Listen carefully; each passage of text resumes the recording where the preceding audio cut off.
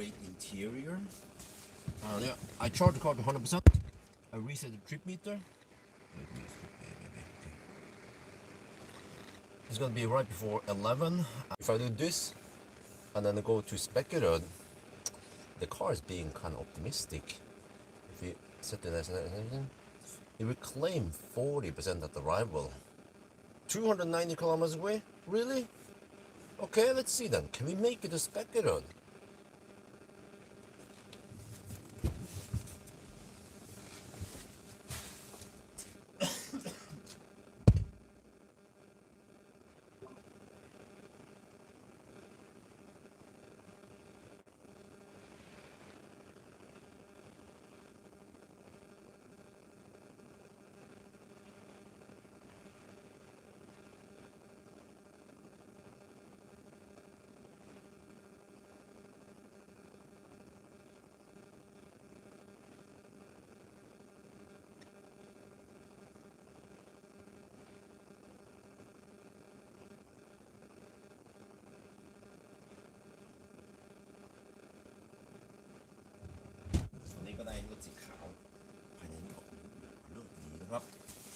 ผมก็ได้ชาร์จถึง 100% แต่จะเริ่มสักเกือบ5 ทุ่มนะครับสายหน่อยนิดหน่อยนะครับแต่ว่าเดี๋ยวถ้าเราลองคันโซนนี้นะครับถ้าเราจะ navigate ไป Spekkerød นะเกือบ300 กิโลเมตรจากนี้นะครับรถมันก็คำนวณว่ามันไปได้นะครับแล้วก็จะเหลือ 40% ผมยังไม่แน่ใจว่ามันขับไปถึง Spekkerød ได้ไหมครับโอเคเดี๋ยวรีเซ็ตทุกอย่างครับแล้วก็ไปแอลป่ะ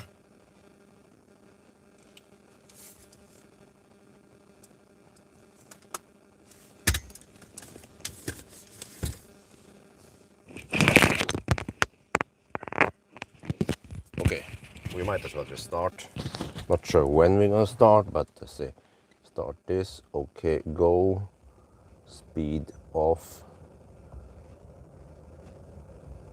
Okay, off. There is a freaking annoying lane thing.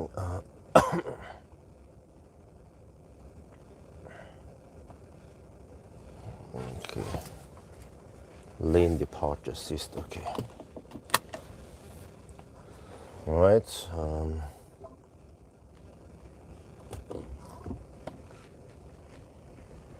Turn off the lights. Get out of the garage. I guess we start at 22:54. I will write it down.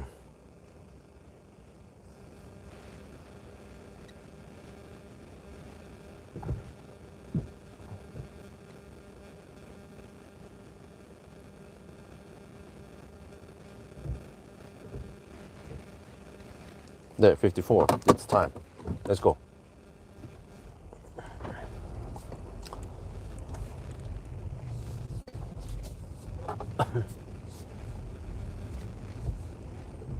Here we're back in the Sealion 7, huh? Or should I say Sealion 7? Well, it's not the Deutsche Auto, it's a Chinese auto. Back with Chinese cars. So, there was this recent update now. It came just not too long ago. I thought it was been out for a while, but no, it came out in September. Some people didn't even get it yet. And now it supports 230 kilowatt. We get 228 to 29, maybe close enough. And also has a flatter curve.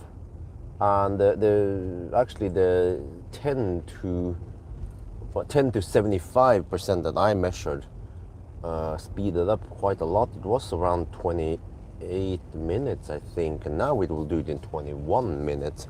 That's quite a big boost. I calculated that I need to charge to around, well, ideally, I charge to 55 to 75%. That's actually the span for the optimal time. So I have some flexibility how far I want to charge, but I don't remember if this car, oh shit, my mistake. I should have checked if this car likes to go deep or not. Do you guys remember? Oh, it seems like there's some traffic, but okay, no big deal. We just deduct for the traffic anyway. I expect some slowness because of rain, which is correct for that at the border. But dude, how about using blinkers? Shit, man. Brilliant.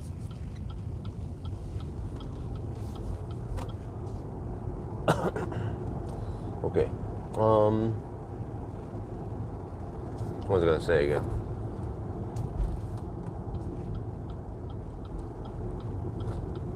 Yeah, so it has a fairly flat curve.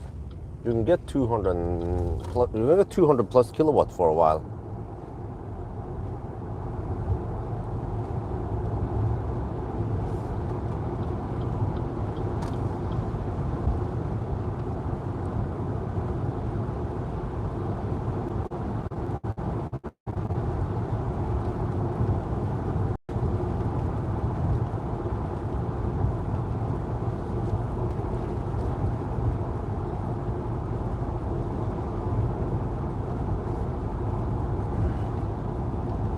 Well, now it's buggy again. What the heck, man?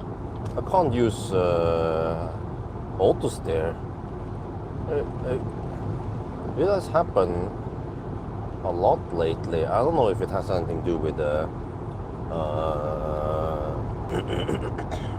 the driver monitoring system or the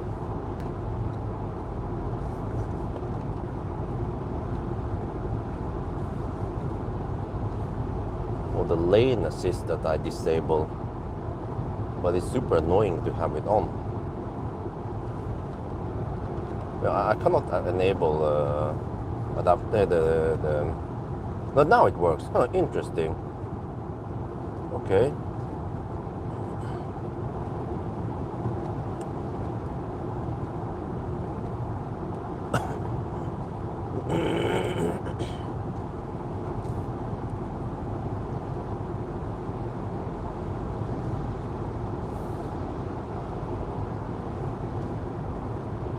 Let me see, is it working now? Kind of, or it's kind of random whether it works or not. It did work just now, and then suddenly it didn't want to work again.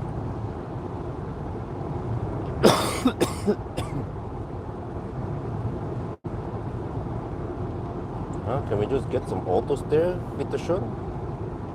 No, I'm gonna try to get over to this thing. Does it just work randomly here, or what?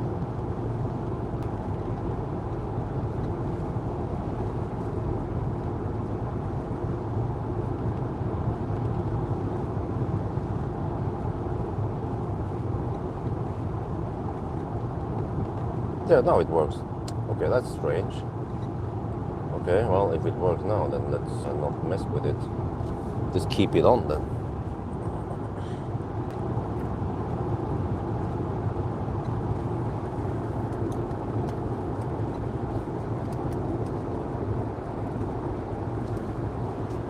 Yeah, and now it doesn't work. It just, is it because, oh, maybe they don't have rain in China?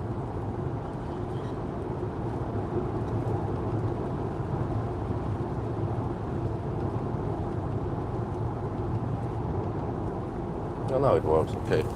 Quite random whether it works or not.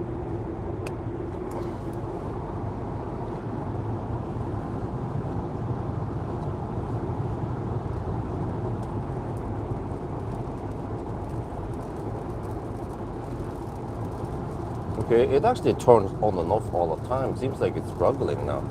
In the rain, maybe. Not sure what's up with that.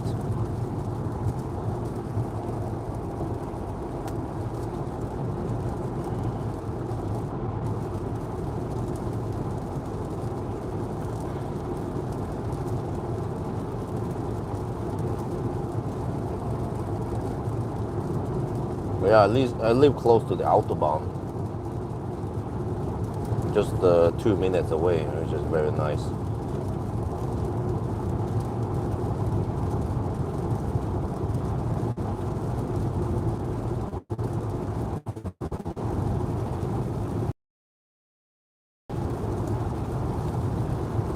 It's really right. Let me try again. If I disable it, no. Fine. But disable everything and then resume and then no. Okay, now it doesn't work, so I don't know, man.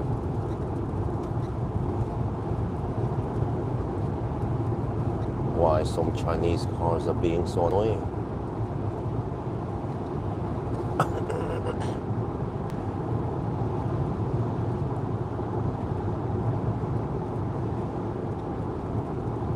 It was a quiet and comfortable car. Maybe slightly bouncier than the ET5 I just picked up today.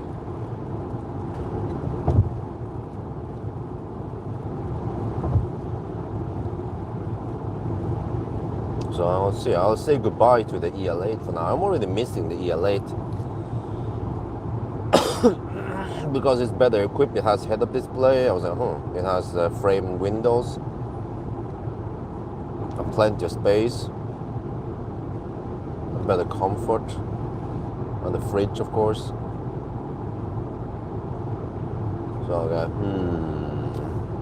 well, and now it's what?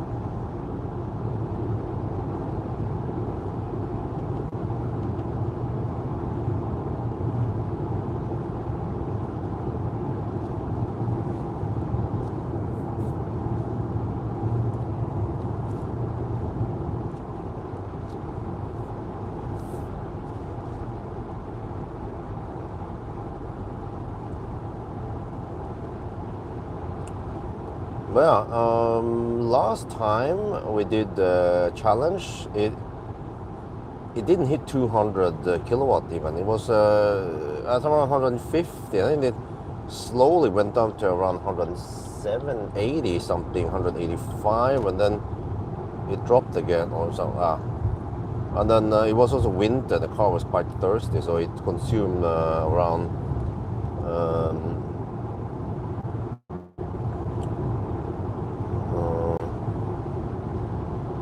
over 300 watt-hour per kilometer. But I already did a range test recently in 15 degrees Celsius, but the car turns out to be as thirsty as the one I tested in Thailand. So it's just, I don't know what's up with this, man. This car is kind of thirsty. It's around 185 watt-hour per kilometer in the 90 test and 259 watt-hour per kilometer in the 120 test.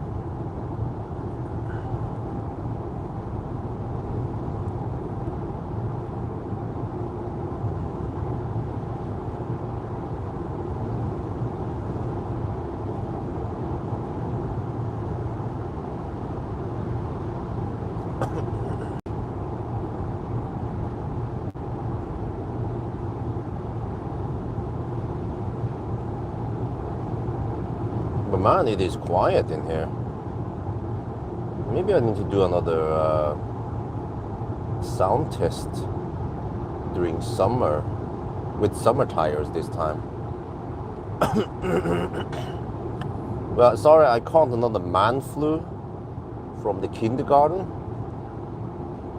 So before I would get, well, Isabel would catch something from the kindergarten and then we will get it.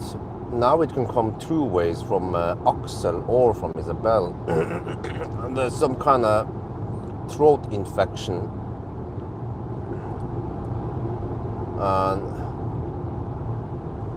yeah, a couple of days ago I saw some yellow mucus. So I'm like, oh, it comes from the throat. Okay.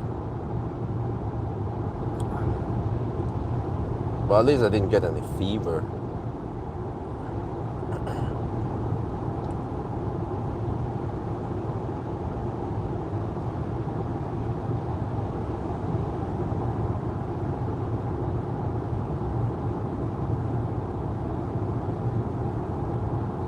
But even on this side here, where the asphalt is rough, then it's still very nice and quiet. Very impressive. And actually the Sealion 7 here is the 11th most sold EV in 2025 in Norway. So that's something. I mean, okay, Model Y is the most selling, and then some of the Volkswagen are quite popular, but then, yeah, not too bad for the Sealion 7.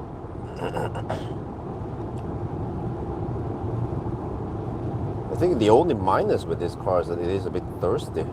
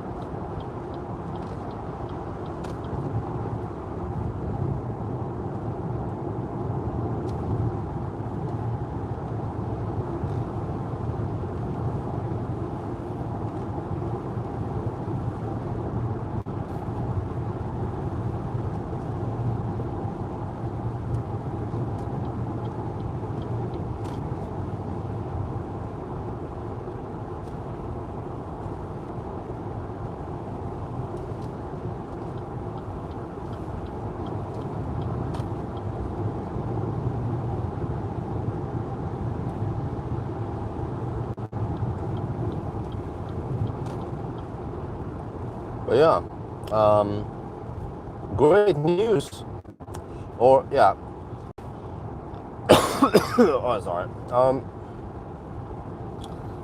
Well, first of all, the Xlantics that I have booked, Xlantics EX. Wow, damn, people are hammering it. French dude. Okay. Xlantics ES and ES, they were suddenly cancelled. They pull out.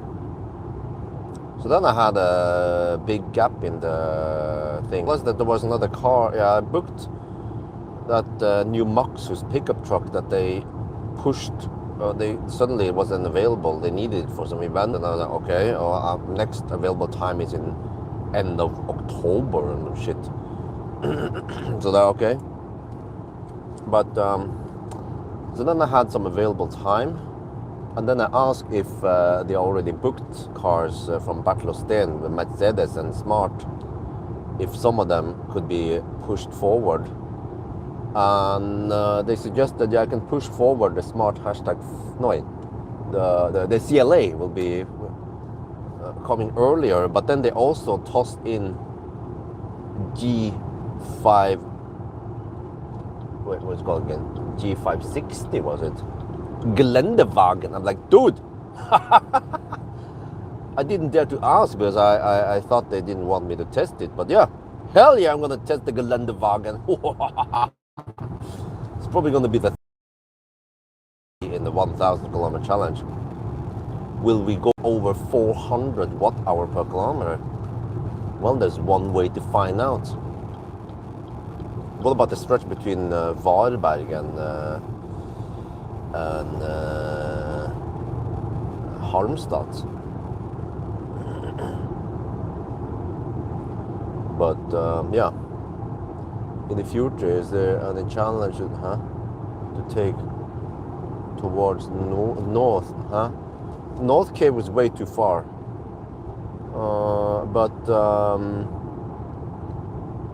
Also, Arctic Circle is also kind of far. I wouldn't call it a challenge. It would be more like a trip there I would take. Depends on my family, of course. I'm not sure if Isabel is keen to sit in the car for that long. And she claims she wants to come with me on the 1,000 kilometer challenge, but I don't think she knows what she's up against. Because the longest she's been sitting in the car seat in one go is around 3 hours maybe. So, yeah. Maybe I could try to introduce some Yalo run with her. That would be around 6 hours at the max. But yeah. And then I have a Hongqi EHS7. I'll test tomorrow on Monday until Thursday. Just a quick loan. I have a little gap there before I pick up. I think it was the CLA afterwards. So that's gonna be interesting, man. Let's hope it doesn't rain too much.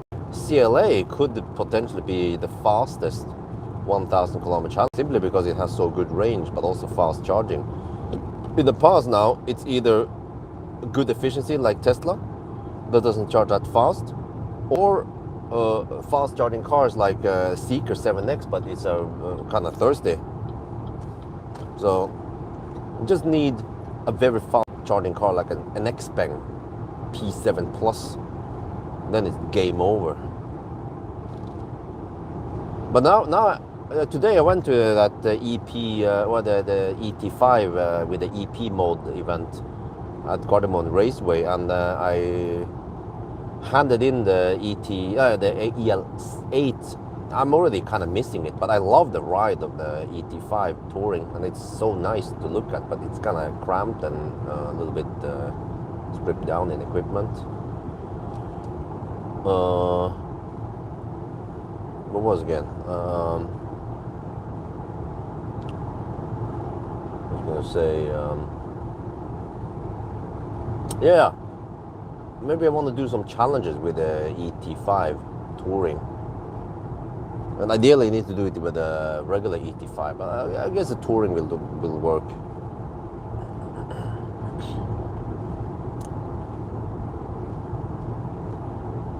Maybe this 1,000 kilometer swap only challenge. Yeah, the one I was gonna do with the EL6, but then they didn't have bus. But I checked today that the ET5 does have bus, but it has a Gen 1 battery. So maybe I should just swap it to get a Gen 2 battery at least, to have slightly more energy I can hammer with on the first run. So I'll probably do it on a weekday. Start really early. I don't know, those guys are speeding up. I was gaining on the dude in front, and then, okay, whatever, I can go on over here. So probably have to start really early, like 5 in the morning or something, or 5:30, and then hammer it. And then by the time it's 7, then the battery is low. I just have to time it so I arrive at the swap station maybe 5-10 minutes after they open, right? And then swap, and then go home or something, or drive a little bit more and then go home, and then shuttle the kids to school, and then I resume.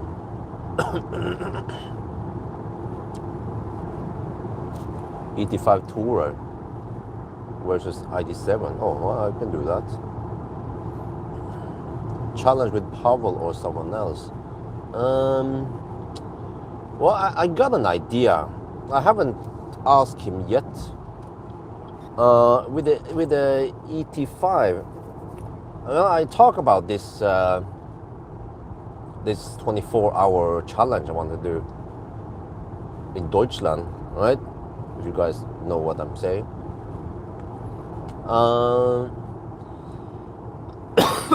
We need to find help, I think, with the babysitting. I'm not sure how I'll do. I can probably, yeah. We need to sort out the babysitting thing, because I might. I think I should be away for around 3 days total. But okay, here's the thing. I'm gonna do the 24-hour run, all right? But to add the twist, I will invite Kyle from Autospec Reviews, and we will do a race. He will drive a charging car, and then I go for the Neo. I don't know what he's gonna bring. Maybe he can use the Lucid, right? So most likely I should be able to beat him even with the Lucid, because swap should be faster. I mean, in theory, it is like a swap would usually average around 750 kilowatts to 90%, right? Whereas the Lucid will probably average around, I don't know how far he charges, but maybe around 300 kilowatt at best. And then, I don't know, he probably charged only 50-60%, whereas I actually go 90%. So not only do I swap faster than him, but I should have more range than him. But I'm not sure if, whoa, what the heck, man? Whoa, dude, I didn't even go that fast. Whoa. We have a heavy car. Wait, Unfall, wait. Hold on, someone got pulled over. We have what's it called again? The tires. It's not Gitti tires. It's not Batman tires. It's I wonder if it was Continental something, but some kind of eco tires. Maybe not that sporty.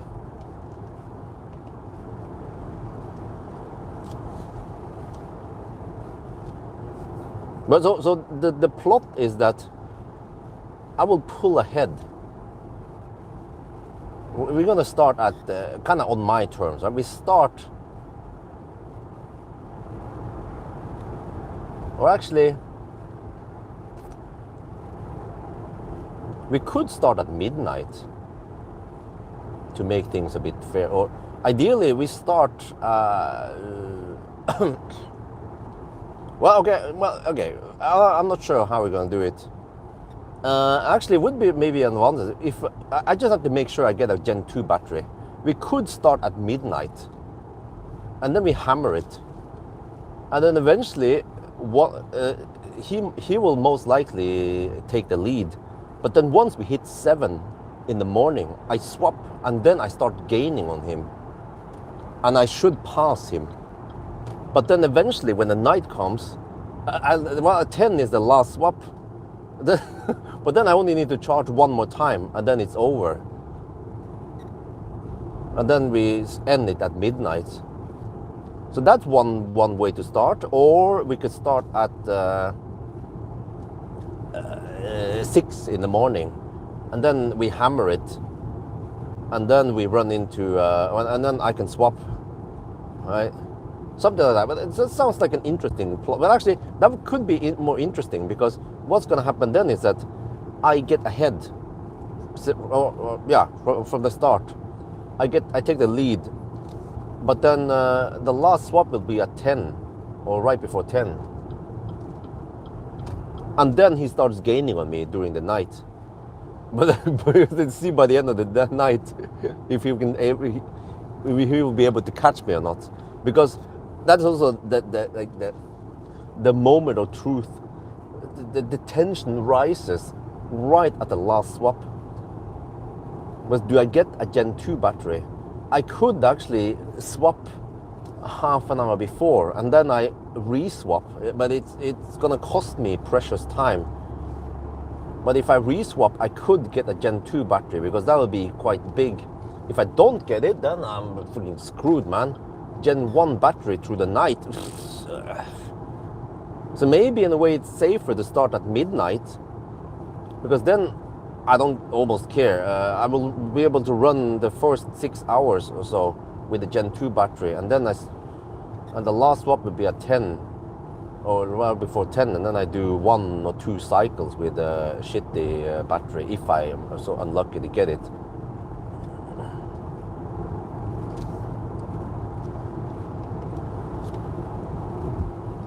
So I mean, it sounds like a fun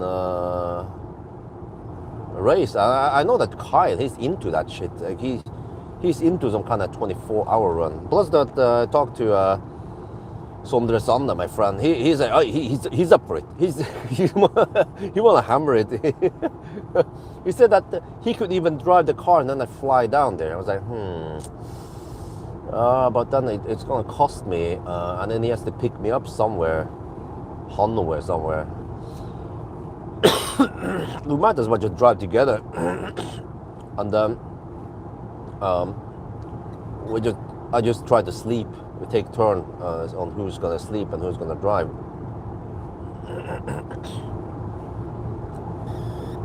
Yeah, if it's noisy, I can just bring the earbuds or something, or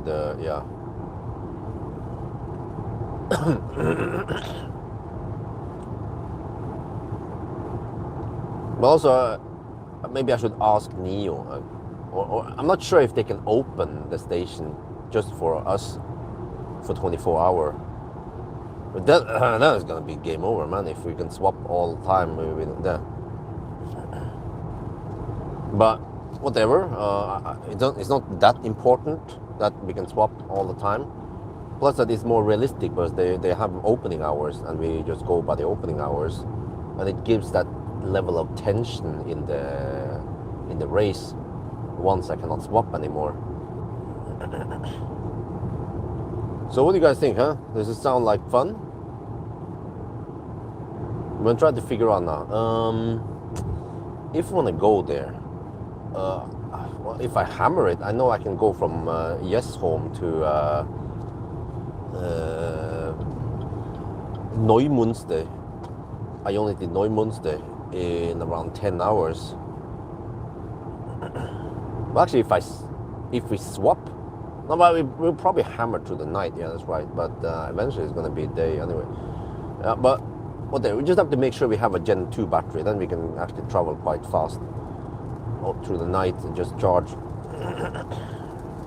Yeah, you can also use supercharger because it's 400 volts.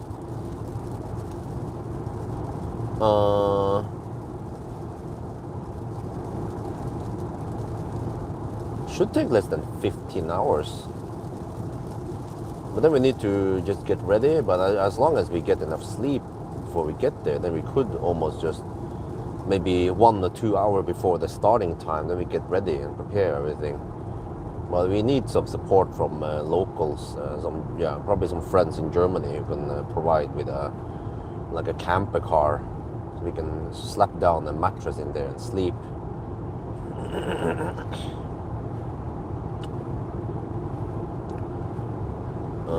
What else? Yeah, and then also the other team. I'm not sure how they're gonna solve it. I guess Kyle, he's quite resourceful, so he will just figure out something himself also. We can try to, of course, to organize together.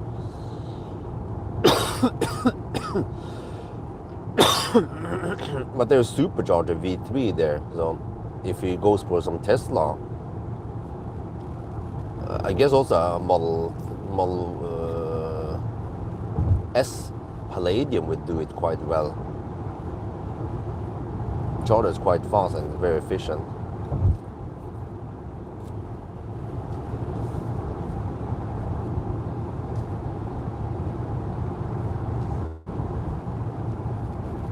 But I'm not sure if Pawel can join because he has 2 kids and a dog and a wife named Siri.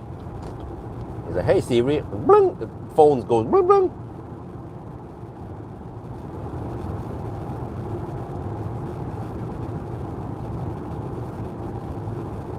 Wait, let me see.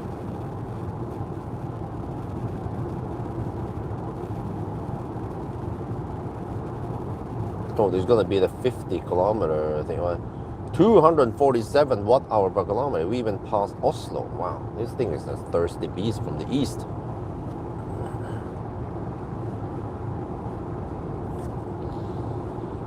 But what ET5 Tourer or ID7 Tourer? Oh, that is it is a tough choice, man. But I think I would actually go for the ID7, simply because it's quite spacious. I feel like I feel like the ET5 Touring is kind of cramped, similar to an i5. But the ID7 is remarkably spacious. I noticed when I put in the car seats, like, whoa, it's a bit tight in the lengthwise, and also trunk is like, I could fit the strollers there, but I mean the double-decker stroller. I was like, okay, it is kind of full. Yeah. But I actually love the EL8 a lot, and they say that someone booked the EL8 for something, but then after that, then it's available. So the EL8 seems to be available for a long time. They probably just let me keep it because they didn't have anyone else who needed it. But I feel like my audience probably wants something different, so I'll try to make some videos with the ET5 Touring. And that car is more affordable. Plus that it has the EP mode I can play around with on my own. I didn't bother it last time, but yeah, maybe I should try to go to some racetrack, maybe Vålebanen when it's dry this time. Maybe not burn too much rubber, just try to get a feel around the track there. Today it was a bit busy. We had only 3 laps each, or 2 laps each technically, and I let my friend drive because he was a freaking beast. behind the wheel. He drove so fast, man. I was like, dude, are you gonna crash this car or whatever? Almost forgot what I was gonna say in the video.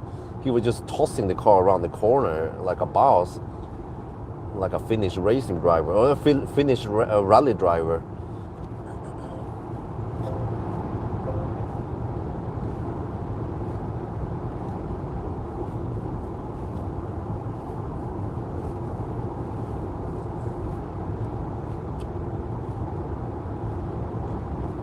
But okay, anywho, yeah, 248 watt-hour per kilometer. Holy macaroni! Are we gonna hit 300 on this challenge? Well, we'll see. But at least it charges faster. So, according to my calculation, we might do this in 950, and the previous time I think it was 920 something. It charges faster at the bottom, which is important. But it actually charges really fast to 100% also, and even to 90%. And a spoiler alert, I did a charging battle between this Sealion and Tesla. Tesla lost. Was the slowest in that comparison. Compared against the MEB car. MEB car was very impressive overall, and also the refresh Ioniq 6, Ioniq 5N or EV6, the 84 kilowatt-hour battery, and what else was it again? One more, I don't remember.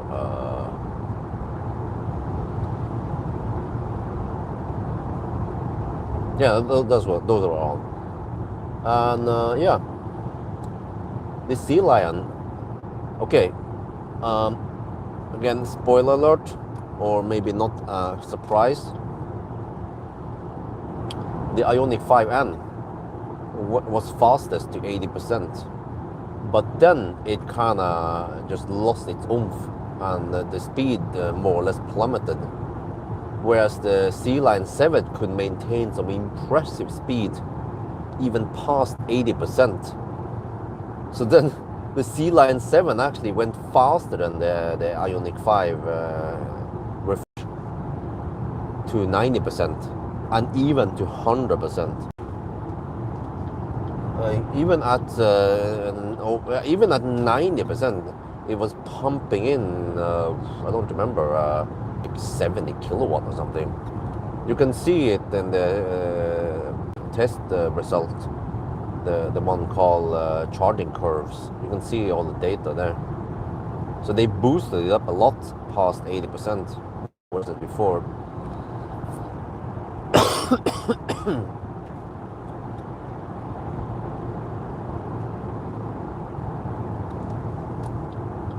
Ooh, it smells bad now. There's freaking faucet in front of me here. Shit. Let me see. I need to recirculate. Where the heck do we recirculate here? What? No. Okay, it's actually in a hotkey there. Okay, good. Probably that Mercedes in front. Smelly.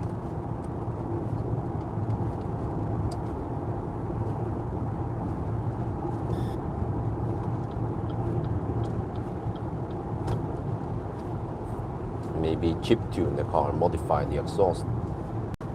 You can see that the tail light might be aftermarket.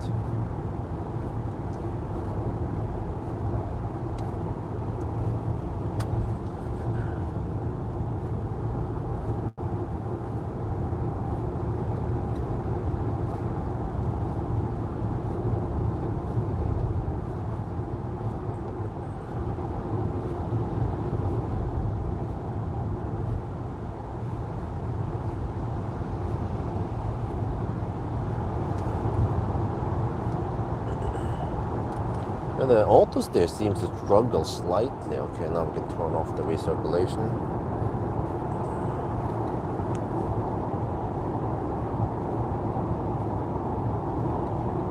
But if I would go for the ID7, I want to get the DCC. The DCC seems to help a lot because the one without DCC tends to be a bit bouncy.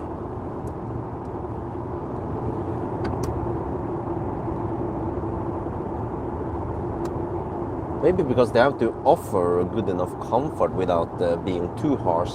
They just allow it to be a bit bouncy, like some of the Chinese cars. Whereas the DCC seems to be able to control the bounciness better.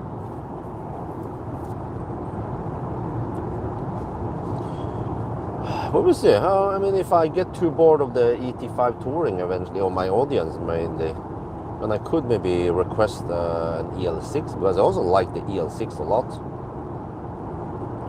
And it's better equipped than the ET5.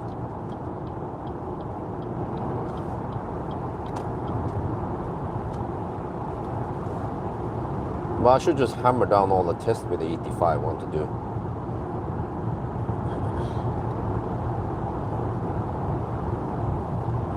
And then try to figure out if I can go for that 24-hour or not.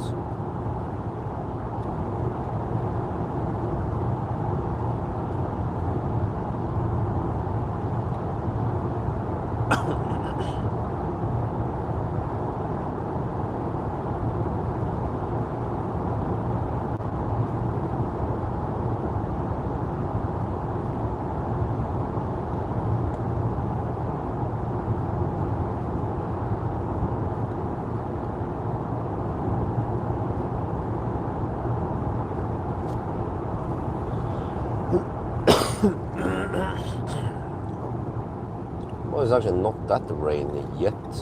I checked the weather forecast. It's supposed to be kind of, wet today, tonight.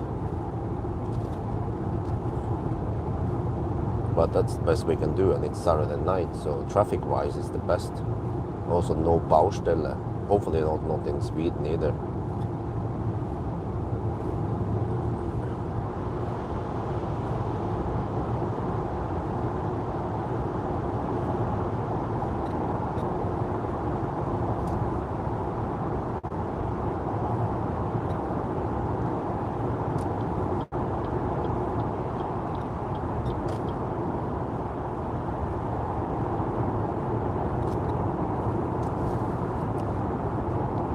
What is a chat bug now again? Gee.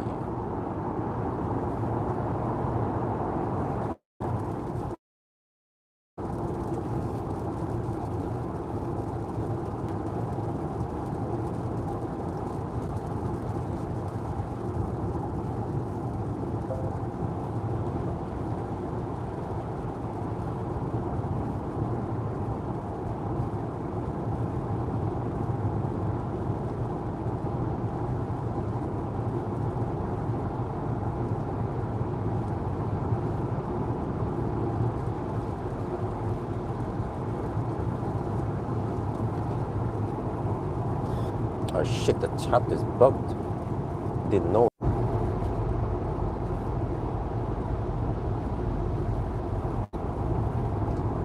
me see.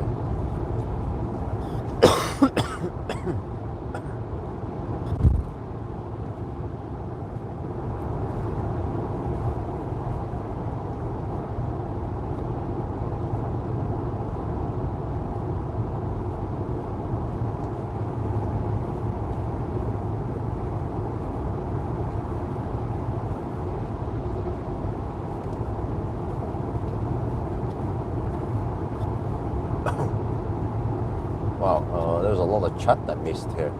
That's why you guys didn't say much. Good night, everyone, Bjorn, blah blah. How good is BYD software? I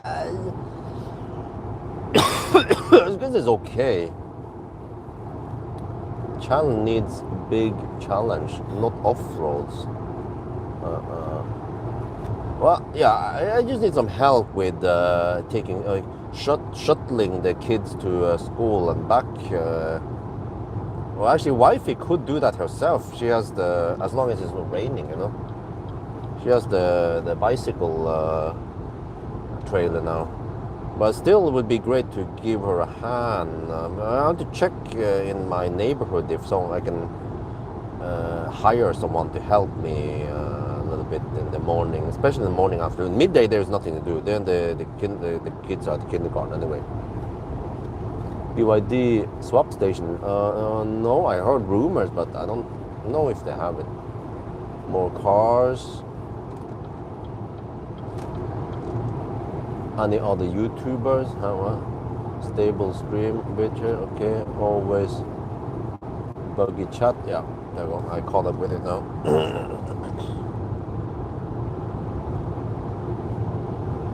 Okay. Well, apparently it seems like auto steer only works at maximum 120 kilometers per hour GPS speed. That's why 120 kilometers per hour on the speedo. That's why it doesn't work now. So that's kind of silly. That's, dude, like, the fuck, man. Only 120. For helvete. It's a really silly limitation. Should at least have it higher. Some of the other Chinese cars, they at least have the limit on 130 or 140. 120 is a little bit too low for Europe. I don't know about China. Okay, maybe they're so damn strict in China, so nobody dares to drive over 120 on the speedo, but it's around 117 only. Even in Thailand, okay, I don't dare to go over 120 on GPS because they could laser you. But that means going 123 on the speedo. Then, no, you can't use auto steer.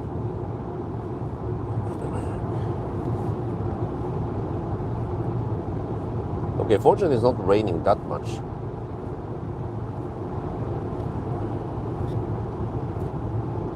Guess we'll be using auto steer around Göteborg and Kungsbacka or Kungälv at least.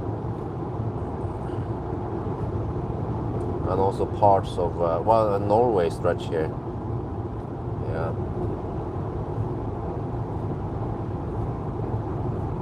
Okay, but the car initially showed me how many percent we will arrive with, but then from there it doesn't show me anymore. So that's also kind of silly. Why not? I think what I need to do is end the navigation and then re-navigate again. I was like, fuck, man. Okay, now what does it say? 34% at arrival now. Okay, I mean, that's very primitive that you need to re-navigate to see it. Or maybe I don't know where to look for it, but I clicked everywhere. I couldn't find the thing. There, nope. There, nope. Nope.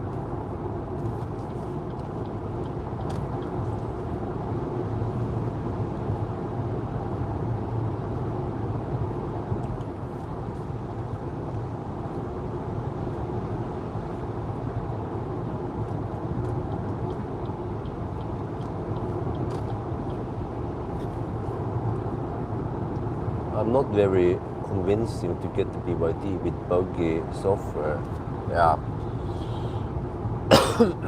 Yeah, I mean, many people even think that the autopilot, Tesla autopilot going at 140 is low. You know, Tesla Vision. And traditionally, even with the radar, it was only 150. It was like, not sure what the Germans say to that.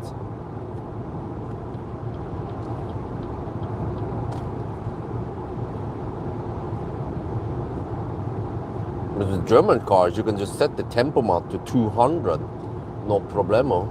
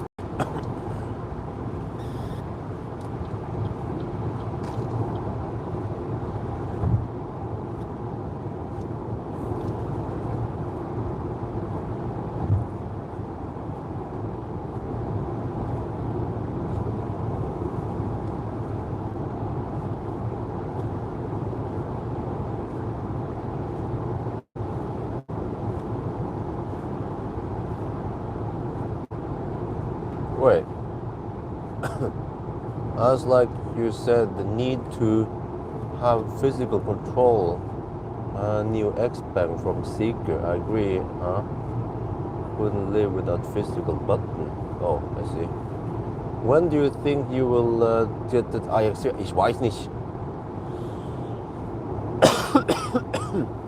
I'm getting booked now. I have just a couple of weeks available. Plus that, I'm going to Zagreb with the whole family. There will be some energy fair over there. An EV clinic invited me over. And they have supposedly an upgraded P100 Plus. I don't know, some ultra long range Tesla battery or something they put. They want me to test. Plus some other stuff. Man, they're freaking ninjas, man. The EV clinic guys.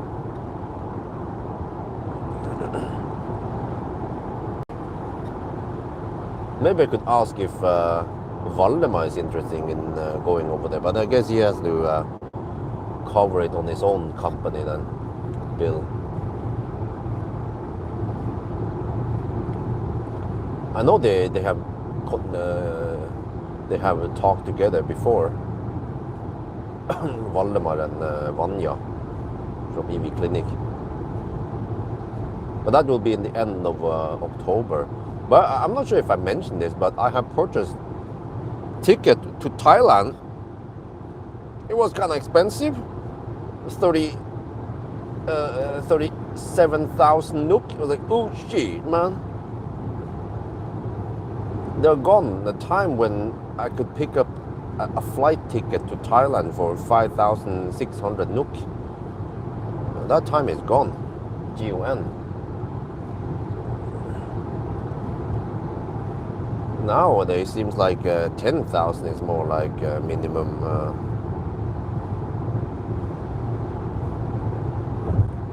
But anyway,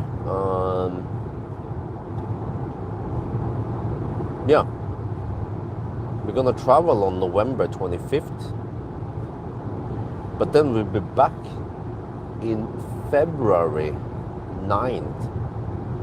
So we'll actually stay away for 77 days, which is the maximum for the travel insurance. And then during that time, I'm planning on going to China with the whole family. And I checked now, a flight ticket for me alone from Oslo to Shanghai costs roughly the same as the ticket from Chiang Mai to Shanghai for the whole family. So then it should be easier to convince one of the Chinese manufacturers to buy a ticket for the whole family. I'm already helping them by traveling from Thailand. And I will also attend what's it called again, Motor Expo in Bangkok on the 28th of December.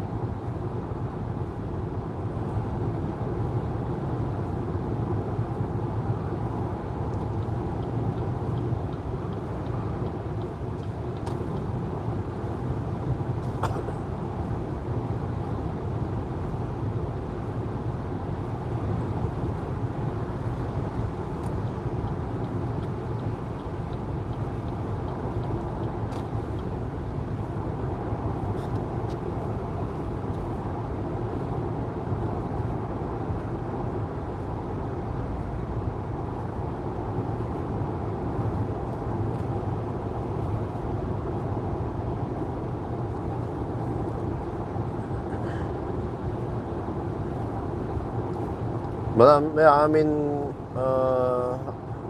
touch with BYD and Seeker, also X-Bank, but I haven't replied yet. And also Neo hasn't responded yet on it. Those are the four I could visit. No, and the fifth is Cherry Group.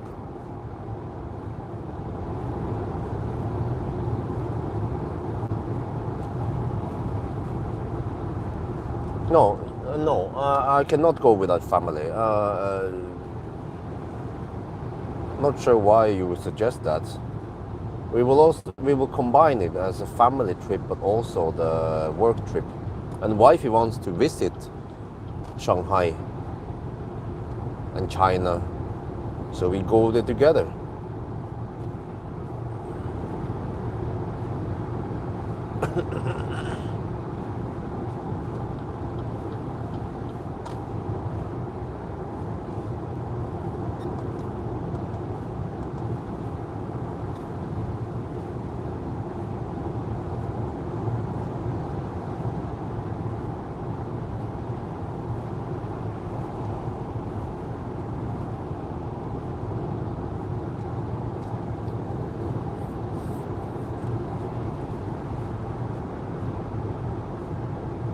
Taiwan? No, Chiang Mai. You know, the north of Thailand, the big city called Chiang Mai. Chiang Mai to Shanghai.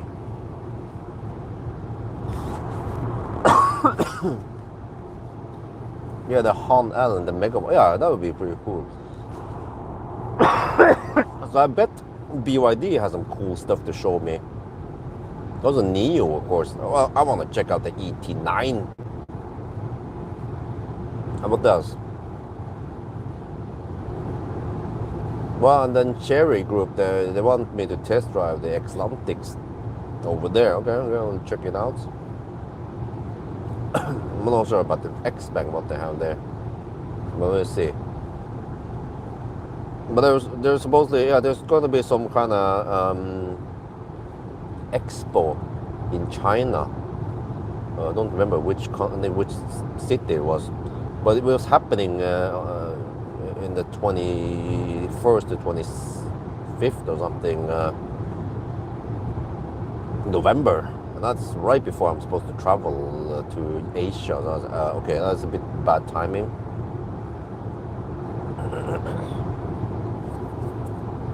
And I can't just change a ticket now, well, unless they are willing to pay it. Yeah, but probably not.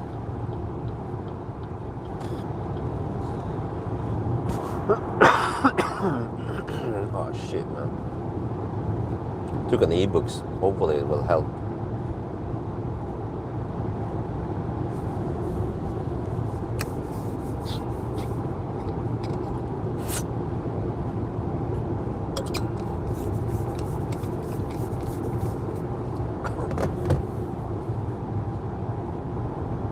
Wow, we are 260 watt-hour per kilometer. We haven't even hit Sweden yet. Dude.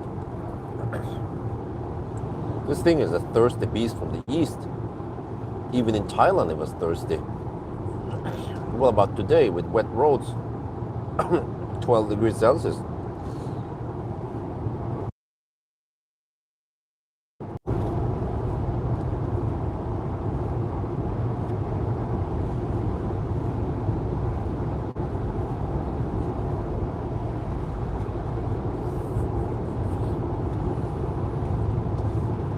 I travel at the speed of light. Everyone knows that.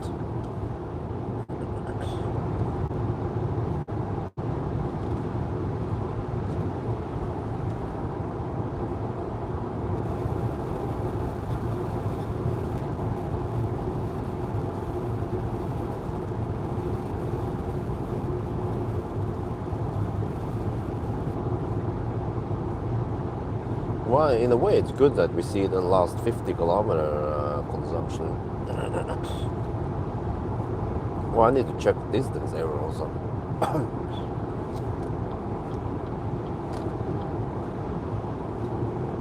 At least it's not pouring down over here. It's supposed to pour down on Göteborg, Tanum, Göteborg, that area.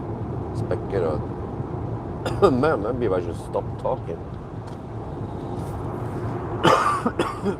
It seems to make it worse if I keep talking. I'm just gonna shut my mouth now, unless someone asks me something.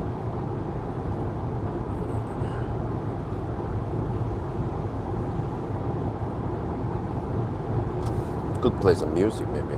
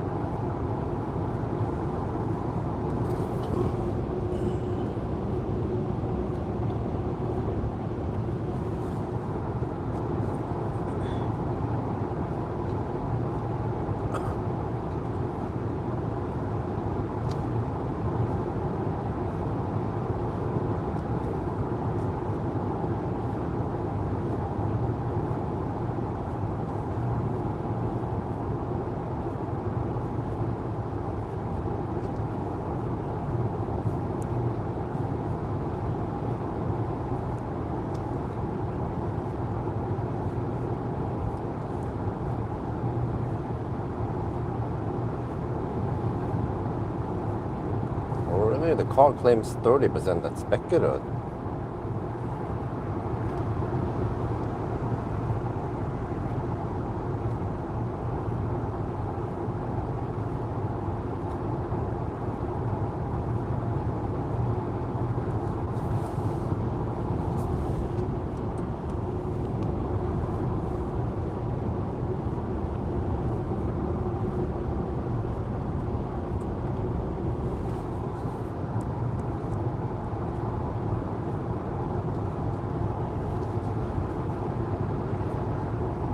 Do you prefer driving at night or day in general? Night. Yeah, less traffic at night. Less annoying people.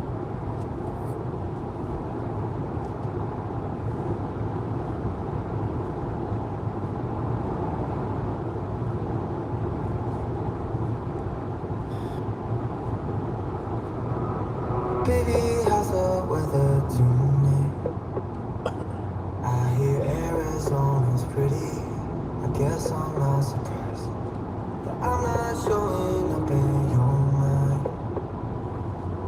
I'm trying to stay busy. I can't get you off mine. And I'm afraid you'll say you're happier where you are. And you really don't mind being apart. Exactly, all the freaking left lane hoppers, super annoying. I know we treat you well, but I can't love you more than Arizona. Nice stereo.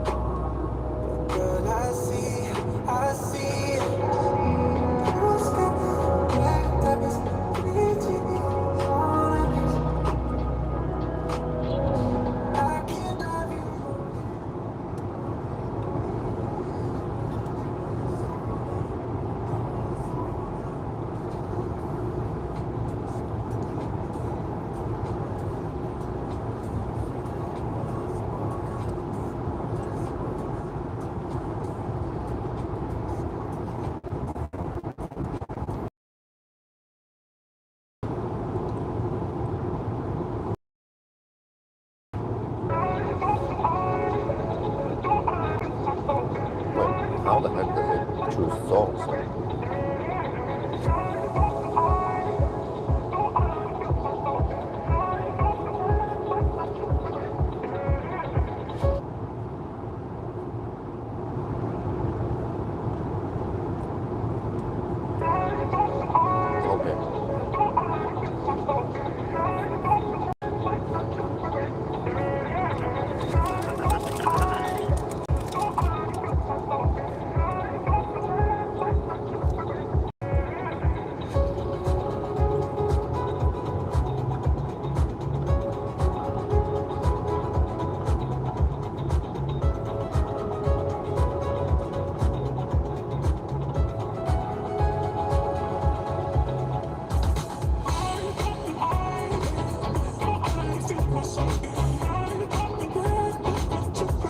Ah, I'm trying to do it. Shit.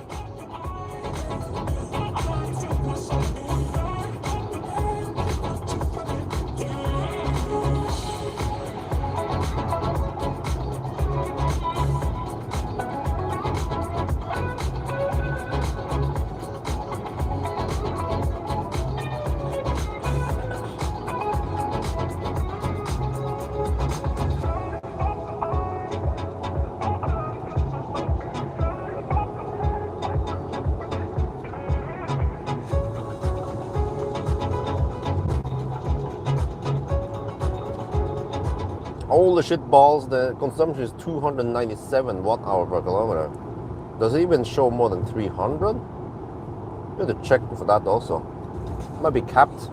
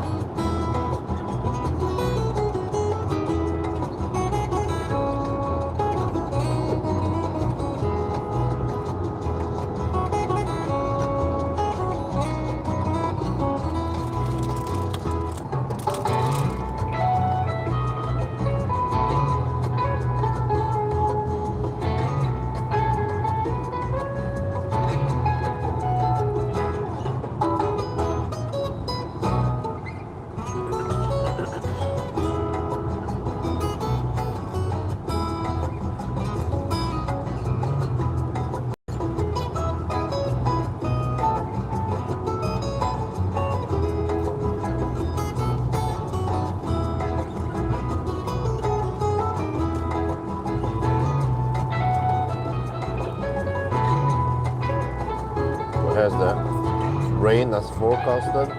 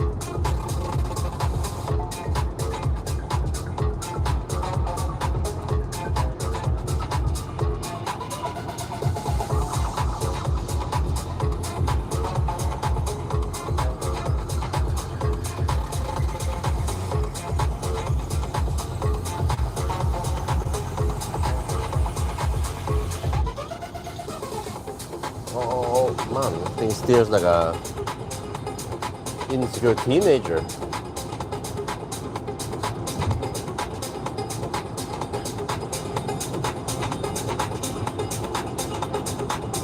How can they accept this wobbly auto steer, man? Many of the Chinese cars are like this. It's unacceptable.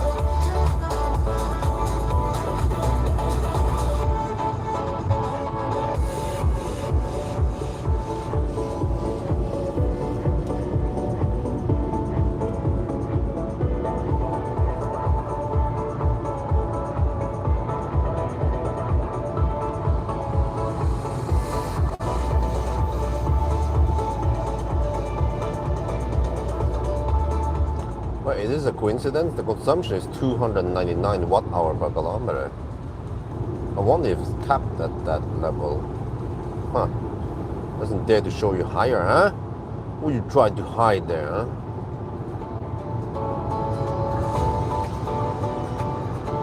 Oh wait, no, never mind.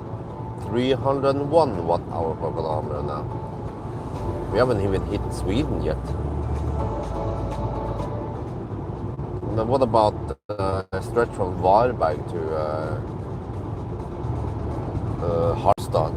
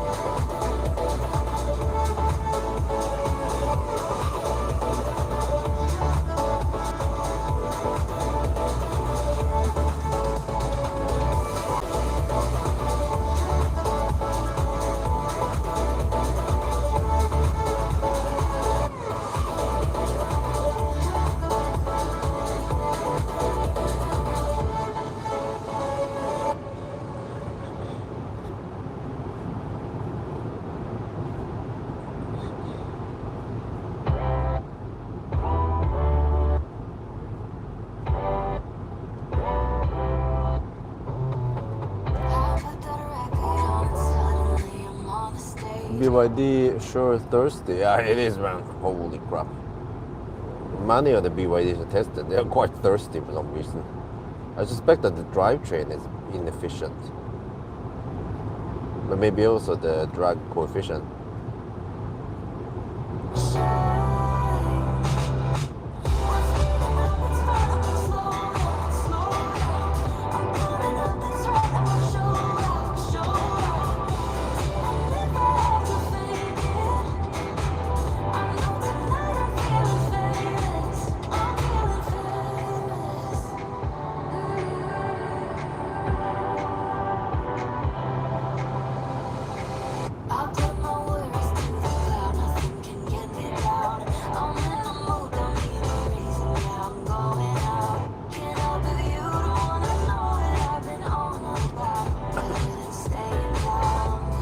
Well, we are at well, almost at the border. We're still at 60% left.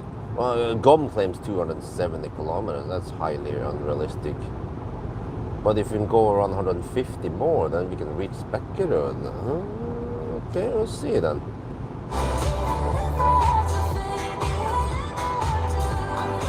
Wait, quick math here. We have 89 kilowatt hour net capacity, so 1% is almost 3 kilowatt hour. 1% is almost 300 watt. No, wait. Sorry, 900 watt hour. So it means that 1% is maybe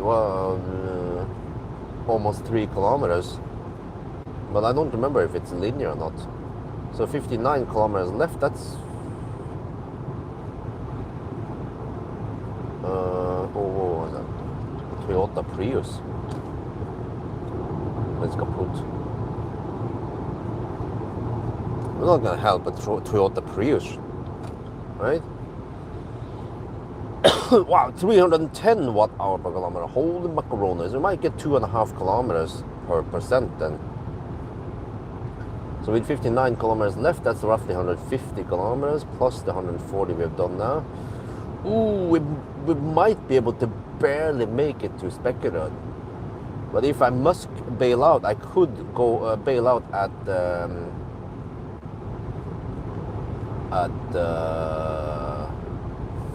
Ljungskile. But I don't remember if you should go deep or not. The car might charge slow below 10%. Well, we can try maybe on the first leg and go deep and see what happens. But the ST1 station at the Ljungskile has 500 amp, 400 kilowatt. I only need 380 amps. Yeah, and 600 volt.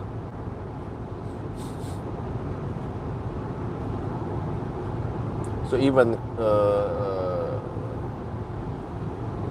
dry cable would work, because I don't get the 380 amp for too long anyway before it needs to throttle. I mean, even if I get only 375 amp, I mean, it's still okay speed, close to the maximum speed, and it might flatten the curve slightly. Of course, I'll try to go for Ionity, but supercharger, nope, I need to stay away from supercharger. Might plug it in at the end and just check what kind of speed I get on supercharger. I don't remember. Last time I tested this car, it was in February.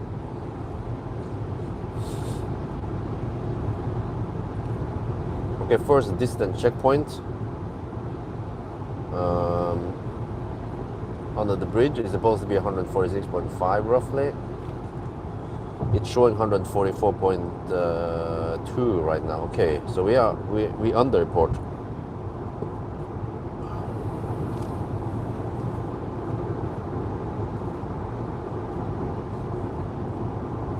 There, 144.7.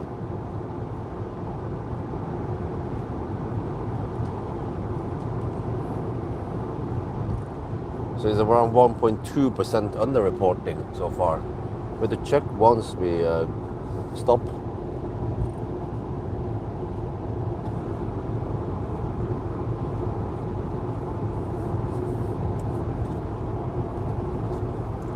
I'll go to the spreadsheet, the zero buffer, BYD Auto 3.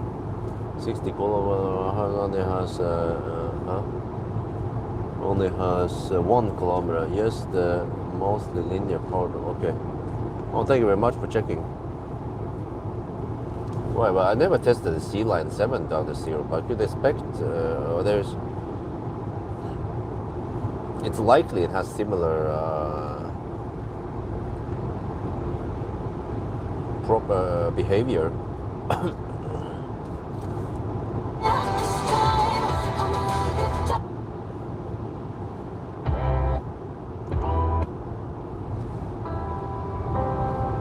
Man, I muted the music, but they didn't pause it. What is the point of muting playback music without pausing it, man?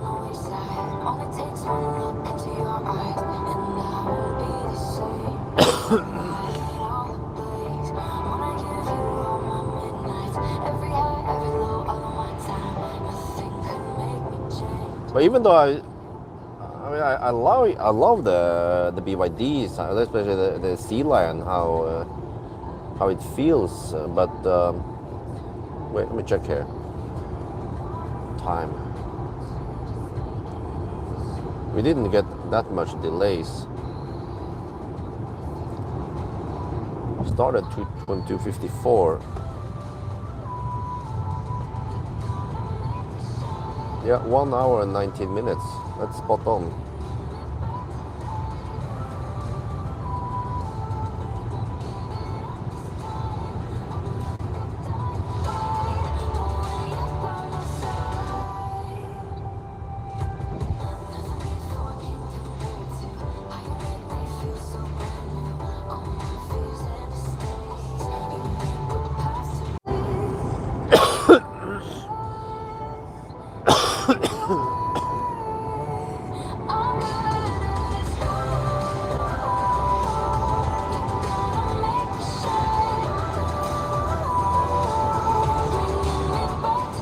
Welcome to Sweden.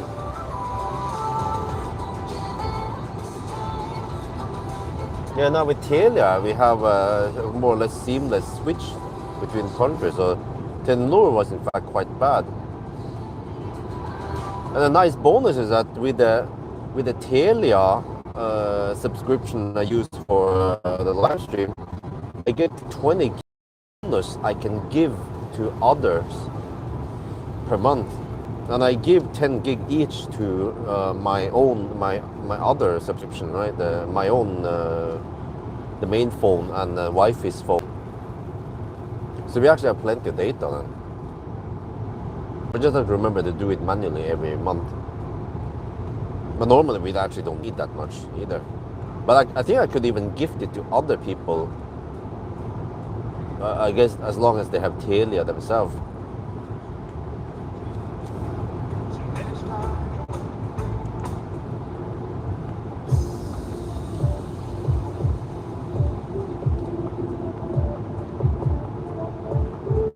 Headlight seems okay. It's not outstanding. I mean, it's still okay. Yeah.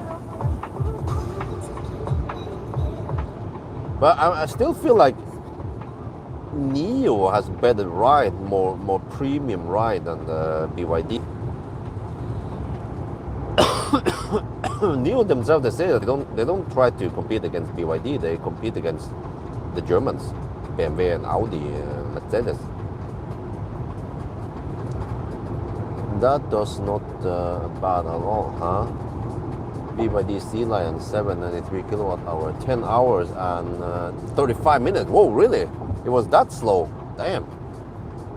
Tested until February, but it was cold, and the car is quite thirsty. I wonder if it was 350 watt hour per kilometer.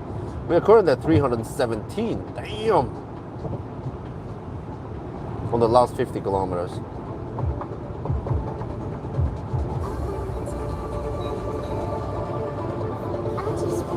Okay, so it should be a big improvement if we can go faster than 10 hours. We'll actually be on par with Polestar 3 and actually some of the 800 volt cars. Well, this is 800-ish volts, right? 600 volt. I mean, Blade battery. Blade for the win. And I heard on the charging test that it was cooling down more aggressively. So they must have tuned the cooling, maybe after watching my videos. But man, I lost my OBD LX adapter. Tried to figure out which car I forgot it in. I emailed a couple of places and they couldn't find the adapters. I don't know where the heck I lost it. I ordered a new adapter. It's already shipped already, so next week I will get it. The same, the green one. I need to be a bit more careful every time I swap card. But I mean, on the other hand, I've owned that adapter for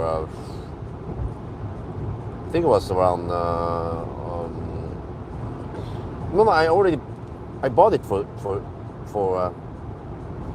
one of us for Rapidgate, you know, for Leaf 2017. So it's almost like 8 years, and I tested on numerous cars, hundreds of press cars, and this is the first time I forgot it somewhere. But I couldn't get any OBD data on Sealion.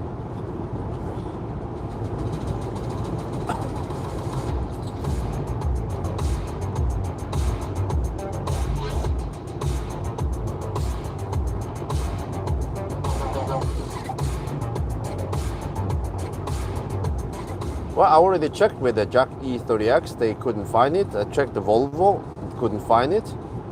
So I'm not sure. Did I plug it in the e-Golf? No.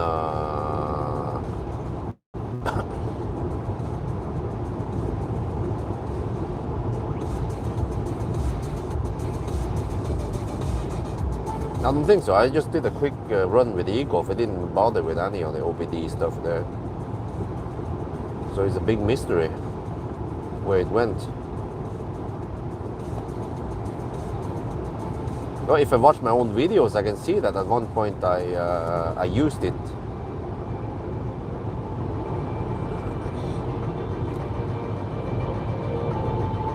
Okay, I see it's too early to charge now. We have 50% battery left. The Sturmstad is way too early. I needed to save my voice.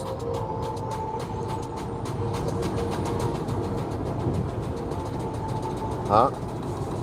Did stuff on baggage back when X-Bank test. Oh, I didn't. Wait, let me see. No, I didn't even bring that with to yeah.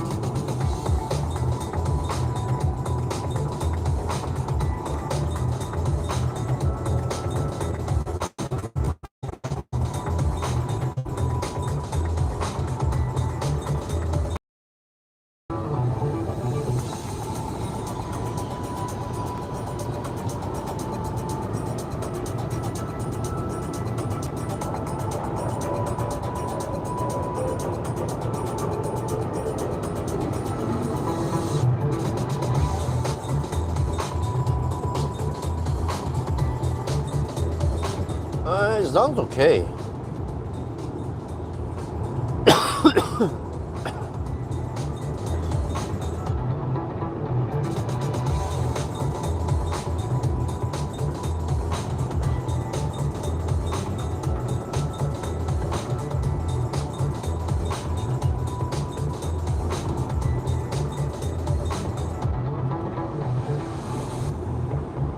Because we are 118 kilometers away from Spectre, and I have 48% of the battery left.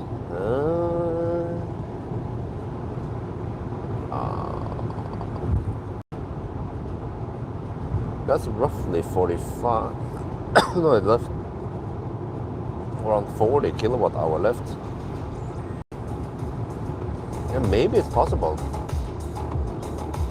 But consumption is 323 now for the past 50 kilometers.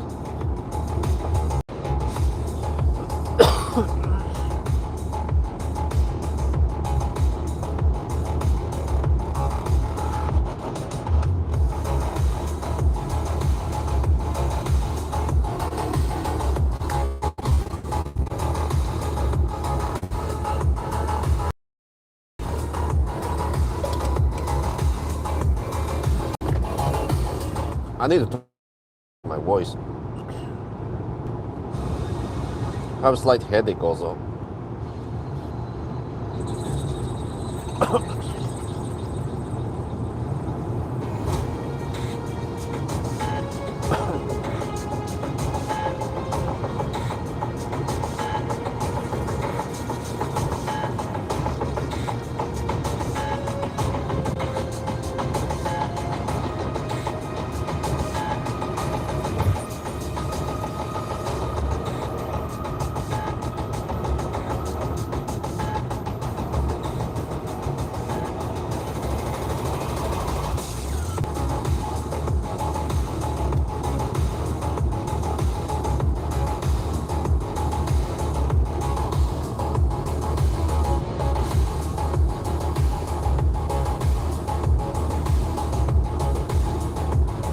Oh, I actually don't remember. Oh, I think I remember using the adapter on the Audis, the A6 and the Q6.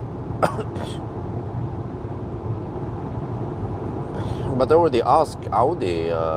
Yeah, I asked them if it was in the A6 and they couldn't find it there. And I asked Volvo, they couldn't find it there. The EX90.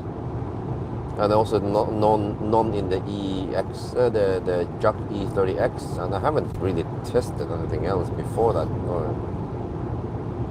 I can check in my log also, but yeah.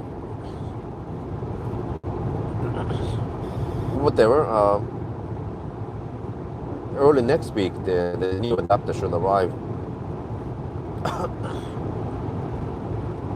And it's weird because when I tried the OBD CX adapter that I use for connecting to about the route planner, then it just wouldn't work with car scanner. So, strange.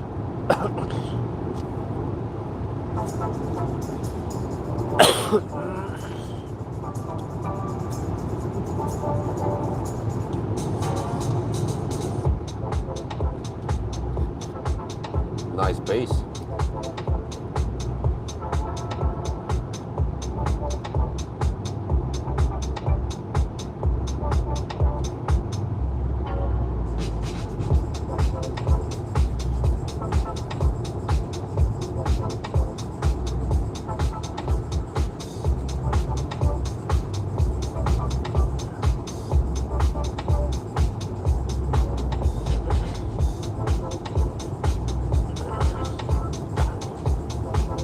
But I had the Q6 first, and most likely I used it there, and then I moved it over to the A6. But I remember I also tested it. I could have sworn that I tested the car scanner on the Jack E30X, and then it didn't work. I was like, okay, but maybe I forgot to unplug it. But I'm also not sure if they found the OBD, if they know where the OBD port is or not. Maybe they didn't see, maybe they don't know where it is. Maybe the adapter was in the E30X.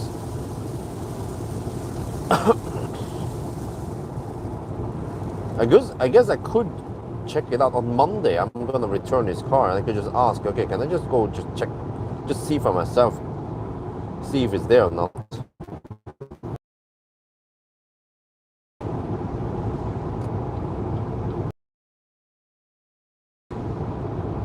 Well, in that case, I might have two adapters as a backup adapter in case I lose the other one again. Yeah, it's quite good. It's expensive. I paid almost $100 total, but I bought it directly from OBD Link. Was first I found on Amazon, and then when I clicked on Amazon, we wanted to add some toll and whatever. I was like, huh? $150 toll and shipping. I was like, okay, it was cheaper to go directly from OBD Link.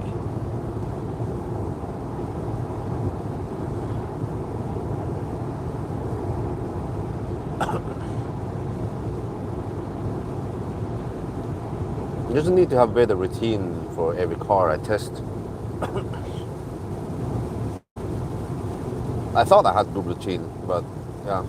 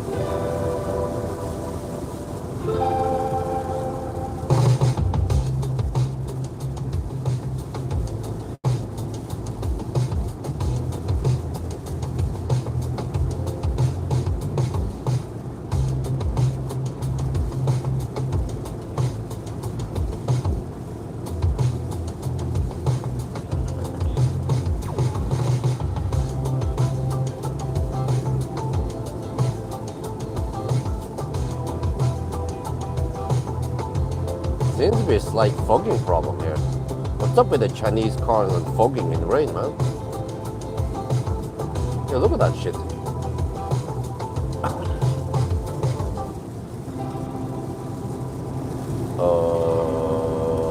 The fog, man? Let me try to defog this. Let's see, where's the button?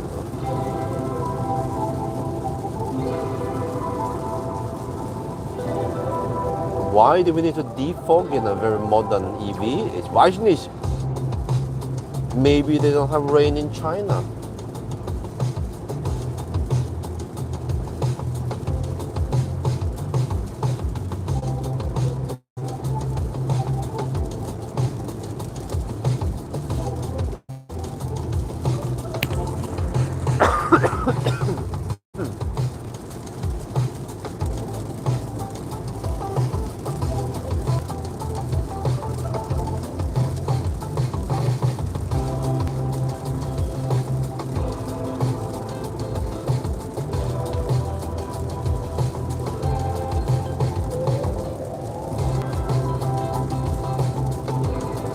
Maybe next time I'll buy the MX.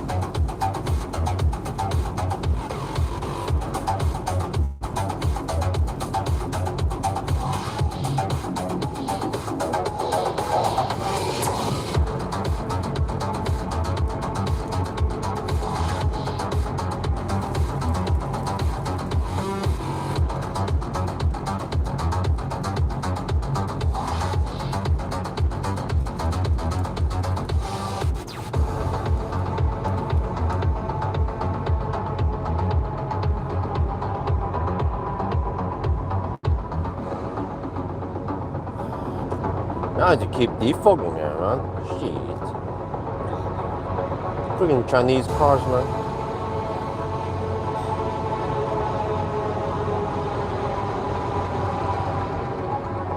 I just checked that it didn't show an OBD on your smartphone, huh? Oh, what? New EM6, Audi A6, Volvo EX90, because you returned Q6 with left in there. Oh.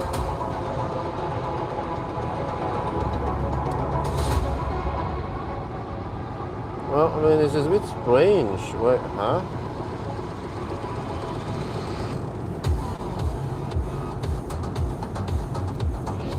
Why wouldn't I use it on the A6? I think maybe it didn't give any sensible data, but I could have sworn that I plugged it in there. Checked it.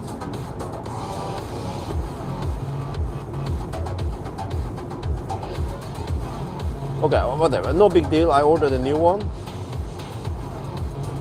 Well, because most of the time I test it or I plug it in many of the cars. But even if it's a car that doesn't work, it might suddenly work with some update, right? So I normally remember to unplug it. So my best guess is that it is in the E30X, but they just didn't know where it's located. So I'm gonna go check it out myself if the car is available on Monday. I mean, yeah. But I would guess that the E30X is not that much. It's not that popular. So it's probably just sitting there until they might want to sell the car, maybe. But there's also another possibility that someone else found it and just kept it. Finders keepers.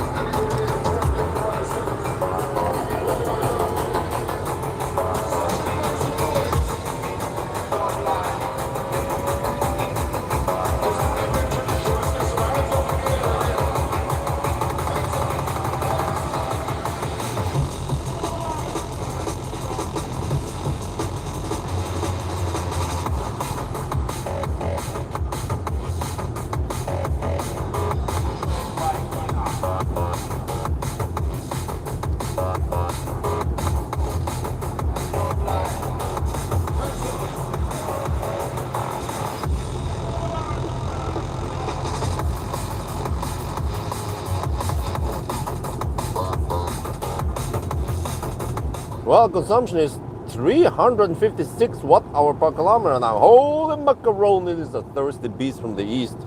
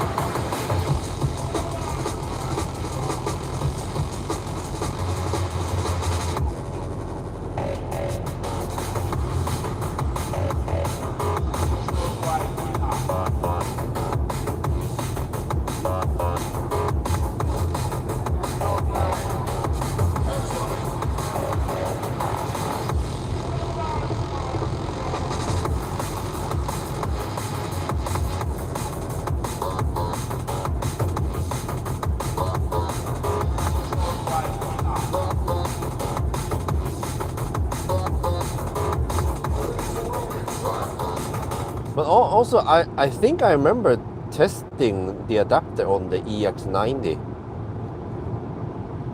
Yeah.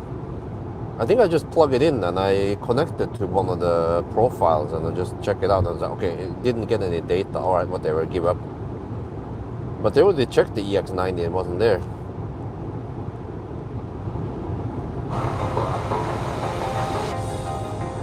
But at least when I test it on whatever car and it doesn't work, then I have the procedure to unplug it, unplug the adapter, and then just remove all the phone, of course.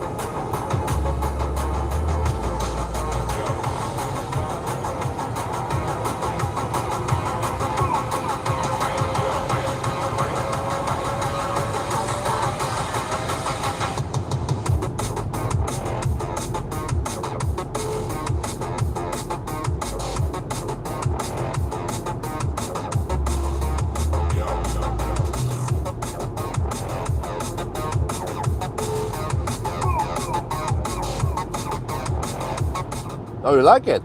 I'm happy you like it. I'm quite excited about that car. I mean, that battery. And I think it should come out soon in some of the cars.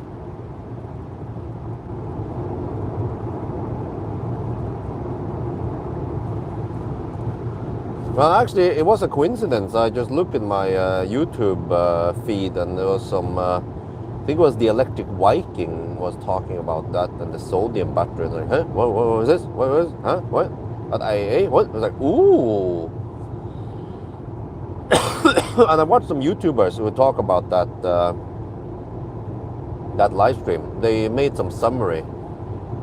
But what at least I try to make unique is that I have the actual date. I have the real world data. Like range test, 1,000 kilometer challenge, charging test, and so on. I could connect and figure out things based on what they present, right? What the CATL presented.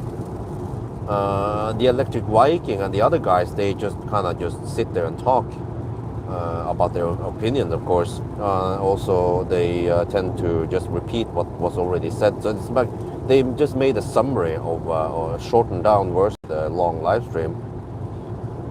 But also I saw that they use some standard, or they use a bunch of B-roll, and they just keep it on repeat. So it's kind of pointless B-roll from just showing a Tesla driving past or showing the battery factory, and many of the B-rolls is not directly connected to what he's saying right then.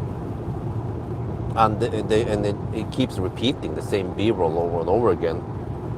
But then I try to actually look, I dig into my archive and I find clips that is related to what I'm talking about. For example, when I was talking about freezing cold battery, I found the Optimus Prime camping in minus 17 degrees at Alvdal and talk about the supercharger. And I tried to how they put this, figure out or guess based on what I experienced myself.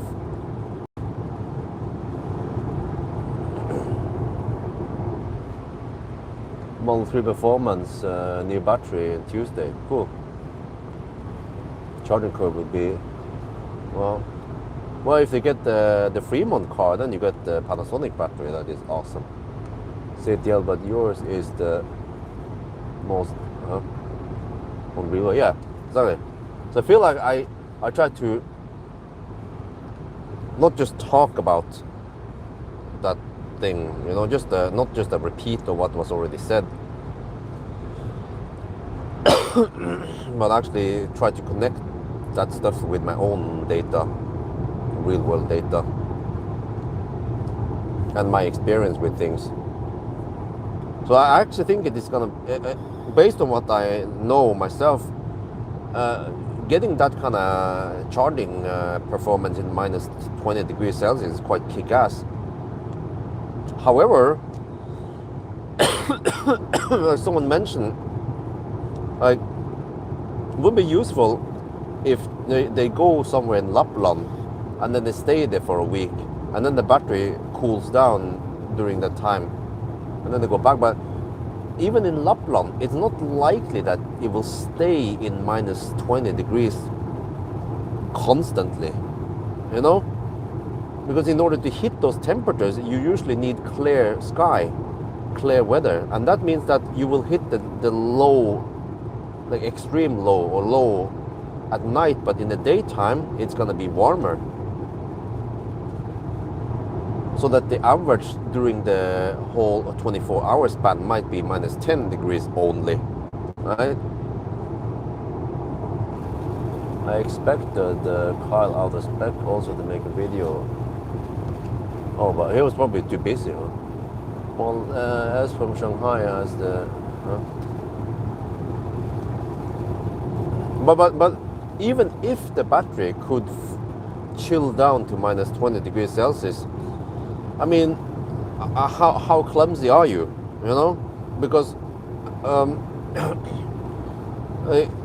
you're not gonna park the car with 10% and leave it there over 24 hours or even longer to soak it so that the temperature drops, the battery temperature drops. What you want to do is to maybe park at least 50-60%, right? Or maybe even more. Which means that by the time you start driving back home and you're down to 10%, then the battery has heated up.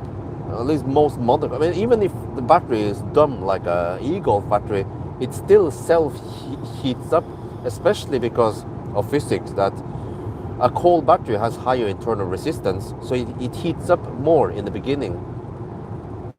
So most likely even a Leaf battery, or especially Leaf, but let's say, even an e-Golf battery, after driving for a while, it should heat up, and you're not gonna plug it in with minus 20 degrees. So it's like worst case if you are super clumsy, but for most cases, if you have good routine, you should plug in with 10 degrees like I tested. Or maybe even better, if you have preheating, then the battery would already be in optimal temperature by the time you plug in. So in that low temperature performance that the Shenzhen battery has might not be that relevant. Actually, I forgot to talk about that you need to be super clumsy really to need to charge the battery at minus 20 degrees.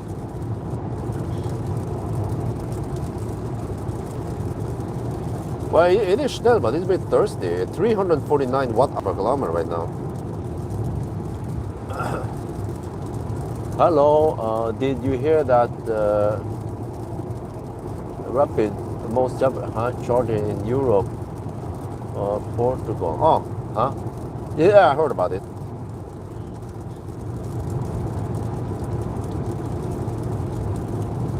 Sorry, I have no auto steer. I'm driving too fast. I have no auto steer. It's a bit struggle to read what you guys are saying. You know what I'm saying? It's also raining, so I have to be careful. Not slide out of the road again.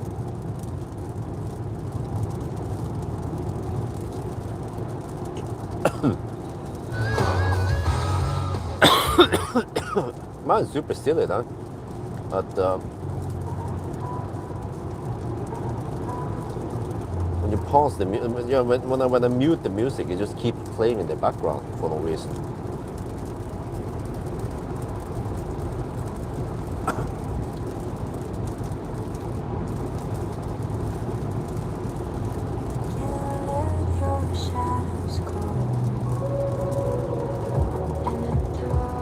What, 25% now?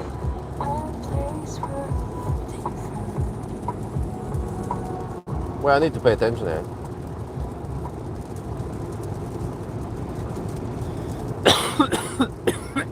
Oh shit. 25%. But shit, I'm hovering at 360 watt-hour per kilometer. That's roughly 2.5 times the percent, which is 65 kilometers. A little bit over 60 kilometers. Oh, I'm 61 kilometers away from, seems like we can barely make it there to speculate.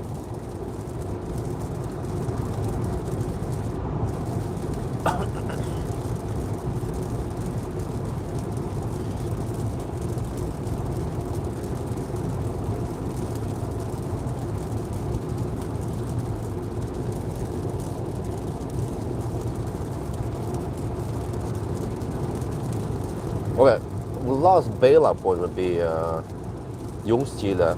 I will recalculate again before I exit at Jungstile.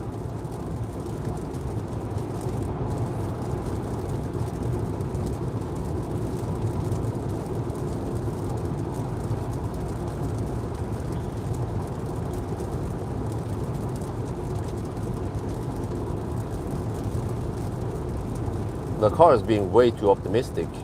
I think that I will arrive at 40%.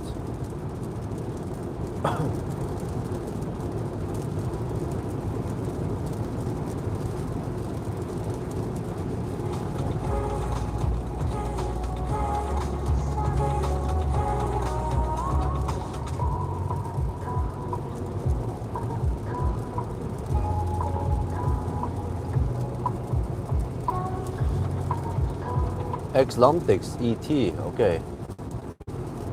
Funny with broken AI English. Well, but was it being annoying on the bing bong sounds for the auto steer? That's why they put out and didn't want me to test it yet. I would probably slaughter the software.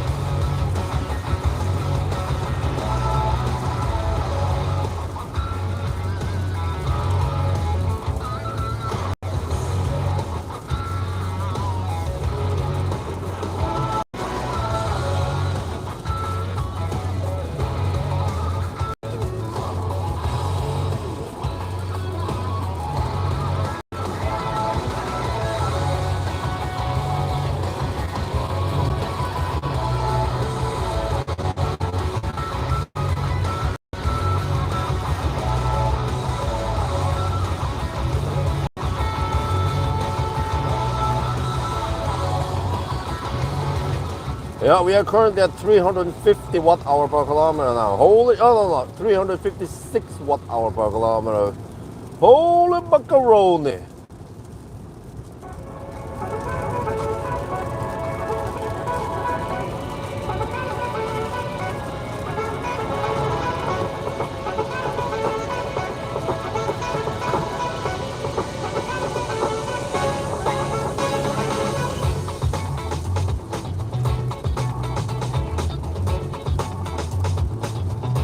$358 watt-hour per kilometer.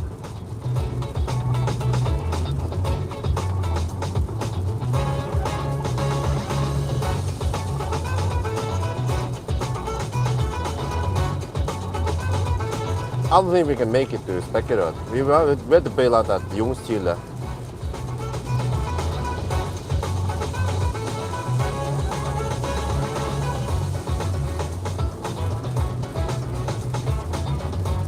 Or maybe consumption goes sky high because it's preheating the battery. Yeah, that's plausible.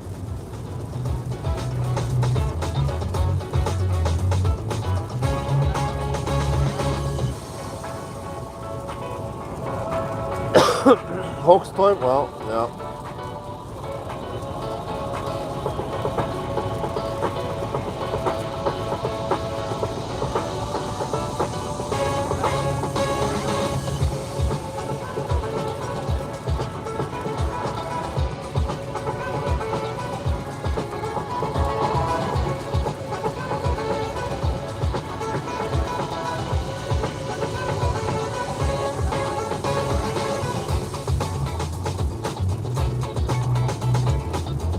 %18 left.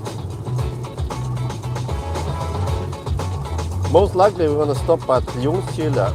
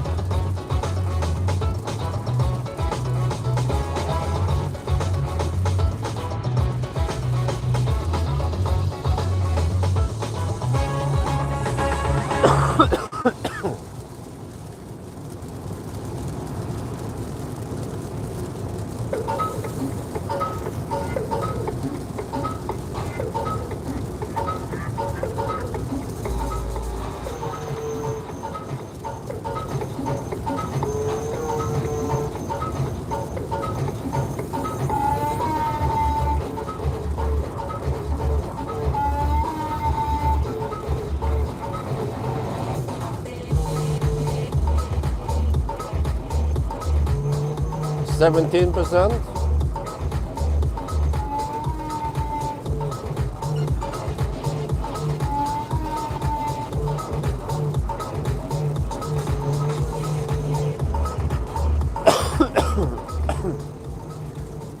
Okay. Gonna shoot video soon.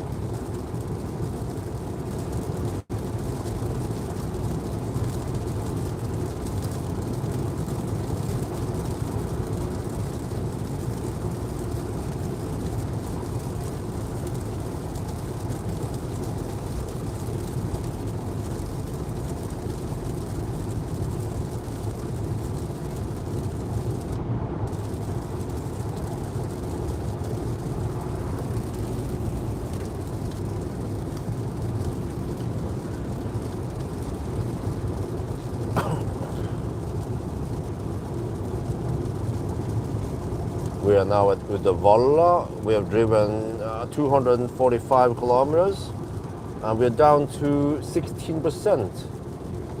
And right now I'm not sure if we can make it to Spekerød. We probably have to bail out at Ljungskile. But not only that, but the windows are foggy. What? Maybe they don't have rain in China. I need to defog all the time, which probably increases the consumption. Yeah, there's a defog button there. And also, the consumption right now is 356 watt-hour per kilometer, Holy macaroni, this thing is thirsty. What the heck, man? Did I forget to unhook the trailer? Or maybe it's preheating the battery right now, so that's why the consumption for the past 50 kilometers is high. But man, it is true to its name, the beast from the east, or the thirsty beast. Yeah. Oh shit.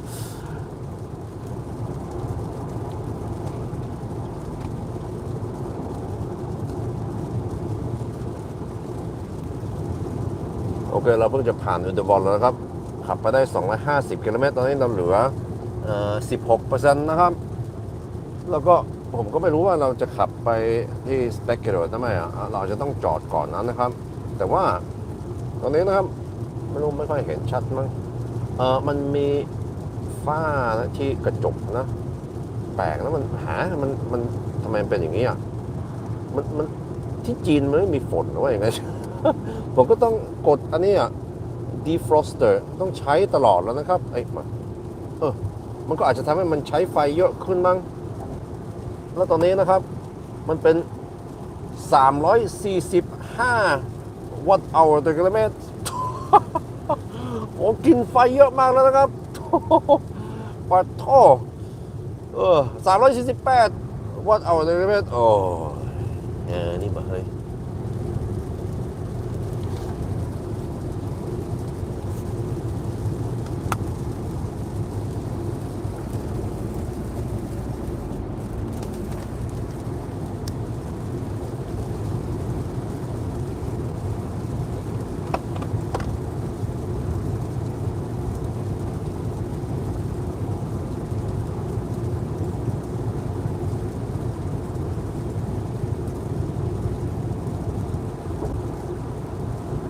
There's no way we're gonna make it to Specker. We are 36 kilometers away and we have 51 kilometers to go. Oh, I mean, we have 14% battery left. That's good for, wait, maybe that's good for 35 kilometers or 36. We're getting close to Sealion. I might want to bail out there. Plus that I don't know if we go deep, if that's gonna cripple the charging speed or not. It's a Chinese car, so there's a 50% chance it's gonna happen, you know. We don't get 230 kilowatt, we might get 50 kilowatt or something in the beginning or the first 3-4 minutes. That is actually likely.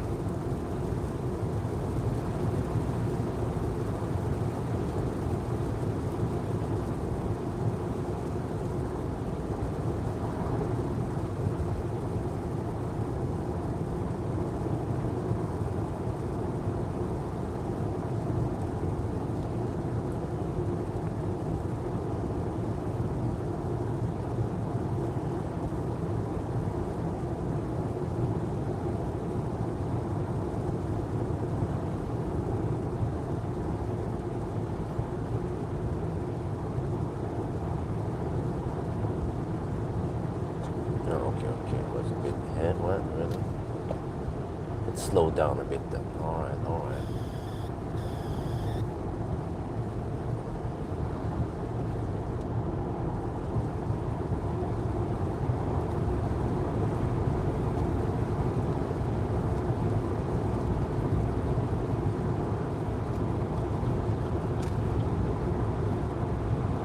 Okay, I need to figure out soon whether I want to go for it or not. Because Sealion is coming up really quick.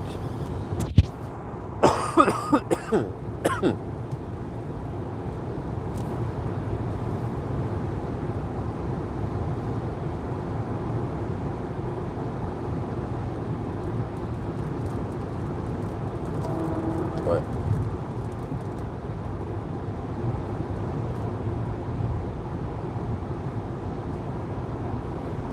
Oh, 300. Oh, it's gonna be no. I need to bail out here. It's cutting it really way too close.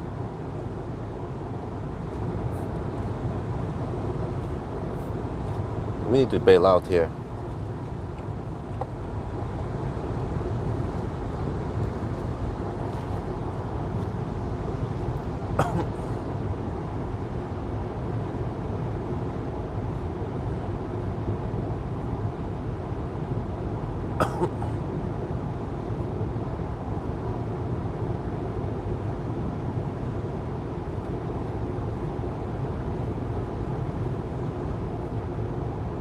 Yeah, 2 reasons. 12% left.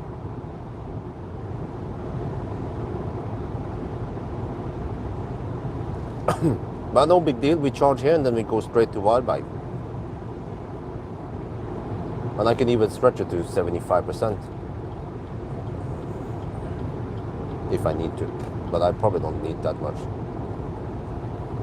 I have to check how many kilowatt hours spent and try to figure out the next leg, how much we need. Oh, shit.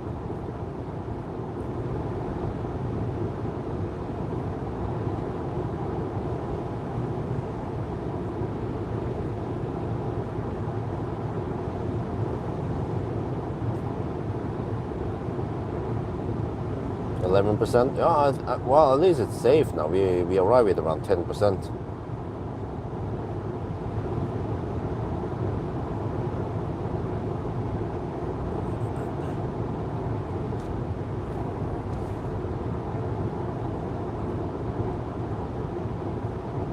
Okay, Jungschile coming up.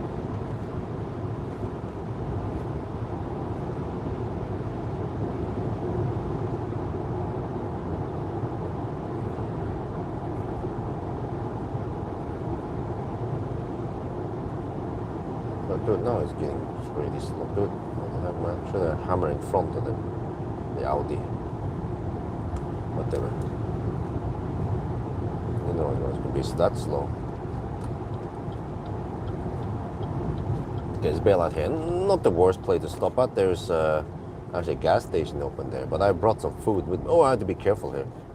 Seems like these eco tires doesn't grip that much in the wet.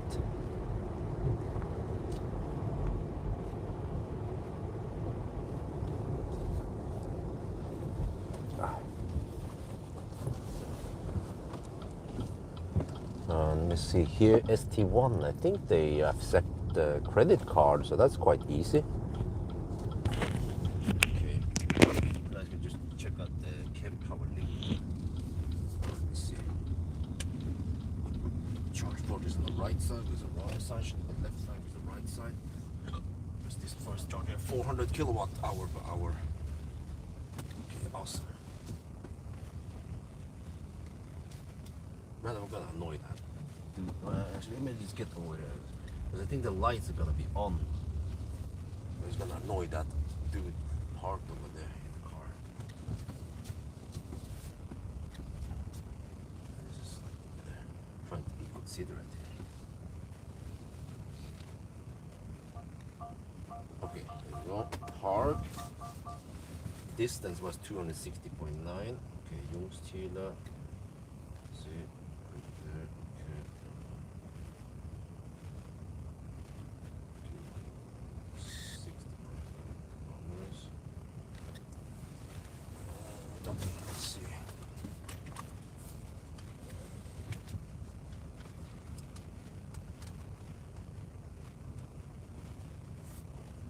Jungschile 80 kilowatt hour. Wow.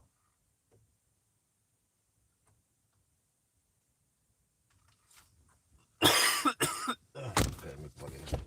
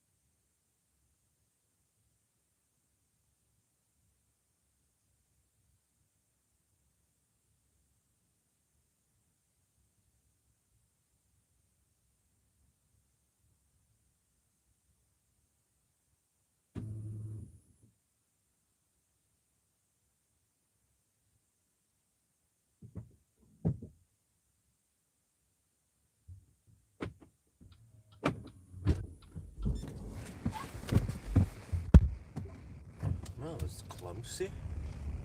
The reason it didn't work.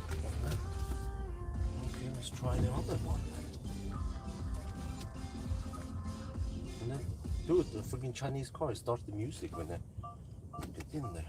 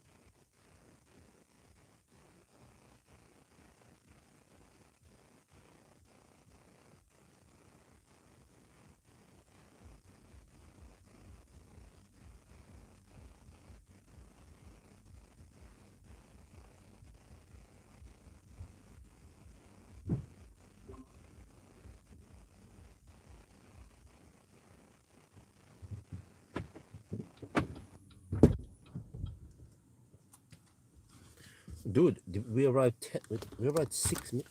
Huh? Okay.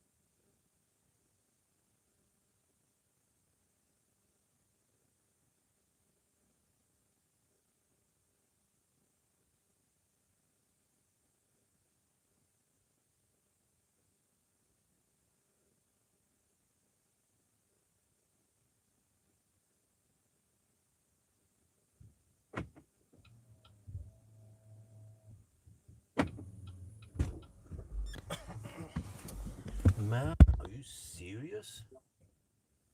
Well, I could make it a specular, yeah, but it's kind of clumsy. I need to deduct a bunch of shit now. I stayed here for 15 minutes. I couldn't get it to work. So let me just try the other chem power. It seems like it will not handshake on chem power.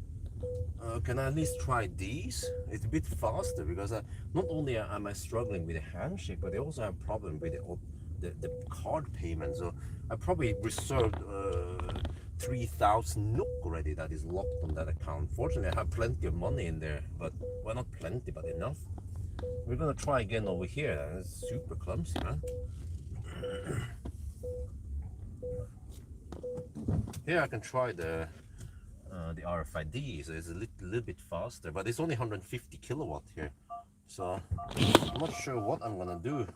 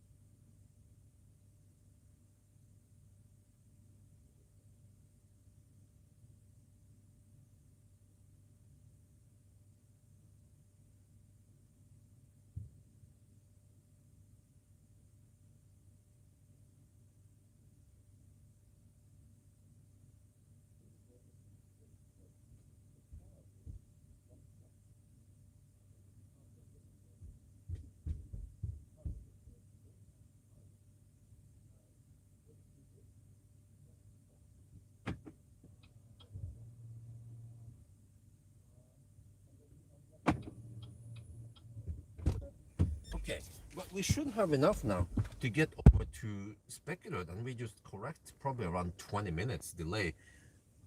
Yeah, something like that. We arrived 21 minutes ago. We've been struggling, but now we've been charging for 1 or 2 minutes.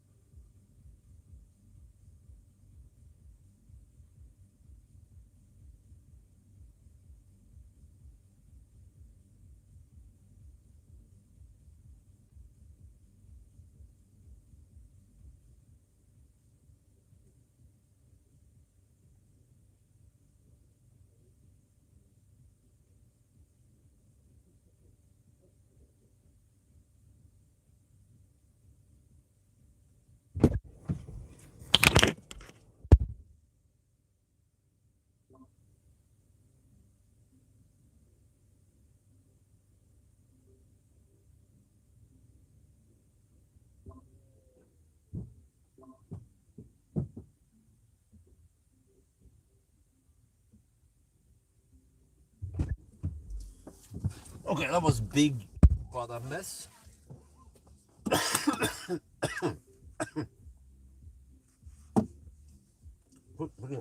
Car keeps playing music every.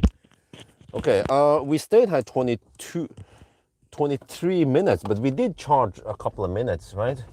So I'm gonna just make it simple. We correct for this 20 minutes delay total, and then we go to Ionity Specular and charge there, and it should be less hassle. And actually, I have to avoid the chem power. Try to go for petroleum, but I know that the chem power plugs are really heavy, and that could cause some handshake problem. But I did hold the plug. I know about this, so I hold the plug, but apparently it is not enough.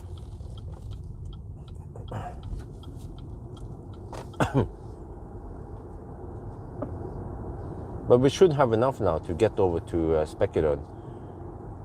That's close enough. I noticed that we arrived 10 minutes past 1 at night.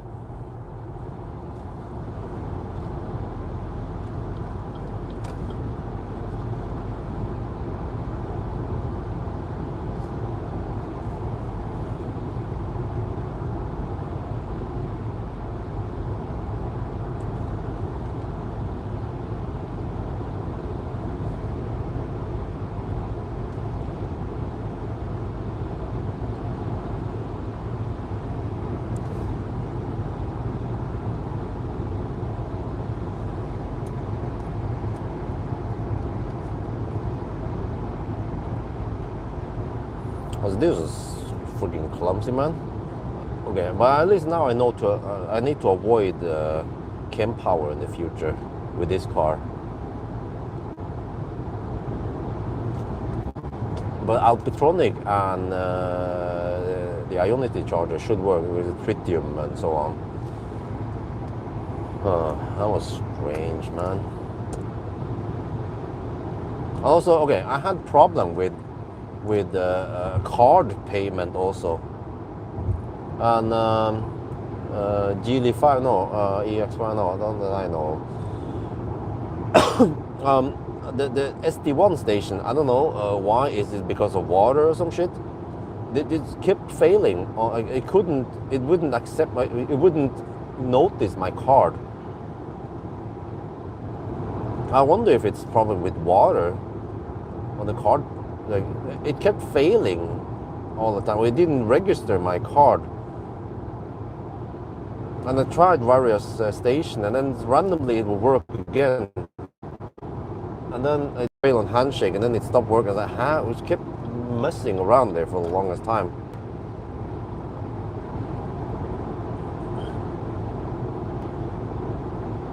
And then suddenly it worked on the cam power at that side, at the Fortin side, recharge. But then I was getting only 118 kilowatt, by the way, it's better than nothing. But then the chem power actually claimed that it was vehicle limits. But I was like, huh? But then I think I figured it out. That chem power on that side is only 400 volt architecture. They haven't bothered upgrading it for 800 volt. It was requesting 469 volts. So it seems like 400 volt charger is maximum 118 kilowatt, whatever. Or yeah, possibly. I'm not sure. I can try a supercharger. And then they requested only 250 amp out of 269 available. So I guess as long as we stay with Ionity and Alpitronics, then it should be fine.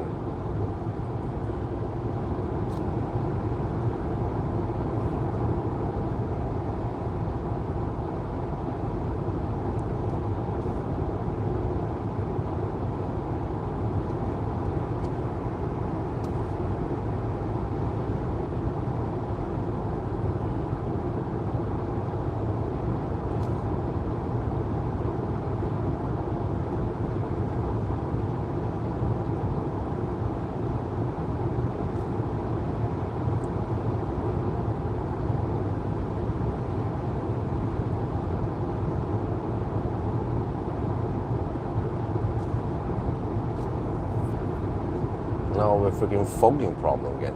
Shit, man.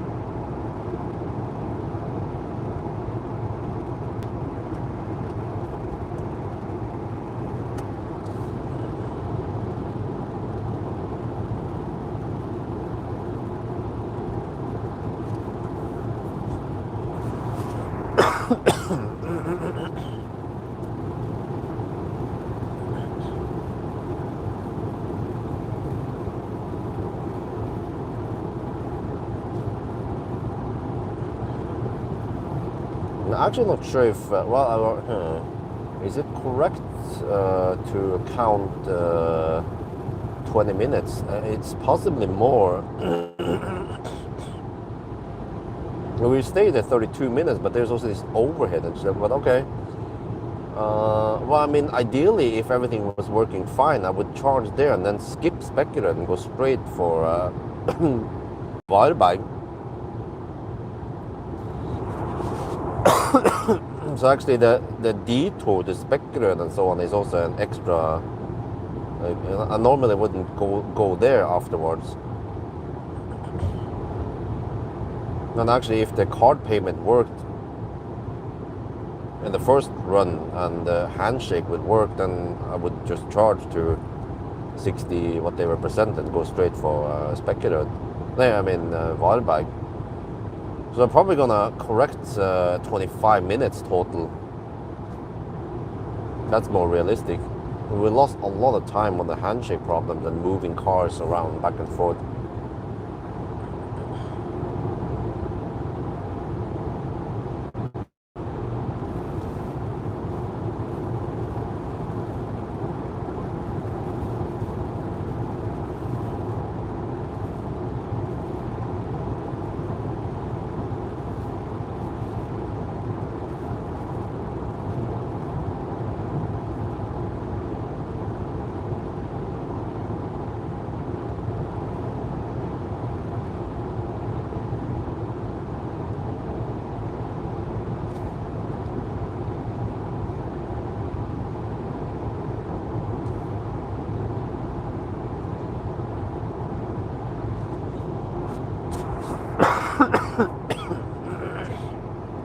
What did the chat bug again?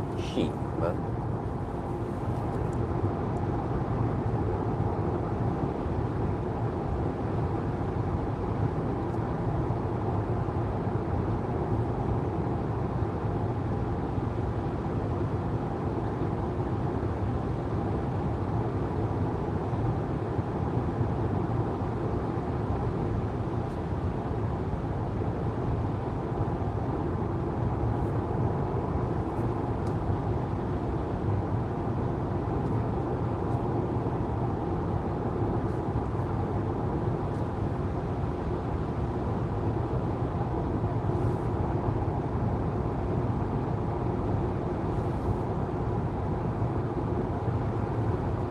Nope, it's just inactive.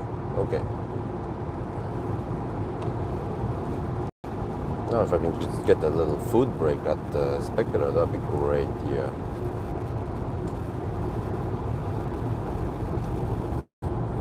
Of course, let's hope that the handshake works over there. It should work. Well, actually, I'm not sure. Maybe this car is sensitive for handshake problems.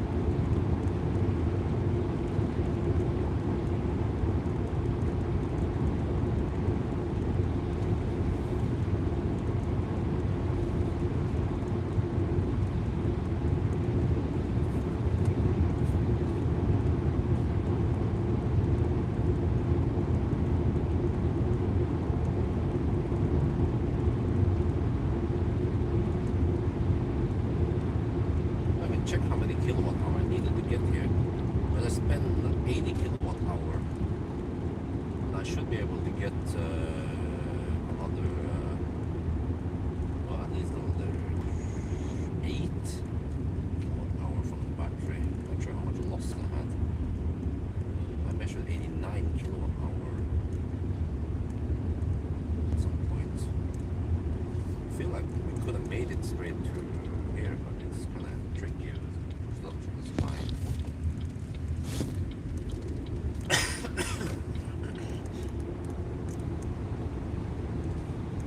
Why do I feel like the cars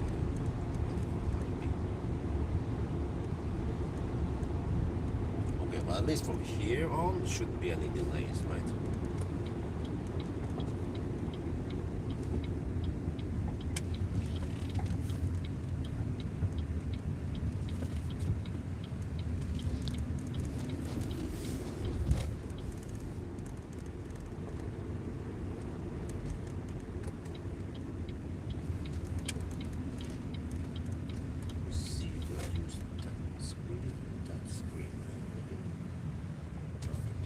We can use this. It's slightly closer. I'm plugging it over there. That should good, right? This, okay, go back a little bit. There, okay. All right, you see it. Get ready here. Oh, it's doing defrosting.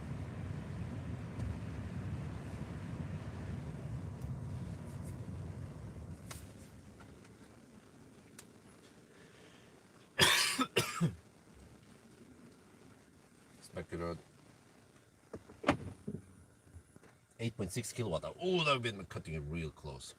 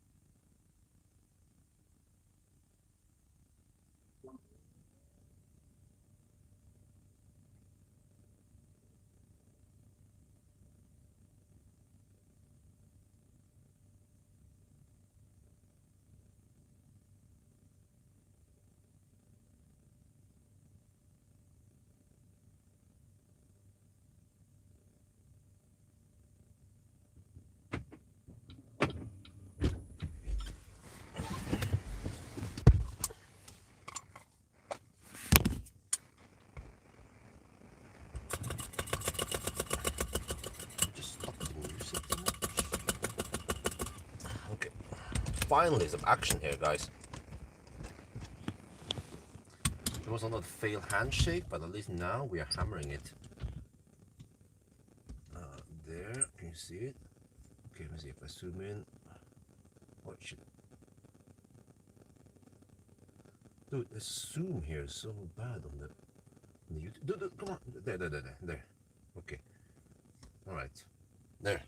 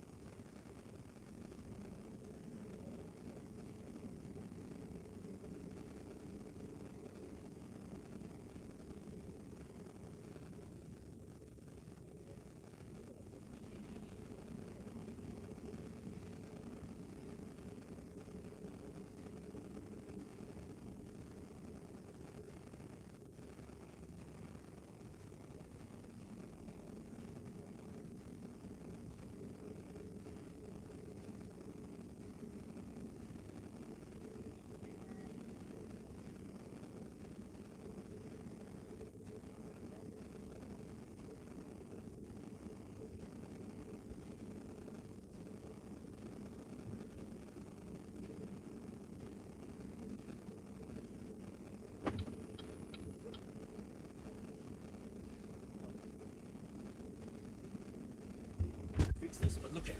While we are talking to those Swedes, it's still charging like a boss. Holy mackerel! I need to eat. And that was my point. I need to eat and pee.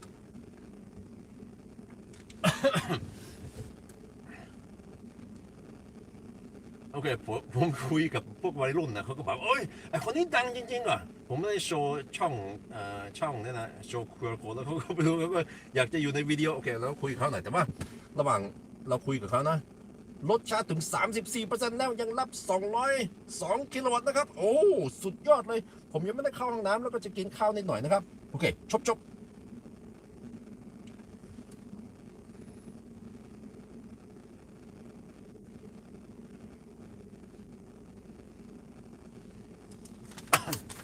Oh, I need to pee.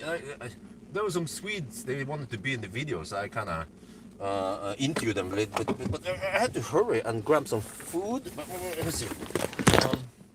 But actually, I don't feel like I need to get them. It's a quickly go to Volleyball, but I have to figure out. Wait. I have to go to Volleyball. Let me quickly grab some food I brought with me.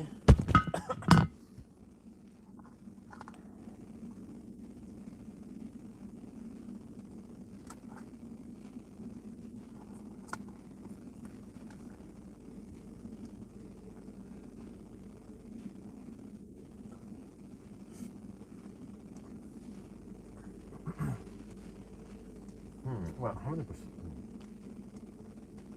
I'm not sure how far I charge. Do I stop at Valbein or do I proceed?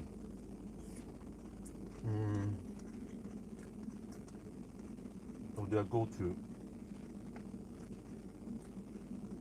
Falkenberg? But I don't have anything at Falkenberg. But I should pee. Get out of here.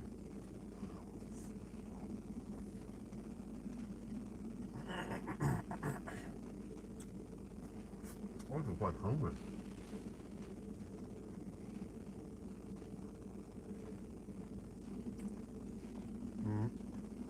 Well, I'm hungry.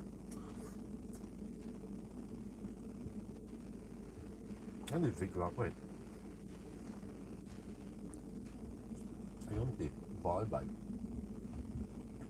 They didn't know where Hallandsåsen is. I thought they were Swedes. Valbein.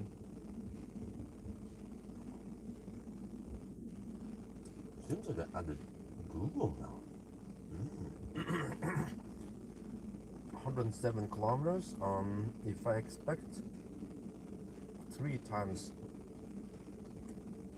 the center, it doesn't have enough now. What if I go? I will be there with plenty of juice. But if I skip it, then I can go to. Not sure. Not sure where I'm supposed to.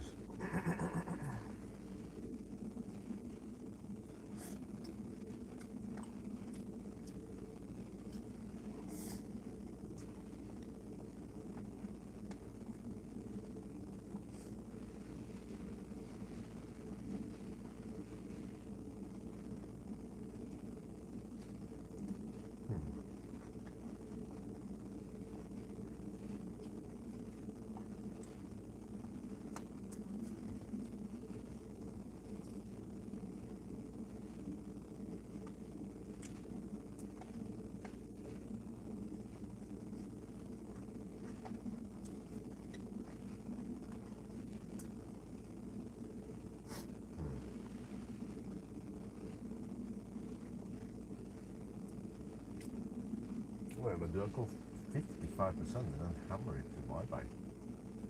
I might arrive with way too much juice though, that's the problem.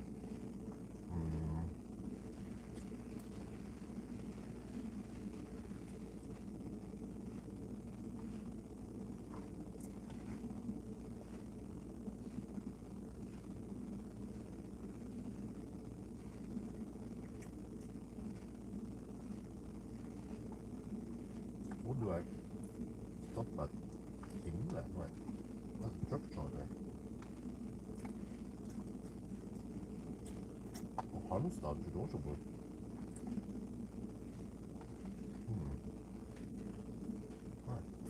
사람들 막 방금.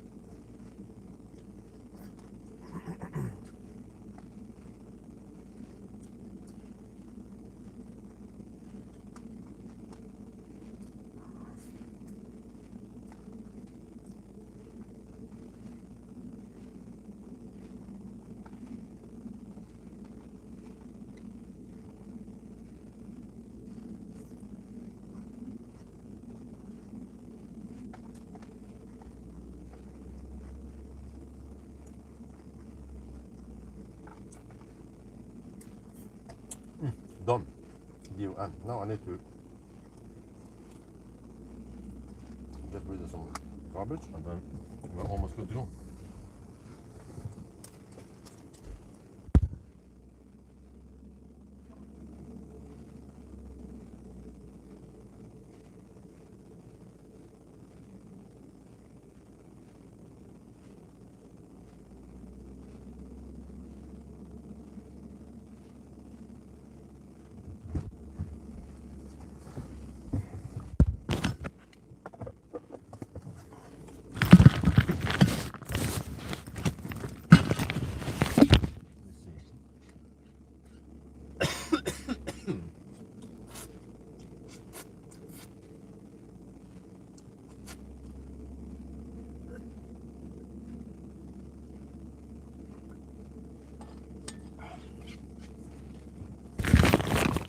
Sometimes I feel like I need to stay here until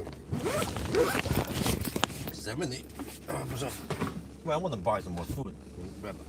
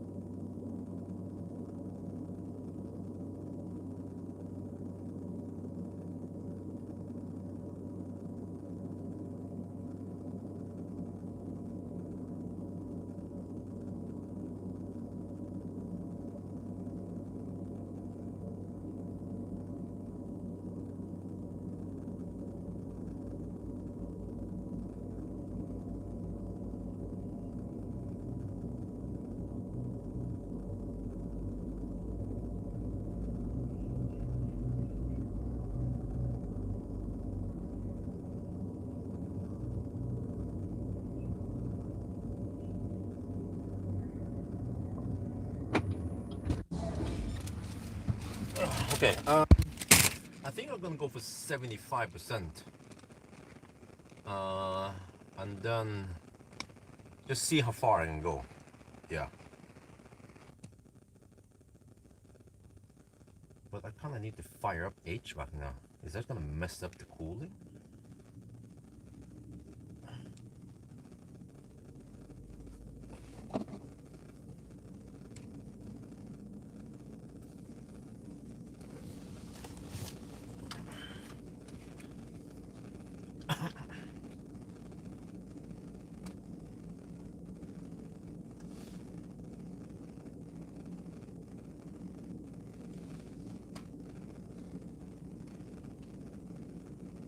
I went to the restroom, I ate some food, came back, we had 67%. I calculated that it's optimal to charge to somewhere between 55 and 75%. It has very nice and flat curve. Even now it's taking 150 kilowatt. The cooling is also running at quite high speed now. Seems like it's more aggressive than before, which is good. So I'm just gonna go for 75% and then see where I end up with, because now, wait, how's this? Click here, if you click here, I navigated towards Varberg, but if you do this, I'll actually end the navigation and then you click again and go to Varberg. This is Google based now, well, at least lookups. I'm not sure the rest is not Google, because it's giving me some really optimistic estimation. It claims 50% on arrival. Let's say 30% then. Okay, a little bit more to 75% and then we go.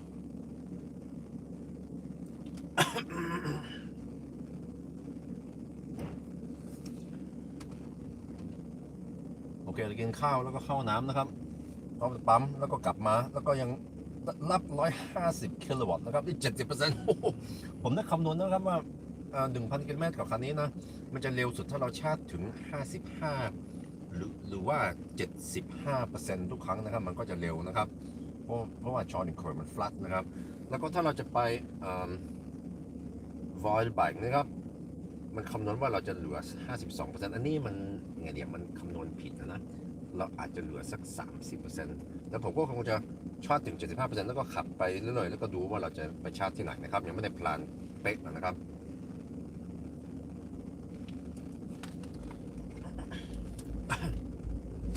Let me check if I do this. If I start HVAC, is this gonna mess up anything?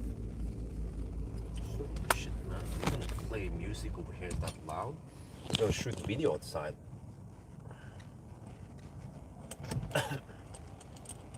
I need to get rid of some fog now with moisture.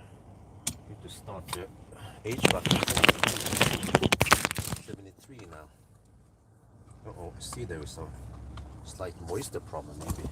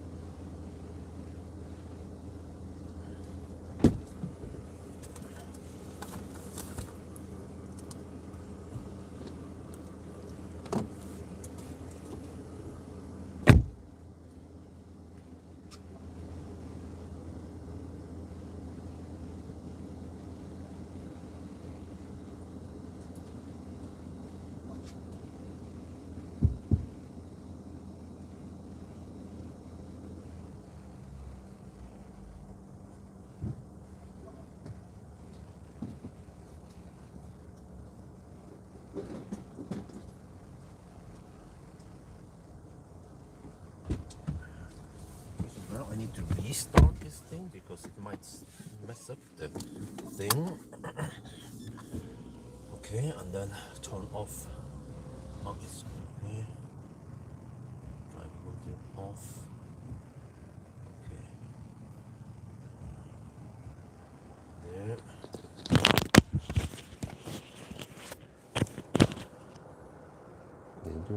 search it? No? Okay. And off we go. Hopefully we don't get too much moisture now. But it tends to, this tends to happen with the BYDs. Once it switches from cooling to heating, I guess, we get this shit every time.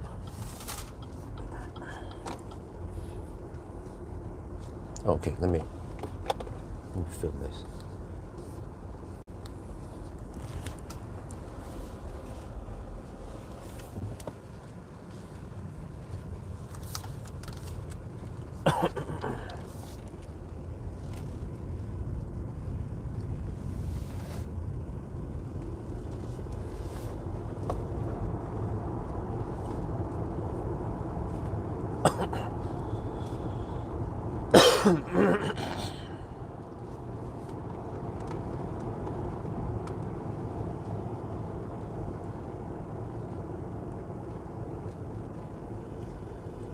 I wonder how hot the battery is. Okay, let me see.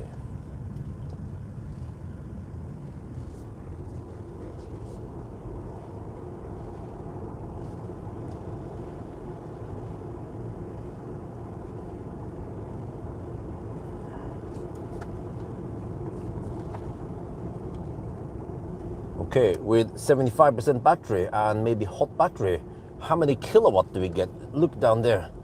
Okay, I'll line up here and then we floor it. Oh shit! Over 400! Dude!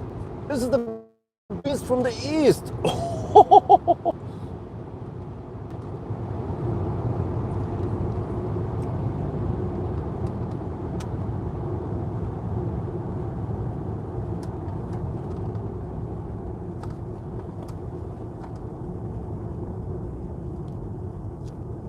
โอเคเรามี 74% แบตเตอรี่นะครับแบตเตอรี่คงจะอุ่นแล้วนะครับแล้วก็จะเช็คดูนะว่าเราได้กี่กิโลวัตต์นะครับโอ้ชิต400 กิโลวัตต์อันนี้เป็น beast from the east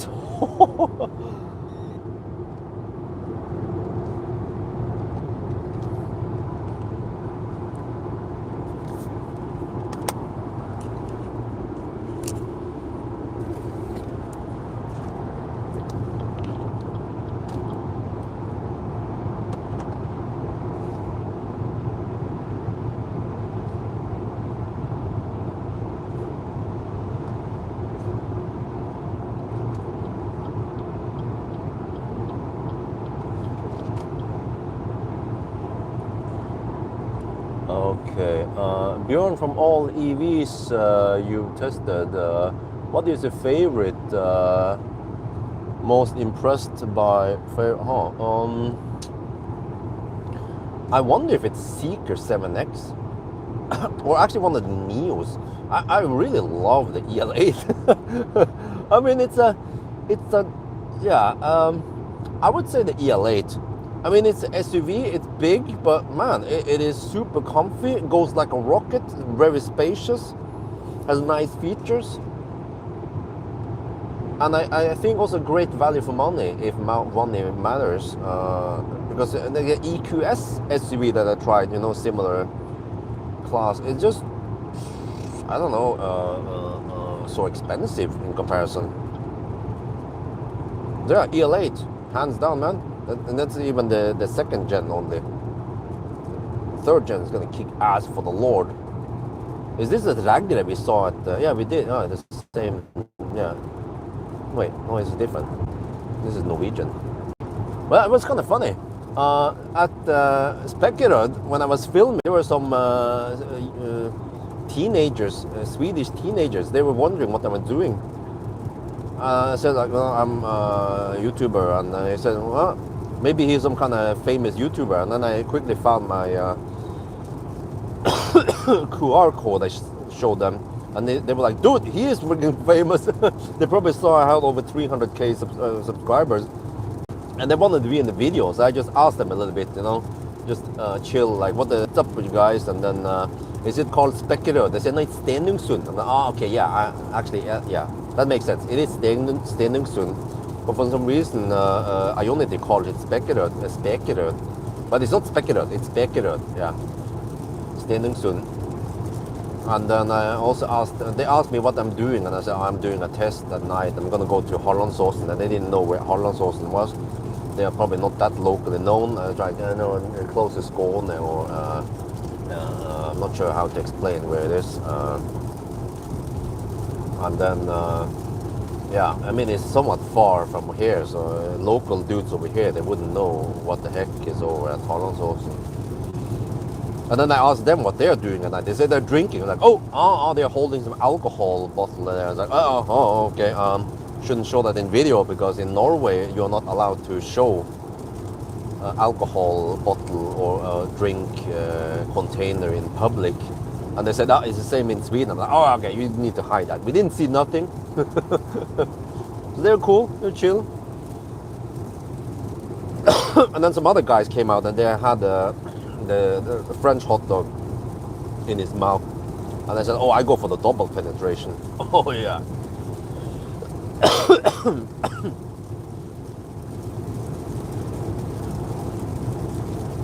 So yeah, that was, we went from 8 to 75% in 23 minutes. That's fairly schnell.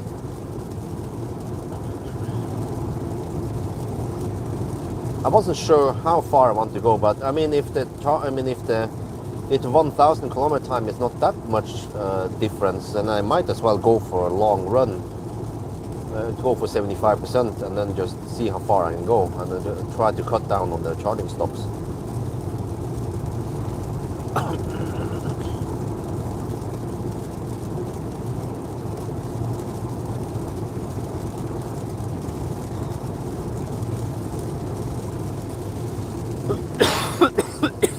Oh shit.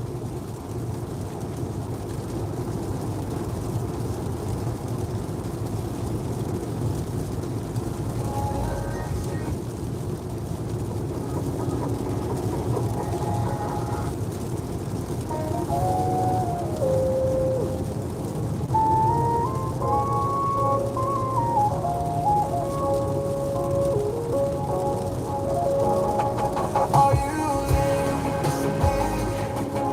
'Cause I don't wanna waste your time. I'm not giving in. And losing faith will be alright. Am I missing it? 'Cause you're the only one I want by my side. But if you're not over it alone, I've gotta let you run away. Broken dishes, you and missing hearts in pieces over the floor. 'Cause you know I can't get you out of my head. Worried that you're just gonna forget.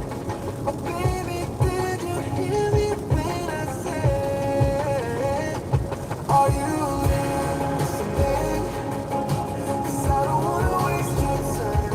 I'm not giving in. And losing faith will be alright. Am I missing it? 'Cause you're the only one I want by my side. But if you're not over it alone, I've gotta let you run away. Lost in speechless, masking feelings. You knock me down, but I can't take anymore. You make me lose my mind 1,000 times a day. Baby, will you hear me when I say, are you listening? 'Cause I don't wanna waste your time. I'm not giving in. And losing faith will be alright. Am I missing it? 'Cause you're the only one I want. Well, I don't know about the motor switching thing. I don't have any insight in that. I've gotta let you run away.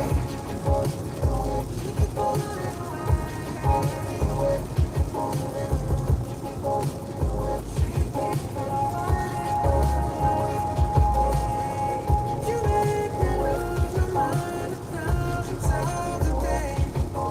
Baby, will you hear me when I say,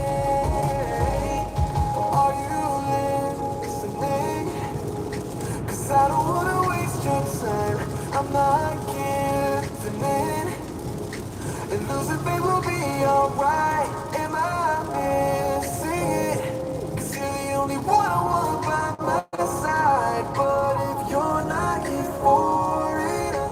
Oh, this car any day over the Sealion. Sealion is like, meh. I feel like the Sealion is a bit outdated. But well, this Sealine is well, I wouldn't say next level, but it's better in comfort and charging speed and whatever. Sealion is like okay-ish. Don't remember the speed and all that. Also, this car is in the next gen.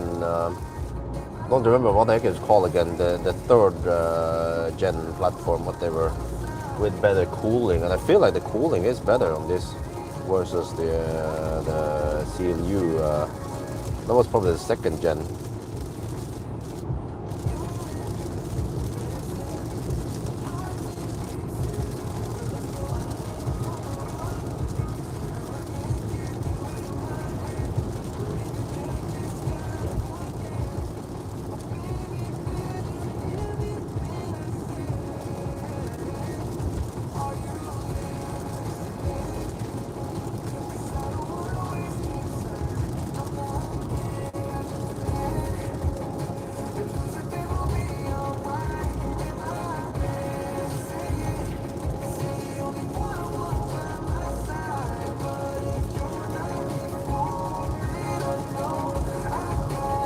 Show me at the no, I didn't see it there.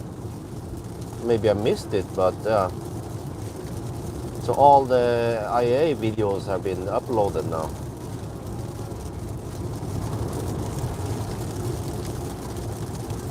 Good. Car struggling in the rain. So what is this guy doing? He did hammer me earlier. Now he's gonna slowish.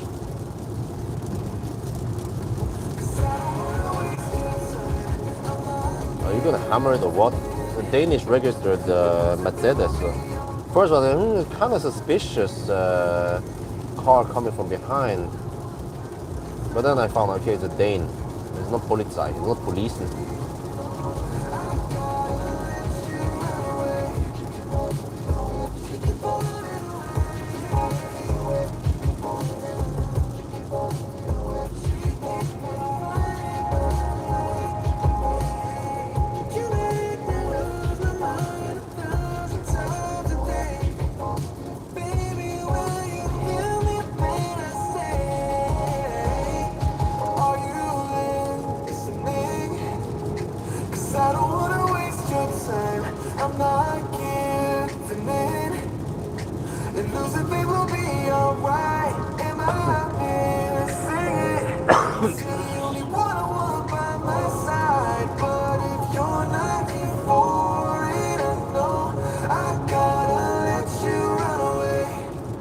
So I haven't decided where to stop yet.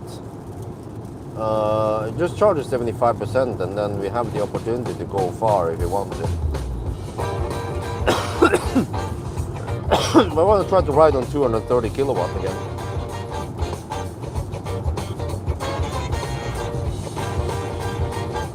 The Dane here, it seems like he has a bit variable speed. He went past me earlier, but then he's slowing down, so.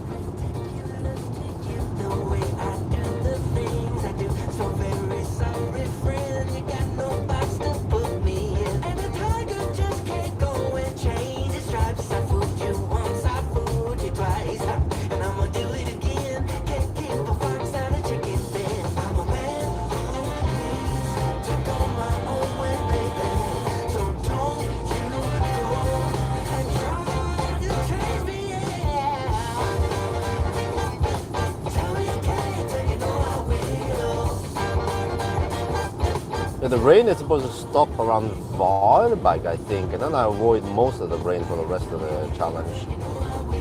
Wow, that was a long ass delay at Ljungskile, man. Struggling for grip. Nah, it was just a sharp, somewhat sharp curve at Ulven, actually. Oh, but since then I didn't have any grip problem.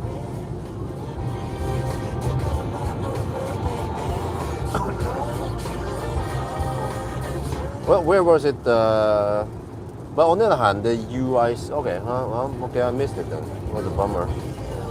But I had very limited time, you know.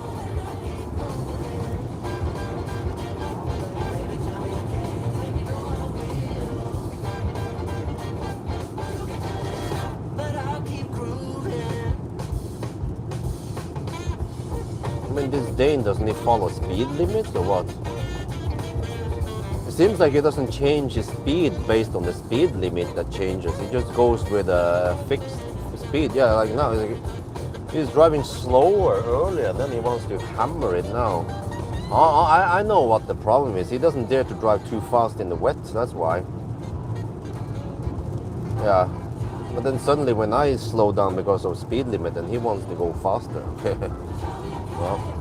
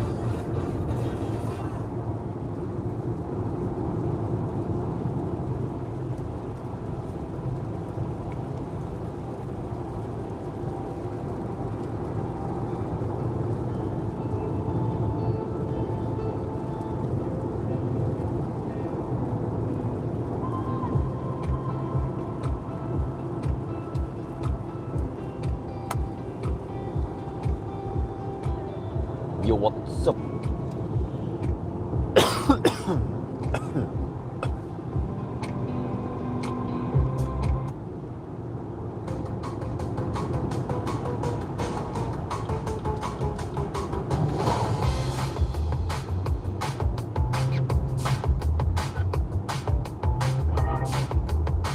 Well, the bass here. Fairly punchy. Deep.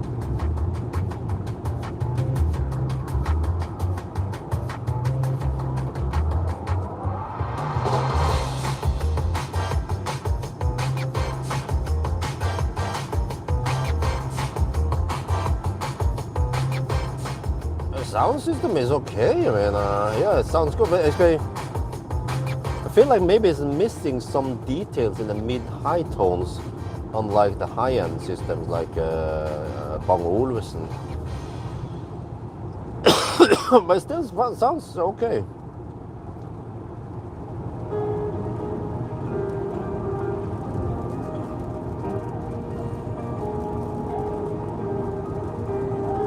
Because the next stop might be in no man's, or it might be in a closed area like Melbystrand maybe, or and then I have food with me.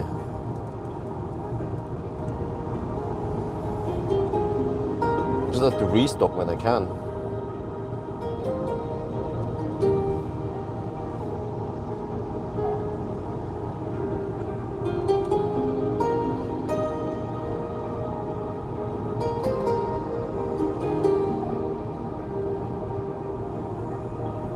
But there's some slow stuff past Kosbacka. Oh.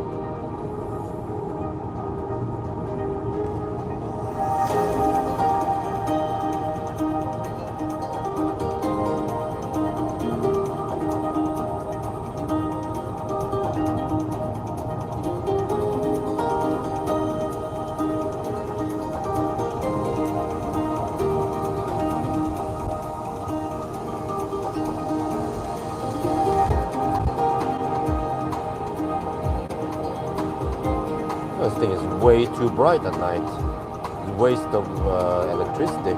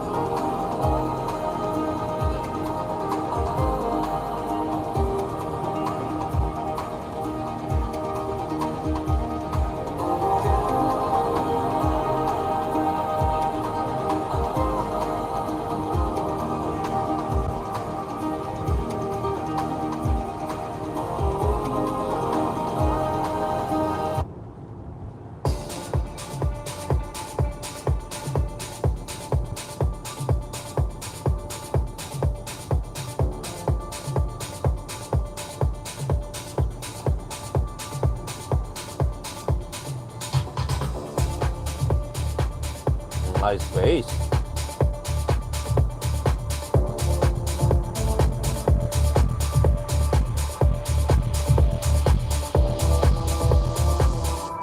I'm still waiting. Clouds rolling and fade away. Hiding from what you wanna say. All the games you play. I'm still waiting. Evening fades into the dark. Lights go out, but you don't come home. Possibly. Still on.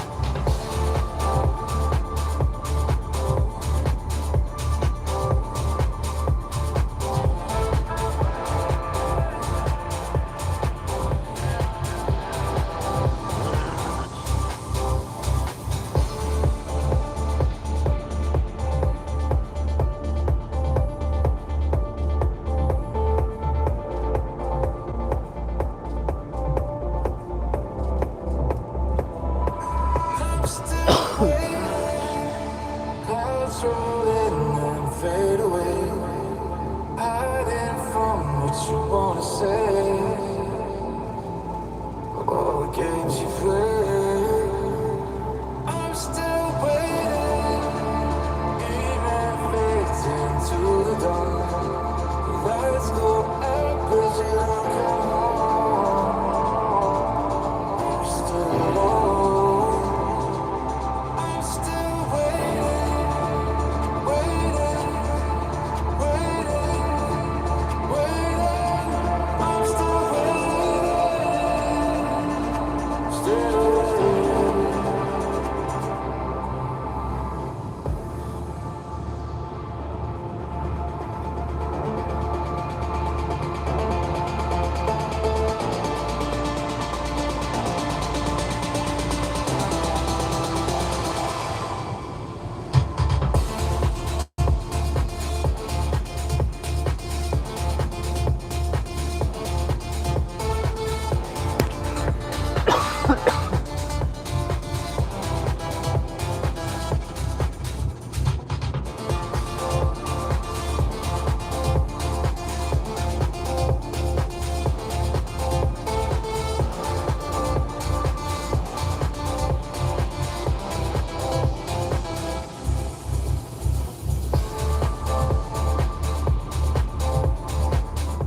is that Dane again?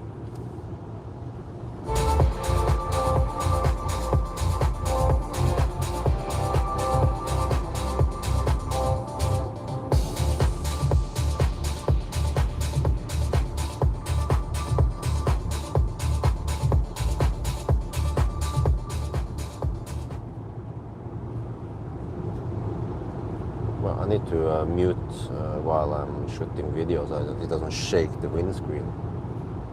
Møldal sentrum. Yo, what's up?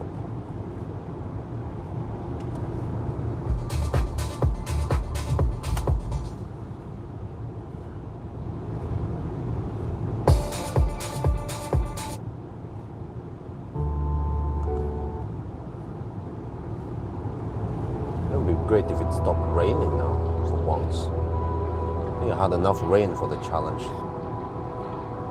Oh, that's Danish, same Danish guy. Yeah, this is one Danish Nissan driving at uneven speed. I just go consistent, the same percent over the speed limit, you know. But he tends to just have random speeds driving, almost regardless of what the speed limits are.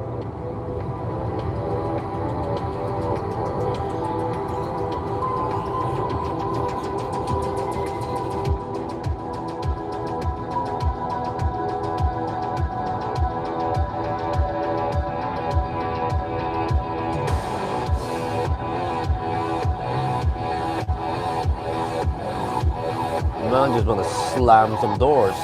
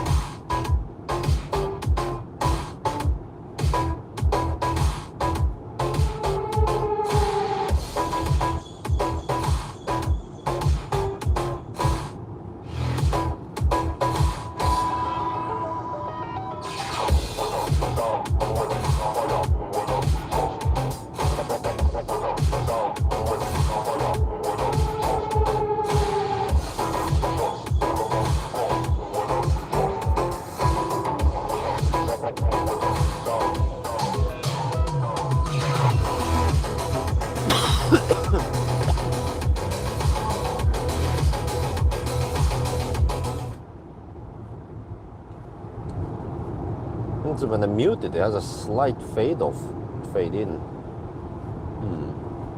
Interesting. I haven't heard that in many other cars.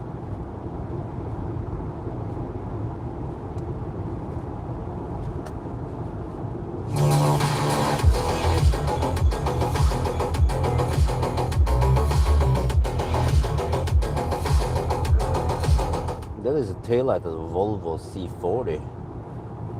Possibly electric, or maybe they use fossil C40 over here in Sweden.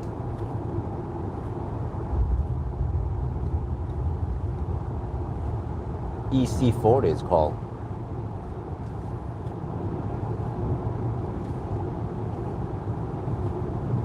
Gotta be honest, gotta be real, 'cause I can't deny it, the way that you feel. I tried to be single, but that didn't last.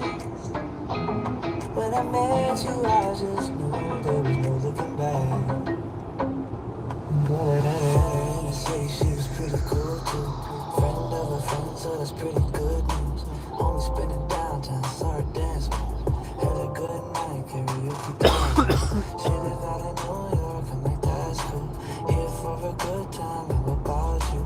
She said yes, same, and she came through. And the doors and the rings, it was love like you. I'm a Gemini, who sounds like Chanel. I'm a Gemini, who sounds like Chanel. Tell you I love you, but these girls on the side, and still wanna hold you, but I can't decide. I'm a Gemini, who sounds like Chanel. I'm a Gemini, who sounds like Chanel. You know that I want you, but I still need to fly, baby. I can't help it. I'm a Gemini, yeah. Toxic, baby, I'm a toxic man. You don't wanna go through this again. I know you're just trying to save me. That's the thing, I'm not no angel, baby. I know what you want, tryna vice me. Give me my space, I need oxygen. You got to love me lately.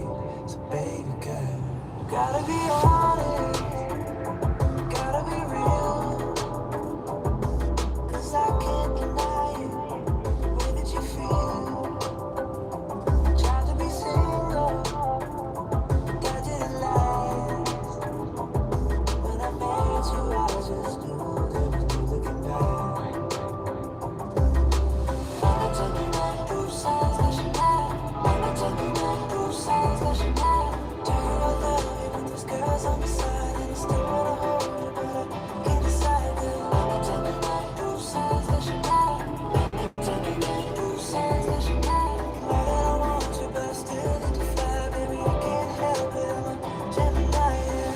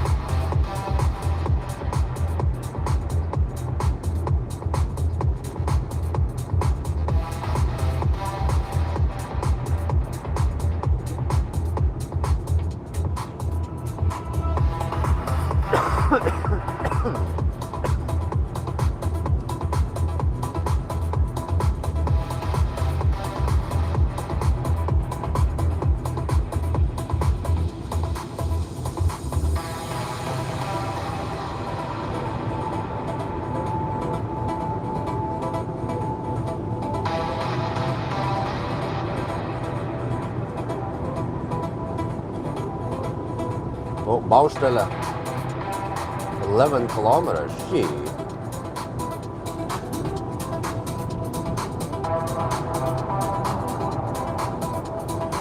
Well, now it's 300 watt-hour per kilometer.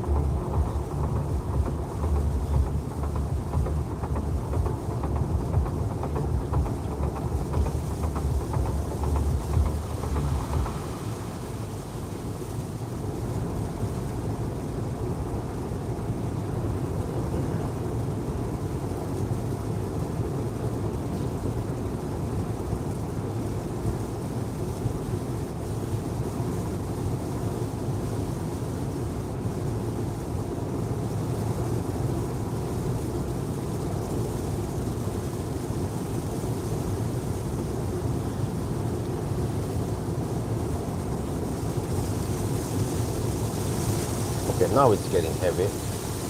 And you need to wipe faster. Shit. Is that maximum speed? Apparently it is.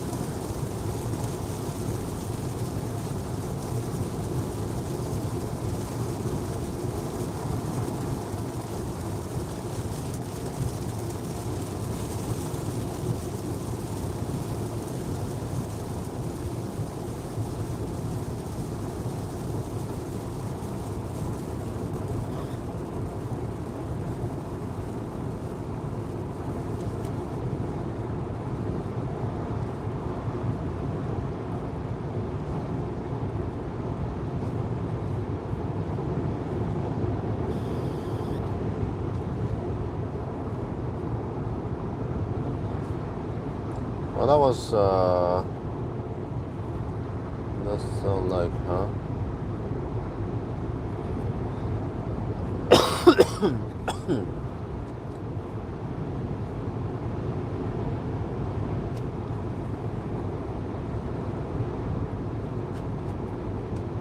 Yeah, I wonder if that was one of the last rain for a bit. And it's supposed to at least not be rainy, but we have wet road, but won't get any rain until on the way back now towards Göteborg. Kind of fed up with the rain.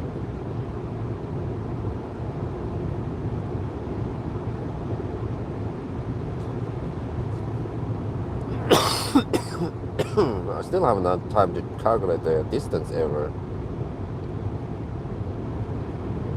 I had to check from home to Ljungskile. I wrote down the distance and to check eventually when I have time. Next stop maybe.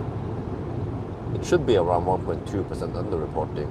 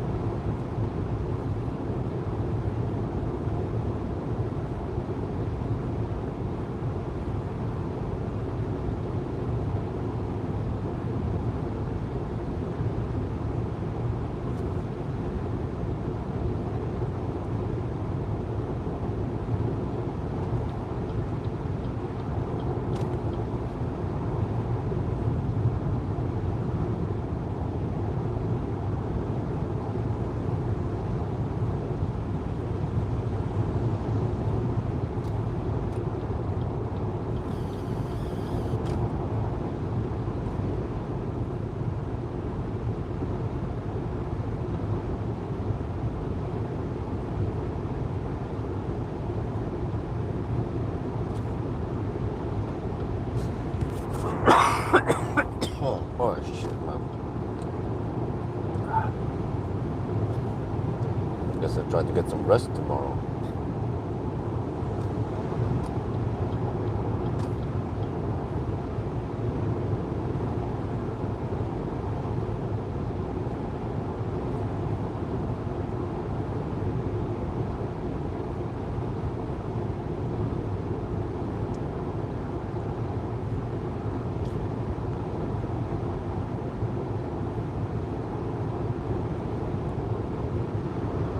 Oh, careful.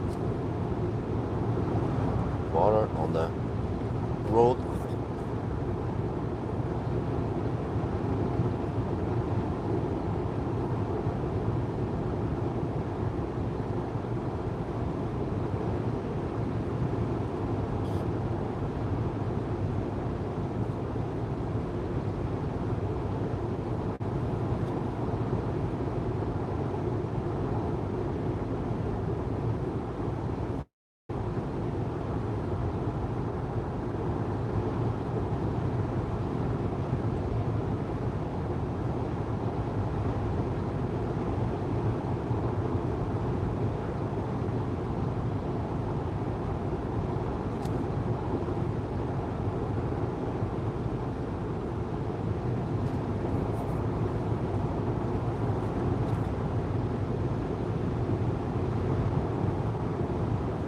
Yeah, it's 230 kilowatt.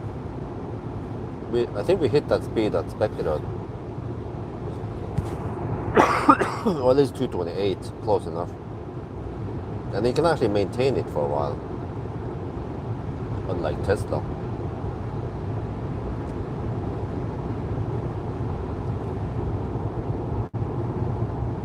Getting close to Varberg. I haven't figured out where we're gonna stop yet. I'm down to 42%.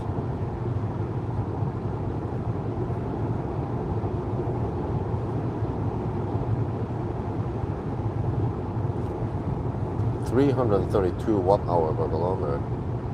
This is only for the past 50 kilometers.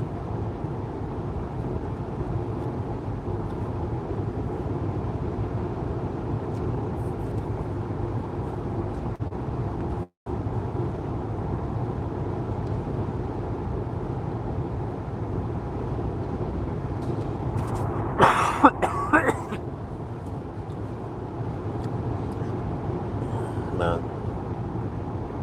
at least from Sunday to Monday, I'm gonna get a full night's sleep and take it easy tomorrow. Try to relax a bit.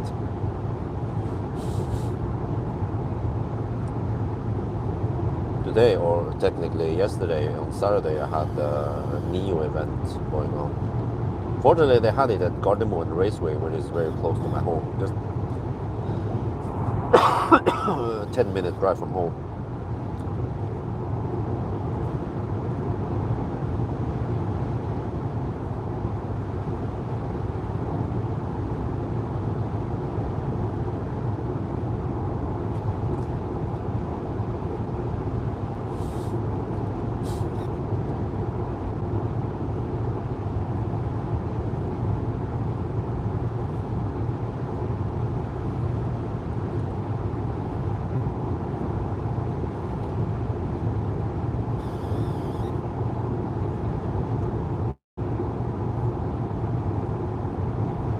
Great, it's getting drier now finally. The roads are not soaking wet anymore. At least over here.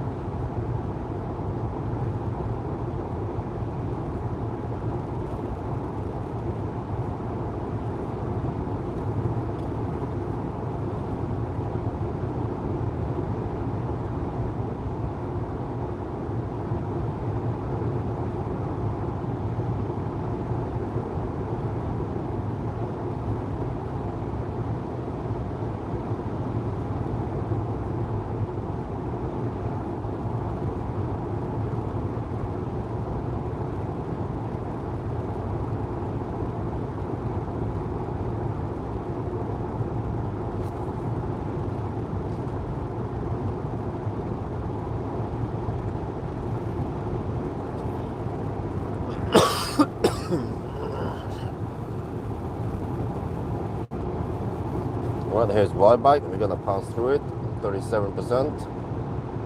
It's kind of silly when we navigate to search for charging stations. It can only search within a short, nearby within, I don't know, 20-kilometer radius maybe. As I cannot find them at Falkenberg, for example. I have to wait until we get closer, then I can navigate to it.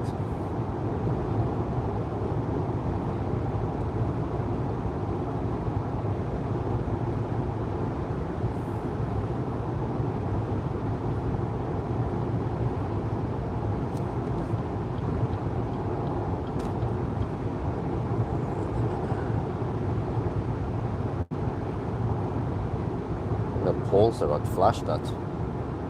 Well, it doesn't surprise me. Pixel lights turned down too late.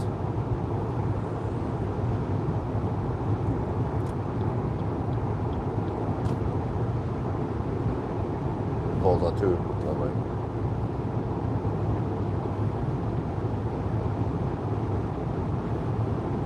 So once you get closer to Himmler, I can probably find the charge at Falkenberg. There are some 400 kilowatt chargers at Falkenberg I can use. Still at 35%. Yeah, 354 watt hour per kilometer. You just have to wait now. Yeah, we passed the 400 mark roughly. 400 kilometer mark, I mean.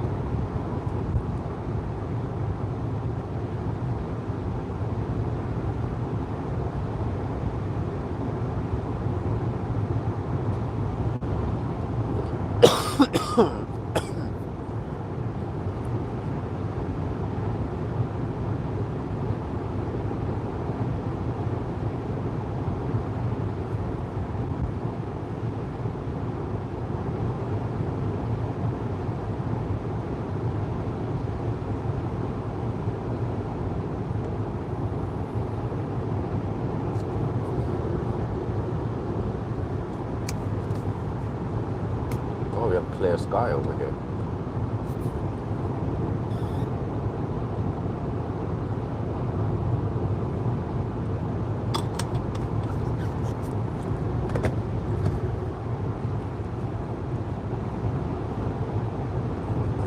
For once. Oh, yeah, good.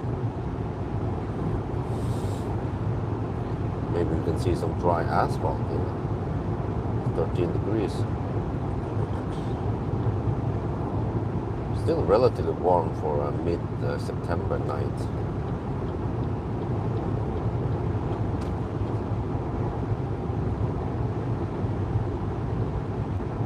But man, in around 2 months already, we're gonna go to Thailand. Oh,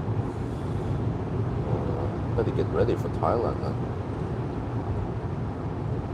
This time I'm gonna try to book some interesting cars in Thailand.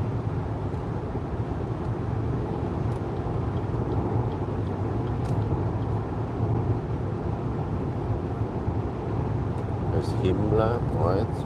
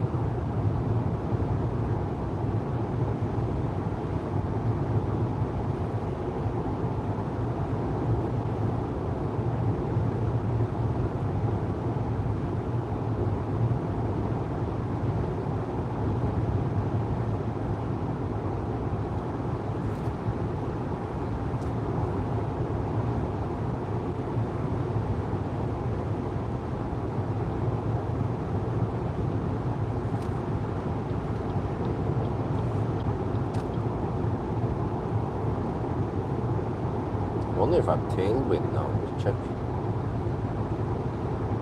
No, I have headwind. Check the wind turbine.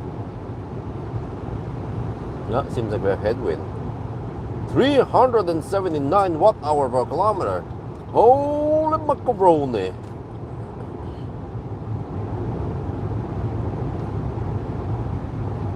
It's probably gonna rise because we just hit the 120 zone.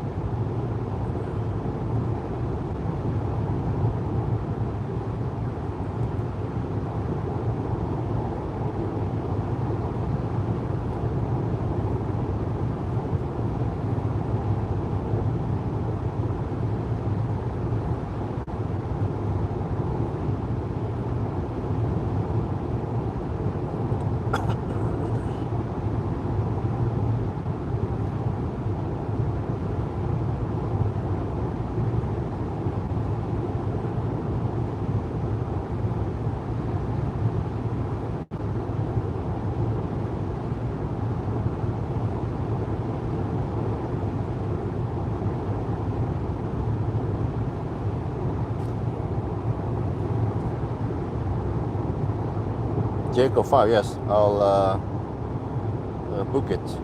I hope Omada guys or the Jacob guys, they're willing to lend me the car because. Okay, let's try again. Xpeng X9 in Thailand, Seeker, yeah. Yep. I need to somehow get in touch with the Seeker guys in Thailand. Well, I wonder if I did contact them last time, or I'm not sure.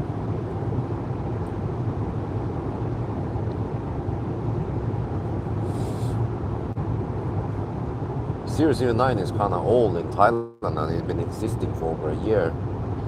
It was kind of hot 1 year ago when I went there. So I'm late to the party.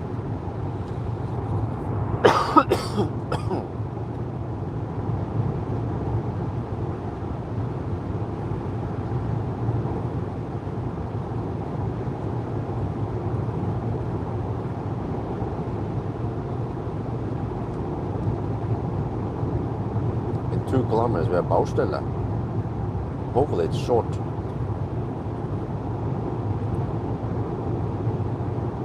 Uh-oh, what is that? Detour?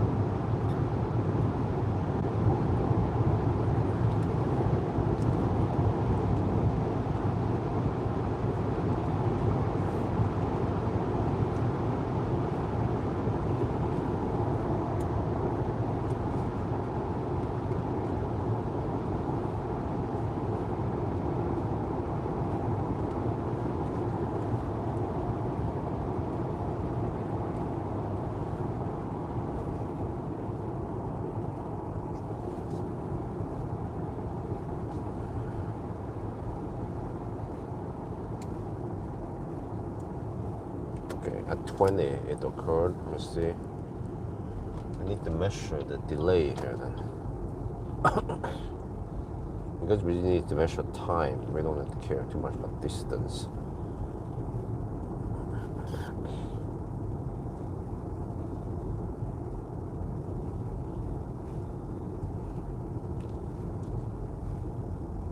No overtaking, okay. Dude, how slow are you gonna drive, man? Oh, it's a short one, alright, no big deal then.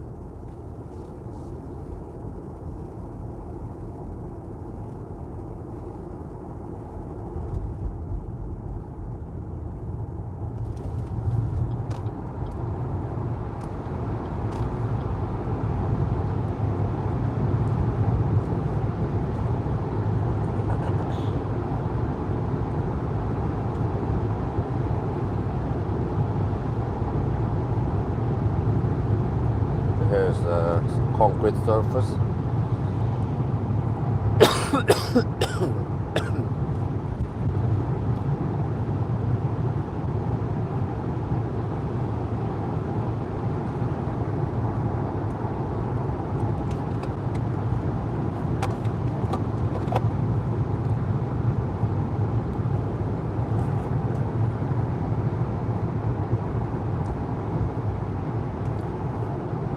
We are now at the concrete surface around Falkenberg, and holy macaroni, the consumption is 370 watt-hour per kilometer.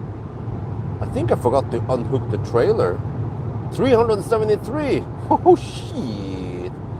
Okay, anyway. Wow, the car is really nice and quiet. I'm impressed. Let me check the left lane. And then it's quieter. But man, this is some next level soundproofing. Ooh. Yeah, it's great. I can see the wind turbines. I think we even have headwind. Kind of hard to spot it. Oh, there is some half full moon, half moon. Yeah, according to wind turbines, we have headwind even. And it's not that noisy in here. Wow. Really good soundproofing on this Sealion.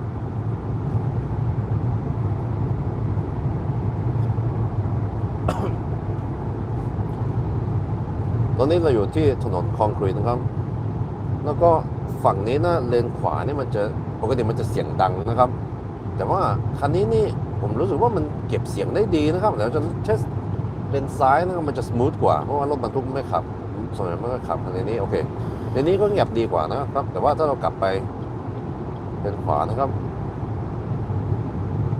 ว้าวผมว่าอันนี้ดีมากนะครับผมก็รู้สึกว่าตอนเราขับไปที่อื่นทางอื่นนะครับว่ามันเก็บเสียงได้ดีนะคันนี้นะครับแล้วก็ผมก็เช็คแล้วนะโอเคตอนนี้ก็มีกังหันนะเมื่อกี้เนี่ยเรามีลมต้านแล้วมันก็ยังเก็บเสียงได้ดีนะครับว้าวสุดยอดเลยนะคันนี้นะครับ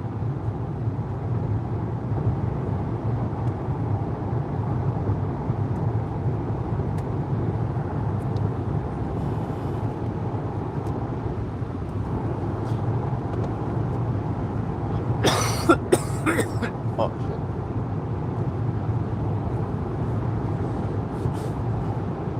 Finally some dry roads. Wait a minute, 23%. Okay, still too early to charge here. Okay, next possible option is Falkenberg then. No, not Falkenberg, Halmstad.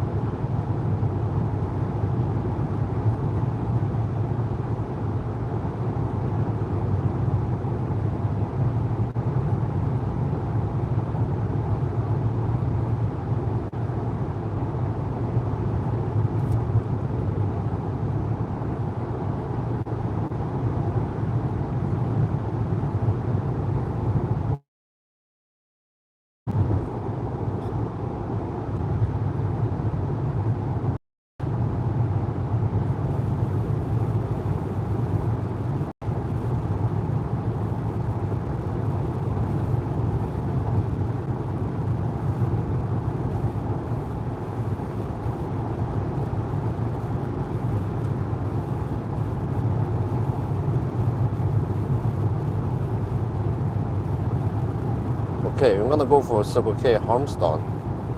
Some 400 kilowatt charger. That's 34 kilometers away. We have 21%. Oh yeah, I think we should be able to get there. Kind of low on juice, maybe 5-10%, but that's fine.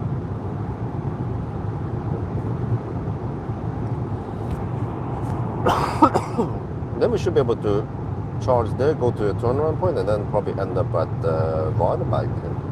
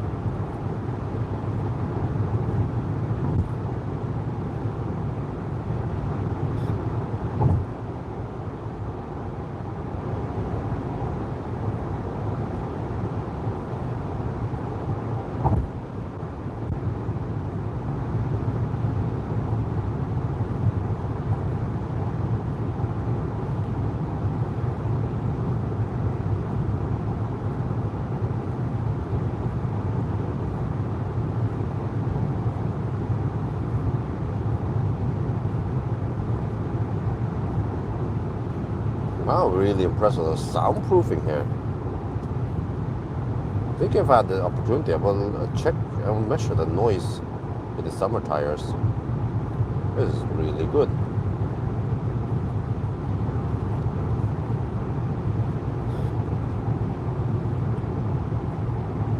I feel like the Sealion 7 is a bit underrated, or maybe many people don't know how good it is. Okay, part of the software is a bit annoying. Hopefully they can fix that.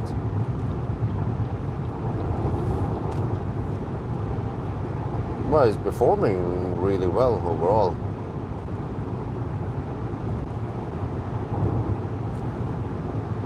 Okay, maybe not the best space compared to Model Y or a G6.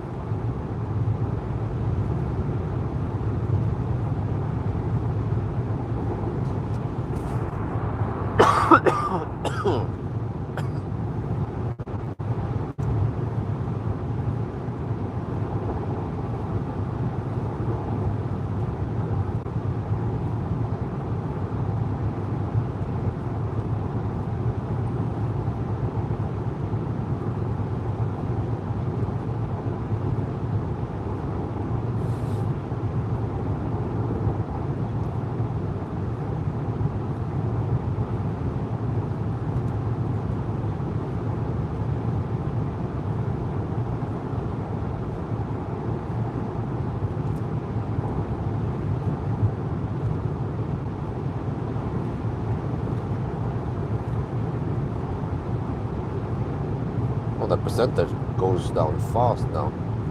383 watt hour per kilometer. 387. Holy macaron with headwind.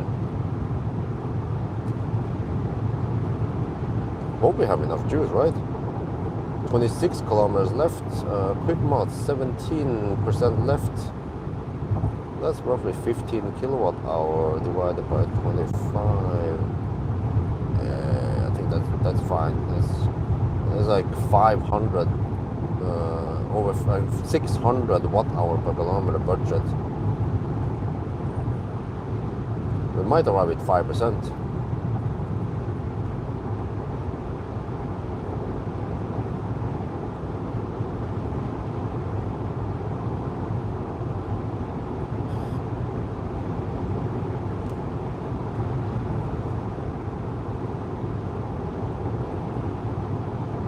Yeah, you know, this stretch or the Swedish route has come to the point where we have so good charger coverage that I could just charge to 75% or whatever is optimal, and then just decide afterwards where I want to charge. But in the old days, I had to calculate exactly how many watt hour per kilometer we're gonna spend, and then add in a 10% margin, and then just go for it. Because otherwise you will end up at a charging with maybe 20% state of charge. Or if you wanna skip it, it will be too far to go to the next one.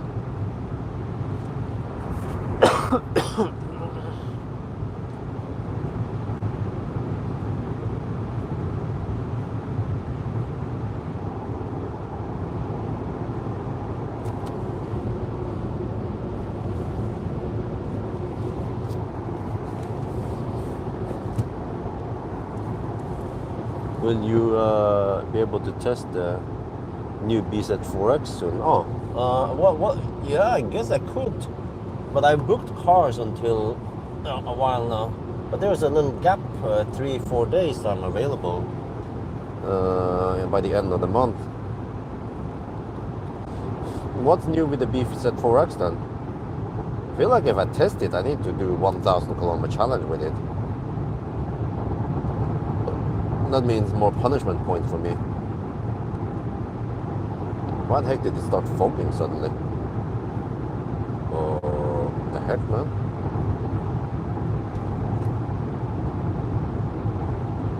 The fog, man? Can we just get rid of the fog?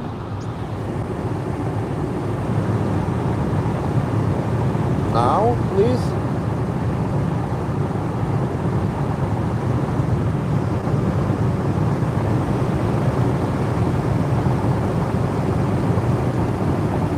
This is not good.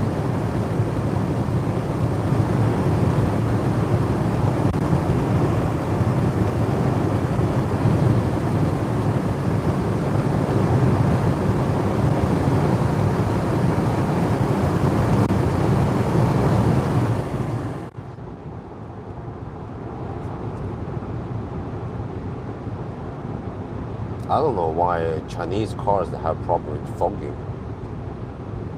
Especially when it's rainy or moist outside.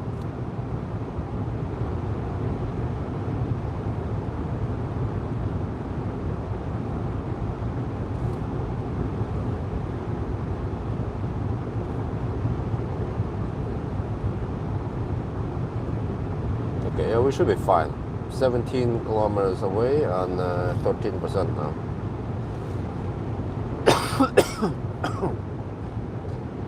384 watt-hour per kilometer. Holy macaroni. Oh. Oh. Yeah, there's some kind of throat infection I got. Possibly just the bacteria infection, or I'm not sure, a virus. But just don't want to take antibiotics unless I really need to.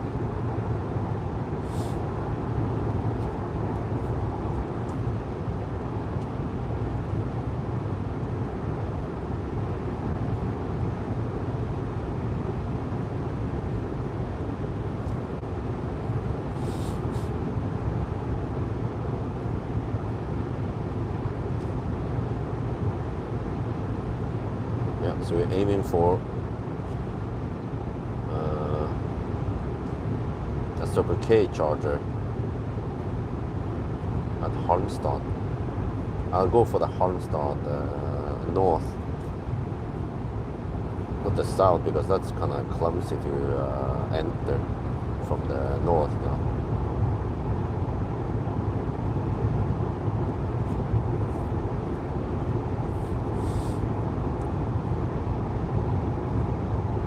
If I don't stop there, then that's gonna be clumsy or hard. If I skip it, then it's probably too far, too hard to reach Mellbystrand.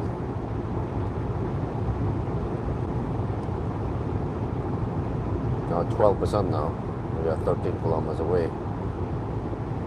I think now in the high-speed stretch, we well 1% might give us around 2.5 kilometers then.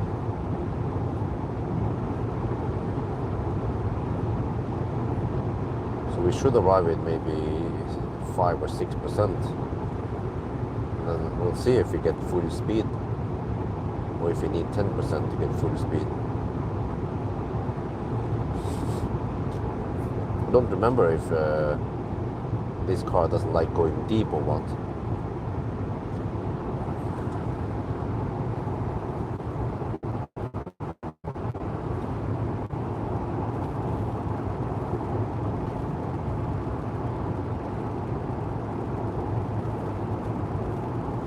sure if the charging issue is for it to be fixed. Oh, you mean the punishment points? I think it's not the issue, it's the feature.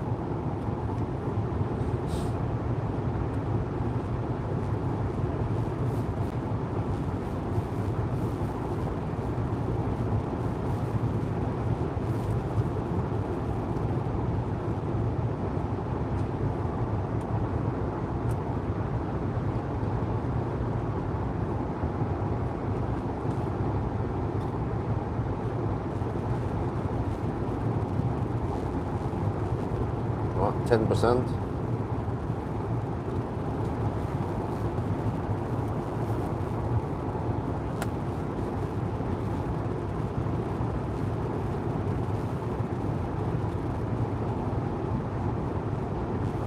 Try to go deep for once. See what happens.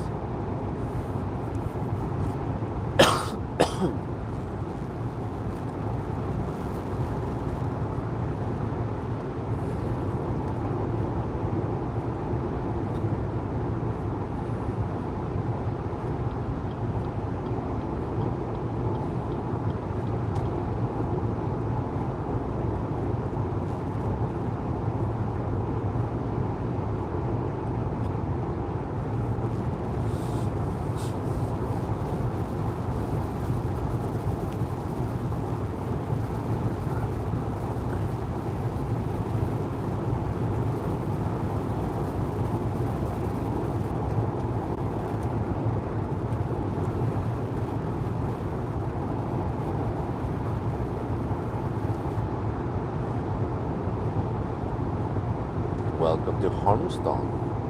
I haven't stopped at that Circle K for a long time. I think it was wind the last time I stopped there.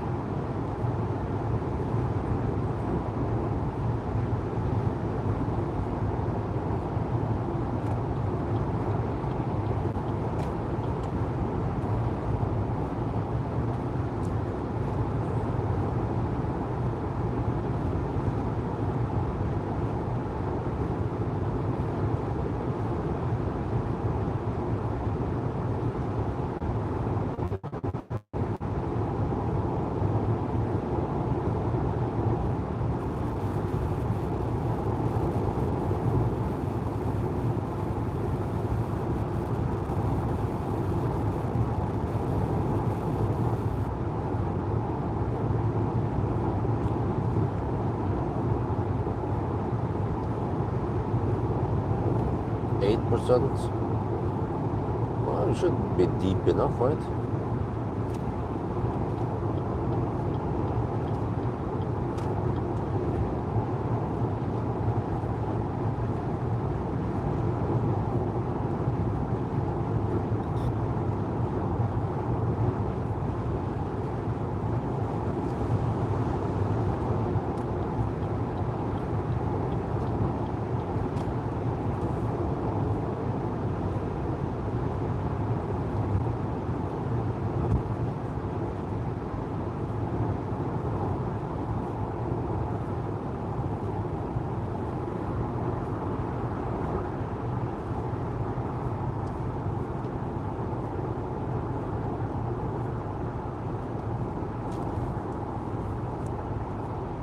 Okay, let me see, in 700 meters I exit.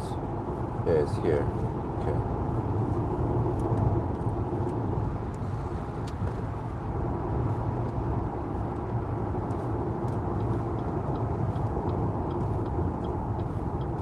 Yeah, 7%, that should be deep enough, but not too deep if the car doesn't like going too deep. So now I go to Circle K, I think that's the best deal.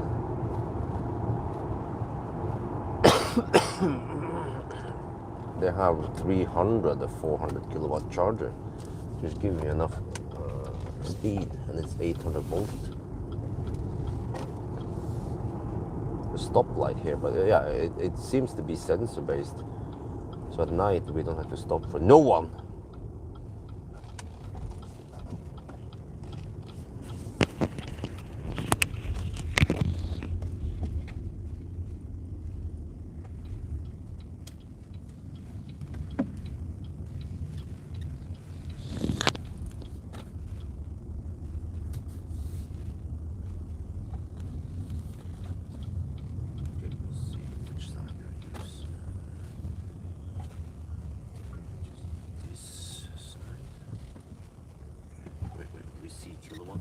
should be 400. Well, it's 300, so 300 is fast enough.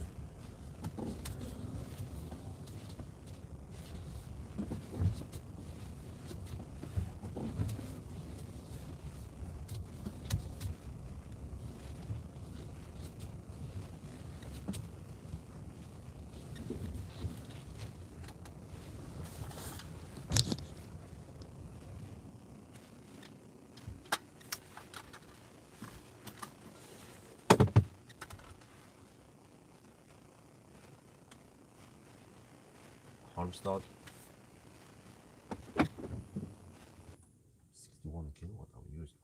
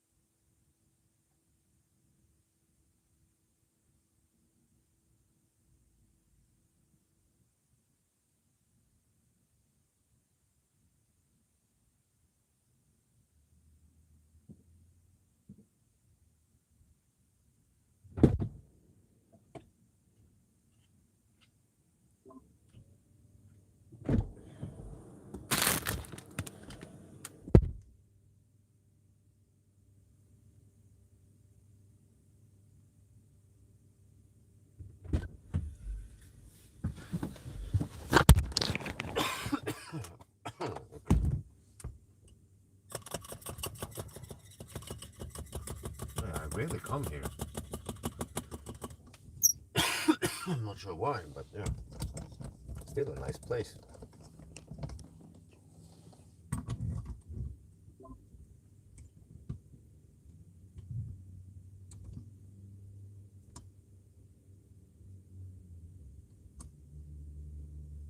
There.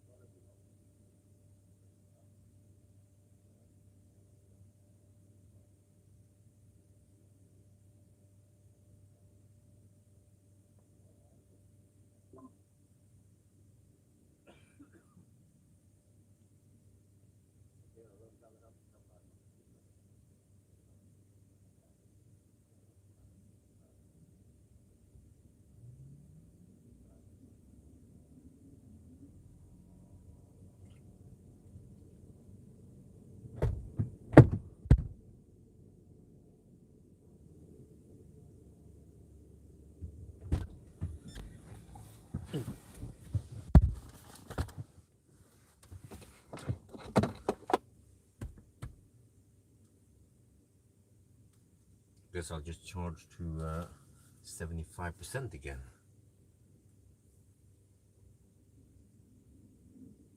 Let me check. Well, then maybe this time I'll try to calculate what end up at the Wildberg. 34 plus 103 plus 34. I'm 137 kilometers away from the Wildberg. And if I assume 300 and how much was it again? 350 consumption. Okay. Then need to spend only 54%, really. So if we go for 60 or even 65, that would be safe.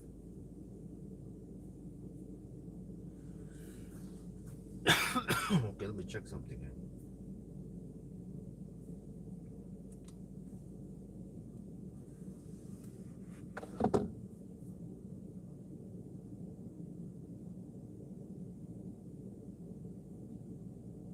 Chile, where I stopped at. They call it Stenungsund, but is it Spekkerud? That place is called Spekkerud. Stenungsund kommune, but Spekkerud is the place. Okay, the ST1. I stopped at. Yeah.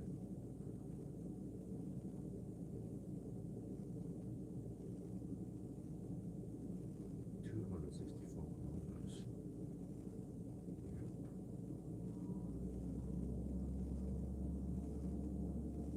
Versus 251.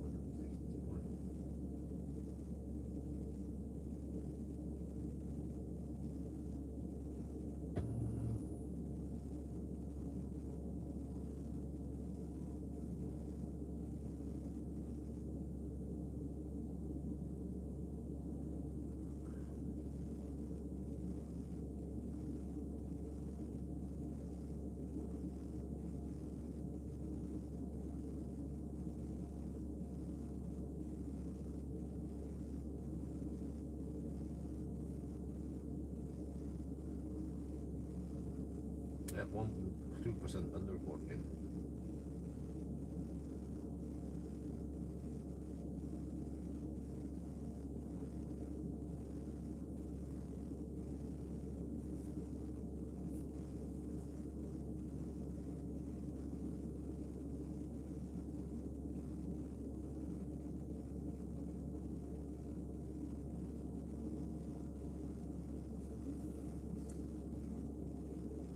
If I skip one back, then we can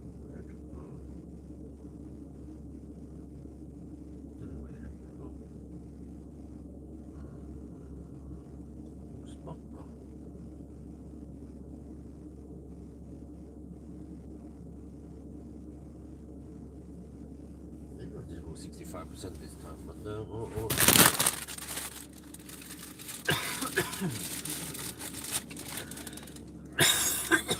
shit. Yeah, I just snapped.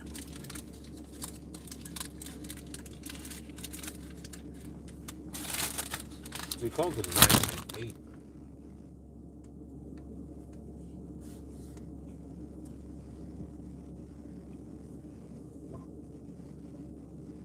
What? Again?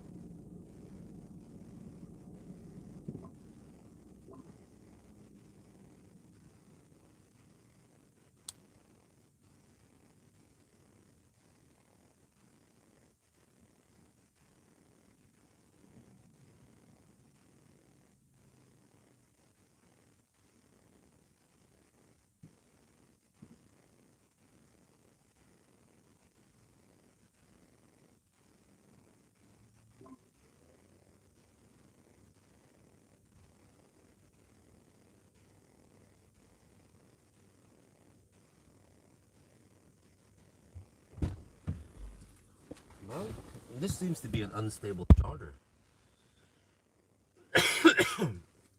Now the freaking cooling stuff. Come on, you need to ramp up now.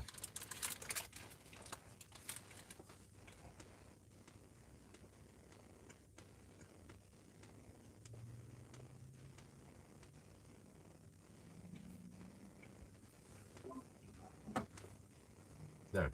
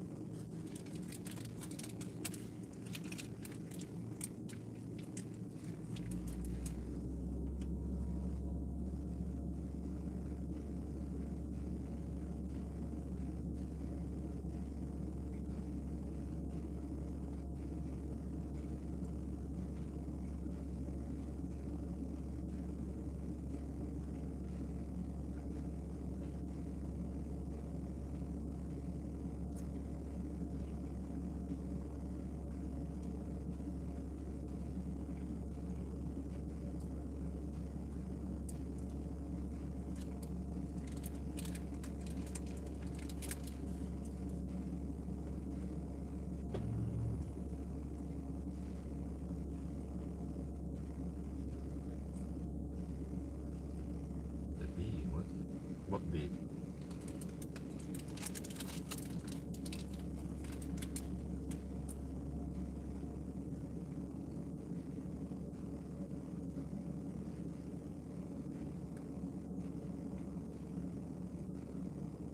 Oh.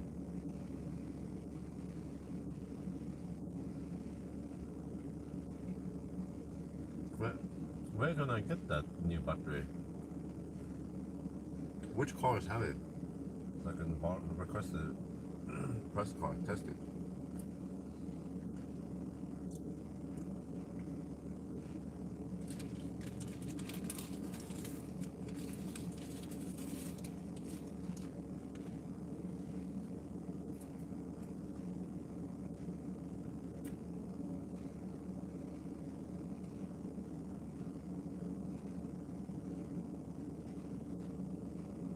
I changed plug this time. Maybe the plug is unstable.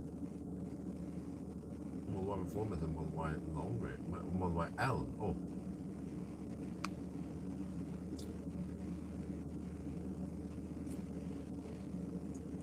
But not the Model Y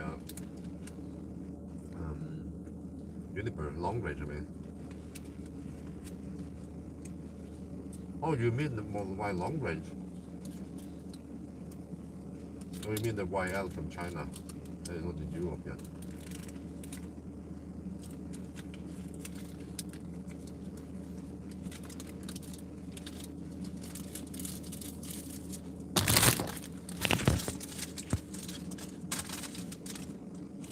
This is quite legit speed, I'd say.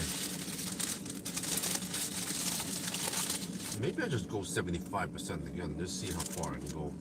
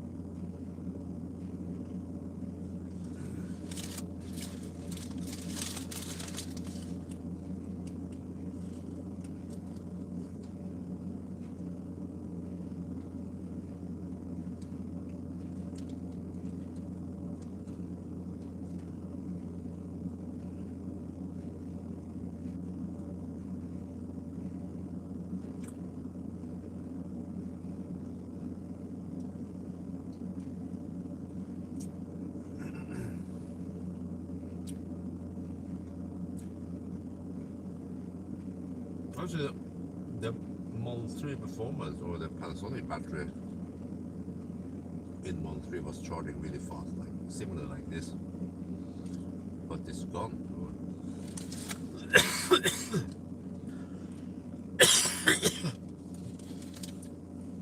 Or maybe the free mode cars.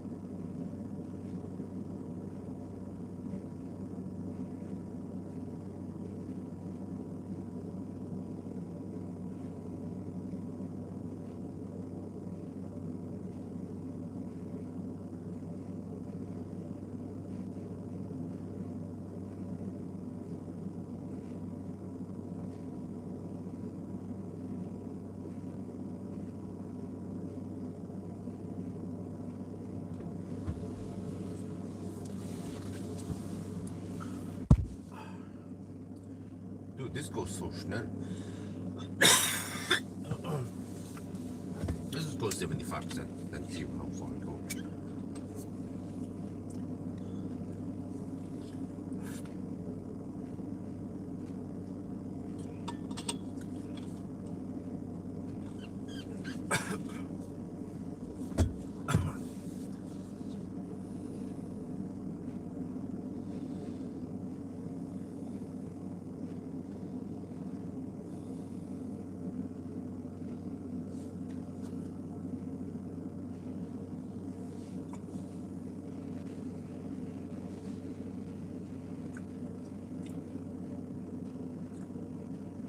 Very impressive speed at 70%.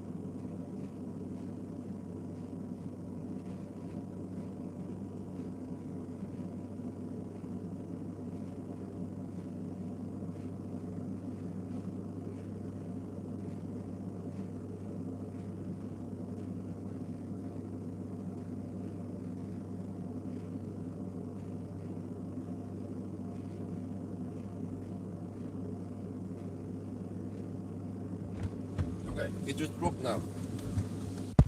Time to leave. At 75% it drops to 110 kilowatts.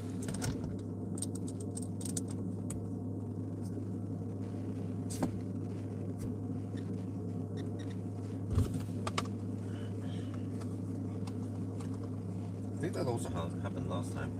Yeah, it was hovering flat at 150 kilowatts.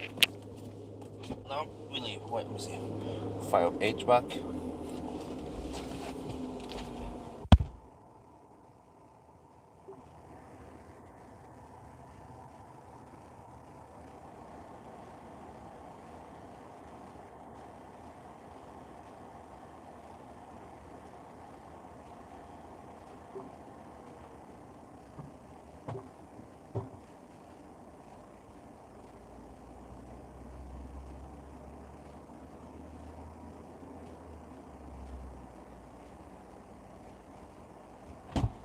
You get this little moisture problem every time because I think it's because it goes from cooling to heating suddenly.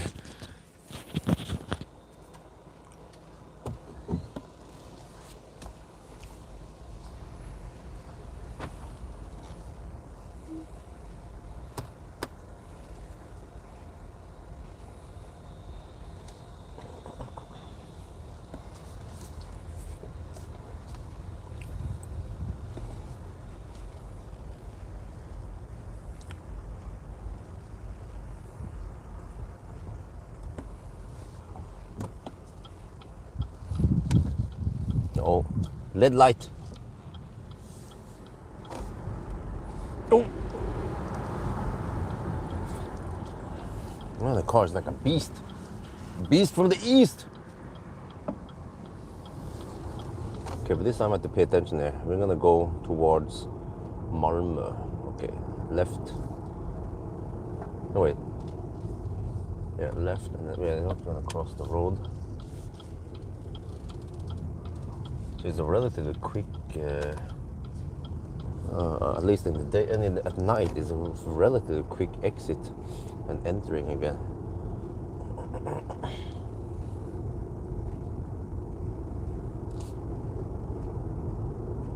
Oh. Is that Unfall?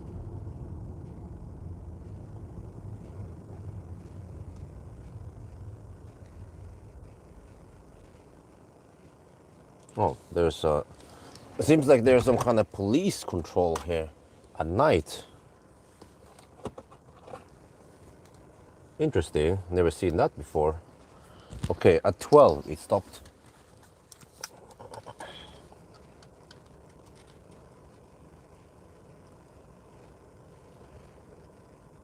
Oh, this is interesting. There seems to be a police control here at night. They're probably gonna check my driver's license. No, it's accident.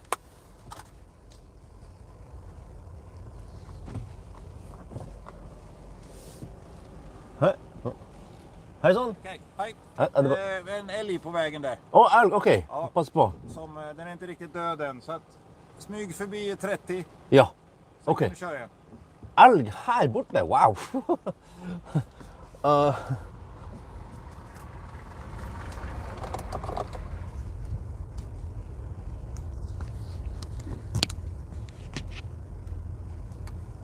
Oh shit! Whoa! Uh-oh, that's not good. A moose over here. Wow.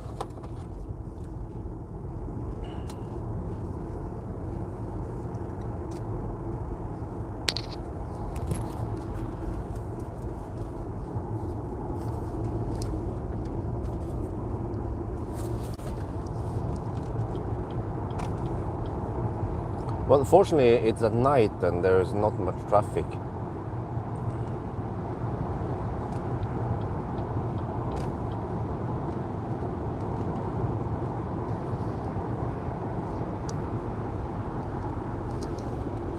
I thought it was police control, but no, they wouldn't waste time on that at night. It was actually an accident.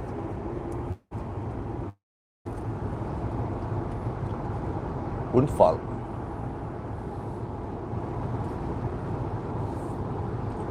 But how did a moose get all the way in here?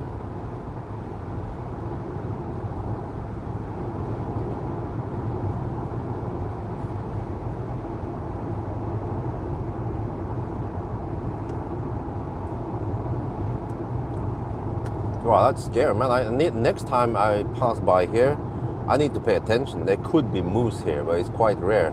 I passed here probably hundreds of times by now. Never ever seen any moose here.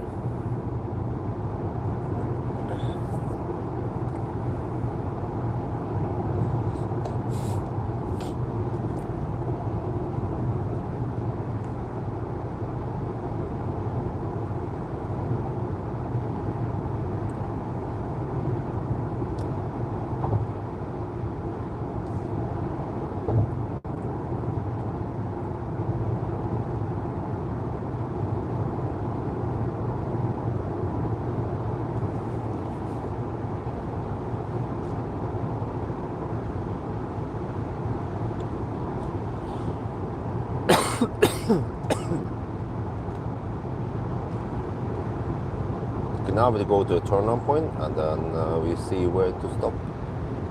Most likely we can go past Pawel.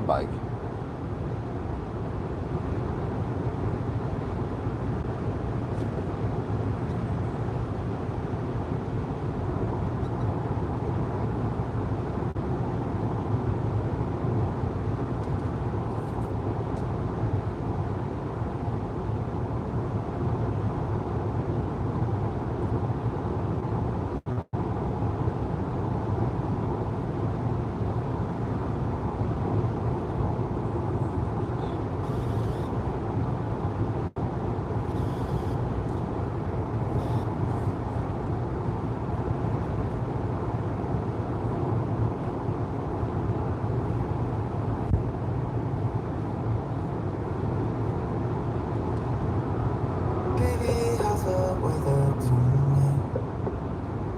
I hear Arizona's pretty. I guess I'm not surprised. But I'm not showing up in your mind. I'm trying to stay busy. I can't get you off mine. And I'm afraid you'll say you're happier where you are. And you really don't mind being apart. When you're far away, is it weighing on your heart? I know it treats you well. Okay, so we have 35 minutes before midnight. So we're getting close to the 5-hour mark. Wait, already? What?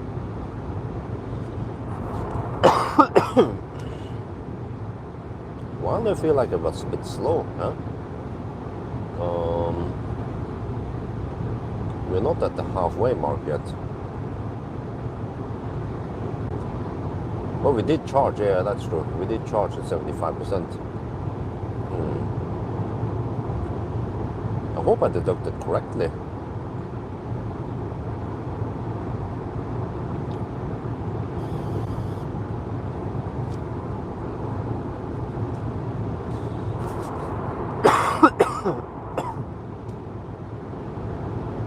Yeah, we have 30, over half an hour of deduction. Mostly because of, well, actually all of them were handshake problems, but also with some payment problems.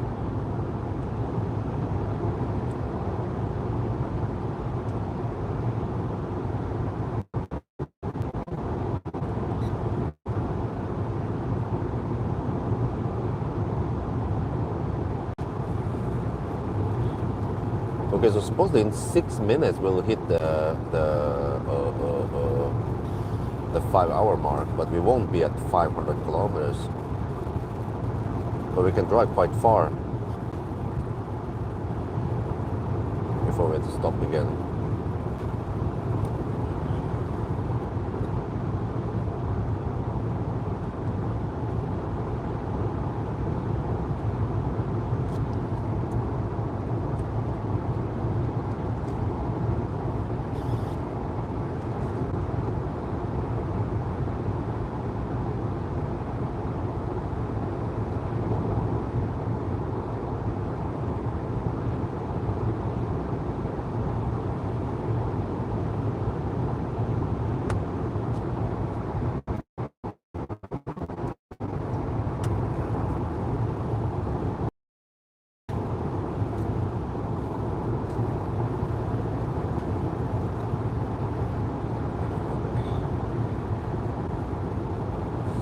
strange thing is, which car hit the moose?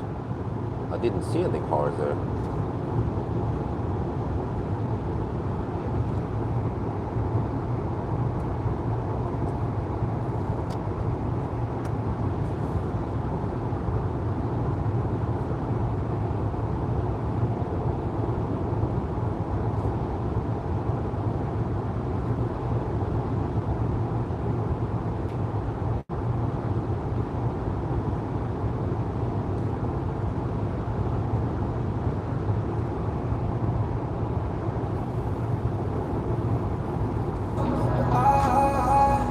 I can't love you more than Arizona, Arizona.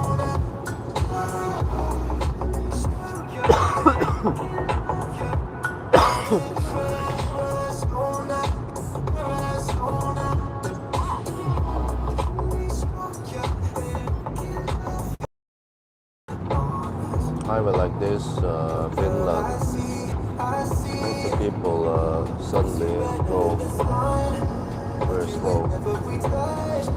When they went to left, so moves in the middle.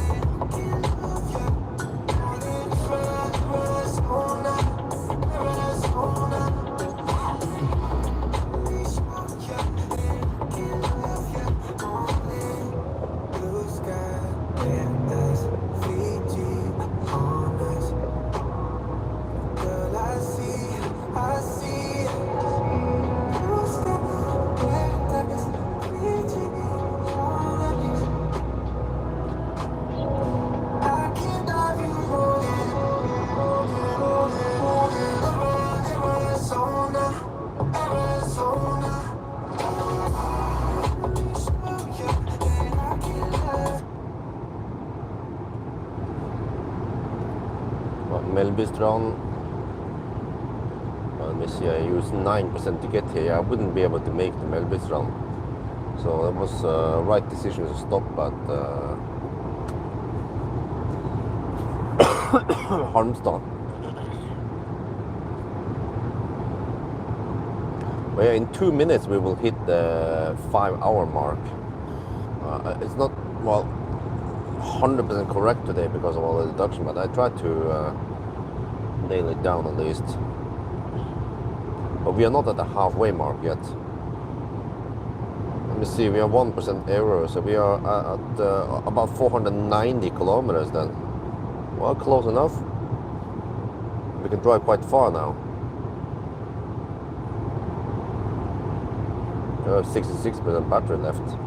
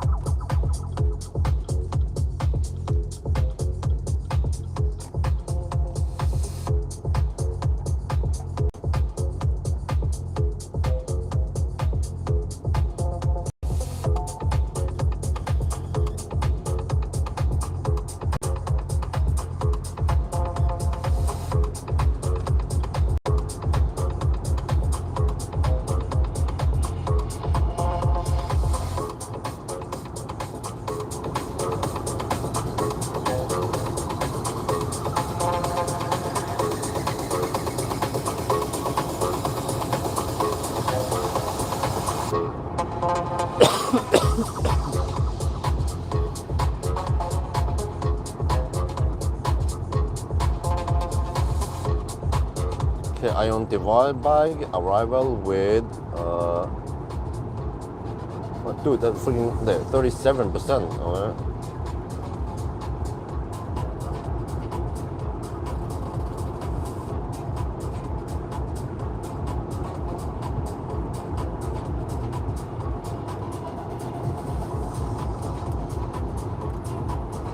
Well, it's getting dark and winter is coming because now 4:30 at night and it's not even bright or no daylight yet.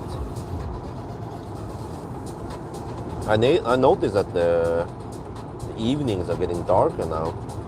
Now it tends to get dark around 8 or 9, which is actually more normal in the rest of Europe, even during summer, right? But we're just used to, like, I don't know, getting dark around 10, right?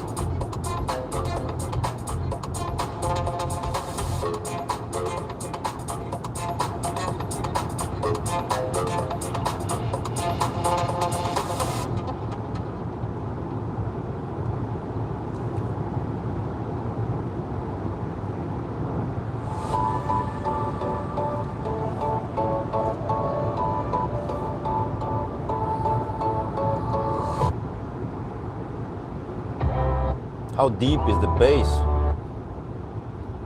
It sounds like it goes to 40 hertz maybe.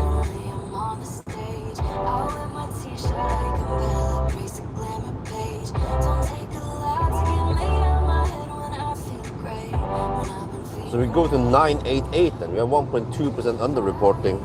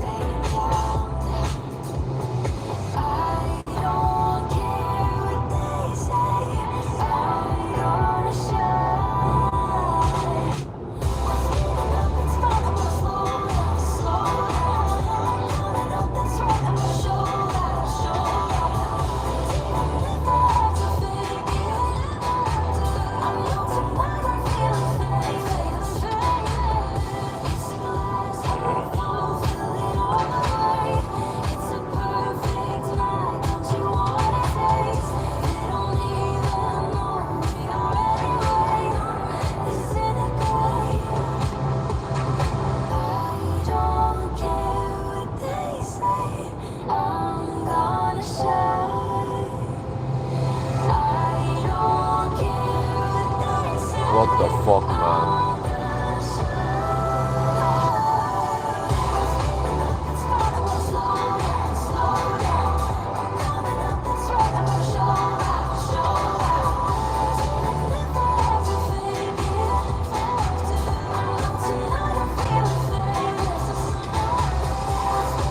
more fogging problem.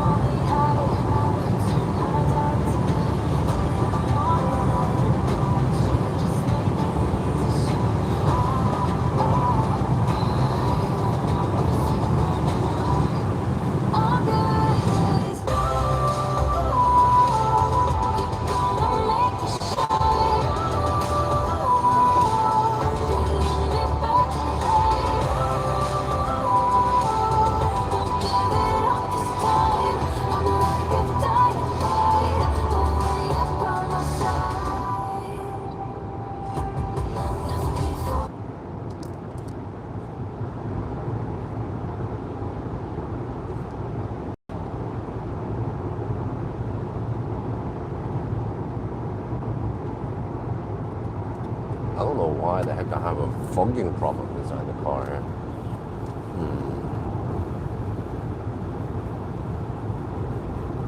I leave it on out and it fogs.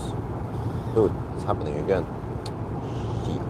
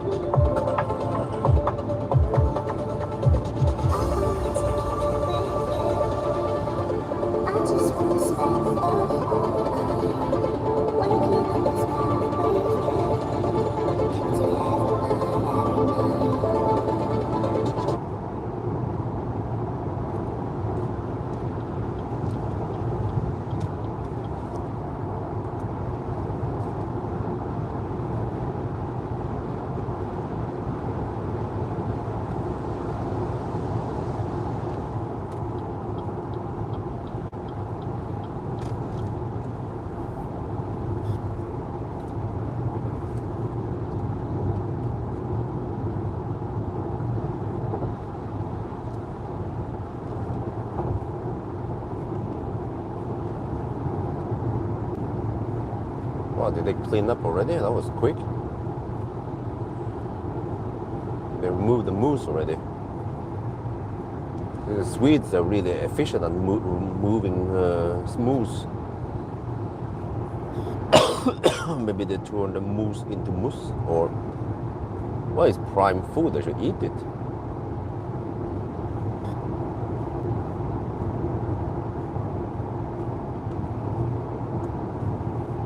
So that's why I rarely see any events at night, because it might just last for an hour or half an hour and then they're gone, GUN.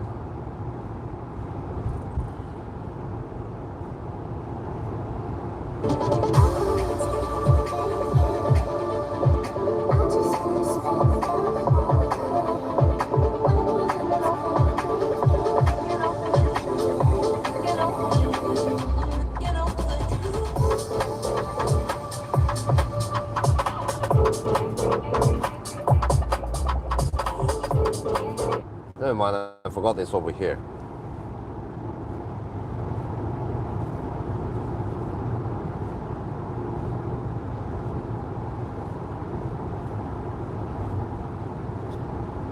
It's still there. Well, now there's actually a little stau there.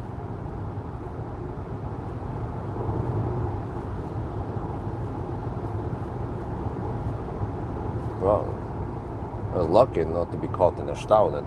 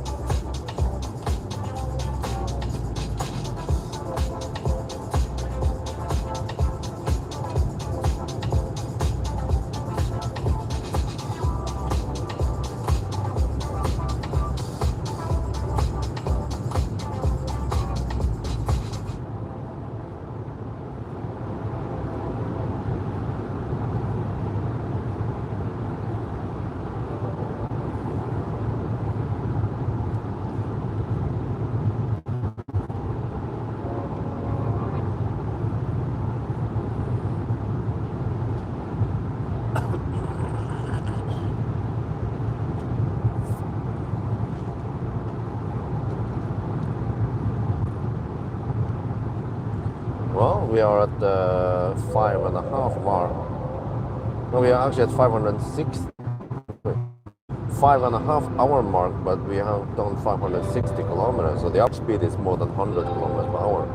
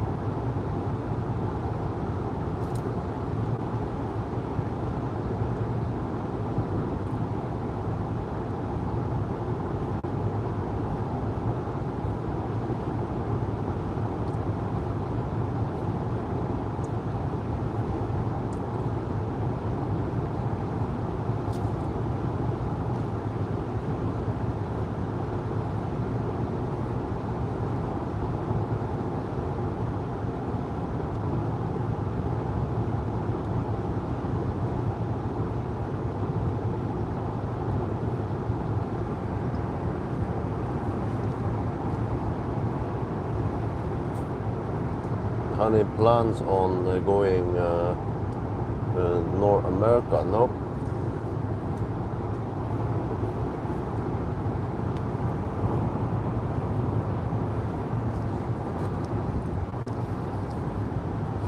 I assume that was a question.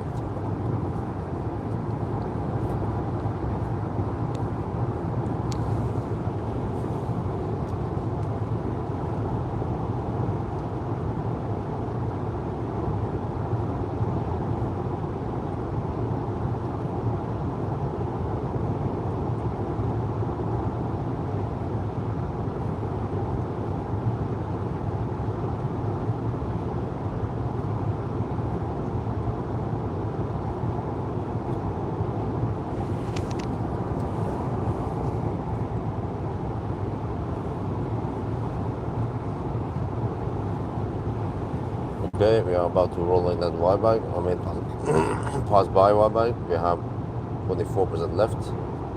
We should at least go to Kungsbakken, or maybe, well, I'm not sure if we can make it to Mölndal. That sounds like too far away.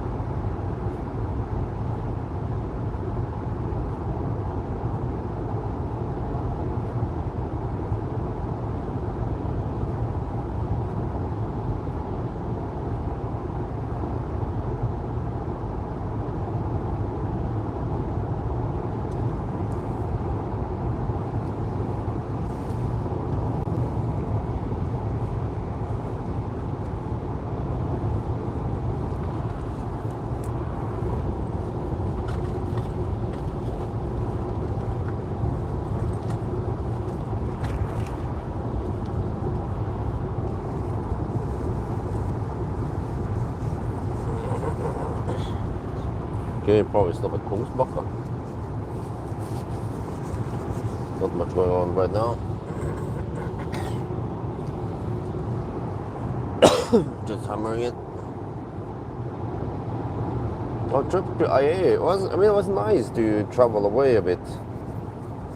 But it was also kind of hassle to bring Isabella with me as well. But I guess for now, I can bring her with me, and yeah, it's just that it's a bit extra hassle. But the alternative would be no trip at all.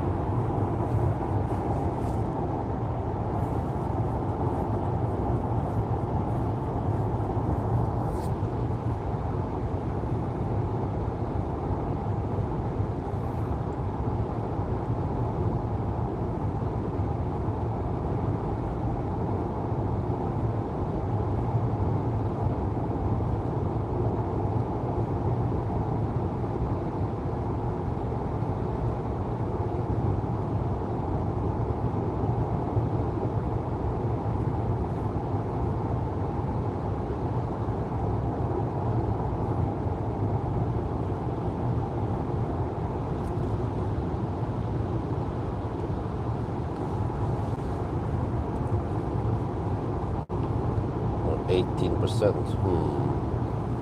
Not sure if I can make it to Mölndal. To that Circle K in Mölndal. But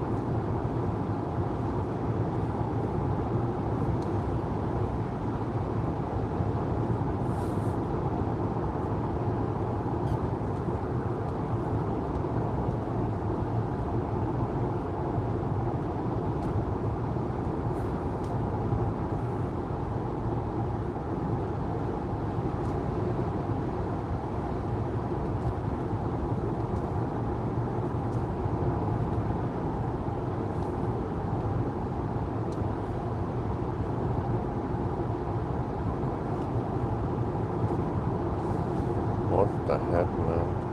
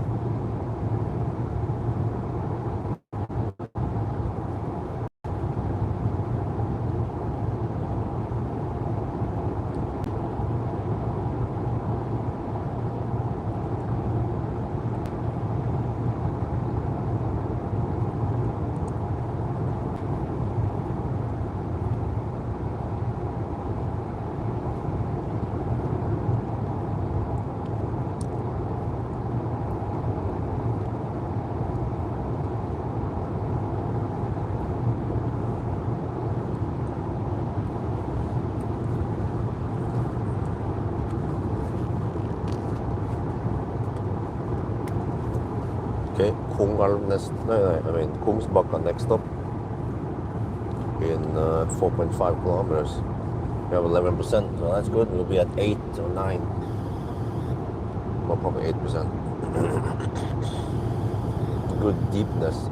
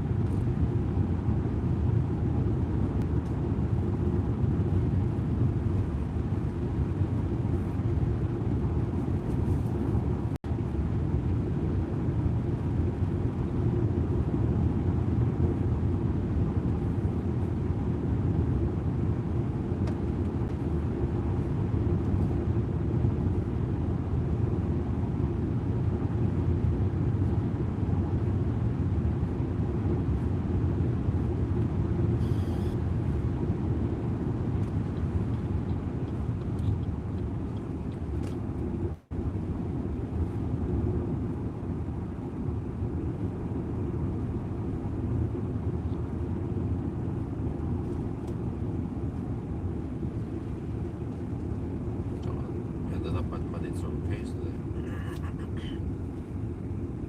At least next after this should be Strömstad.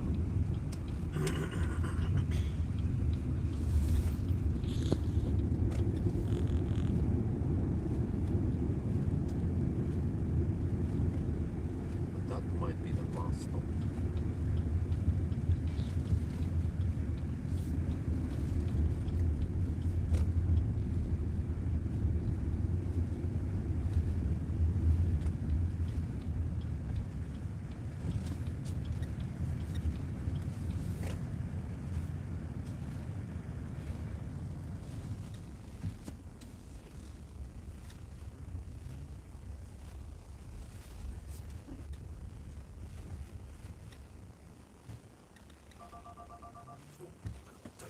That's fine. Like it tight.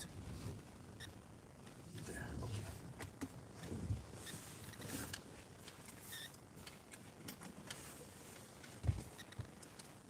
10%, okay. Kungsbacka. 59 kilowatt hour. Oh, good.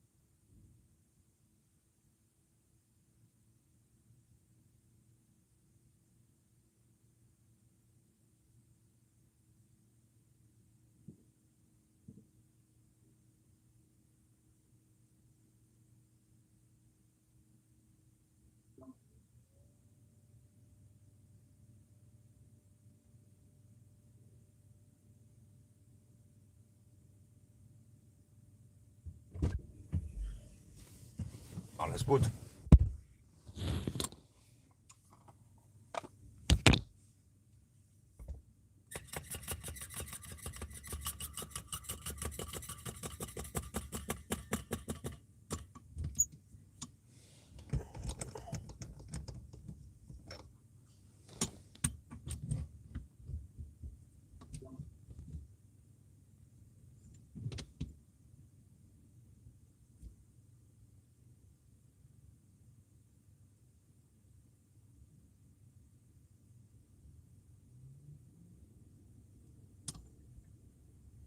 Are you planning to do any 1,000 kilometer Arctic Circle? No, that's not a 1,000 kilometer challenge. But no, I'm not going there. Not going there anytime soon. Not this year. Maybe next summer.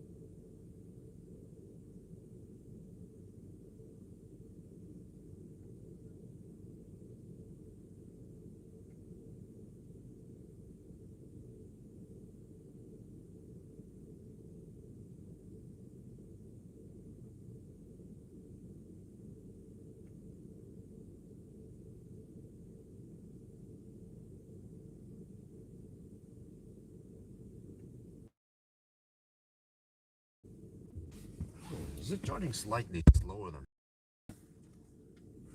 I mean, still decent. I'm not gonna complain with 200 kilowatt, but are we not supposed to get 230? Or is it throttling now? Is it cold gating? Or I don't know. No, I navigated here and I. Okay, what the hell? Look at that. It seems to be a bit slower than normal.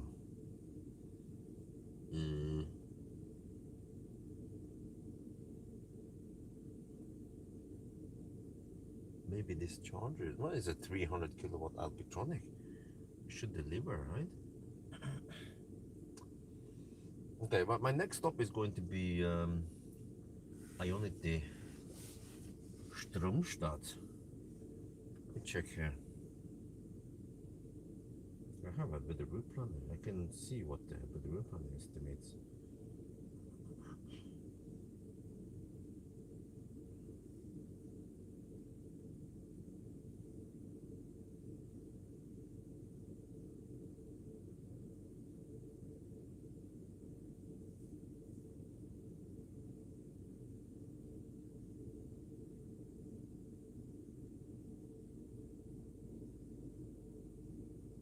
Wait, it's charging kind of slow now. What the heck is going on?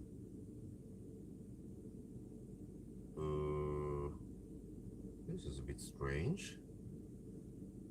Is it the charger?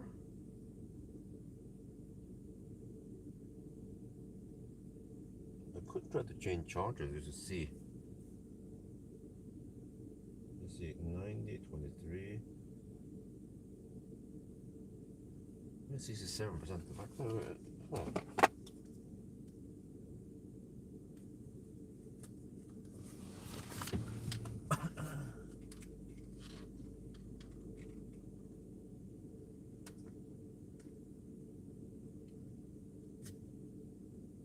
Wait, why are we charging so slow? It's supposed to be 200. Wait, look at that, huh? Is the battery rapid gating? Or, huh? Okay, maybe we can change chargers just to see that there's no problem with the charger, right?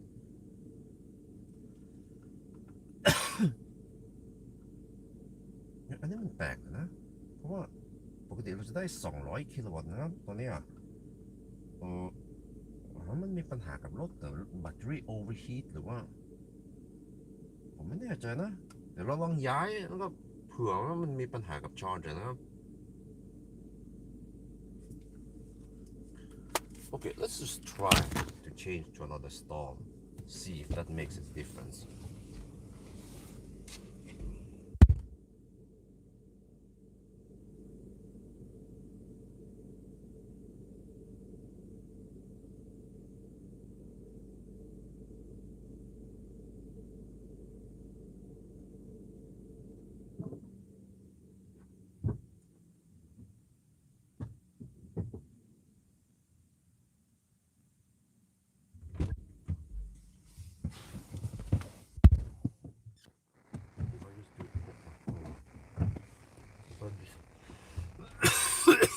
Something like this.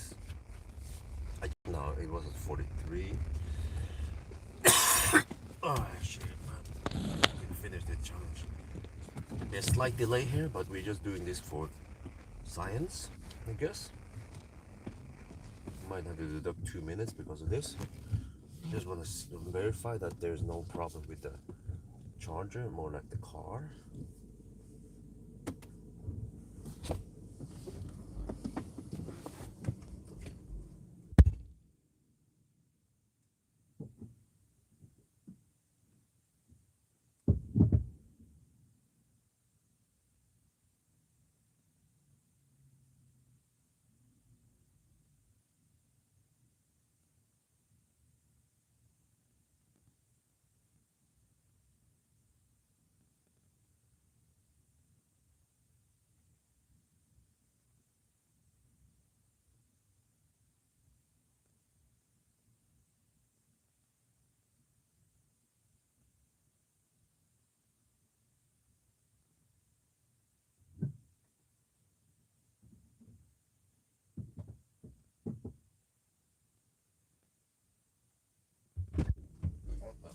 I don't know, there could be some variable quality on these chargers, but that was kind of strange. Can we try one of these chargers?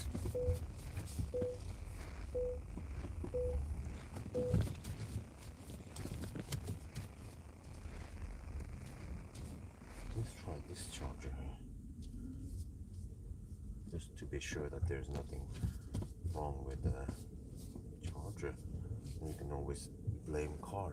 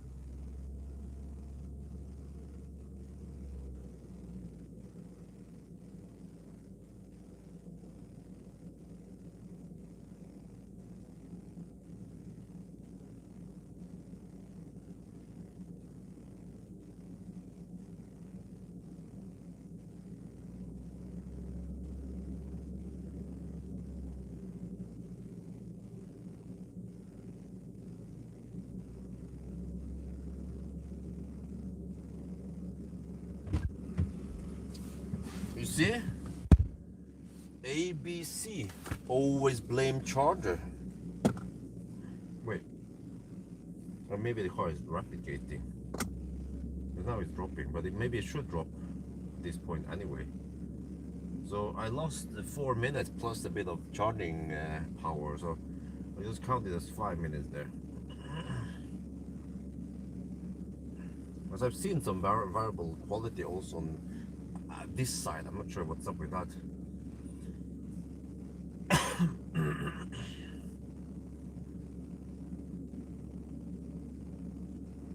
Okay, but Abeduruplane claims that I need to spend 67%. Really? No. Let me check here.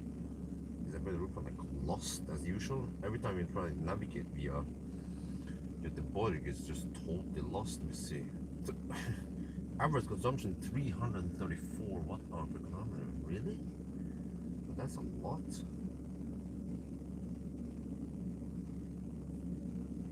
Okay, I'll probably just charge for 75% again. It goes quite schnell anyway.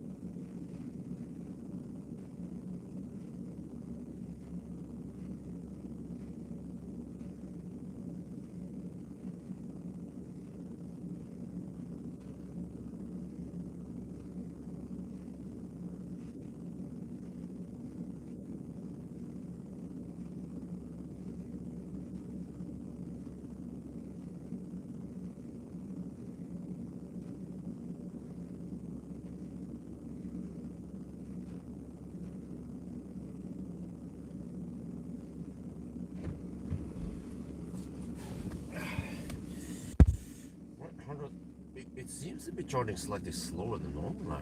Huh. Check the 1000 kilometer time again. It was 10:35, right?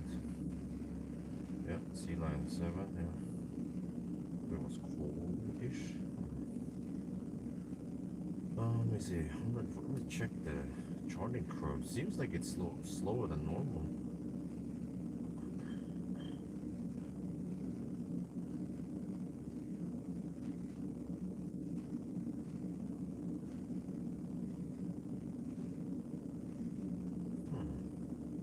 I bet it is because we've been hammering it. Huh. We're at 50%. We're supposed to charge fast in this. The car is replicating. We're supposed to get 170 kilowatts. Interesting. Okay, I need to document this.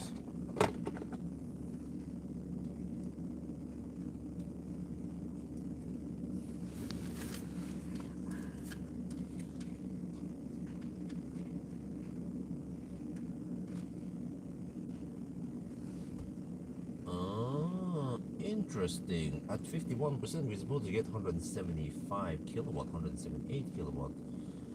This is quite clear now that it is replicating.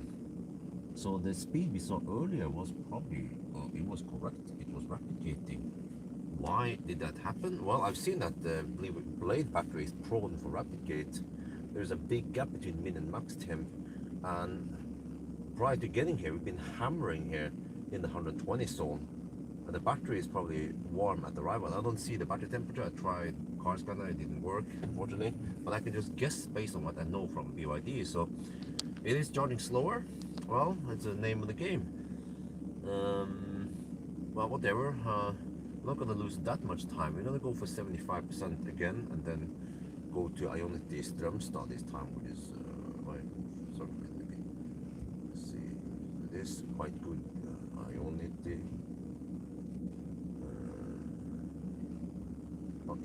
Okay, my bad. No.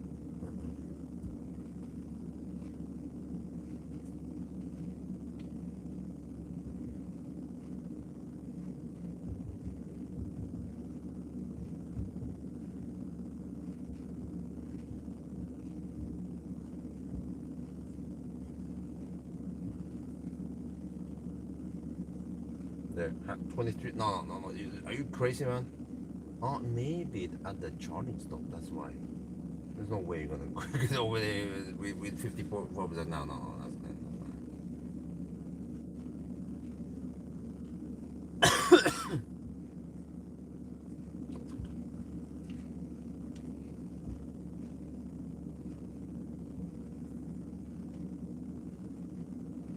Okay, the next stop there, but I wonder if it added a charging stop there. That's why.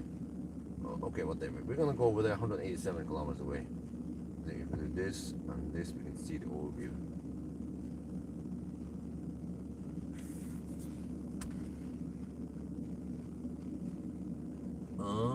ปกติตรงนี้เราจะได้ประมาณ160-170 กิโลวัตต์นะครับแล้วมันเป็นแค่110 โอ้อันนี้นะครับมันเป็นเพราะว่าแบตเตอรี่โอเวอร์ฮีทนะผมก็รู้ว่าเบลดแบตเตอรี่เป็นยังไงนะครับเพราะมีประสบการณ์กับ BYD คันอยู่นะครับแล้วทำไมมันโอเวอร์ฮีทนะเพราะว่าก่อนนั้นนะครับเนี่ยตั้งนานนะมันเป็น120ลิมิตแล้วผมก็ขับ120กว่า VIT นะครับแล้วก็ผมก็รู้ว่ามันคงจะโอเวอร์ฮีทนะผมไม่รู้อุณหภูมิกับแบตเตอรี่นะครับว่าคอร์สกันไม่เวิร์กกับคันนี้นะแต่ว่าก็เดาได้นะครับมันเป็นอย่างนี้นะโอเคก็ทำงานไม่ได้นะครับเรื่องนี้เบรดแบตเตอรี่มันมีปัญหานิดหน่อยกับโอเวอร์ฮีทถ้าเราขับเร็วหรือว่าถ้ามันร้อนข้างนอกถ้าเป็นเมืองไทยมันควรจะโอเวอร์ฮีทนะครับก็ช่างมันโอ๊ยอันนี้มันเริ่มช้าๆแล้วโอเคไม่เป็นไรหรอกเราจะชาร์จอีกนิดหน่อยแล้วก็จะขับไปอาจจะขับไปที่อายนนะครับ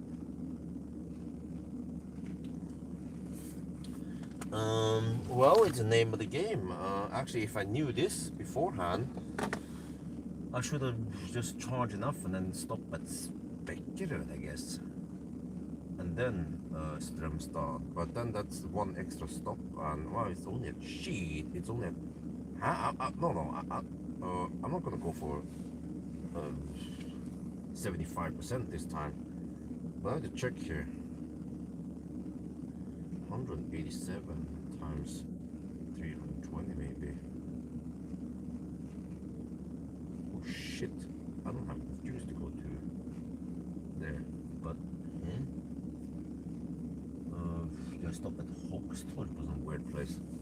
Yet another Circle K that is not open. It's going kind of slow now. This is not good. It's overheating. What the heck, man? That fast hammering overheated the battery. Again, only 86 kilowatts. It should be 150 now, you know?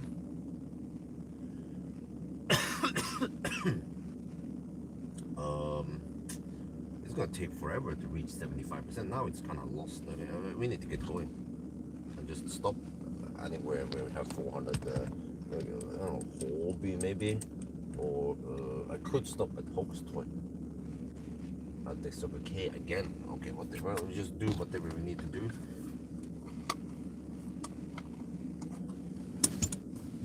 We can't sit around here and wait. It's too slow.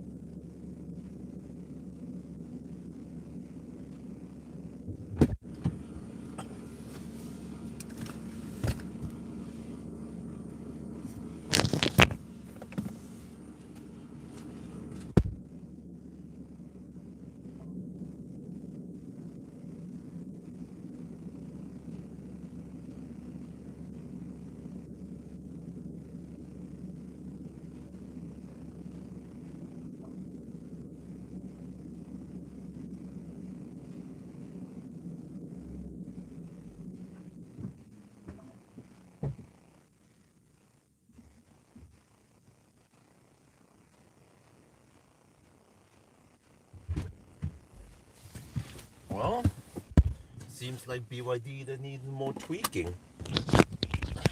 I mean, it's better now, but still, with rapid gates. The heck, man.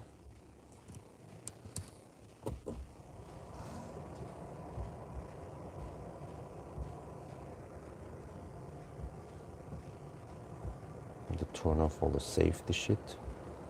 Before we go. Now we have the fogging problem again. But at least I eliminated that we had any charger problem. It was actually always blame car, not charger. And I guess the reason why it was charging slightly faster when we replug in was that it got that 30-second, 1 minute of cooldown.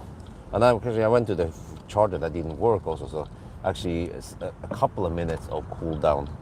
And that led to faster charging for a little bit until it rapid gated ultimately again.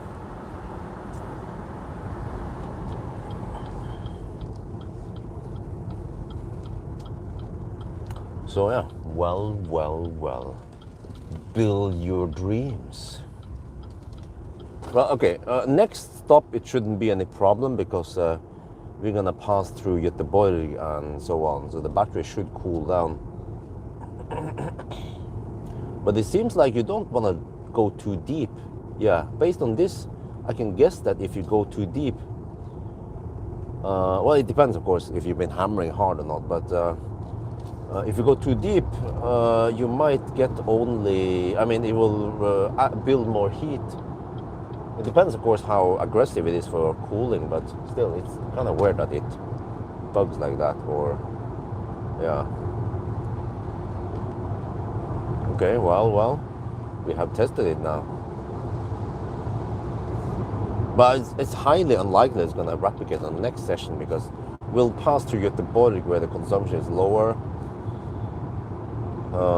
and the battery should be able to cool down, and then at the next stop we'll get full speed. Maybe I should disable that preheating for now. Let me see, where is it again? Charging and discharging. Oh, it's already off. Okay, whatever. Why is it blowing so much cold air now suddenly? This is weird. Oh, it's probably trying to defog, that's why. Well, it's still rapid gates. I already documented rapid gate on the Atto 3, and also this there's no difference.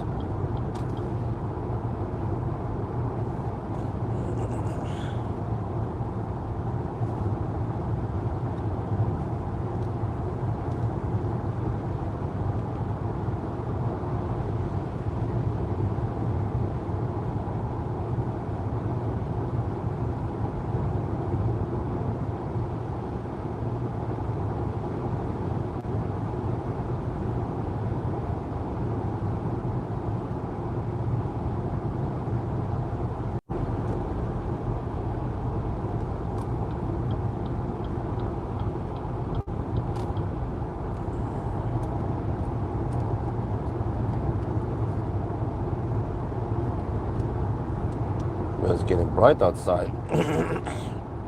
6 in the morning. Oh shit, there are some delays tonight. Okay, just to get back home soon. I think we should be home in around 3 hours from here. We just need one more wait, I thought we need one more charging stop, but we are only at 60% now.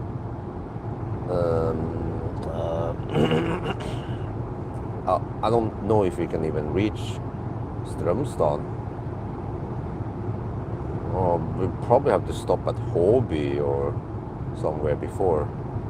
Fortunately, we have plenty of chargers, but what is this gap though? I need to stop. Well, Tanum is also not good because it's only 50 kilowatt or 400 volt. So I think Håby is the last bailout point. The truck charges at Håby.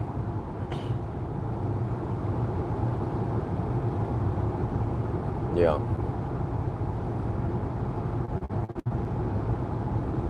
I wish I could see the battery temperature. I'm totally in the dark here when it comes to battery temperature.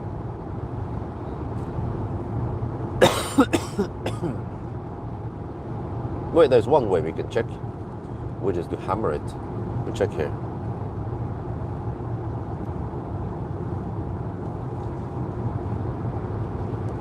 340 kilowatt. Yeah, there is some limit here.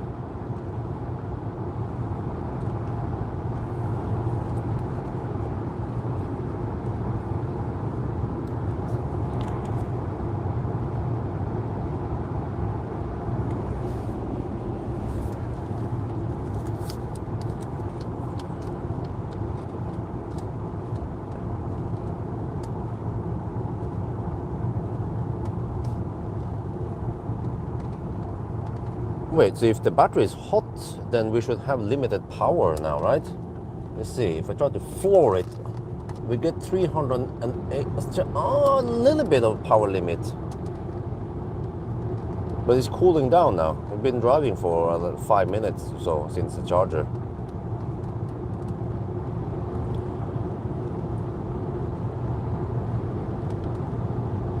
But what แบตเตอรี่มัน overheat เราน่าจะเช็คได้ว่ามันมี power สักเท่าไหร่นะครับโอเค310โอเครู้สึกว่ามันมี power limit นิดหน่อยนะครับมันไม่ได้ full power นะ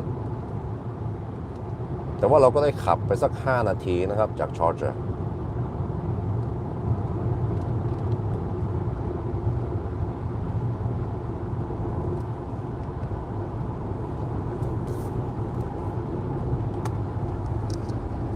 Yeah, it's based on my butt feeling, it has cooled down a little bit. I should have checked this right after the charger. That was a bit my bad.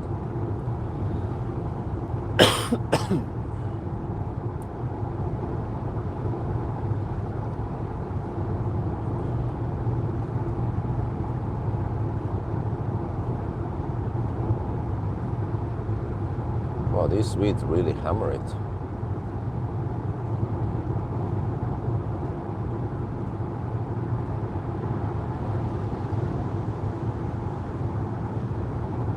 In a freaking Kia.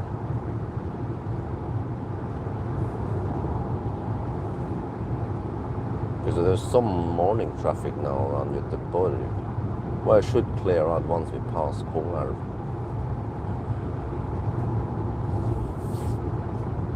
Sunday morning traffic, yeah, should be low.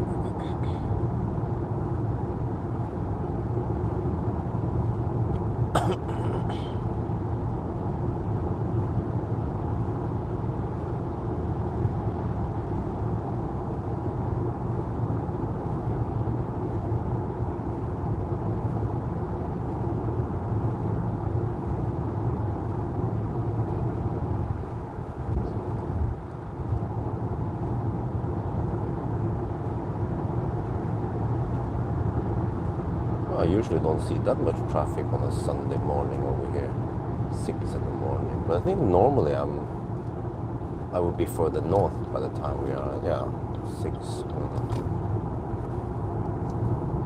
Started a bit late last night, that's what happened, plus some delays.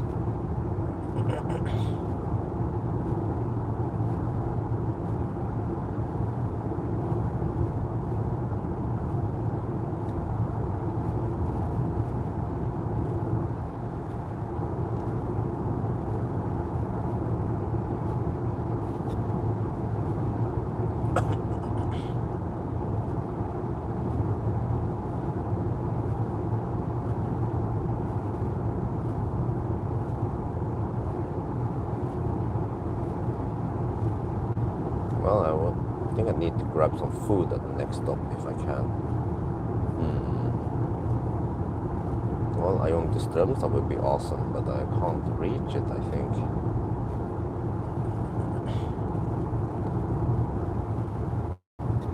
So I'll probably have to stop at Håby somewhere and then one more stop in Norway and then finish it. Oh, what the heck is going on here? Heat, man.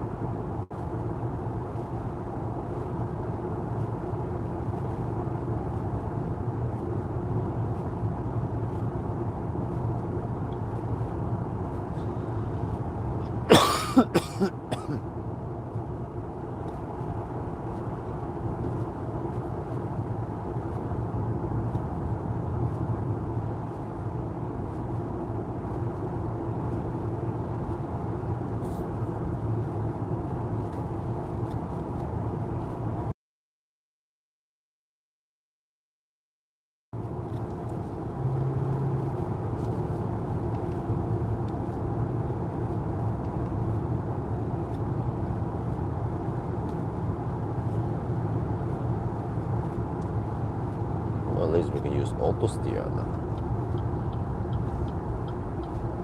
I don't know what they call it. BYD Pilot. Dream Pilot.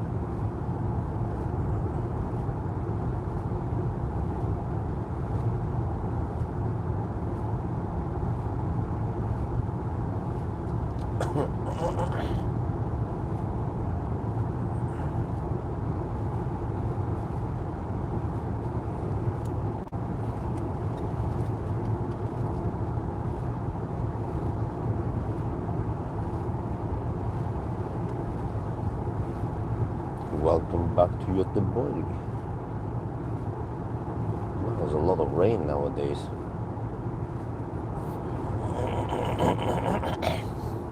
We had a great summer though.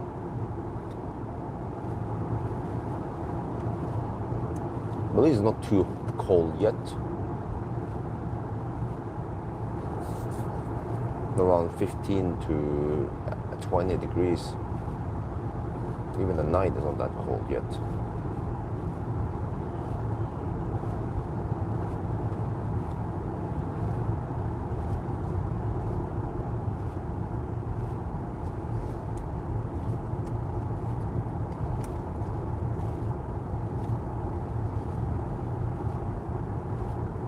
There's a Berg. Maybe not super interesting for Isabel yet. Maybe in 2-3 years it'll be more fun.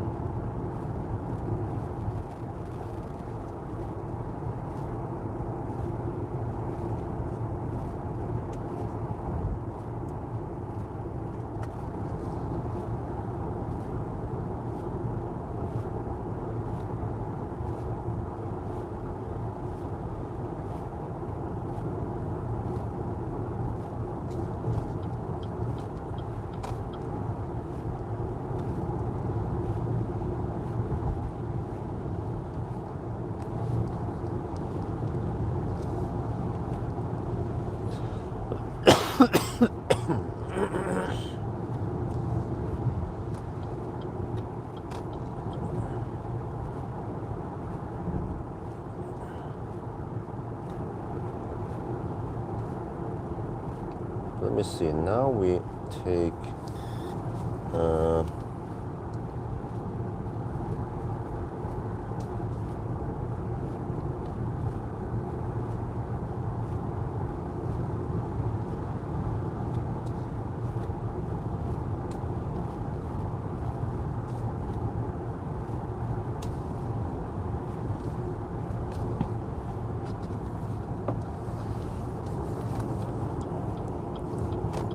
current time plus 29 minutes.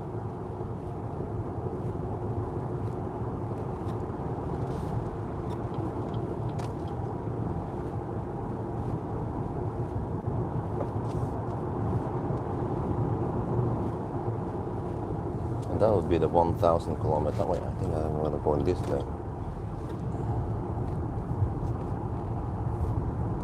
Yeah, current time plus 29 minutes. So we are currently we're getting close to 7 hours then.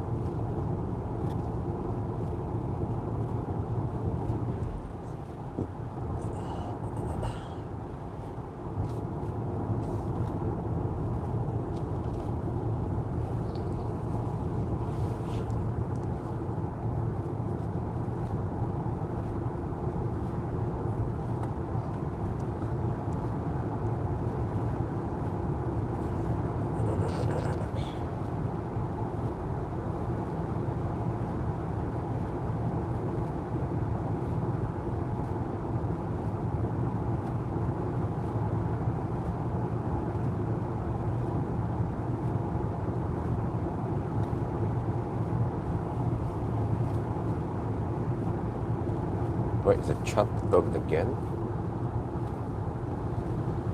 Or just inactive?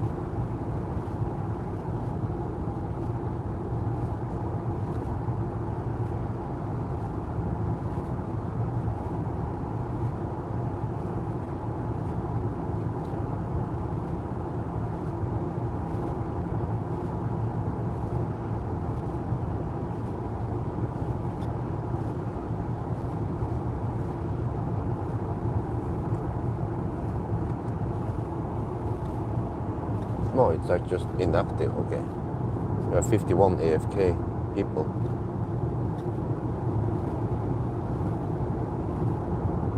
Well, at least no rain for now. That's good. I'm kind of fed up with the rain. Pouring down. You can check ahead if there's anything.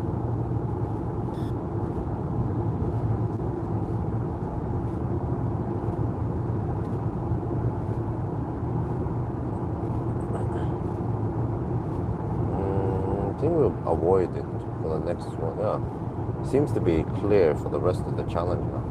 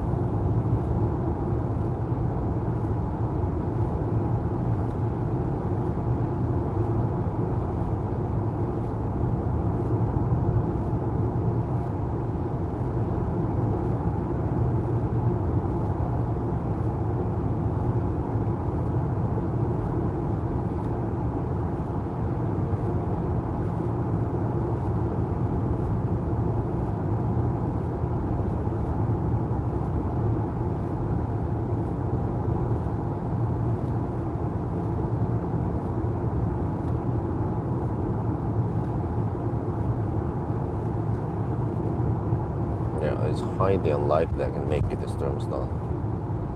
I have 50% left.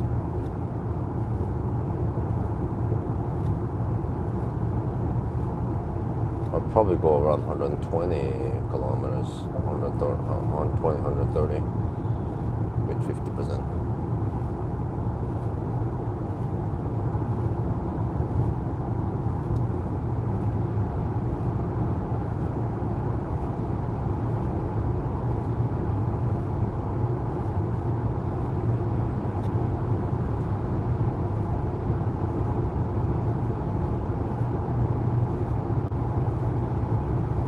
Man, the Swedes, they're really hammering it.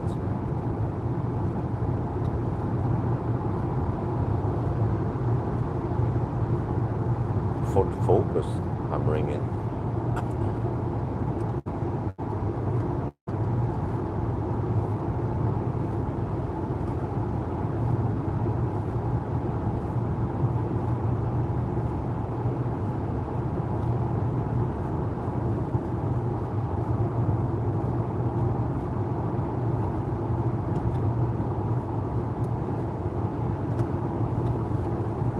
God bless you and your family. Yeah, thank you.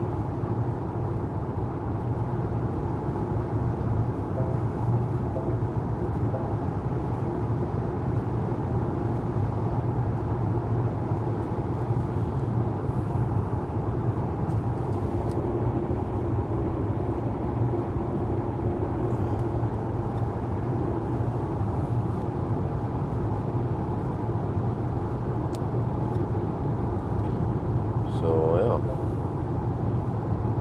we have a still a little slow-ish stretch here before we can start hammering it. But okay, I'll reconsider once we get closer. But eventually we have to bail out that hobby.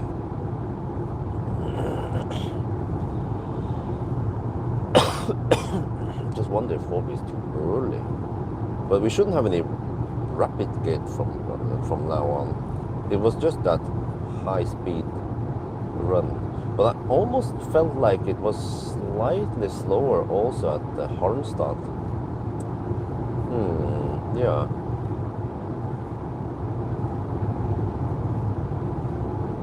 Because I wasn't sure, but I didn't see 230 kilowatt for too long at Harmstad.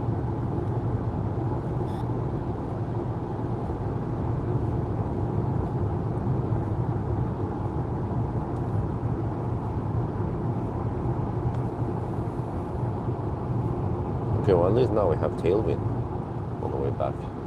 The wind is blowing from the south nowadays. That's probably why it's not that cold yet. Because it should be cold at night now in September, mid-September.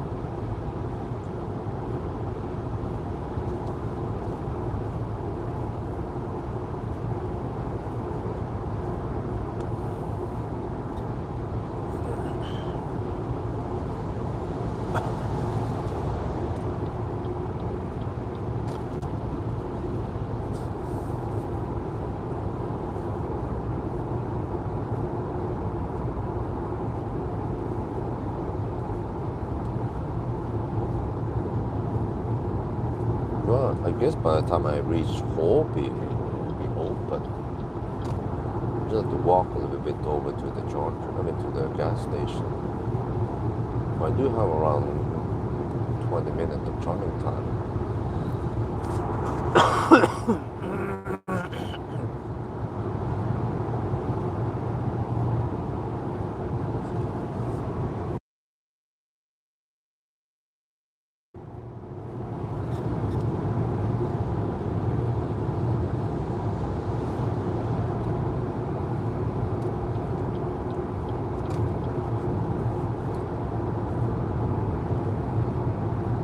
Okay, 46% and 134 kilometers. I can try to estimate the budget now.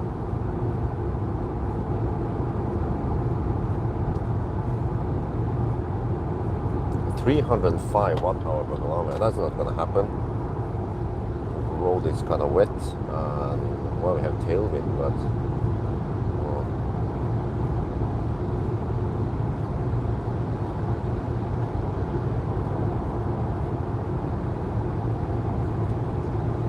okay, but I didn't camp at low charging speed for too long.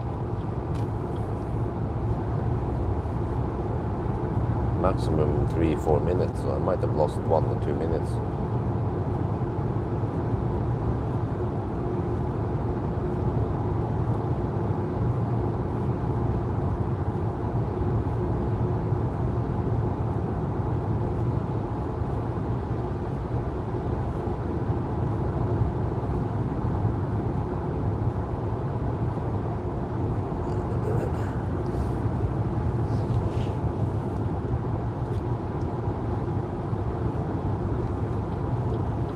Now I see the wind turbine. We have spot on tailwind.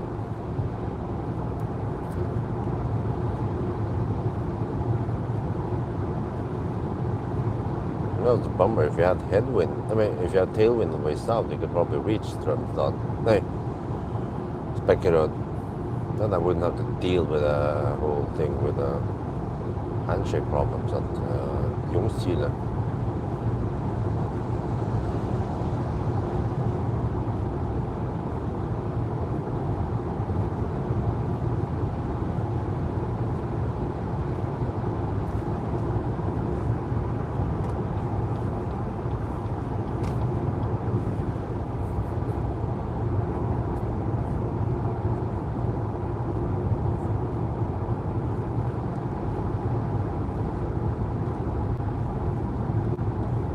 Right there, we hit the 7-hour mark. And we are still at over 700, around 700 kilometers. Okay, we are at 44%. Well, I wonder if this is going to be 9:55, almost 10-hour run, simply because we rapid gate a little bit.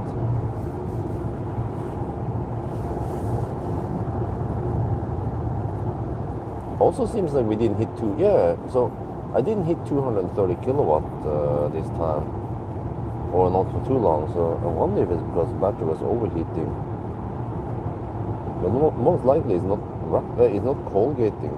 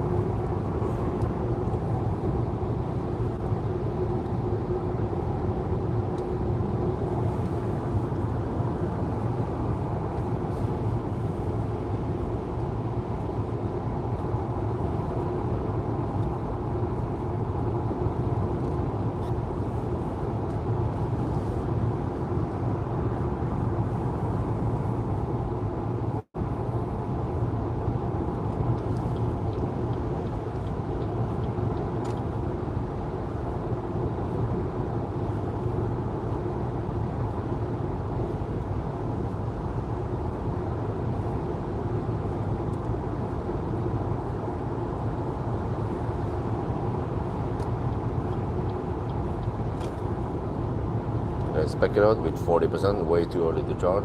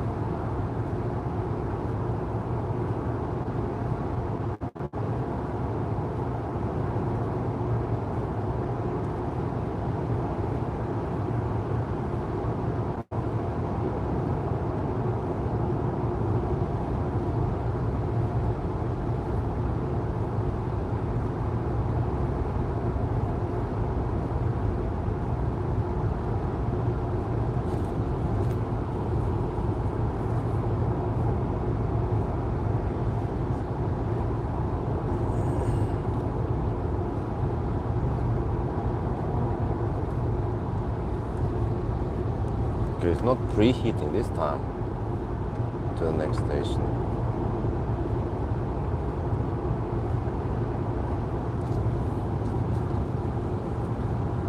$115 kilometers away. Well, there's no way I'm gonna get there.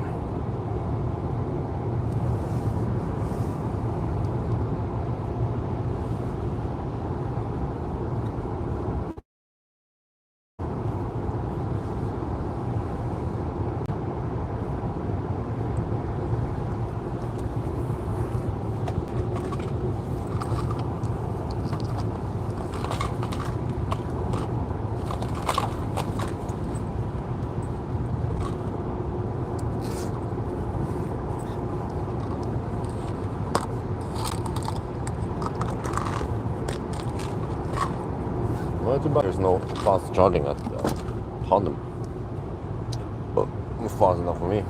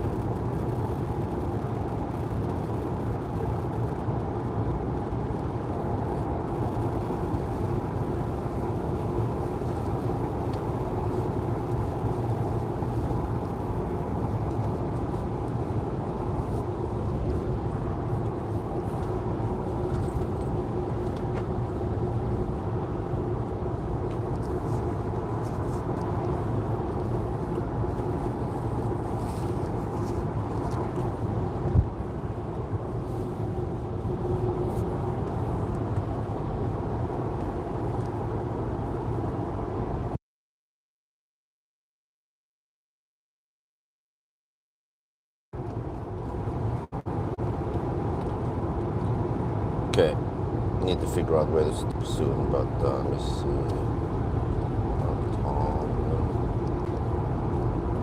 We're still 107 kilometers away, and there's no way I'm gonna get there with 35% left.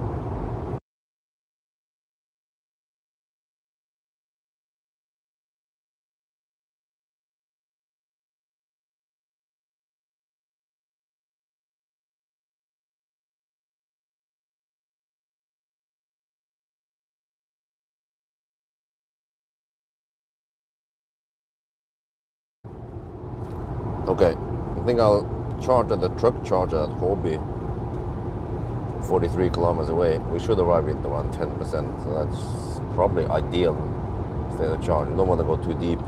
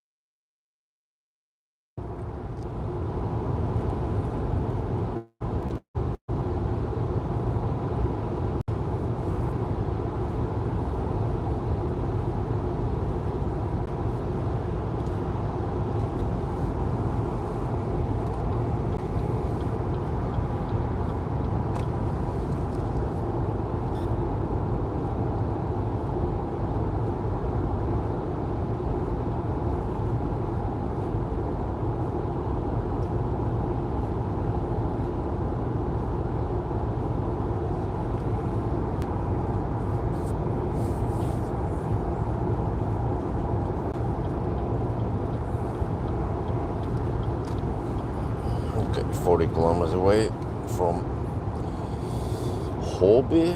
Yeah. Let's hope the card payment works there. Fine. Let's hope it doesn't overheat then. But it shouldn't when we drive on these roads.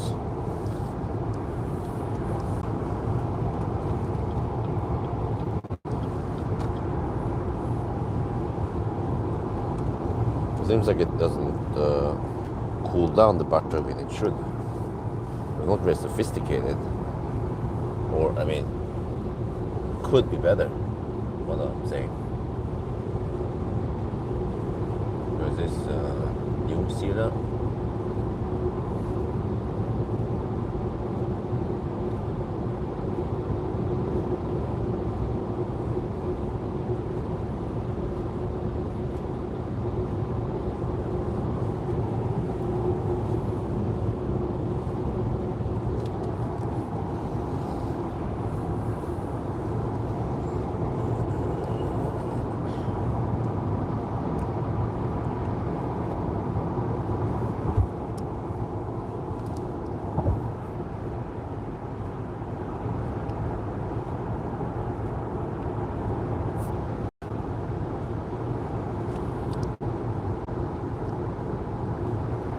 Lilla Edet. I've been there once with wifey.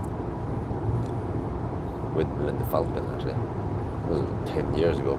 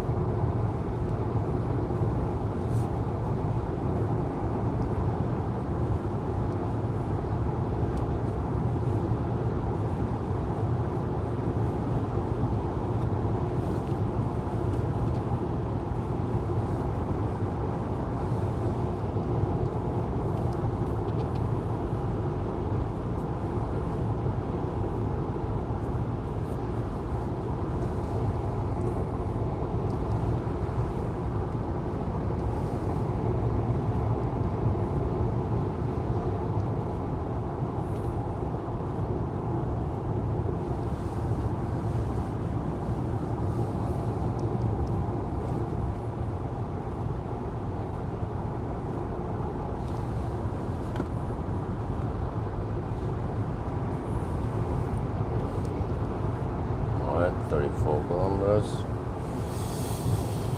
Man, I'm getting sleepy. I'll try to take a nap over there if I can.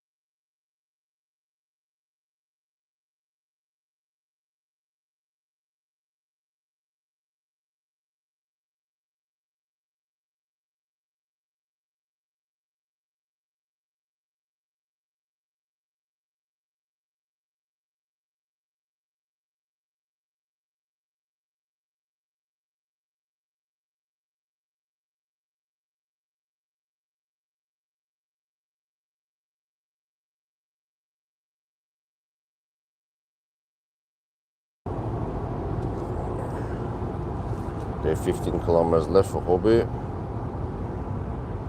24% though. Not many options I have around here. Supercharger here, but that's 400 volts.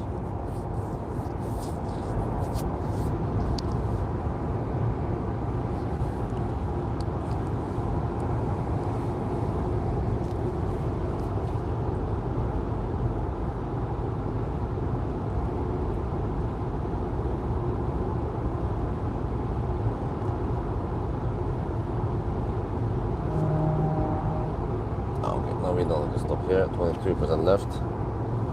Let's go for the next Hobby then.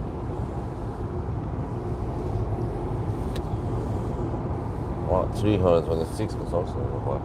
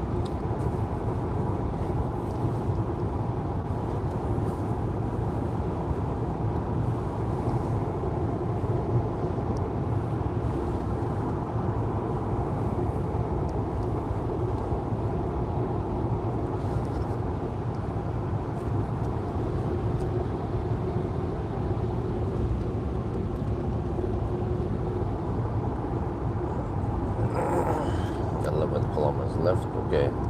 Well, that's the last bailout point. We can't bail out at the other points past that. So in hindsight, should have been better to charge you only 40%.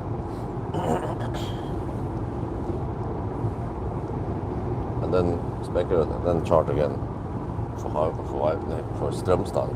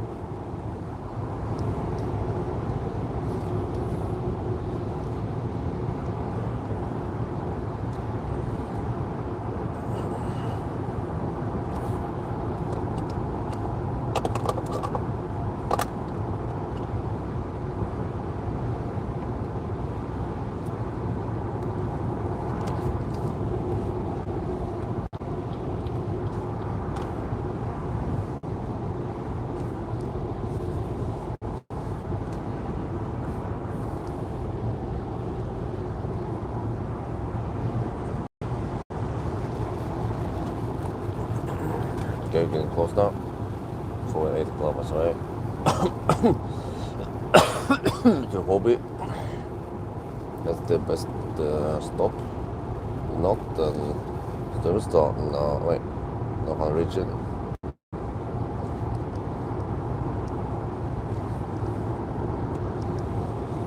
Well, unless I can reach them. No, can't reach.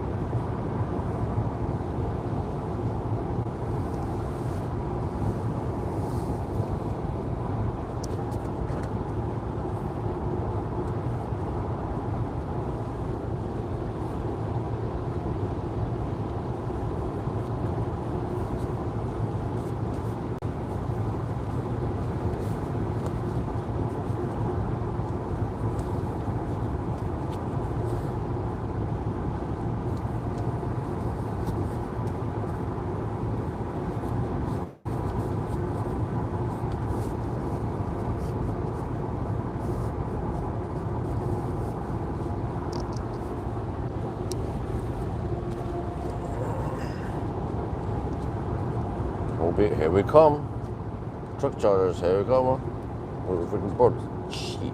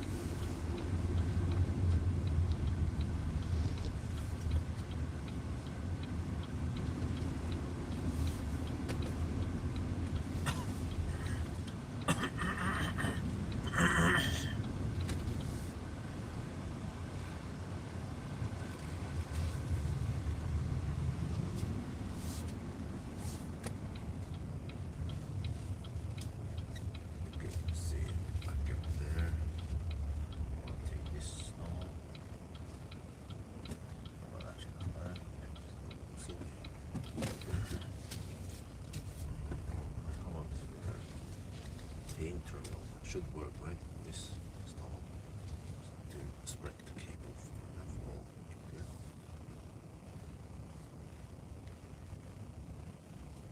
Okay.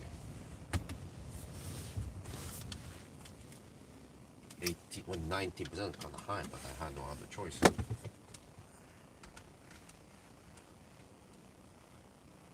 Hobby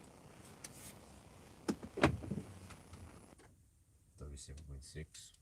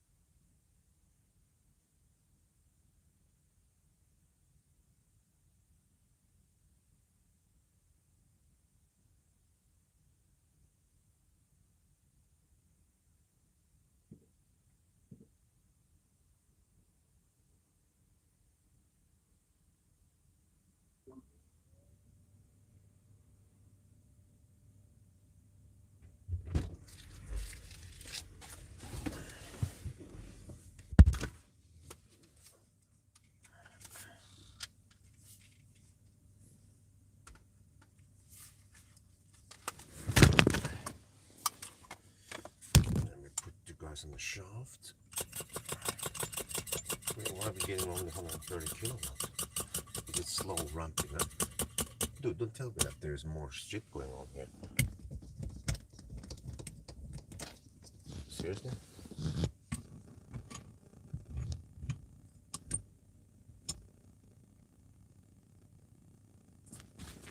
Why are we getting only 130 kilowatts?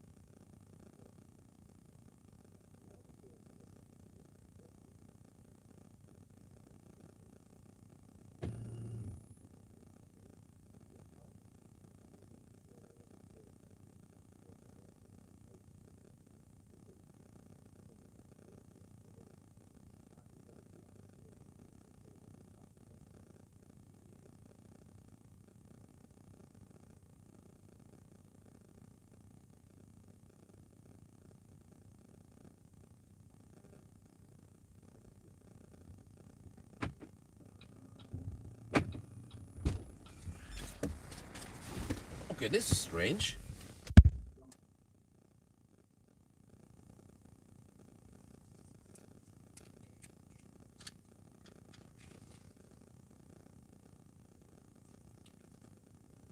This message. Tips smart management control system of power battery in work. Wait, so it's cooling down, huh? I can hear the cooling now. It's not heating up, is it? Wait, is it actually overheating? No. If it's overheating, then the speed should decrease, not increase.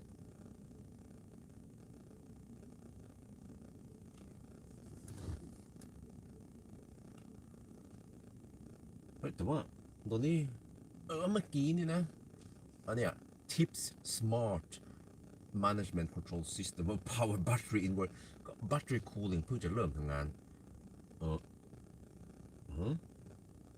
แต่ว่าถ้าแบตเตอรี่มัน overheat มันก็น่าจะช้าลงไม่ใช่จะเร็วขึ้นเนี่ยหรือว่ามันเย็นไปงงเลยว่ะ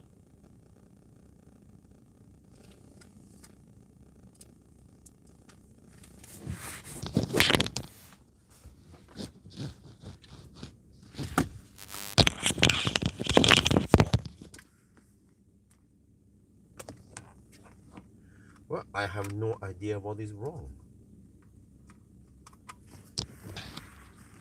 But now it's going faster and faster, see that?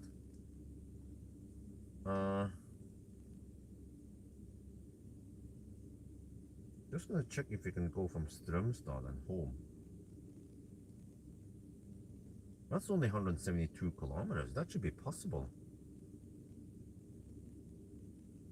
If I average, let's say 310, that's 60% of the battery. Let me check what the BYD planet claims.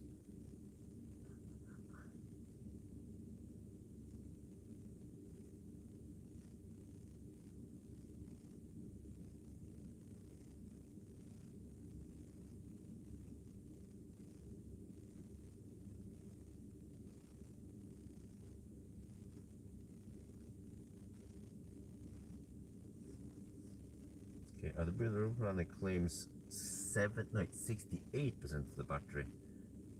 358 watt per kilometer is freaking lost, man. We're not going to use that much. This is really strange. Is it the charger or is it the car? Well, we can always swap charger and see if it charges faster. But either way, we need to charge one more time.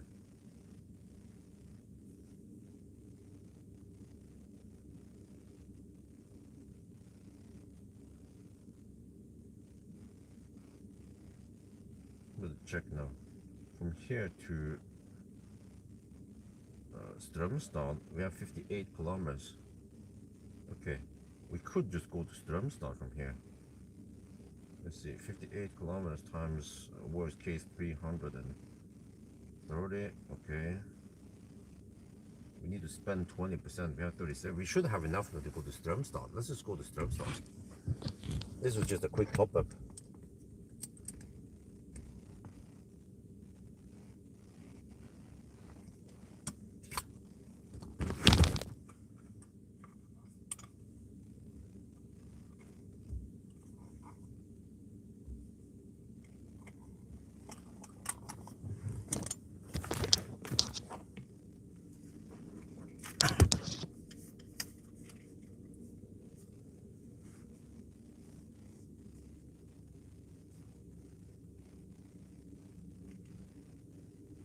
Okay, I don't know what's wrong, but we should have enough to go to Strömstad, and then Strömstad could be the last charging stop. Wait, dude, I was looking at something here. From there to home is around 175 kilometers, and that's fine. So it's acting really strange. Yeah, but we should have more than enough juice now. Let's go.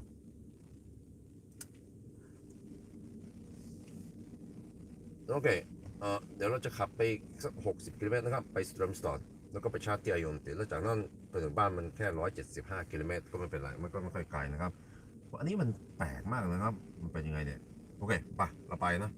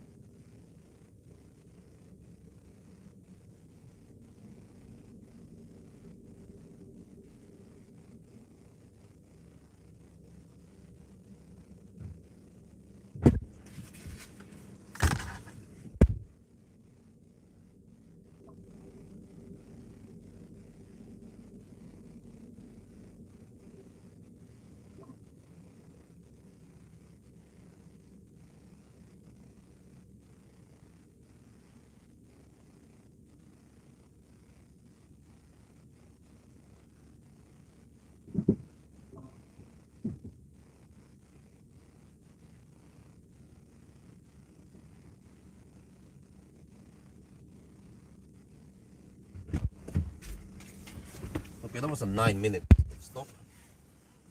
Maybe it was a little bit longer than optimal, but whatever. Let's get going. Right, okay. To disable all this safety shit, as always.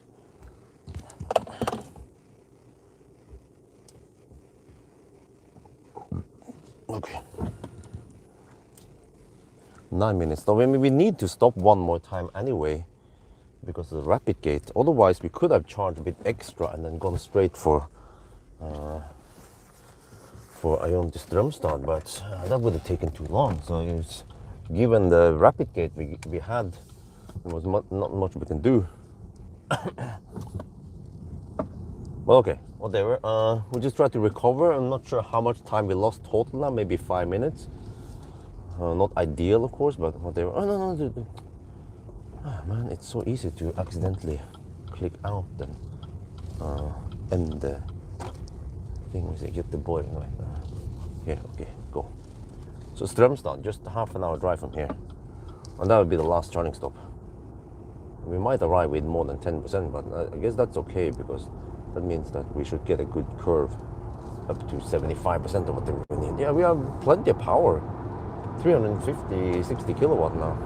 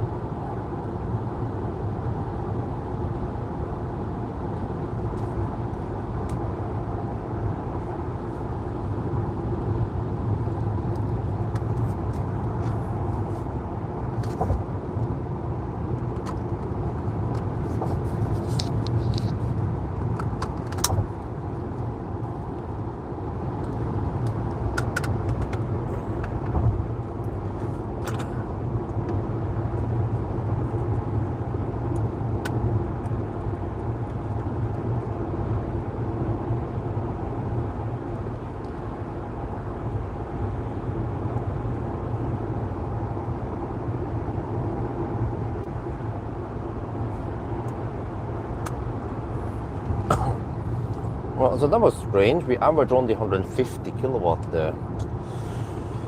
I'm not sure if it's a charger, but I'm kind of fed up with changing chargers all the time.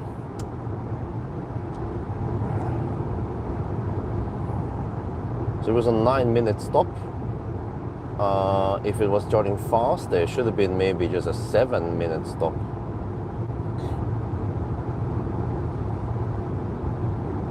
But the thing is that the car is also doing weird shit. With rapid gating, cold gating. I don't exactly know what the heck is going on. But at least now, okay, I navigated to Ionity. I will activate the preheating again.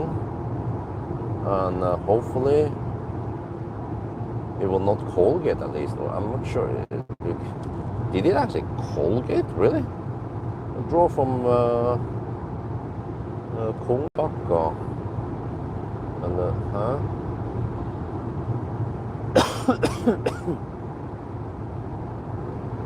well, the speed slowly increased. But it was weird.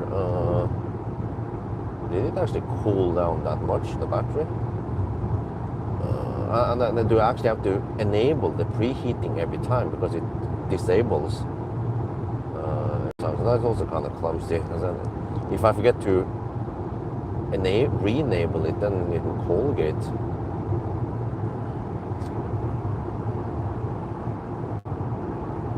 Also because the fact that it rapid gates, then I become a bit unsure whether I should preheat or not. I'm afraid that it might heat up too much. So you kind of need to ABC, always blame car also.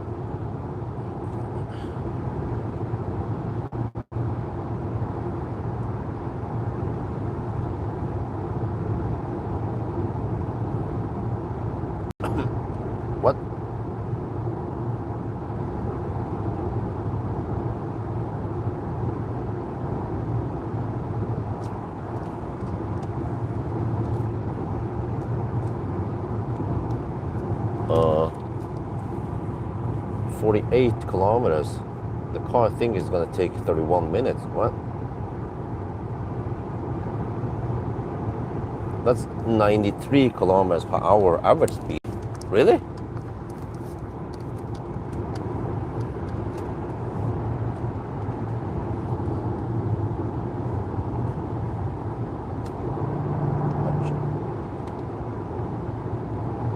Wait, I just noticed something here.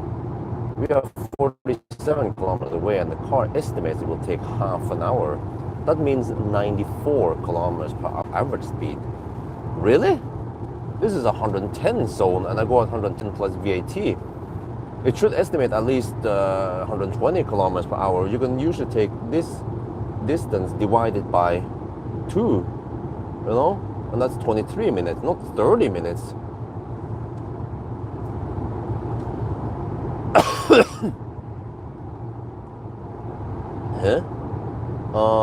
ตอนนี้เราต้องขับไปอีก40กิโลเมตรแล้วก็รถมันคำนวณว่าเราจะใช้เวลา29นาทีมันก็เป็นประมาณ95กิโลเมตรต่อชั่วโมงนะครับเพราะว่านี่นะครับมันเป็นถนน110ลิมิตนะแล้วผมก็ขับ110บวก VAT นะครับอย่างน้อยมันก็น่าจะนับประมาณ120กิโลเมตรต่อชั่วโมงหรือว่าไม่รู้110แต่ว่าถ้าเป็น120แล้วก็เอา15หาร2มันเป็น23นาทีนะครับไม่ใช่29นาทีรู้มันคำนวณยังไงเนี่ย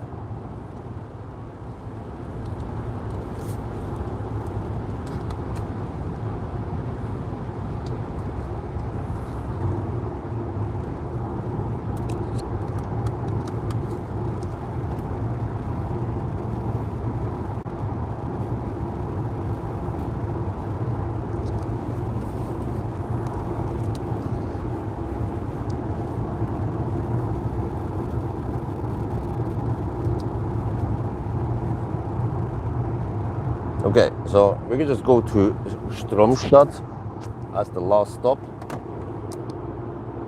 Okay, what happened here? Strange. Oh, there, okay. Stromstad. And then charge over there.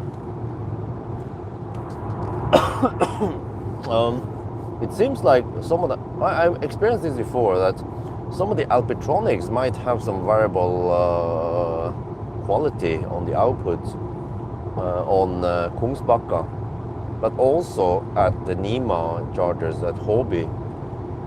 I experienced this with other cars, but at least Ionity, the chargers they use, seems to be more consistent, and I normally don't see any power drop there or a charger problem. Either the charger works or it doesn't work at all.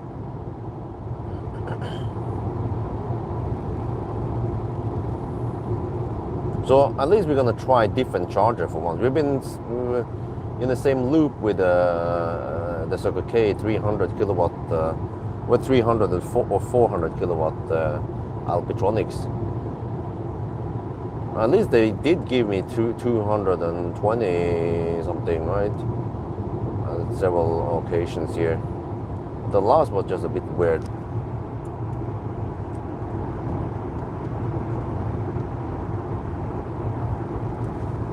So we just see if we also get any slowness when we're on Ionity chargers, ABB, tritium. Yeah, that's tritium charger.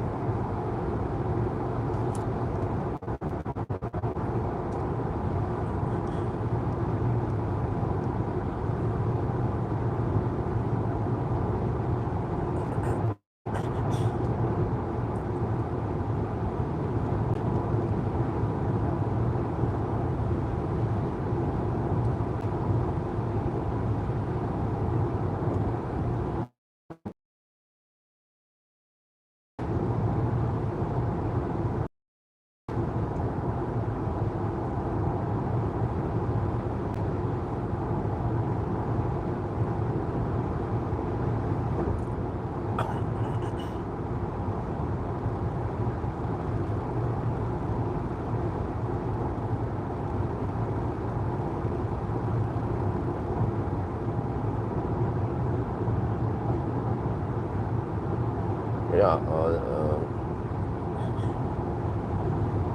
Hobby was the last outpost.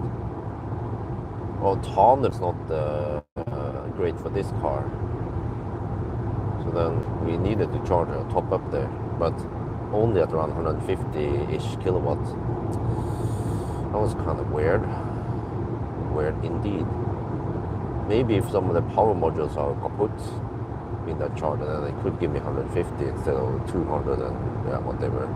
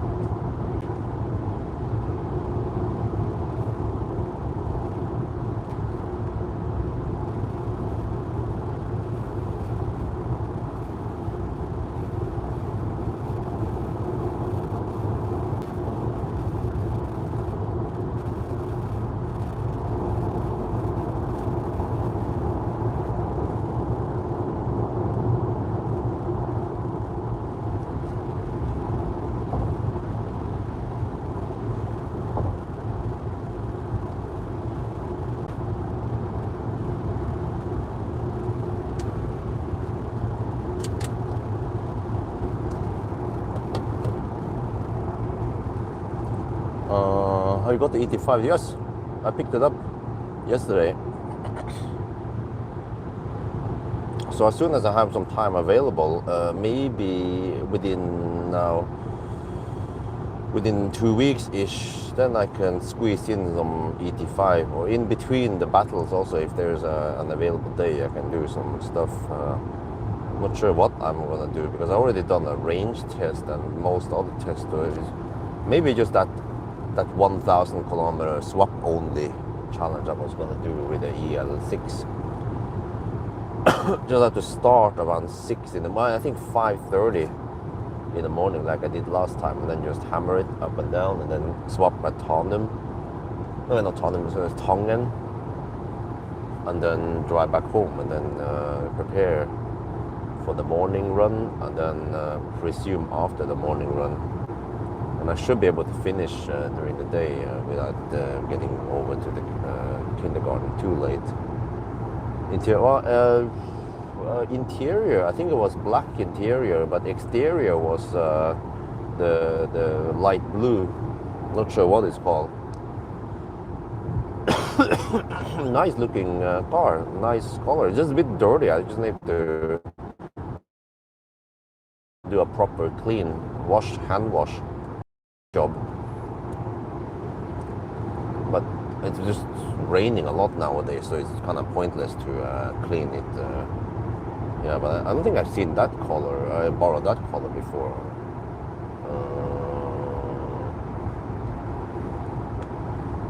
Actually, the mustard yellow or whatever actually doesn't look that nice. The other car that was on the track.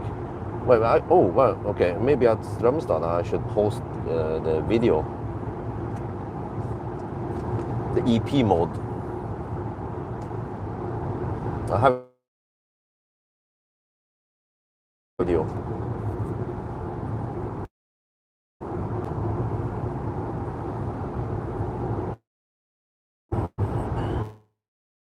Oh, okay. But there was a guy, my friend, who does a lot of track driving, and he's also a driving some kind of instructor. He knows. I mean, he's pretty good at driving on a track. So let him do the driving. I didn't bother driving. If I drove there, it would be boring for people to watch. And I also don't have time to go too much tracking.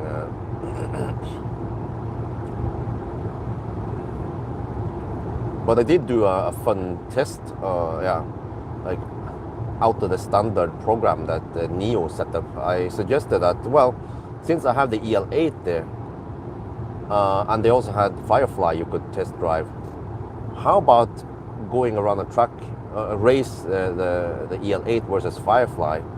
And immediately Andreas Nyman, he was like, oh, there's like, Firefly has no chance because the EL8 is so fast. It has 650 something horsepower, right? I'm like, yes, but the EL8 is so heavy, 2.7 tons versus 1.5 tons.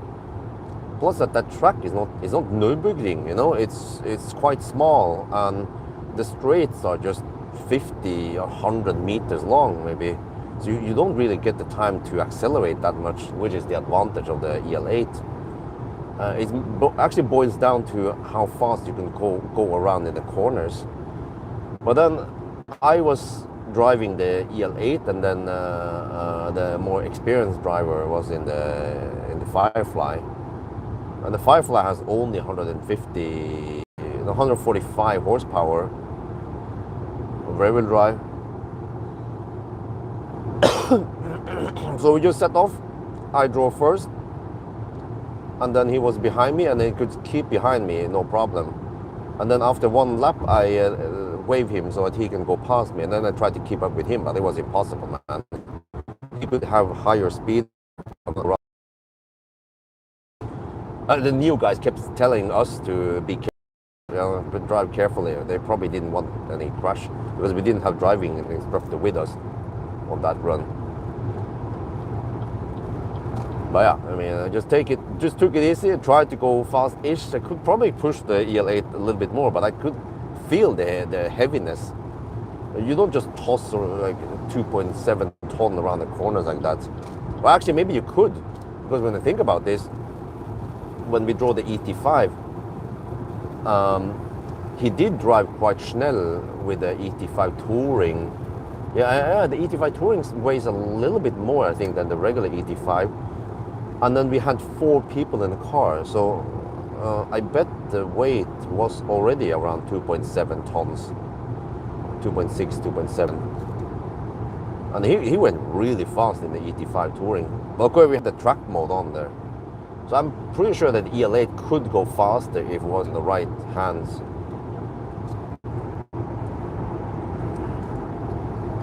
Let's say if we swapped drivers. Let's say that I went in the Firefly and then he went in the EL8. Then he could probably outrun me. But we kind of ran out of time. Yeah. Even though it would have been a quick switch and just a 5-minute run, 10-minute run. We didn't bother doing that, so it would just leave it to the speculations. I don't even know if people are going to watch that video or not. Probably not going to be that hot. But it's like David versus Goliath. Well, it was more like a fun run. Yeah, not too serious. I didn't plan everything too detailed.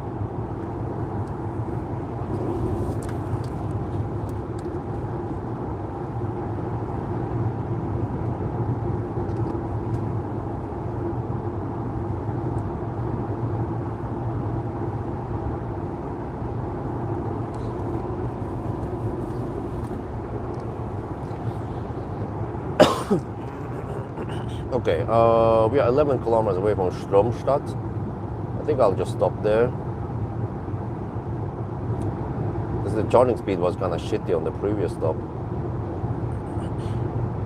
Always be creative. Yeah, I just want to just do a quick run just for fun, you know. And it's like, I like the what do you call it, motsetning, the big differences.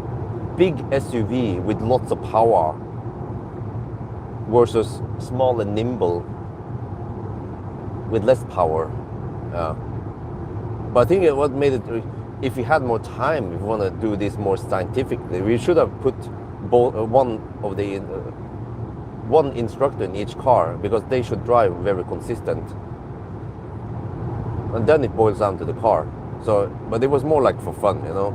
A noob driver like me, who has very little track driving experience, versus the redneck Sondre Sanne. He's crazy, man, but he's also very good.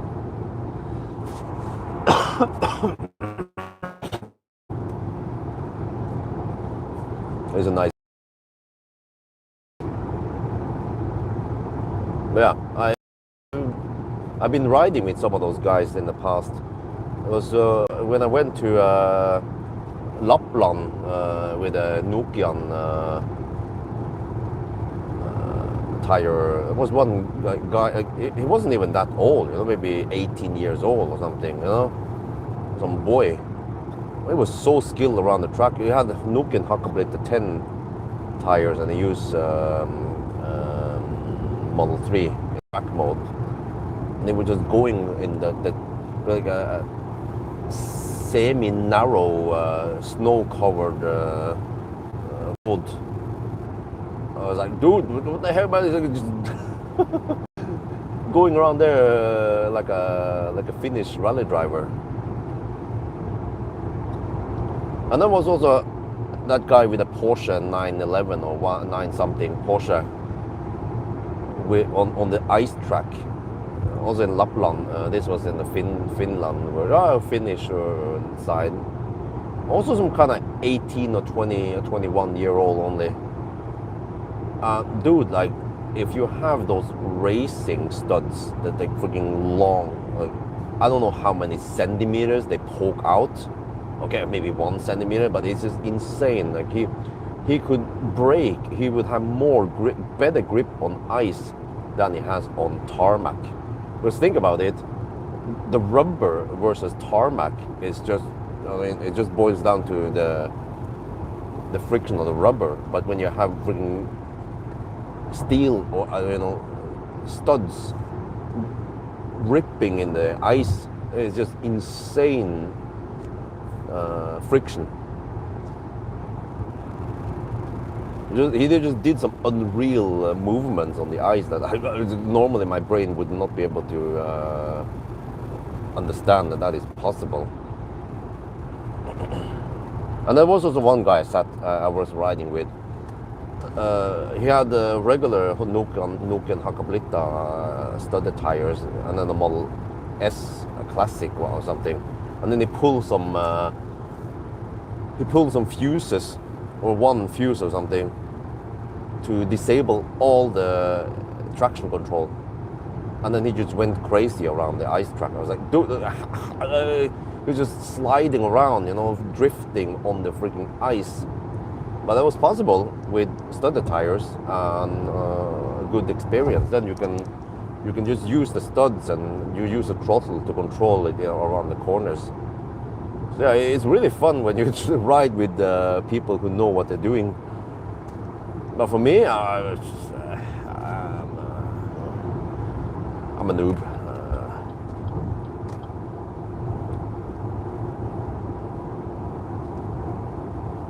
Maybe if I have time and yeah, I need to ask Sondre to teach me how to drive Schnell. But then we need time. It's not just 1 hour drive. You know, I might have to practice for a couple of weeks at least. So I at least get some of the basics down.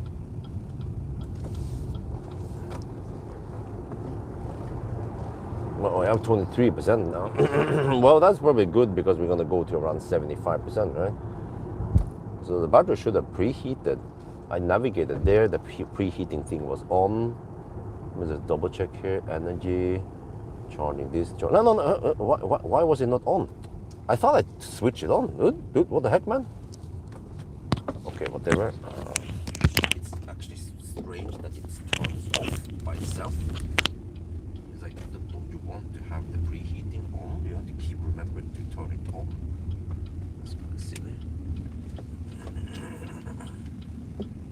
Okay, here I will take the thumbnail and I'll probably, it's not a clickbait because I will do a little face palm. It is a bit face palm, to be honest, since the car rapid gates and it's also being a little bit, well, I don't get much information about what's going on about rapid gates. So.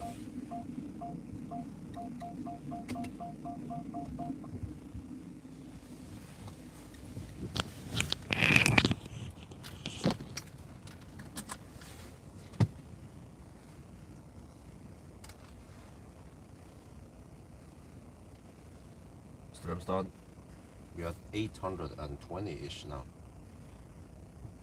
Let's see, that was 18 kilowatt hour.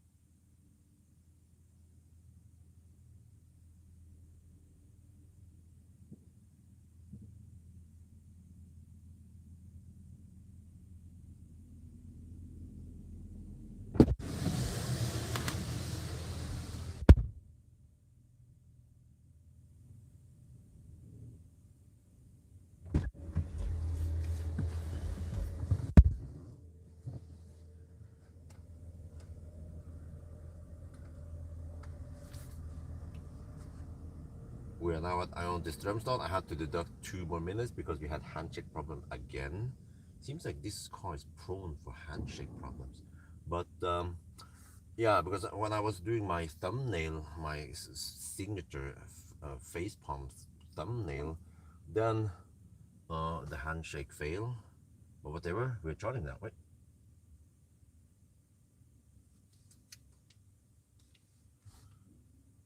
เรามาถึง Ion Strömstad 2นะครับอันนี้ที่ชาร์จครั้งสุดท้ายนะครับแล้วก็เมื่อกี้นี้ตอนผมกำลังถ่ายผมก็เริ่มชาร์จแบบเริ่มจะชาร์จนะครับแล้วก็กำลังถ่าย thumbnail แล้วมันแบบทำ signature face palm thumbnail แล้วก็ตอนถ่ายเสร็จผมก็ไปดูว่ามันไม่ชาร์จนะมัน fail handshake ก็ต้องเริ่มอีกทีหนึ่ง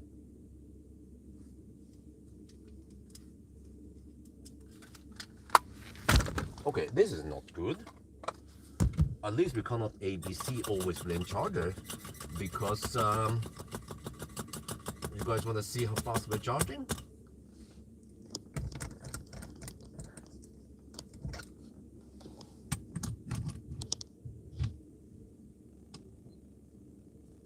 Well.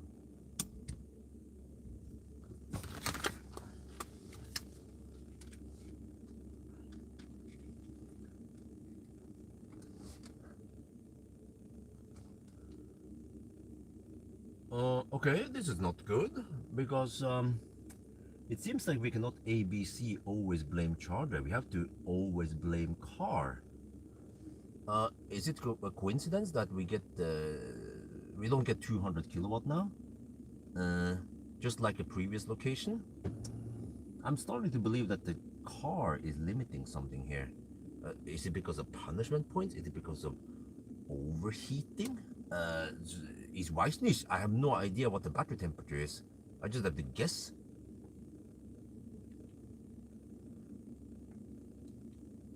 But ไม่รู้ว่านี่มันแปลกนะคือเราไม่ได้230กิโลวัตต์นะครับแล้วก็แปลว่าเราอาจจะไม่ต้อง ABC always blame charger เราต้อง always blame car มันคงจะเป็นรถที่ลิมิตอันนี้นะผมไม่รู้ว่ามันเป็นเหมือน Toyota BZ4X ไหมว่ามันมี punishment point ถ้าเราชาร์จเยอะไปเร็วไปมันจะกลายเป็นลิมิตไม่ให้เราได้230กิโลวัตต์แล้วต่อไปมันอาจจะเป็น170หรือว่าแบตเตอรี่มันร้อนไปหรือว่าเย็นไปผมก็ไม่รู้ผมไม่รู้เลยว่ามันอุณหภูมิแบตเตอรี่มันเท่าไหร่นะครับเราก็แค่เดาว่ามันเป็นยังไงนะโอเคตอนนี้มันเร็วขึ้นนะแปลกมากนะครับ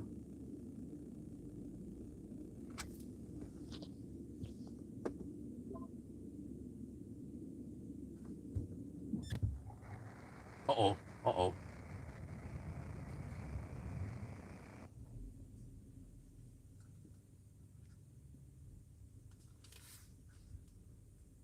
Another strange thing is that when you navigate to somewhere, right?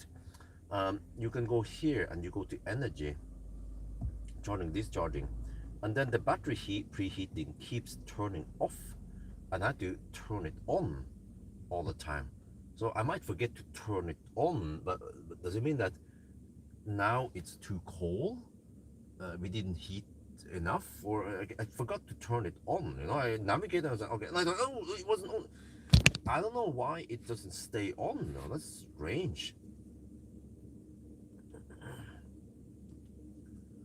แล้วก็อันนี้นะครับ battery preheating มันจะแบบว่าปิดอัตโนมัตินะหลายครั้งนะเราก็เปิดเพราะว่าเรา navigate ไปที่ไหนแล้วเราก็อยากจะให้มัน preheat แล้วก็หลังจากนั้นมันก็จะปิดเองแล้วก็ผมก็ลืมเปิดนะคราวนี้นะไม่รู้ว่าที่มันช้ามันเกี่ยวกับว่าแบตเตอรี่มันเย็นไปไหมอ่ะWell, this is going faster now.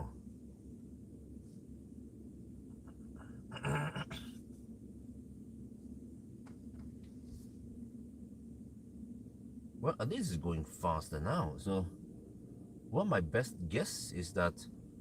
Let me go outside. Around 830 kilometers now.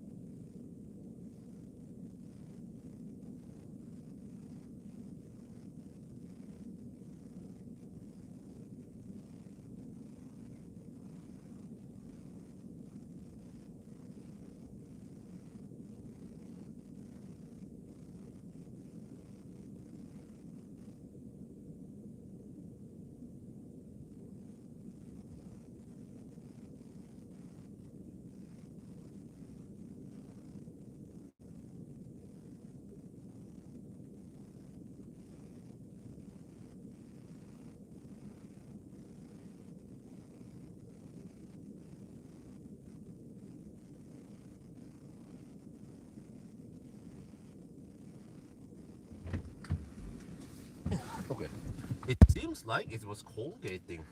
Okay, I need to go inside and pee and get some food and then come back.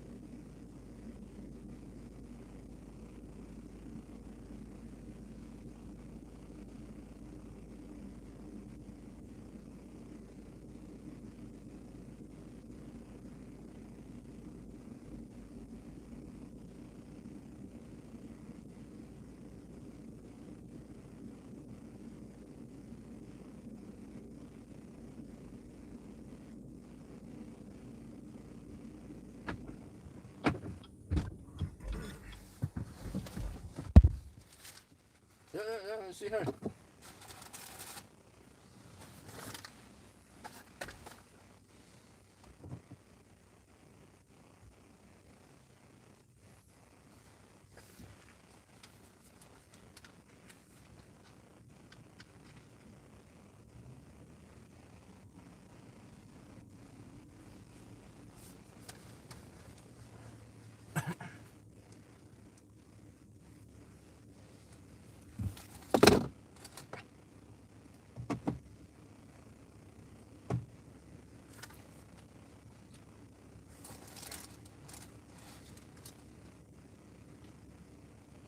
Okay, went for a hot dog at Circle K.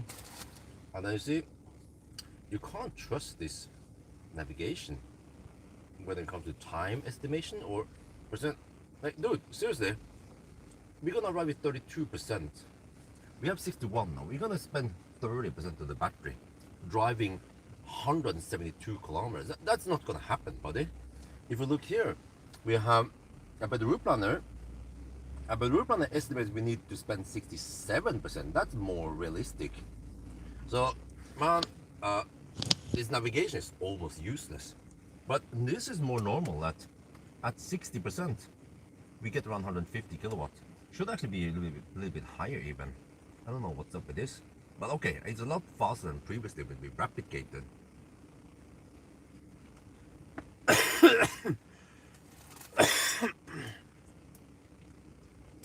ผมก็ไปซื้อไส้กรอกนะครับที่Circle Kแล้วก็จะดูนะครับว่าnavigation นี้เนี่ยมันเชื่อไม่ได้นะครับเดี๋ยวเราต้อง recalculate นะใหม่มันกะว่าเราจะไปถึงบ้านแล้วก็มี 35% ตอนนี้เรามี 64% เพราะว่าเราจะใช้แค่ 29% ใช่ไหมครับของแบตเตอรี่นะขับตั้ง172กิโลเมตรมันเป็นไปไม่ได้นะครับถ้าเราเช็คดูนะเอาไปดูปลอดอันนี้มันน่าจะเชื่อได้มากกว่านะครับมันคำนวณว่าเราจะใช้ 67% ผมก็ได้กะว่ามันคงจะเป็นสักมานั้นเหมือนกันนะครับแปลว่าอันนี้navigation ของ BYD นี่ใช้ไม่ได้เลยนะครับหรือว่าถ้าคุณขับเหมือนคนเฒ่าแล้วก็ไม่เปิดเครื่องอุ่นเลยมันอาจจะได้มั้ง แต่ว่าตอนนี้นะครับ 65% มันก็รับ150 กิโลวัตต์อันนี้มันปกตินะมันไม่ได้ overheat นะเหมือนที่คุงสบักนะครับ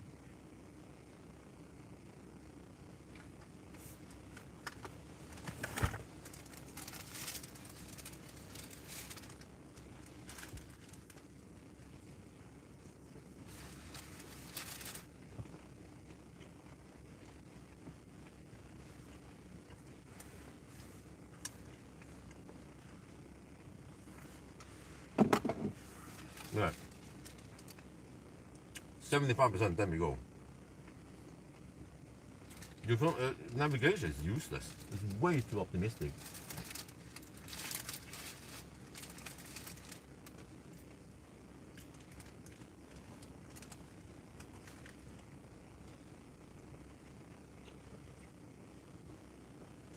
The software still needs tweaks. Don't turn off the damn preheating every time.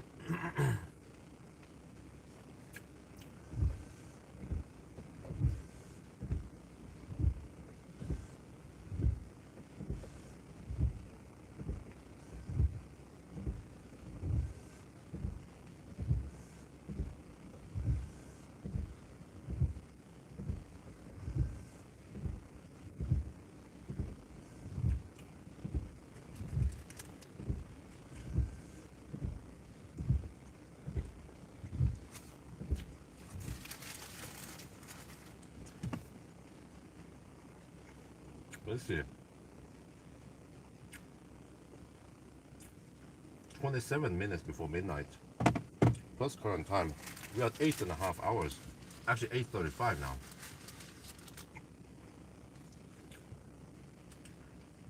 We're gonna leave soon.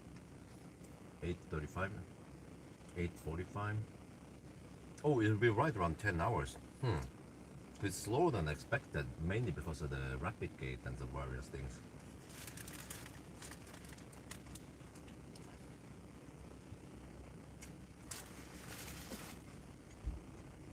This is why it actually makes sense to do these tests because we'll cover overheating problems and stuff like this that you don't find out from the synthetic test. I've seen it running by time before also. Now, actually with the BYD, they tend to overheat at the 120 stretch.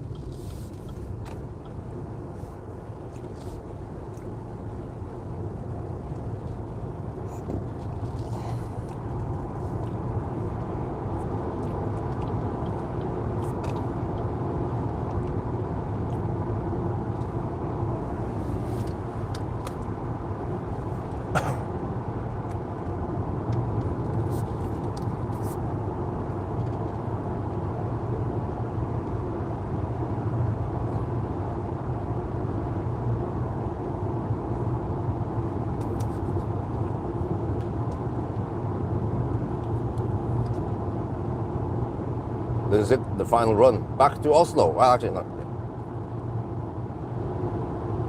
This is it, the final run back to Jesholm.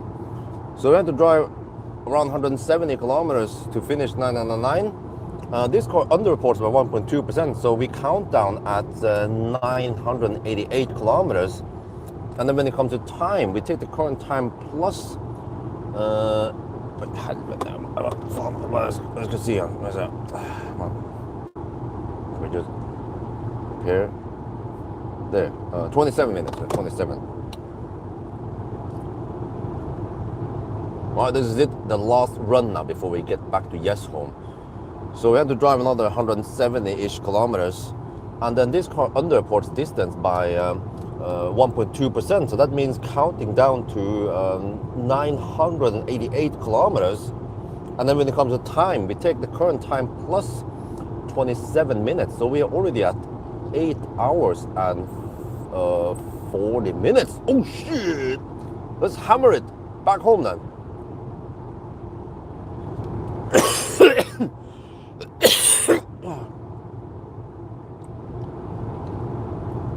Okay, อันนี้รอบสุดท้ายนะครับกำลังจะกลับบ้าน เราต้องขับอีกสัก170 กิโลเมตรนะครับแล้วก็คันนี้ก็มันนับน้อยไป 1.2% เพราะว่าเราต้องนับถึง988 กิโลเมตรนะมันจะเป็น 1,000 กิโลเมตรนะครับแล้วก็เวลาเนี่ยนะเราจะต้องเอาเวลาตอนนี้แล้วก็บวก27 นาทีนะครับมันเป็น 1,000 กิโลเมตรเวลานะก็แปลว่าตอนนี้เป็น8 ชั่วโมงกับ40โอ้โอเคกระจาย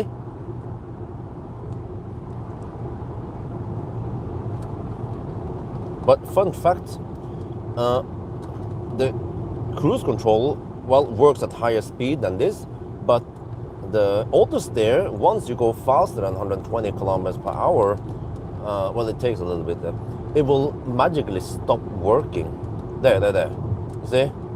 So it has been designed to work at 120 max only. I guess that's okay for Europeans, right?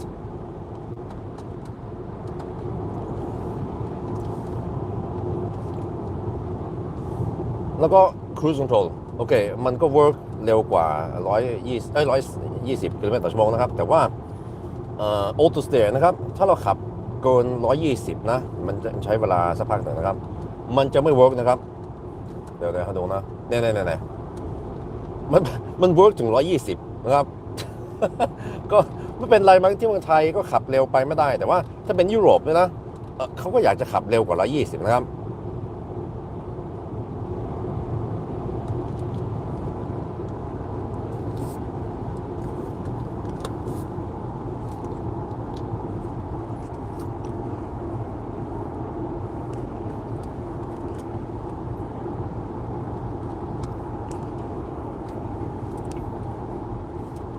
Nicht gut for Europeans.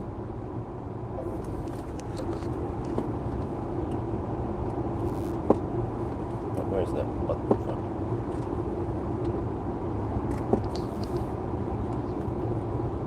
Okay.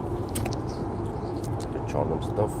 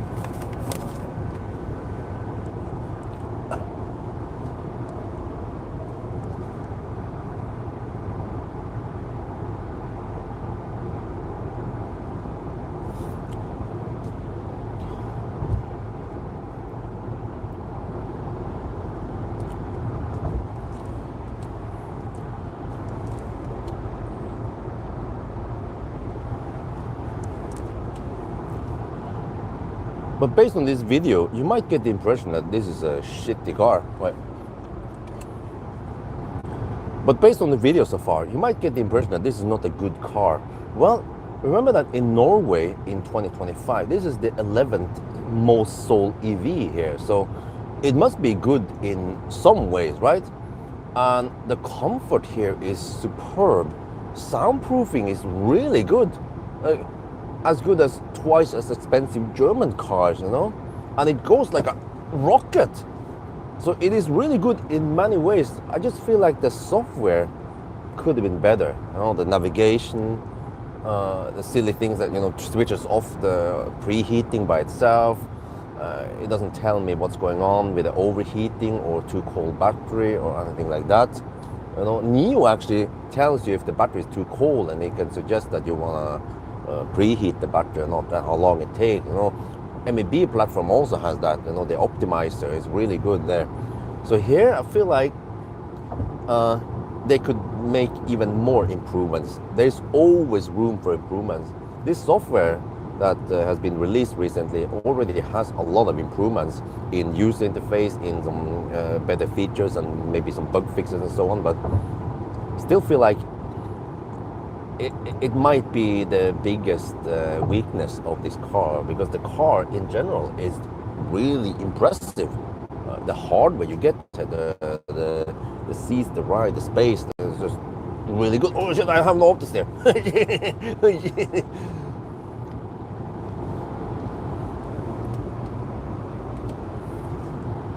แต่ว่าถ้าคุณได้ดูวิดีโอนี้คุณก็อาจจะมีความคิดว่ารถคันนี้มันไม่ดีโอเคมันก็ไม่ใช่จริงนะครับคือผมว่ามันสบายดีนะเก็บเสียงได้ดีมากช่วงล่างดีสบายดีนุ่มที่ไว้ของอะไรก็เยอะดีนะครับมันก็ดีตั้งหลายอย่างนะครับคันนี้นะแต่ว่าผมรู้สึกว่า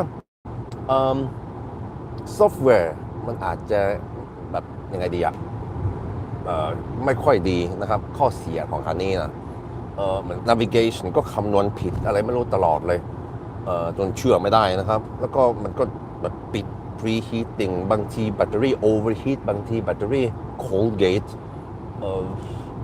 หลายอย่างอื่นนะครับก็รู้สึกว่าBYD เขาอาจจะต้องเข้ามาแก้นิดหน่อยนะอันนี้เขาเพิ่งจะทำซอฟต์แวร์ใหม่นะครับเวอร์ชันใหม่มันก็มีอะไรตั้งหลายอย่างที่เขาทำให้มันดีขึ้นนะครับแบบตอนใช้ seat ventilation มันจะไม่ค่อยเสียงดังเหมือนเมื่อก่อนอะไรมันทำตั้งหลายอย่างนะครับแต่ว่าผมก็ยังรู้สึกว่ามันยังมีบางอย่างกับซอฟต์แวร์ที่เขาน่าจะทำให้มันดีขึ้นหรือว่าแก้นะครับแล้วก็คงจะเป็นเนี่ยข้อเสียของคันนี้คือซอฟต์แวร์ถ้าเทียบกับคันอื่นถ้าเทียบกับ Tesla มันก็จะมีแบบไม่ใช่ Tesla มันก็จะ preheat ตอนมันน่าจะ preheat ใช่ไหมครับแล้วก็ถ้าเป็นรถเยอรมัน MEB platform มันก็มี optimizer มันจะบอกเลยว่าถ้าเราอุ่นแบตเตอรี่ใช้เวลากี่นาทีแล้วมันจะชาร์จเร็วแค่ไหนอะไรเงี้ยแล้วนีอยู่ก็ยังเตือนแต่ว่าแบตเตอรี่มันเย็นน่าจะอุ่นไหมอะไรเงี้ยแต่ครั้นี้นี่ไม่รู้เลยมันเป็นไรมันชาร์จเร็วมันชาร์จช้ามันบอกเลยก็นีอยู่ขนาดนีอยู่นี่มันยังบอกแล้วถ้าเรากำลังชาร์จนะมันจะขึ้นมาในจอเลยว่าที่นี่มันชาร์จช้าหน่อยเพราะว่า charging station มีลิมิตนะครับแต่ครั้นี้นี่ BYD นี่ก็แต่มันก็ดีหลายอย่างนะครับคันนี้ผมก็ชอบนะครับแบบสุดยอดเลยนะครับไม่มีอัลโตสเตอร์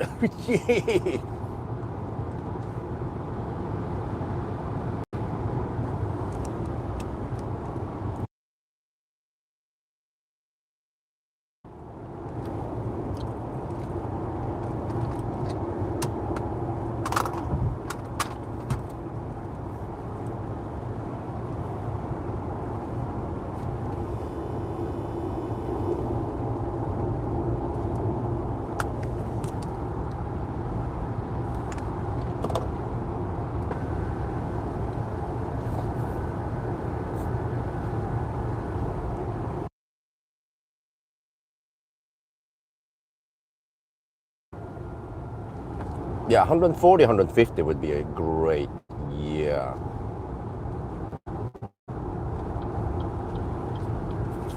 So from here, I know that it will take around 1 hour and 20 minutes, or actually, yes, ish there. So that means we over at Yes Home around 9:40, plus the 27. Oh shit, that would be 10 hours and 5 minutes then. Uh-oh. I mean, it's still an improvement, but I feel like there were some cold gate, some rapid gate. Yeah, mainly that.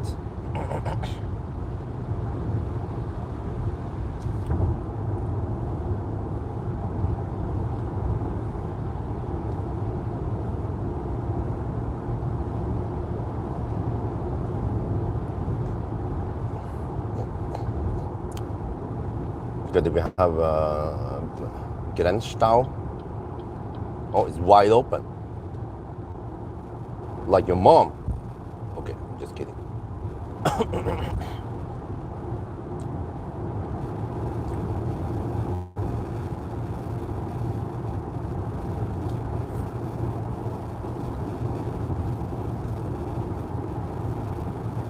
Kind the biggest what? Is it really good and the bad for a Tesla, huh?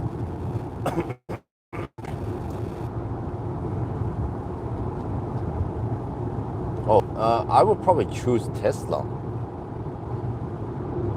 Because for me, though, software is important, but other people, they don't care too much about software. Whoa, freaking important, man.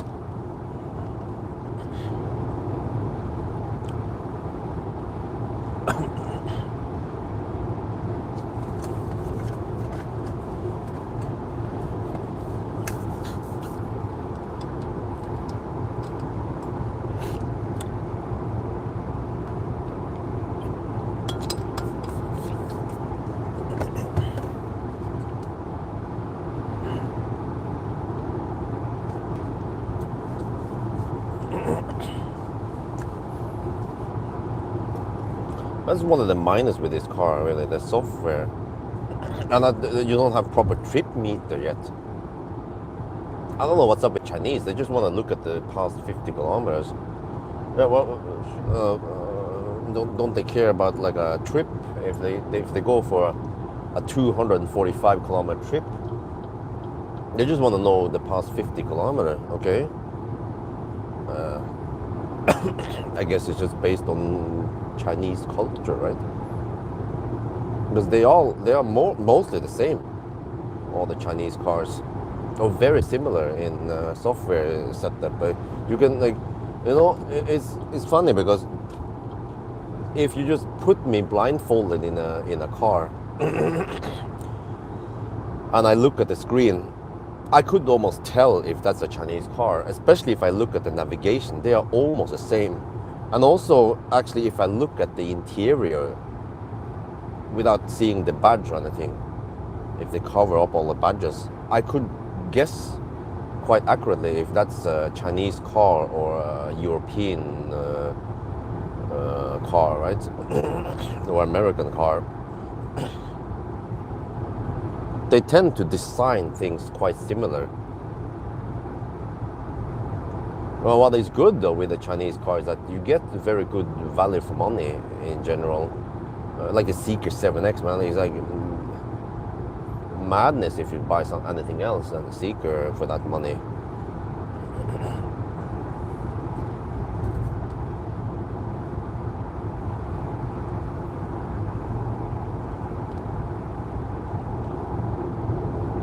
Well, actually, except for the Tog. The Tog reminds me of Chinese cars. I guess the Turkish, they copy Chinese then.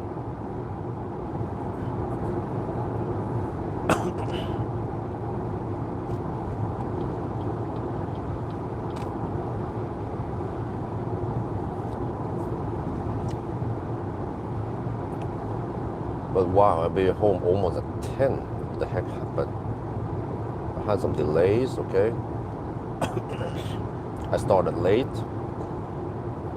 Well, the car needed almost 10 hours. And I started almost at 11.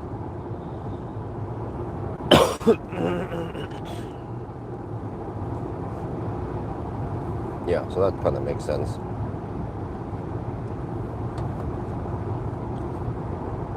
Well, not gonna be almost 10. It's gonna be like 9:45-ish.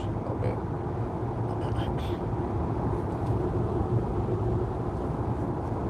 Well, it's a bit disappointing that even this platform, the platform 3 rapid gates in the 120 stretch, and also when I did the test last time during winter. First of all, it was cold, okay, with the Sealion 7 in February, but back then I didn't take the full loop.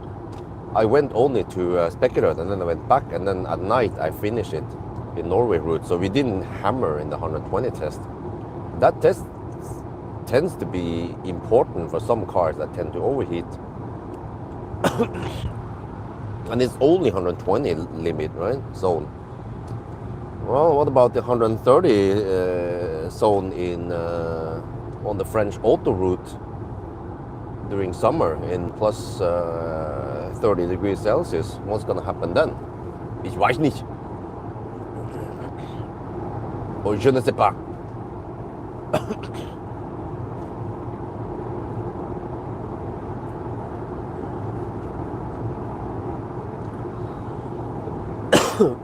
Yeah, I wonder if Tesla is gonna go for the Shenzhen battery.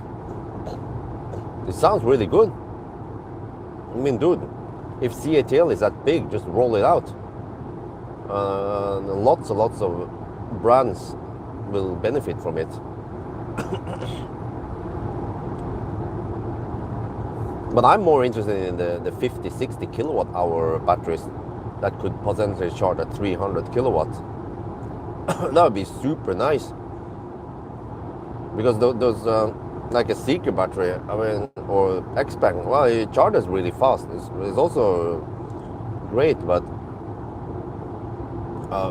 as for now, those chargers are a bit rare to find. The cars are, it's like classic Ioniq, you know. Classic Ioniq came out when we had mostly 50 kilowatt chargers with 125 amp limits. We needed several years before we could utilize the classic Ioniq's potential. And also, in a way, even Kona and E-Niro, especially when you drove through Sweden, it's mostly just 50 kilowatt crap there.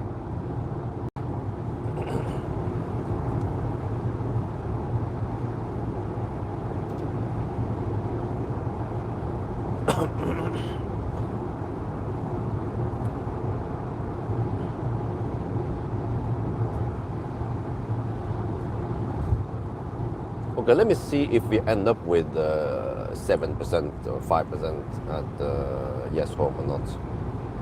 That's what I calculate. Also, I bet the route planner estimates that. We shall see. Right now, we're hovering at 301 watt-hour per kilometer. Well, it's slightly better than that because we are 1.2% under-reporting.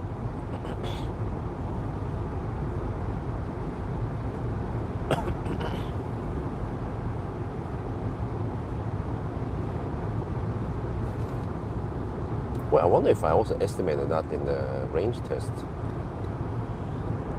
I think I did.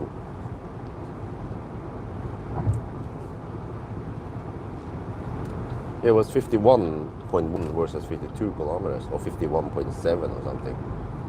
So it was roughly in that ballpark.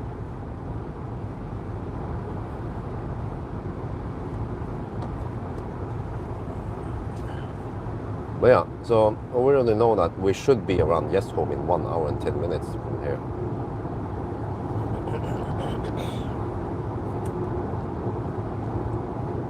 And since this is Sunday morning, then the traffic is highly consistent.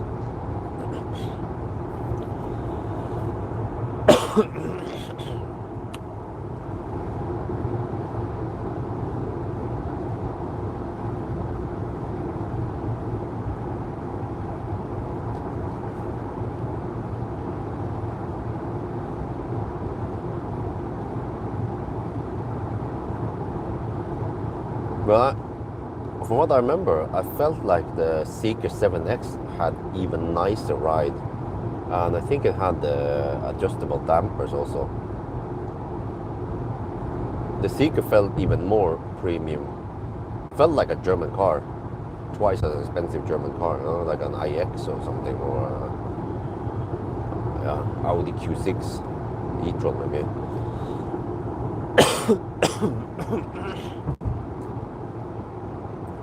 So I get the impression that the Chinese, they're really good at making quieter cars with better ride quality and comfort. And they're also good at adding nice features like massage and seat ventilation, and maybe even a big center screen. Whereas the Germans, they have a mix of some buttons and screen and split screen, or a lower, way too low screen. And also the Koreans, they don't go for a big screen yet. They just I don't know. They go for like a too smaller screen, like Ioniq 9 or that group.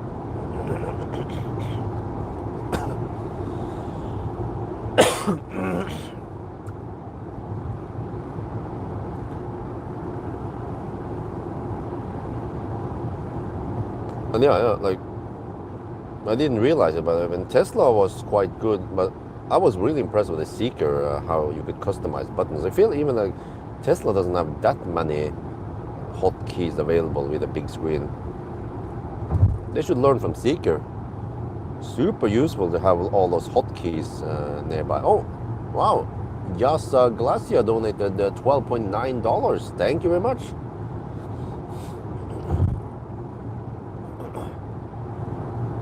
For example, EQS, man, they brag about humongous hyper screen, but they don't utilize that screen space very well. There's even just dead area around the whole screen not being used. Same here actually in the BYD screen. Big screen, but poor utilization.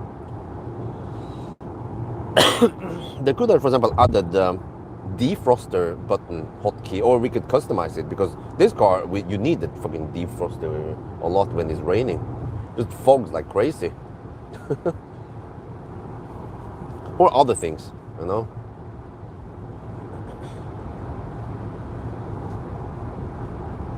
And people say, well, but the touchscreens are dangerous. Well, they are dangerous because they are poorly designed.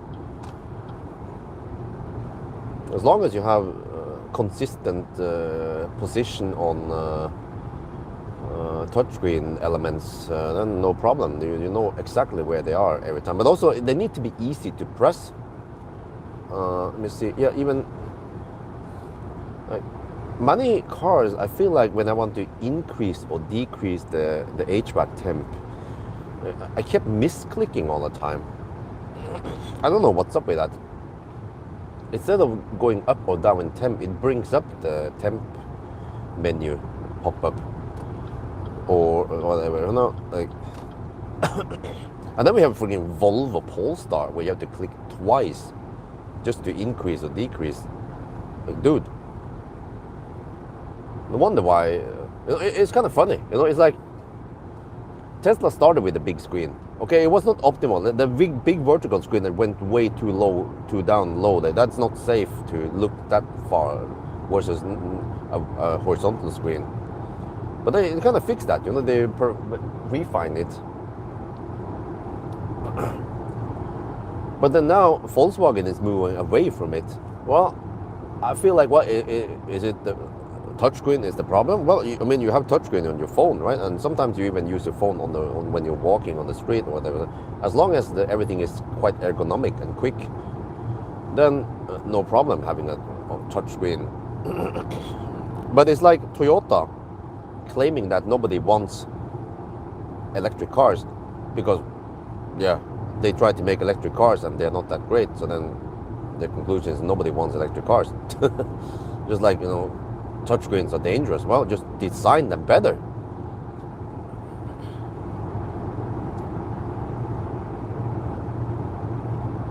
Yeah, Tesla, yeah, they had great, like, the Octaval was awesome, but that was 2021 tech. And it's been 4 years now. And they haven't done that much. They have, okay, slightly better comfort, ride, soundproofing. Battery tech has been halted, stagnated. You know, it was quite mind-blowing when Model 3 came out. It was like, dude, 250 kilowatt, the Panasonic cells. Like, dude, like, it made Fat e-tron look slow, you know? And people were bragging about how fast the Fat e-tron was charging. You had no idea how fast the Panasonic Model 3 batteries were charging. But now it's like, well, fart sounds and, you know, yeah, I feel like Tesla kind of stagnated a bit. Well, they're selling cars, yeah, great, but you need to offer more models. Model 2, where is that? And also, I don't know what else they can do. I mean, okay, they do keep improving the efficiency. So the Highland is more efficient than the pre-Highland, and also Juniper is more efficient. So that's great. They also improve the safety and so on. Minor changes, yeah, true. But I feel like they should get better battery tech and go for 800 volt. And also, many people they misunderstand me. There was one guy, he claimed that I claimed that 800 volt is better, or the 400 volt is better. No, I never claimed that 400 volt is better. My claim was the freaking hype that many people blindly believe that 800 volt architecture makes everything better. Well, look at this car. This car doesn't charge that fast, actually. It charges slower than some of the 400 volt cars like a Neo EL8 or a Polestar 3, right? This is so-called 800 volt. It's 600 volt only. But wait, what about the Kia EV9? That's also only around 600 volts. You know, and they call it the 800 volt architecture. Yeah. So people just blindly believe that 800 volt batteries, they are more efficient, lower losses. No, I've tested it. no measurable improvement there. They believe that 800 volt cars charge faster. No, we have 400 volt cars like the EL8 and the Polestar 3, and even this car charges pretty fast when it's not rapid gating. The charges faster than, for example, the Kia EV9 or don't remember. And what was it again? Yeah, they're lighter or something. Yeah. Don't remember all of them.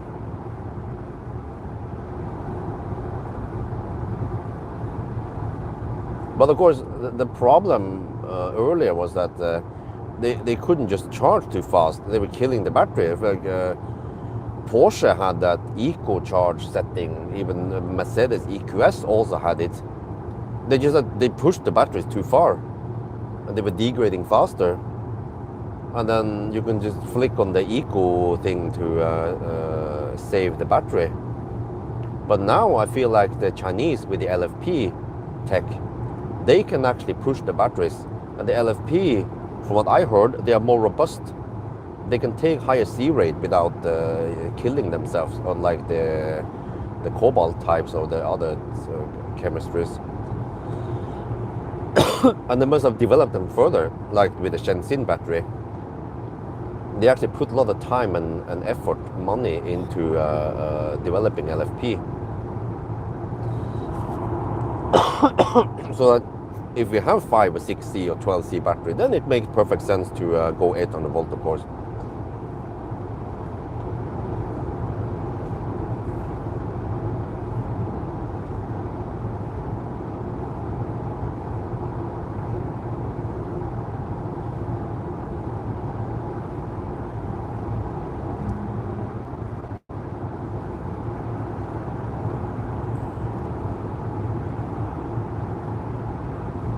Oh, fires, huh? Well, but yeah, I don't know about that, but I mean, LFP batteries in general, they're quite safe, and especially the CATL, what's it again? Shenzhen, whatever battery.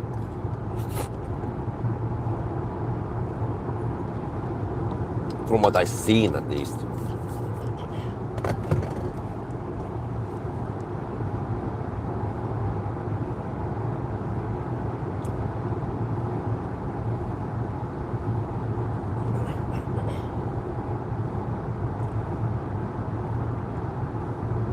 But Xpeng, when I Google about this, the AI result said that they previously used some CATL, but they are moving away from CATL and they use another Chinese provider. So probably the next gen Xpeng, they use that other new provider. 5 degradation, wow, great. Did you do deep cycles? That's what I heard will be best for the battery, and avoid those shallow cycles. And actually avoid charging to 100% and staying at 100%. That turns out to be bad.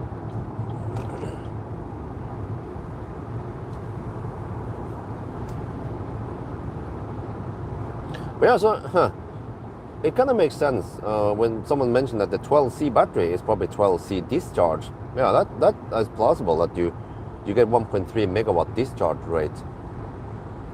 Ah, you did deep discharge, okay. But then when Xpeng talk about the 5C battery, do they also mean 5C discharge? Or because they can charge at roughly 5C, right?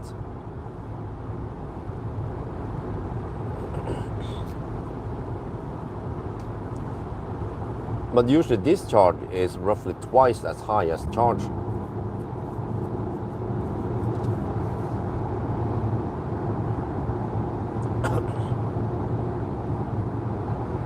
But I also wonder the small cars like the poor man's cars nowadays, like Stellantis cars or whatever, or the one with 50 50-60 kilowatt hour batteries. What is the reason for going only 150 horsepower, right? Or 200 horsepower? Why don't they go 300 or 400? It could be because a more powerful motor costs a little bit more, plus that you need drivetrain that is strong enough to take the beating. And a single motor is cheaper than a dual motor. So for those cars, of course, every dollar costs or counts.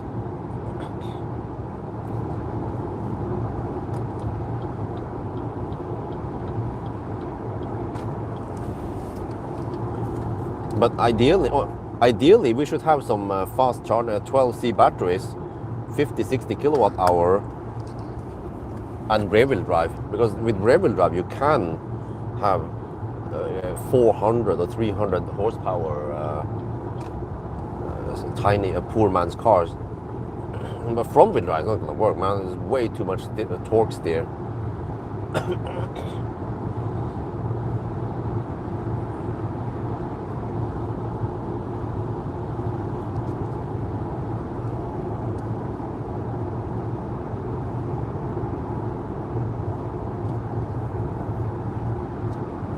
Okay.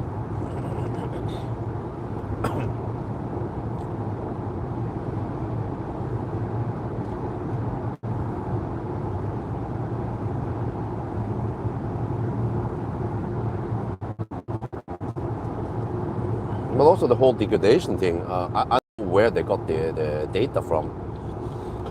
CATL, they claim at 200k kilometers you have more than 30% degradation. Like, do they look at a bunch of leaves and some faulty first-gen Soul batteries? They might have 30% degradation, but that's not normal.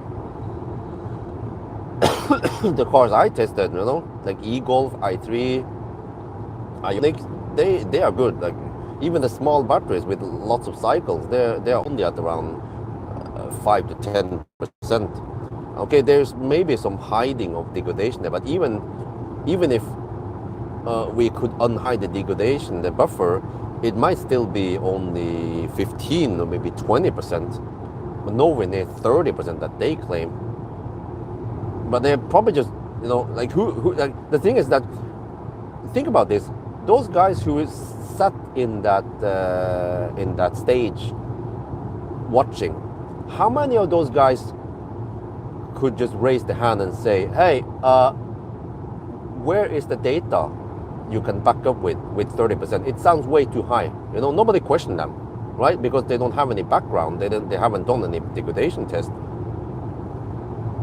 But I bet you could go to Avilo and ask them, hey, CATL claims 30%. They're gonna like, don't listen to CATL. They are on a berry trip, på bærtur. Yeah. But Avilo is sitting on a shit ton of data, real world tests. They can tell how much degradation we have.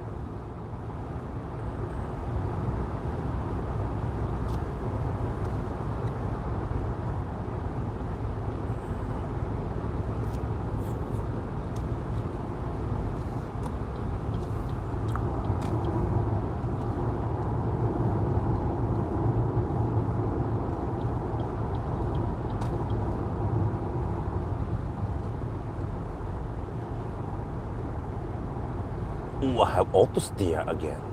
Nice. It means I've been a bad boy.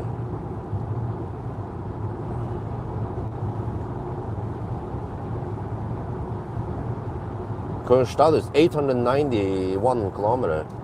We have to go to 988. We have 1.2% underreporting. You take current time plus 27 minutes. That is the 1,000 kilometer time. So we are past the 9-hour mark now, and I think we should finish in around 10:05. My estimation pointed towards 9:50, 9:55, I think it was. But we actually lost 10 minutes roughly because of rapid gate and some others and some coal gate actually. Now the 9:52 was the best, or usually, yeah, you can go a little bit faster. So if everything went perfect, it should be 9:50. So we actually, it seems like we lost 15 minutes. I'm not exactly sure. We'll see. Because of various shits here and there. And also, yeah, there's of course slight error in the corrections, the time lost. But I think I managed to log everything as correct as possible. But of course, there's some round-off error here and there, and some slowdowns here and there, and stuff like that. Some Baustelle. But I try to correct for all that.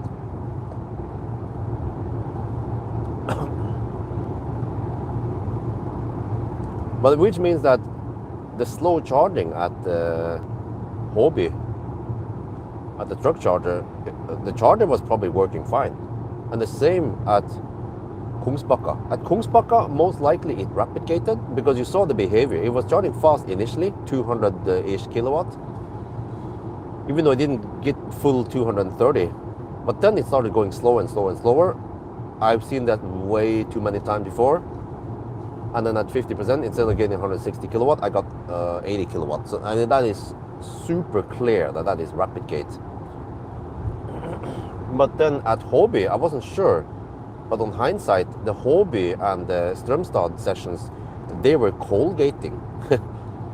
They managed to cool down enough so they would cold gate. It's kind of hard to believe because I wouldn't think that the heat in the battery will slip out like Swiss cheese. First charge was perfect, uber schnell. Well, actually, technically, the first charge was limited by the charger. We were on 400 volt chem power at Ljungskile because it kept failing handshake on the chem power. Because the chem power plugs are exceptionally heavy. The plugs themselves that they use, and also the cables are freaking fat. So many cars actually tend to fail on handshake on the chem power. But only if they're sensitive for handshake problems. But the second stop was at Spekkerud. Perfect session. Insanely fast. All the way to 75%. It was just wonderful. And then second session at Halmstad, it was kind of slow-ish because I was hammering in the 120 zones. I saw 220 something kilowatt briefly, and then it seems to throttle a little bit earlier, but it wasn't a full-blown rapid gate. It was just slightly rapid gating. Because back then I didn't drive that long on the 120 session. But on the third session at Kungsbacka, there, like bam. Then I've been hammering in the 120 zone on headwind and shit. And also on the way back, on those wet roads. And then the battery temp was too high. I don't know how much. And they rapid gated.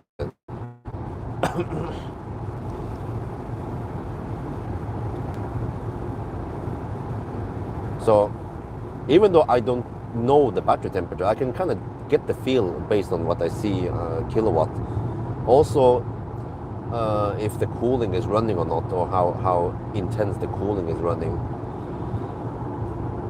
And also based on where I've been driving and ambient temp and so on.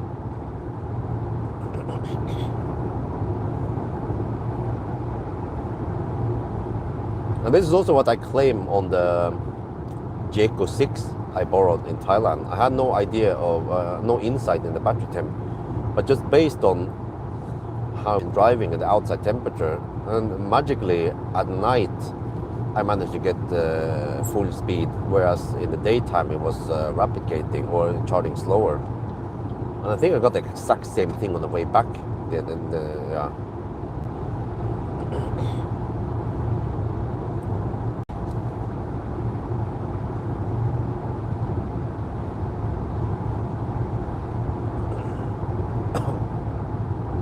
That Polestar 3. Yeah. So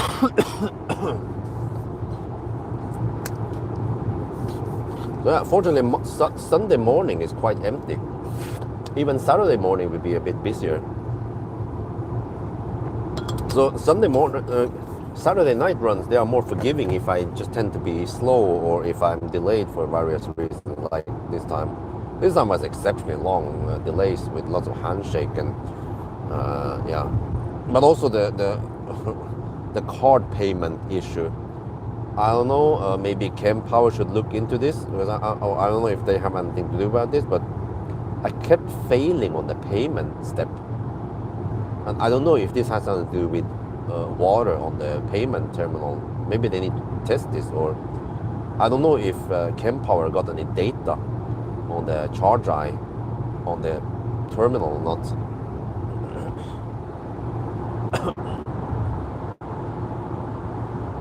But because I kept failing a lot on the payment, then it made the whole thing with the handshake even more troublesome, because I couldn't just retry quicker.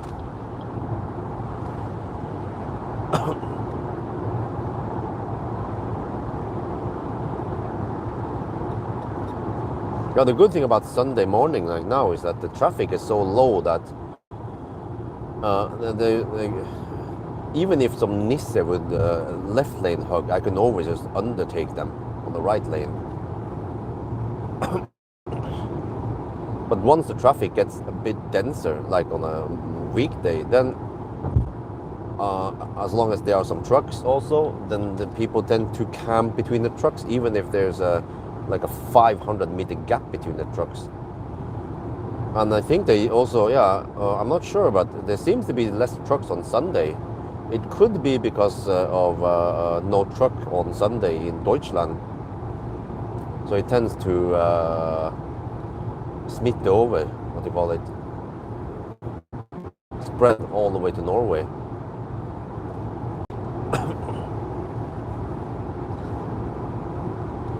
So Saturday night is still my favorite day of doing the 1,000 kilometer challenge. But I hope in the future I can get some afternoon nap, because I was really tired, man, earlier. Now I feel like I'm awake and it's bright outside, so it's better to stay awake, easier to stay awake. But I need to, next year, if it's possible, can you just let daddy take an afternoon nap and wifey can just stay with the kids without being too exhausted. If they can just stop being so naggy and, what do you call it, mange, so grite. If the kids can just stop being in such bad moods and demand, I want this, I want that, you know, he hit me, she hit me, you know, like that. Dude, behave, kids.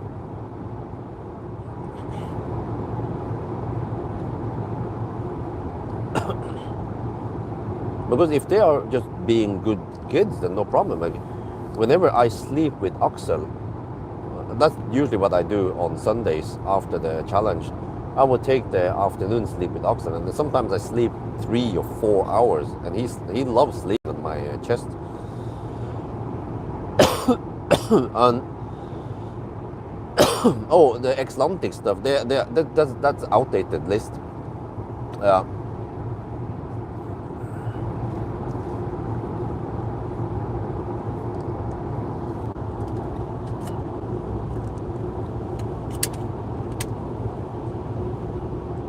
But on Sundays, when I'm napping with Axel and Isabel is alone with wifey, then Isabel is an angel, no problem. Seems like she becomes grumpy once Axel is around. There's just something about the whole child psychology. Okay, I can give you guys some upcoming here, if I can read everything. It's so tiny. Oh yeah, Pawel is coming at 11. He's gonna park his car there, fossil car. I told Pawel, well, sorry, I don't have a home fossil pump where I can fill up your tank. I can only offer you electricity for free. He's like, it's okay. Okay, Monday I pick up Hongxi EHS7. I have it until Friday. And then on Friday I pick up the Mercedes CLA 350 4MATIC. I'm gonna test if it works on 400 volt charger. I think they probably added 400 volt support. But this is on supercharger. And then on that was on 19th of September. On 25th of September, I swapped over to Mercedes G580 or the Geländewagen. And then I have a gap on October 3rd to October 6th. I'm trying to fill out that gap with a Bartlosten car, because I have only Bartlosten cars now on that time. And then on October 6th, I pick up a smart #5. And then after that, on October 13th, there's always this freaking Mitsubishi Outlander hugging the left lane. It's always a freaking Mitsubishi, man. Okay, but on October 13, I pick up a Skoda Enyaq.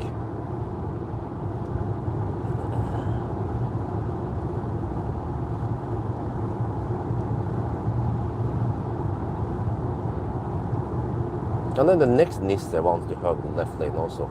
Okay, yes, good. Let's move in there, come on.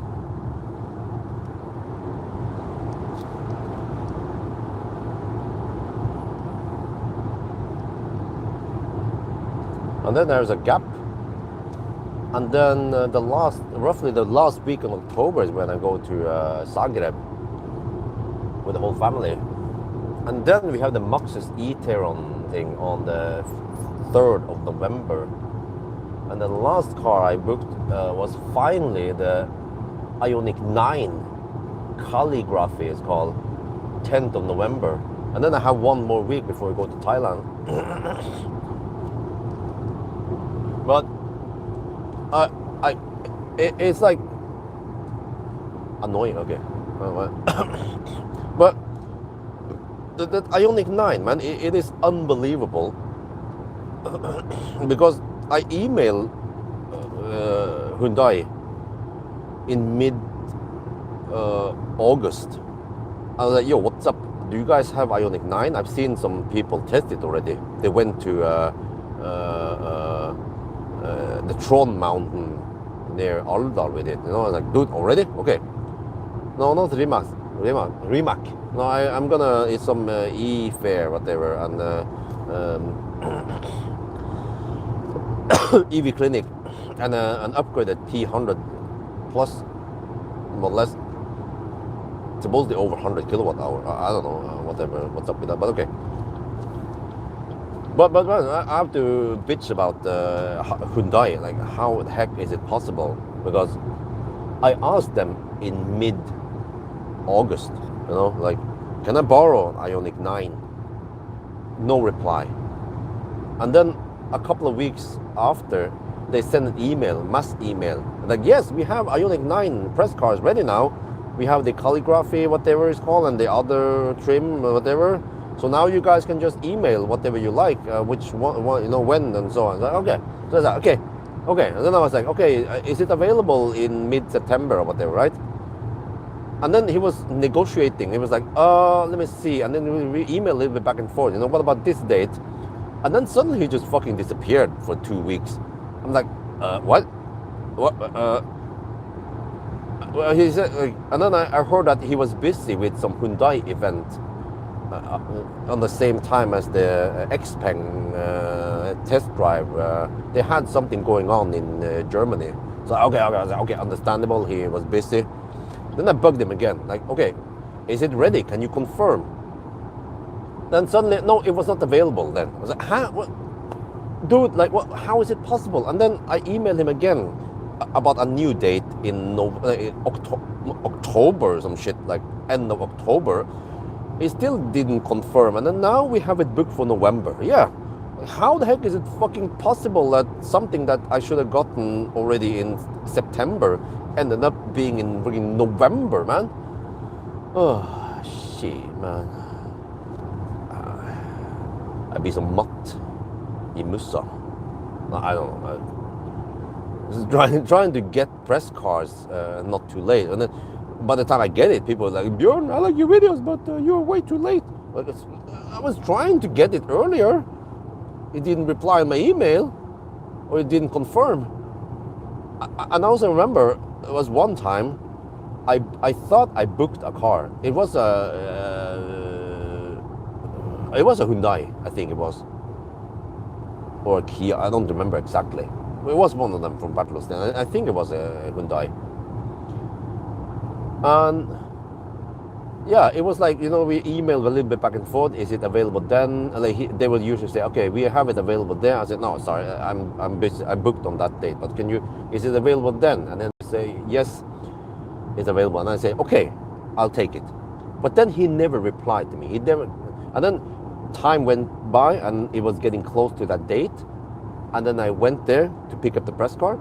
No, he never booked it. He never replied. He never confirmed. I was like, dude, okay, always get confirmation.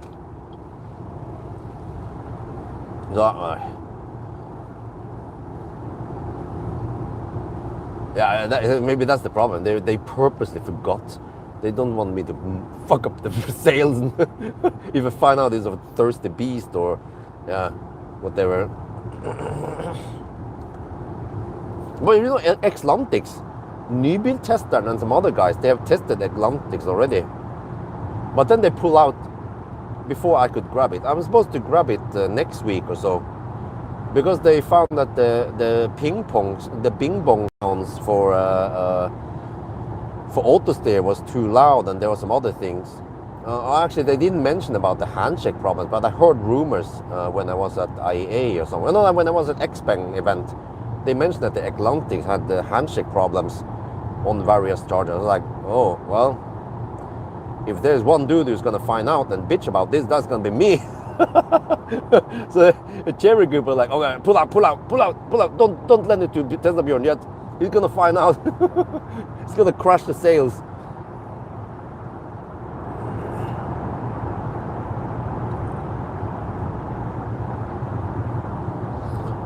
Okay, Rimac, well, I don't know, we'll see. I could ask them. I need to ask someone who has some connection with them. Well, maybe EV Clinic knows them, yeah, since they are Croatian, all of them. Avoiding reviewers so critical. Yeah, I actually believe that. I think by now, let's not be, what do you call it, ignorant here. I think many car manufacturers know that I'm being critical. Even Toyota invited me over for some lunch. I was like, okay. And then they were talking about Toyota and some stuff, and they wanted to take the time to explain about the whole Toyota thing. And I was like, well, I could have done something else during that time, but but I mean, I'm being as fair as possible. I don't try to make one brand look bad. For example, like thinking UX300E, that is shit, man. Was it the Maxus? There was a Maxus Ioniq 5. Was it shit? Just say it as it is, And same with the Xpeng G3. It's like, what the heck is this shit? But when they make a good car, Xpeng, then I praise them, of course. I don't hate any brands. Also, same with Lexus, our Z450E is wonderful. I consider it better than the Toyota because it's more powerful and it's bigger.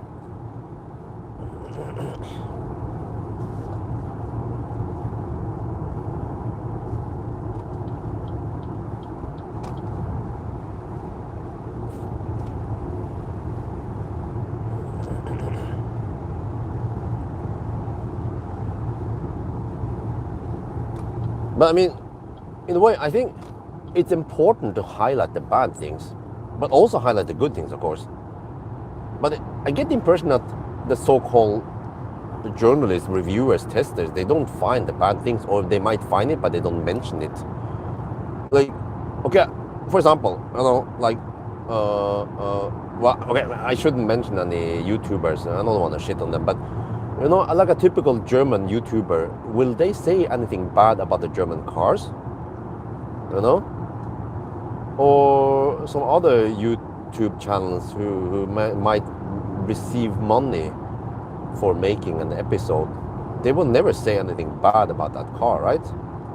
And you watch through the video and be like, what was the point of watching this video? So just like when you look at the hotel review or Google review or something review, right? Airbnb review, you go check the bad reviews, the 1-star rates, and you check what's wrong.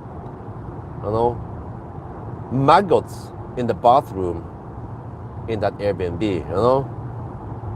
Yeah, then you'll be like, okay, stay away.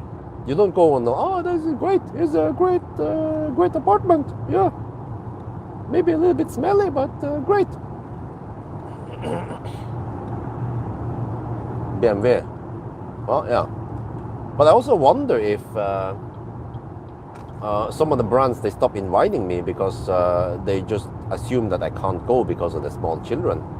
So I kind of need to flag to them that, okay, we can go now. Okay, just have to bring a bit of extra luggage and the child, and you guys have to pay 80% more for the baby, for this big baby, Isabel. But I expect we're willing to pay for it.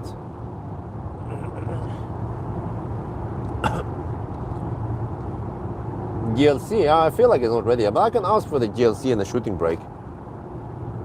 One is ready. And then the iX3 also. Can ask BMW. But I'm running out of time this year.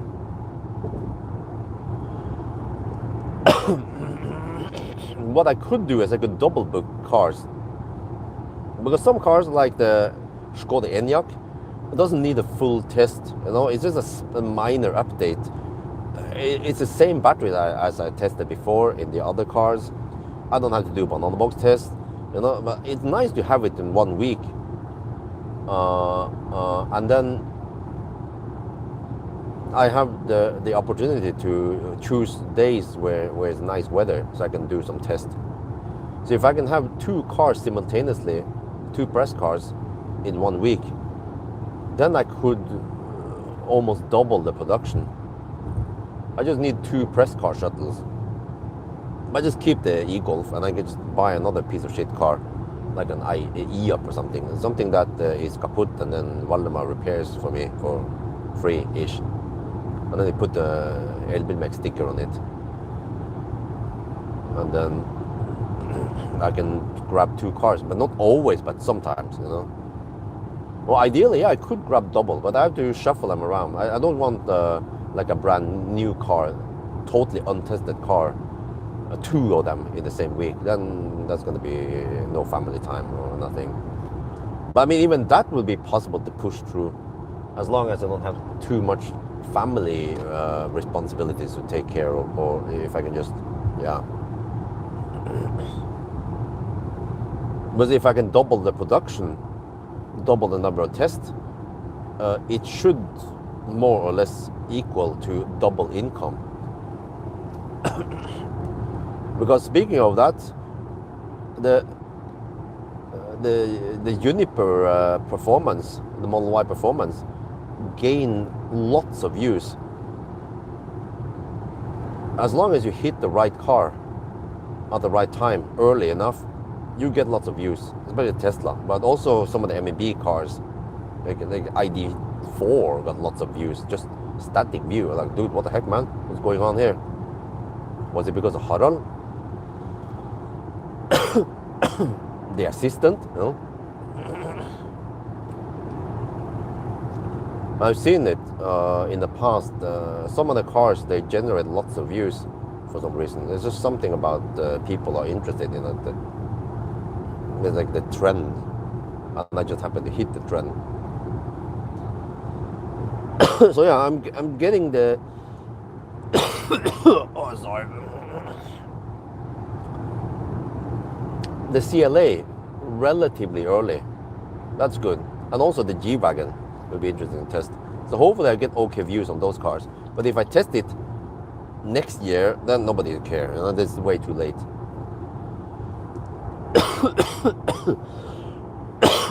But I mean, for now, do we have many people who has tested the GLC? I mean, not the CLA and the Geländewagen.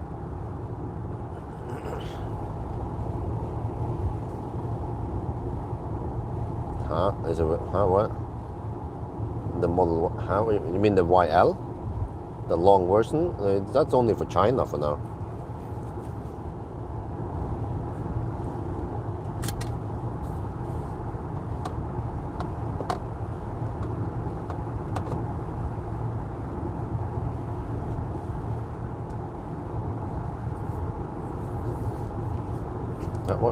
What?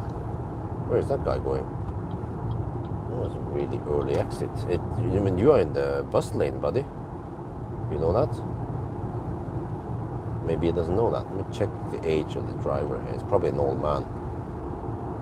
Oh, freaking illegal tint on the side windows.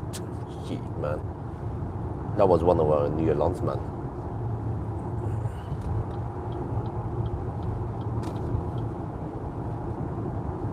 I feel like old people, they are not up to date with the new rules in roundabouts or bus lanes and stuff like that. They don't give a shit. They still have the driver's license from 1955.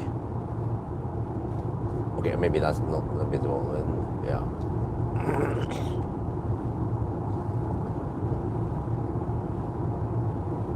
1960. How about that? That's when they got the driver's license.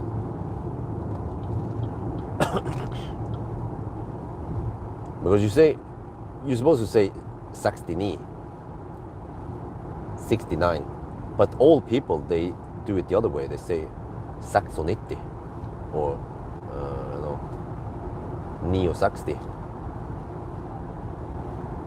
So I was born in 79, so that becomes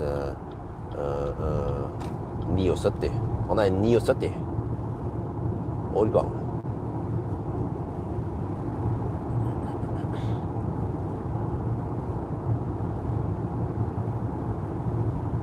Or traffic is increasing. The Norwegian Nisse, they have woken up now. 9. This is kind of late, man. Normally I should be home by 9. Man, it's, the handshake problems and all the stuff that keeps stacking up last night. And also some slight rapid gate that added up. I wonder if the rapid gate Colgate combined would add about half an hour, maybe 5 minutes, plus the extra charging stop. Ideally, I should have gone straight from Kungsbakka straight to Strømstad, and then Strømstad home. But then I had that extra stop with some slower not optimal charging time. 9 minutes should have been maybe 7 or 6 minutes. But also that overhead, stopping there and plugging in and card payment authentication thingy, and it was quite slow. Man, that thing is really slow and laggy at Hobby. You click, and then it takes several seconds before it pops up on the main screen. But you have to click once and choose credit card payment, and then you think you clicked.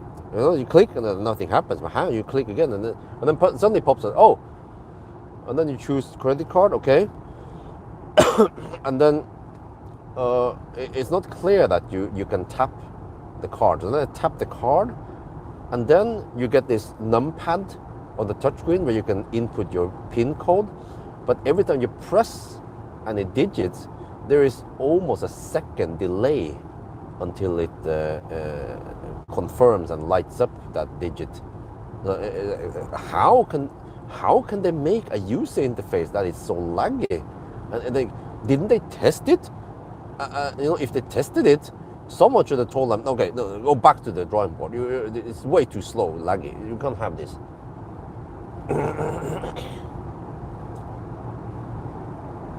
No, they just put it in production. Well, but maybe, I don't know, man. I mean, maybe people are not too critical or they don't care.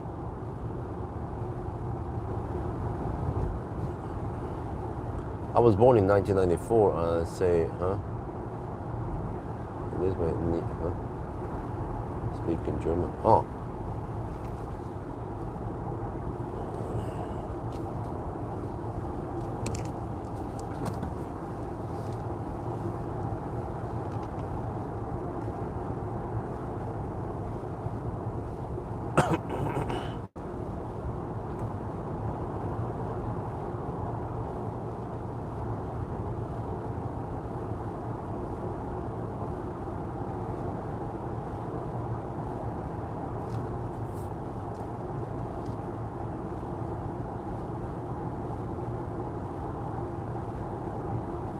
What? So 69 in German is 69. Wait. 60. Wait, huh? Something like that. 9 and 60.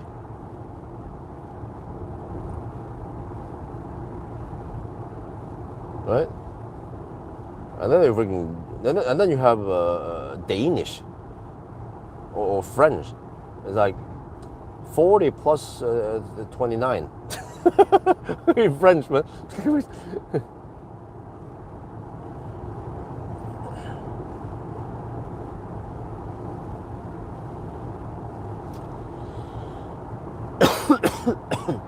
Or 2 times 60 plus 19.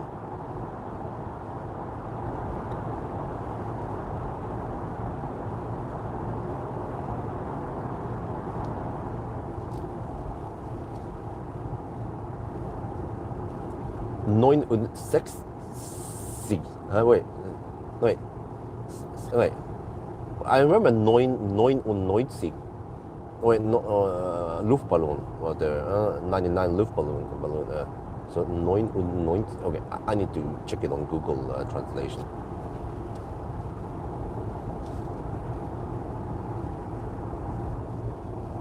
Neun und sechzig. Oh, okay. I need to get the pronunciation right. So yeah, so I need to know how to pronounce 69 correctly when I go see Helga, you know. Yeah, when I have those trips to Hamburg, to Reeperbahn. I'm just kidding.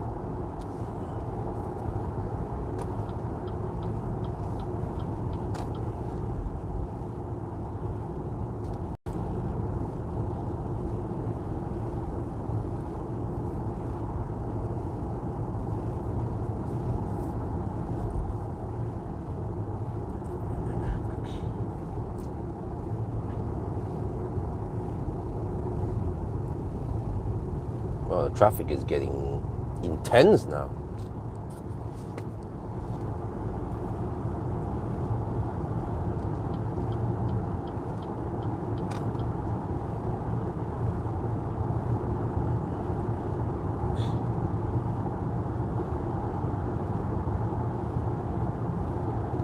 Yeah, over here, man, they always left lane hug. Now, the left lane goes slower than the right lane in many cases.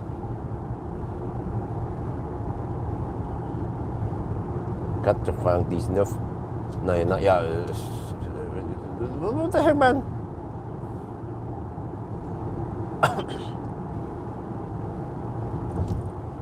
Neunundsechzig.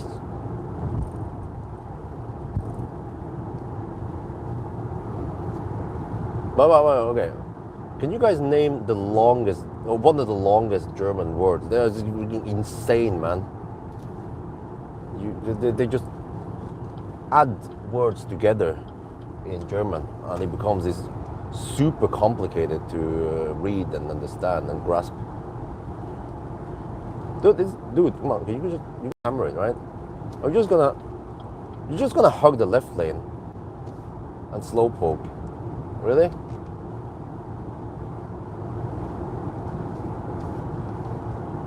Holy macaroni.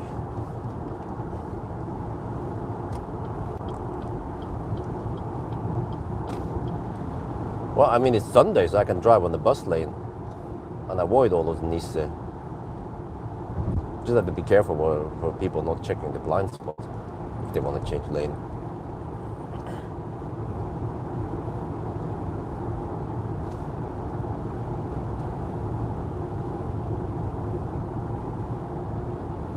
Ja, gjelder ikke motorvogn mandag til fredag. Ja. Try to teach wifey about all this, but it's kind of complicated to understand. This does not apply for electric motor wagon Monday to Friday. She'll be like, huh? It's just weird logic, you know, it's like double negation. Which basically means that electric cars are allowed on Saturdays and Sundays.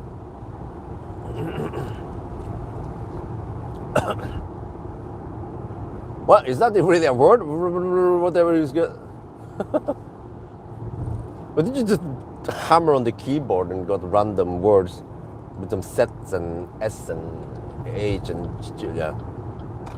What the heck is that? Is that even a word?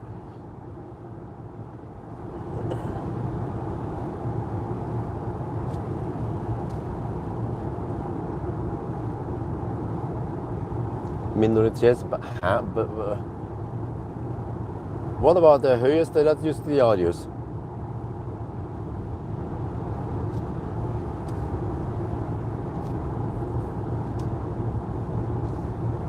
Okay, I need to block the left lane now before it's too late.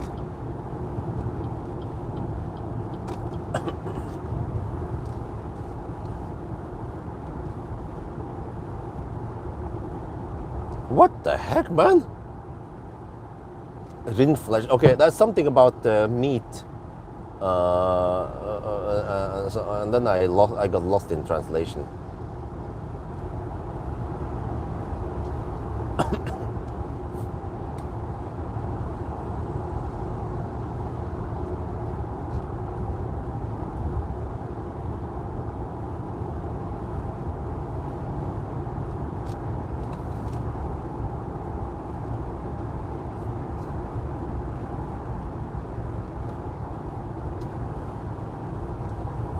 Okay, current time plus 27 minutes. Status update, 958 kilometers. And then we are at 52, 952 now. Whoa, already? And we have stuff like this going on. Come on. Go.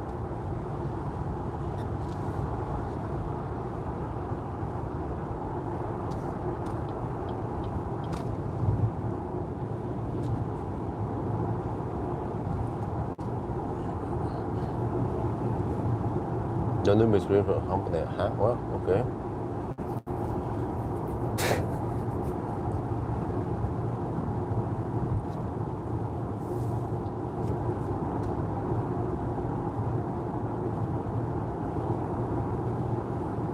Uh, 959 kilometers. We have to go to 988. We're getting close to Yesholm now.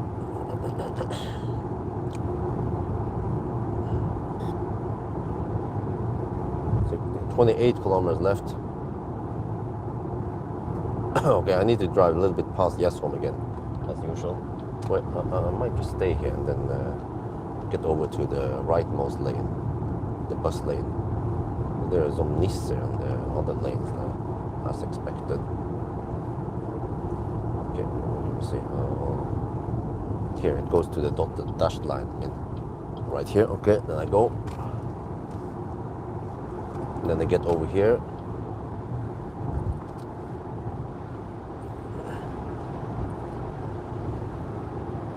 Huh? It's a what the heck, man? Surveillance of labeling of beef attack. Okay. But they don't have any uppercase to try to, you know, dude, like any programmer, you don't write a freaking long variable name like that. You will capitalize the words, right? So it's easy to read it. They don't do that, right? No. Or underscore at least.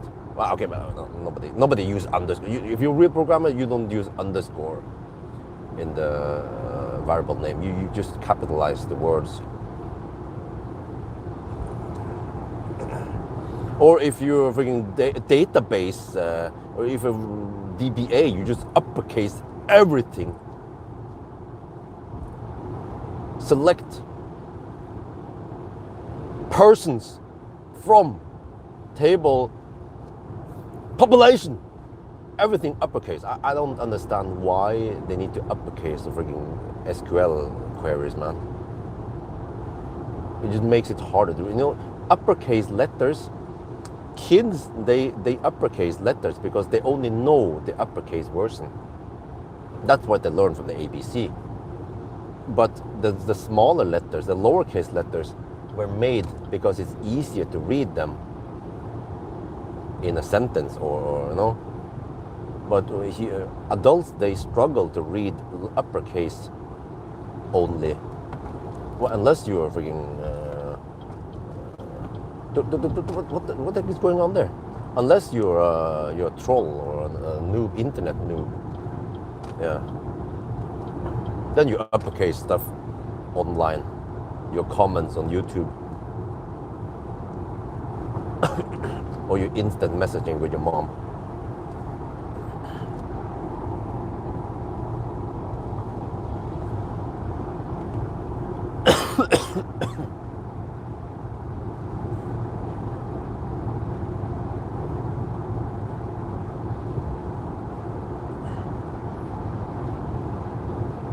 .965. We have more and more left lane huggers now. Uh-oh.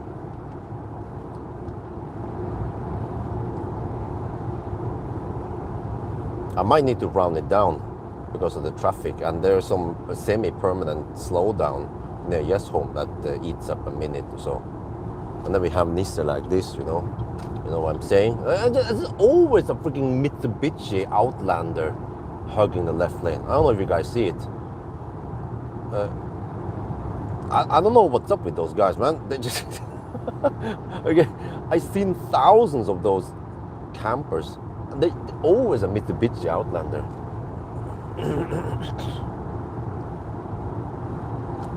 Well, actually, but recently I've seen more and more Xpeng G9. I don't know what's up with the G9. Many G9 drivers, they tend to hug the left lane. Not G6, no, just G9 owners.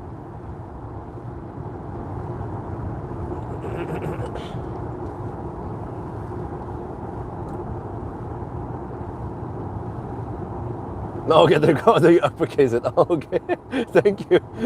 Shit, it's not safe for me to try to read it while I'm driving. But okay, 967, and we're about to hit the 10-hour mark. Uh-oh, is it gonna be 10:05 or 10:10? Uh-oh. Well, we will round down anyway because of some traffic and some shit.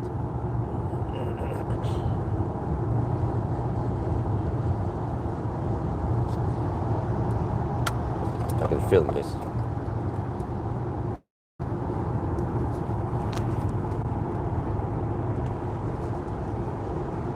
We are getting close to Jessheim, and man, it is 9:30 in the morning. All the Norwegian Nisse has come out, and I don't know what's up with this, but the Mitsubishi Outlanders in Norway, they are always the left lane huggers. They don't move out of the way. No. They just want to hug all. Oh yes, finally, he's been camping the left lane for the past 5 kilometers. Holy macaroni.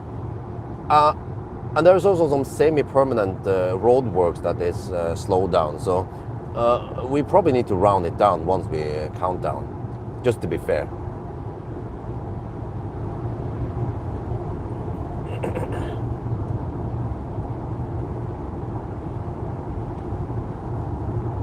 เราใกล้จะถึงยัสเฮมนะครับแล้วก็ตอนนี้ 9:30 แล้วนะแล้วก็มันมีคนมาขับเยอะขึ้นนะครับแล้วก็หลายคนก็แช่เลนนะครับแช่เลนซ้ายนะครับไม่หลบไปเลยนะไม่แคร์หรอกว่ามันจะมีใครมาข้างหลังนะครับก็นี่บอกเฮ้ยแล้วก็ไอ้พวกขับแท็กซี่นี่นะโอ้โหมันไม่รู้เลนดิสซิปลินนะครับไม่หลบไปไหนเลยนะแช่เลนบล็อกเลนก็โอเคเราคงต้องหักเวลาไปนิดหน่อยนะที่เราเลทเนี่ยนะเพราะว่าเราช้านิดหน่อยเริ่มช้าด้วยเมื่อคืนนะถ้ามันแฟร์ใช่เราจะให้มันแฟร์ที่สุดนะครับสำหรับรถคันนี้นะ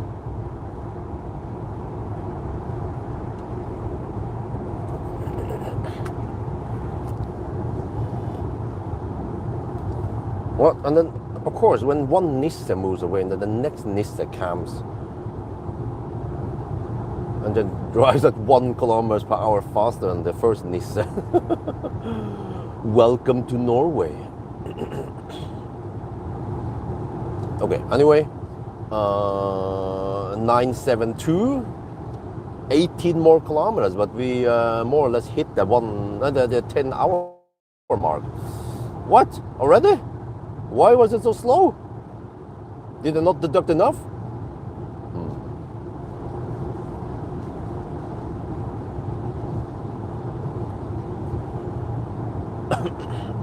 Way too late. Huh? What's up with this? Huh? Did I come too late? I think normally I would finish by 9, right? I'm really late today. If I start 1 hour earlier, and if the car is about half an hour faster, then suddenly I would be done by 8. Yeah. Okay. I think that makes a big difference.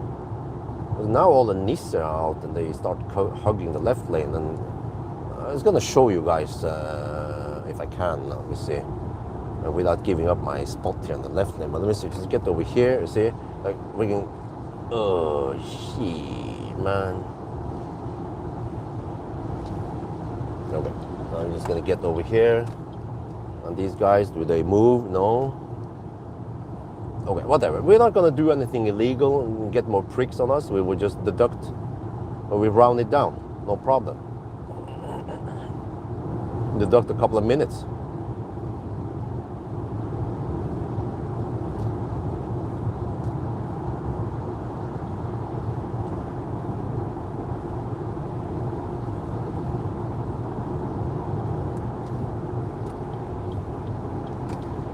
What?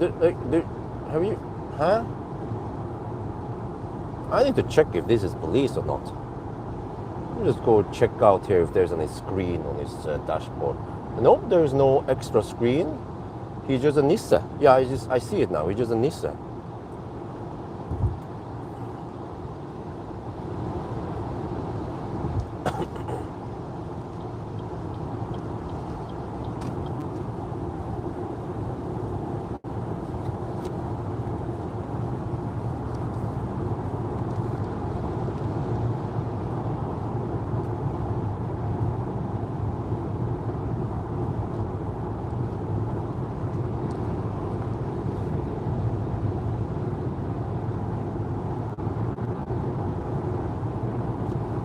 Okay, let me see. 977.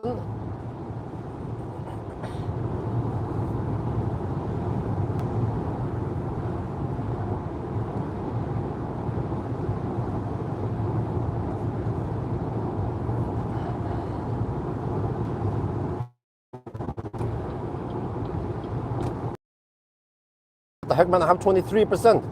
The heck happened there? With 5%. I charge way too much, but I was trusting the route planner. Yeah.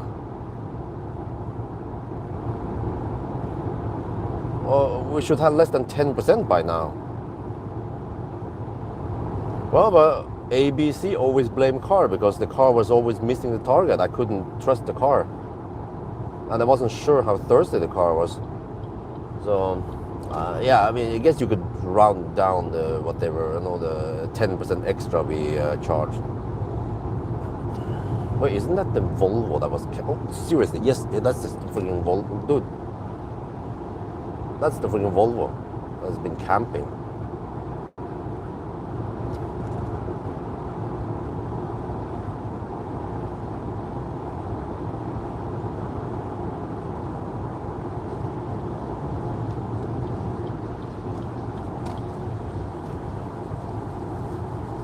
Hey, well, we need to wipe faster. There. It's kind of slow to react.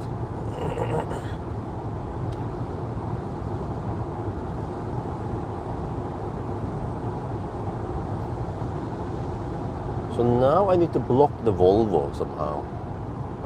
Wait, did they remove the 90 sign? Oh, they tilted it away. Oh, interesting. That means that it doesn't apply anymore. There was a 90 sign here for the longest time. Or I mean for maybe a month, or at least several weeks.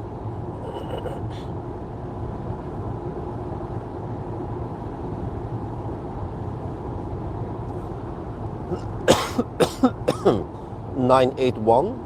Oh, it's getting close.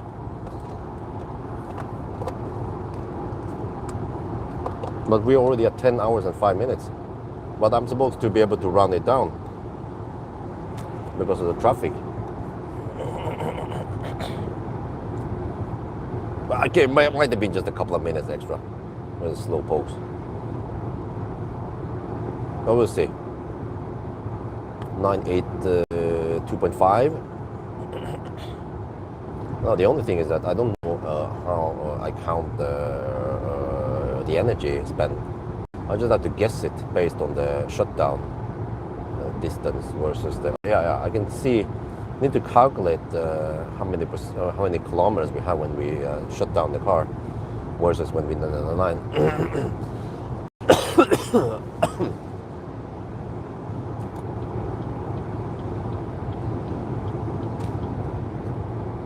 984. Oh, let me get some drinks. Almost there.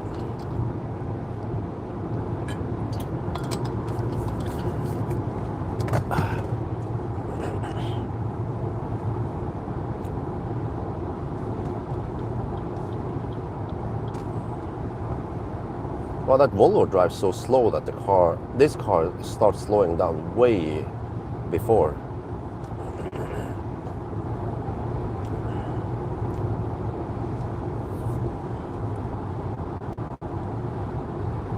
.985.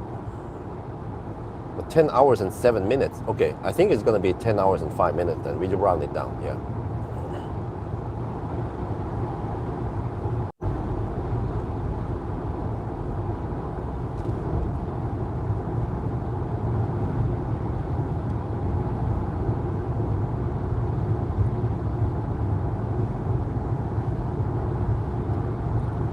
.986.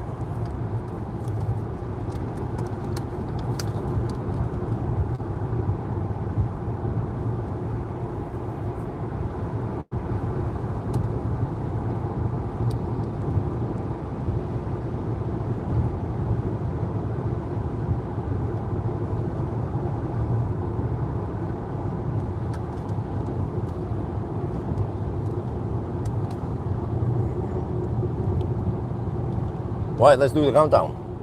9991, 9992, 9993,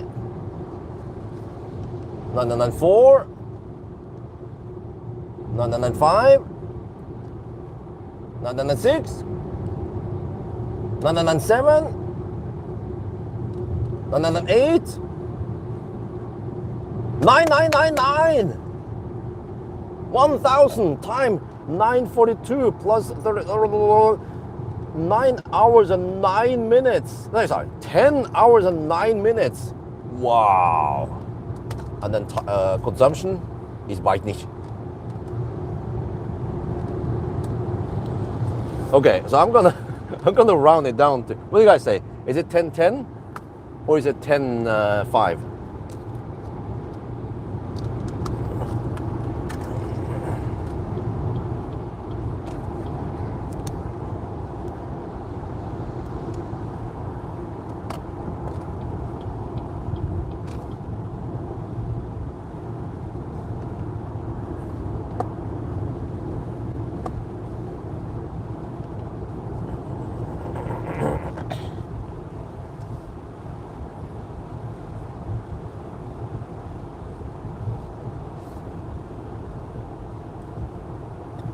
But dude, we ended up with 19%. I need to film that. Yeah, okay. I can calculate how long it takes to charge. We have 19% now.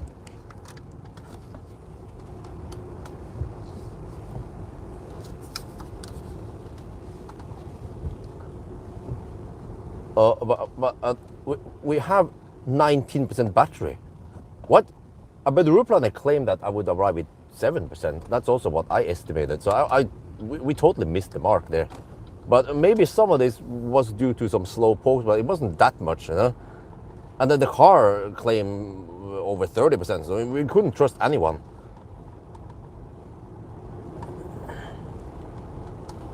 ฮะแล้วเราเหลือ 19% ผมคำนวณผิดนะครับเอาไปดูรูปplanก็คำนวณผิดคิดว่ามันจะเป็นสัก 7% แล้วก็ลดก็คิดว่ามันจะเป็นตั้ง 35% ไม่มีใครคำนวณถูกเลยนะครับ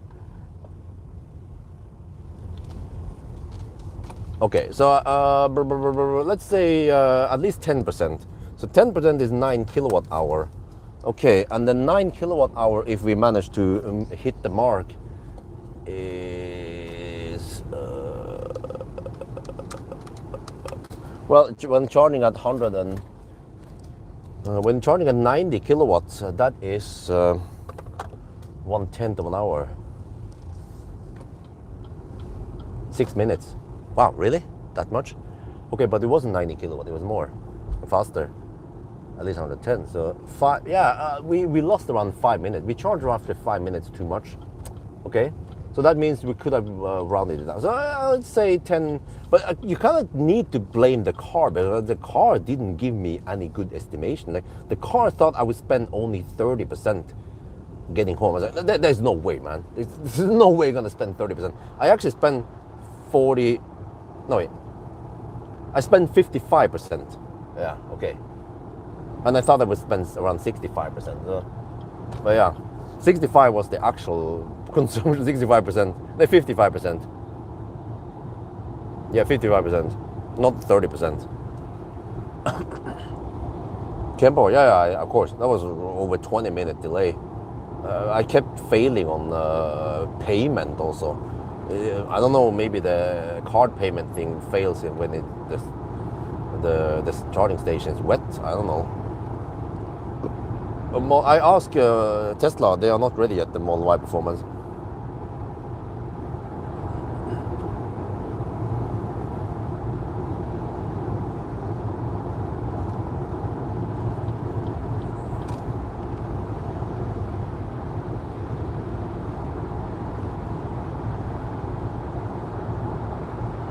Some people might even argue that this is a 10-hour run, okay? Well, I say it's 10.5 because we did get slowed down because of Rapid Gate and Cold Gate. And the car is kind of silly. It keeps turning off the preheating. So I thought okay, navigated, all right, all good. I think I even checked that the preheating was on. But then I think I accidentally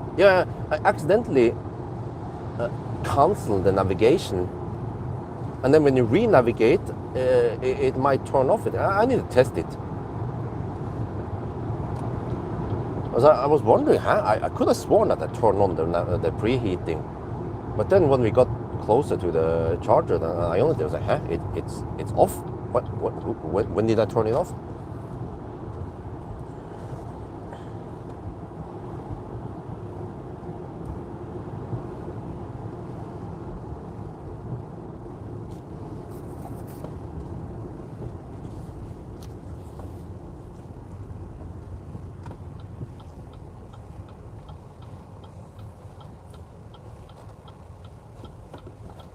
Well, maybe we should test something quickly, which is, I'll go, how many kilowatt hour per hour do you get on supercharger on 400 volt? I think it's around 120 kilowatt. Do a quick test now.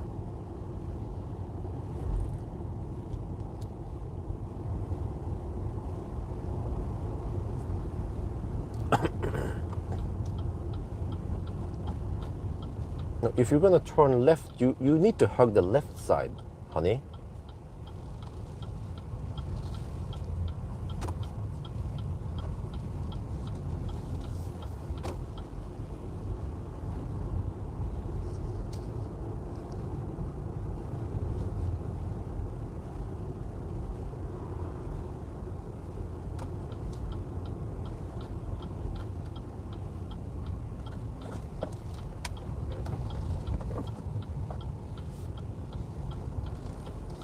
Okay. Let me see. Quick check. Charge port is on that side. All right. Maybe we can use one of those stalls. Should be fine. Right? Let's see. Quickly check. Well, 2D. Is it kaput? Or I can try the other stall. Here, let's see. Here, for example. Here. check. All right. Well, now I need to check for the. Need to check the consumption when we power off.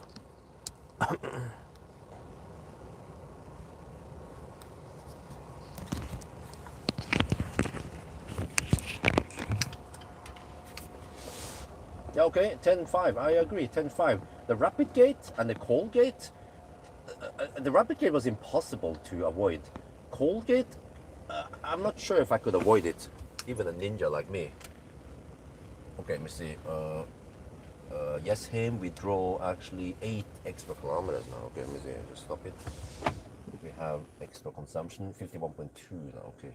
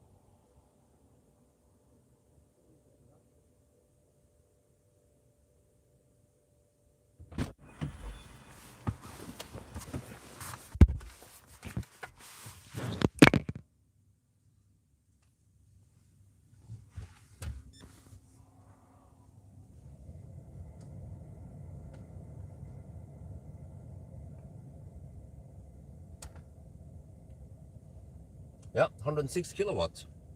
Well, that's faster than Lucid, right? I guess it's okay speed.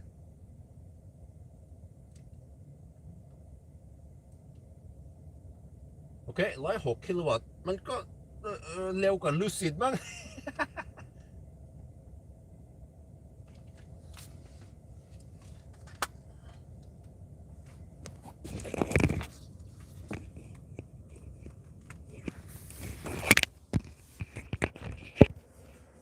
Well, I might just want to do the quick wrap up here. Just charge a couple of minutes. Let me just get the camera ready. And then I can pack and go home.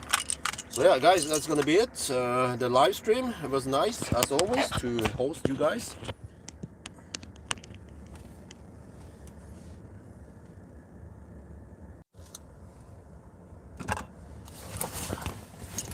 Put in the other thing open there.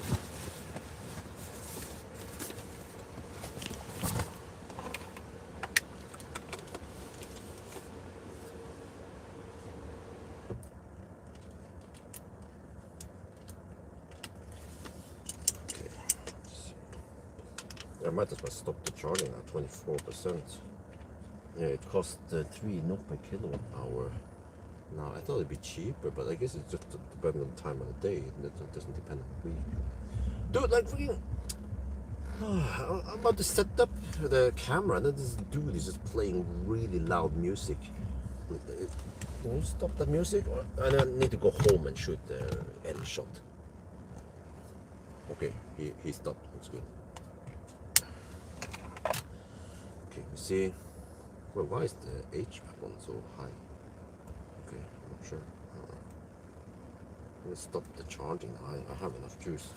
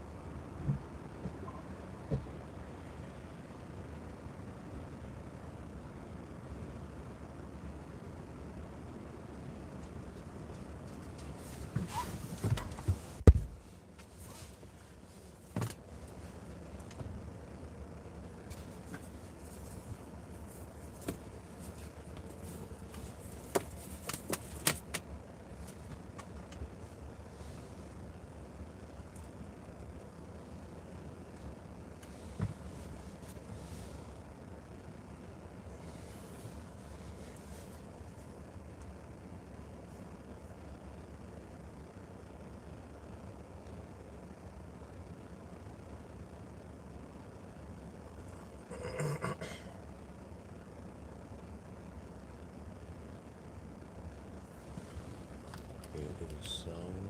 Yes, sound. Okay.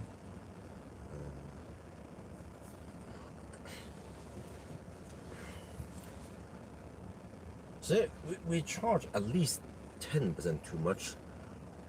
So I calculated 10% is almost 9 kilowatt hour. If the scale is linear, it seems to be linear. And then if you charge at 90 kilowatt, that's roughly 6 minutes, right? 1/10 of an hour. But it was charging a little bit faster, maybe 110 when I unplug, or actually 150 when so you can say, yeah, I charged maybe 3 to 5 minutes too long. But you also have to ABC always blame car, because the car was not giving me good estimation. I was totally lost. I had no idea. And if you find out several times that the car miscalculates and you end up with way too little juice, then you will always charge extra like I did.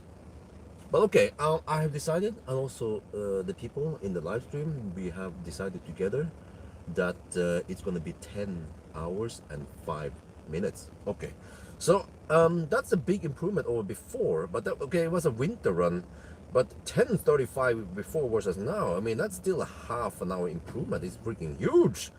Yeah, so some of that is because of a better consumption now during summer. Well, actually, is it better? I'm not sure. I don't know until I checked all the data. But at least it's charging faster. But I was hoping to match other similar cars that charge fast, like a Polestar 3, but I couldn't match it. It's probably because the charging was not consistent. It replicated. Okay, how can you tell, Björn? You don't have any insight in battery temperature. No, but I have tested so many cars. I could even see it blindfolded that the charging started off. This was at Kungsbacka. It started off at 200, not too, I mean, a little bit over 200. Was a bit slower, but then it was just slow down, just like a leaf, kind of, So I could tell, and also I tested other BYDs, and they behave similar when they hit 51 degrees Celsius or whatever, right? The rapid gate temp. So that's my best guess, like 95% guess that that's what happened, and also the cold gate that happened. First I thought it was a charger. No, it's just a car. So it's really strange the way it works. But whatever. I mean, it's still decent. It was a nice improvement, and as long as you don't hammer too hard and the consumption is not too high and you don't rapid it or cold gate, the car charges relatively fast. For an 800-volt battery, it charges fast, and you can actually charge it to even 90% within okay time frame, and then go quite far between the charges. But the car is a bit thirsty. That's one of the minuses, but there are also lots of plus with this car. So that's going to be for now. Hope you guys enjoyed this video. As always, thank you for watching, and talk to you later. Oh, I'm getting tired now. I'm tired, boss.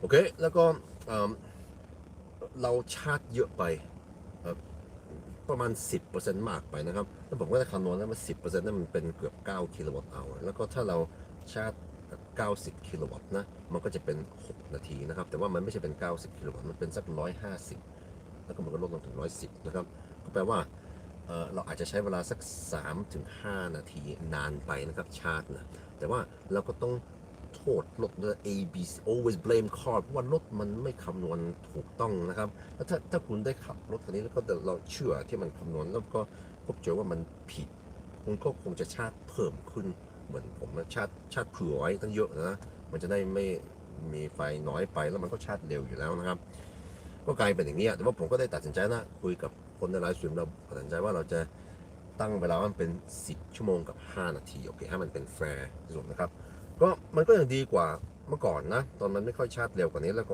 มันเป็นหน้าหนาวมันก็กินไฟเยอะแต่ว่าจริงๆผมยังไม่รู้นะว่าคราวนี้มันใช้ไฟเยอะแค่ไหนจะต้องคำนวณทีหลังนะครับมันไม่โชว์ในทริปมีแต่นะแต่ว่ามันก็เร็วขึ้นตั้งครึ่งชั่วโมงก็ดีนะครับแต่ตอนแรกผมหวังว่ามันจะเร็วเท่าโพลซาร์3ที่มันก็ชาร์จตั้ง240กิโลวัตต์นะตอน230แต่ว่าโพลซาร์มันไม่รู้มันทำไมมันเร็วกว่ามันมันใช่มันไม่ rapid gateคันนี้มัน rapid gate นะครับผมก็ไม่นึกมันจะเป็นอย่างนี้นะแล้วผมรู้ได้ไงเพราะว่า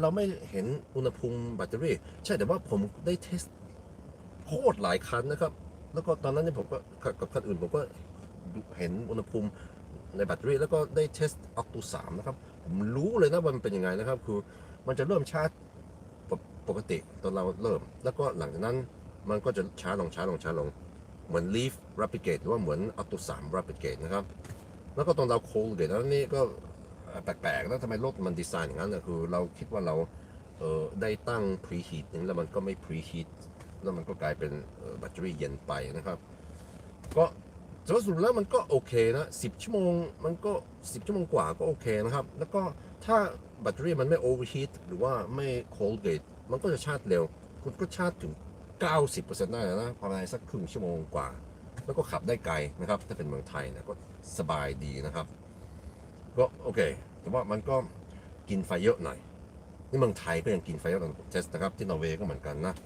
อันนี้ก็เป็นข้อเสียของ BYD คันนี้แต่ว่าส่วนใหญ่มันก็ดีตั้งหลายอย่างนะครับโอเคนั่นคงจะเป็นแค่นี้นะครับขอบคุณที่คุณดูวิดีโอนะแล้วก็เอากลับไปกันใหม่สวัสดีครับ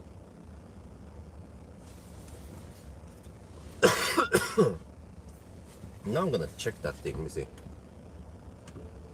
Dude, I have to go all the way to the seat. What is it? Vehicle, seats, seat adjustment, position 1. Oh shit! There was one thing I wanted to add. Let me just check. Almost forgot about it. Then I go home. It's freaking 10 now. Shit. Wife is gonna recall me home soon. But man's gonna do what he's gonna do. This is my work. I was not digging around. I didn't have a nap. I just tried to finish as fast as possible. Okay, we need to check something. Which is this? Let me just test myself first. Let me put the bottom there. No, I can put it here. Where's it there?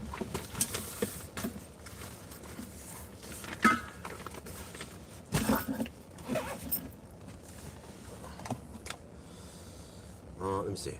Okay, so if we go to energy, battery preheating, turn it on, yes, and then I go somewhere and then I choose a charger, and then I want to go to the main charger, set as destination, go. And if I accidentally press this button here, go back, wait, and then I go to car, energy, right, now it's on. What? It's weird because sometimes it turns off by itself. I don't know why really. Try again. Go. And if I do this, energy. Okay, now it's on. But if I wait, if I do this, if I turn off the car and then turn it on again.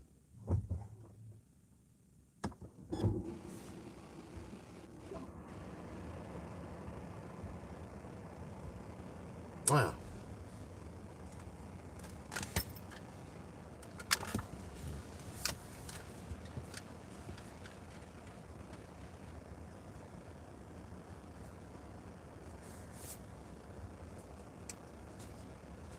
You see, this is the weird design I discovered. I wasn't aware about this or fully during the challenge. Is that if you go here, you go to the charging and discharging, and you see the battery preheating. You switch it on, and there's a okay, all right. And then now, if you navigate to a charger like the Maya charger, it will preheat prior to getting there, right? And then you can double check if you go here and you go to energy, you will see that it's on. But then if you turn off the car and then turn it on again and go back, then you will see that it is off. I must have accidentally turned it off during the challenge and I thought it was on. So that's why it cold gated, possibly.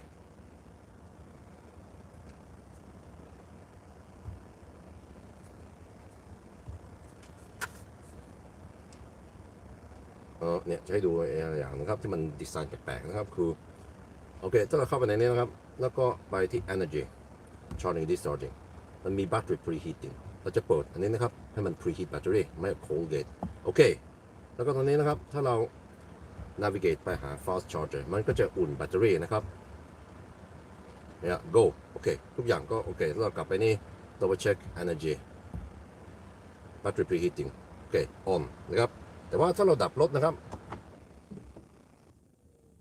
แล้วก็ start รถอีกทีหนึ่ง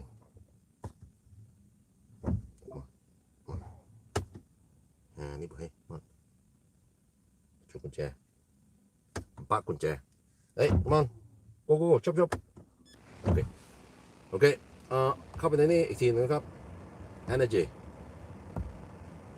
มันกลายเป็นปิด battery preheatingผมก็อาจจะไม่ได้สังเกตมั้งตอนกำลังขับ challenge ว่าเราก็อาจจะ start รถอะไรดับรถไปเข้าห้องน้ำหรือว่าออกไปแล้วก็กลายเป็นปิด battery heating เอ้า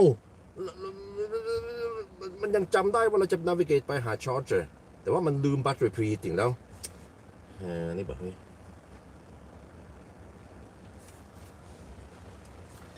Okay, now I highlighted that little flaw or whatever. Okay, anyway, I'm gonna get home now. It's 10. So, talk to you guys later. What shit, now it's fogging. Can you get rid of the fog, s'il vous plaît? Bitte schön.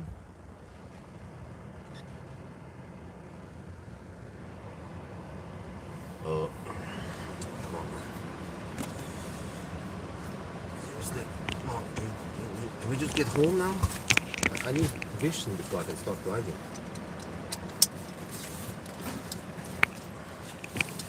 Okay, let's go.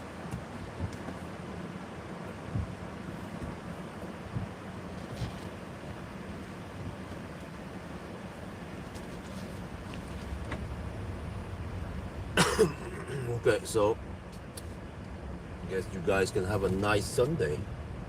I'll just go home now. Have a nice Sunday drive.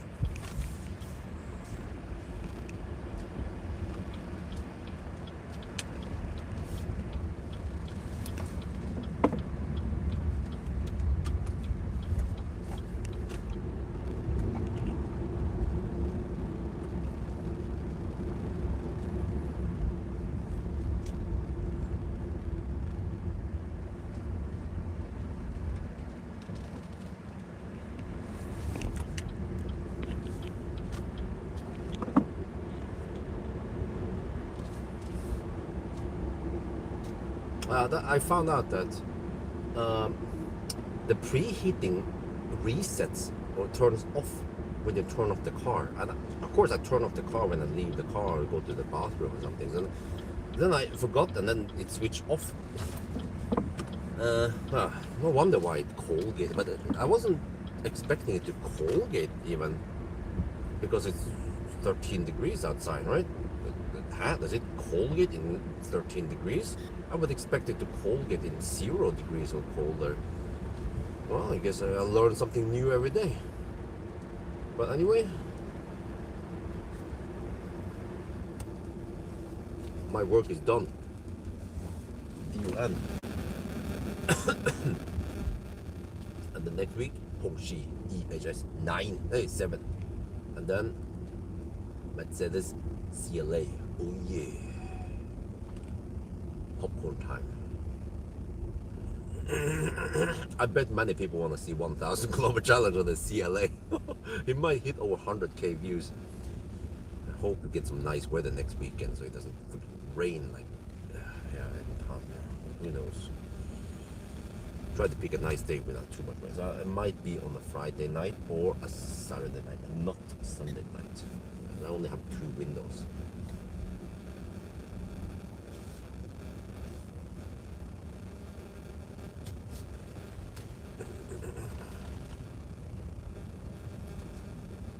Yeah, okay, wait.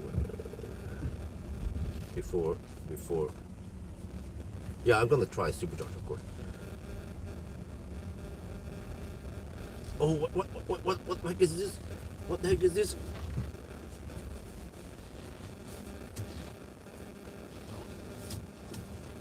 Oh shit! Oh, that sexy beast! Oh shit! What the? Oh wow! Oh, not safe for work. Oh damn! Look at that, huh? Huh? You like that shit? Huh? You like that shit? Actually, it works best for me to park like this because the charge port is on the left side with the right side, not the right side with the wrong side. But I used to face the other way with the EL8. But here is like I go out and then I grab the cable and then I plug it in. Man, it is a nice beast from the east. I like it. This car is so underrated, man. But it is not that spacious as the ID7 though. I admit that, but still, it's a nice car. Okay, anyway, wife is gonna be grumpy now because she's been alone with the kids for 2 whooping hours.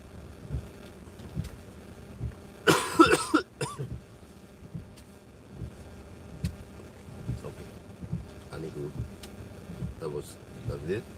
Thank you so much for joining me. It's always fun. And overall, I like this car. Just okay, nothing is perfect. You know, my wife is not perfect. I'm not perfect husband. The kids are not perfect. But it doesn't mean that they are not nice.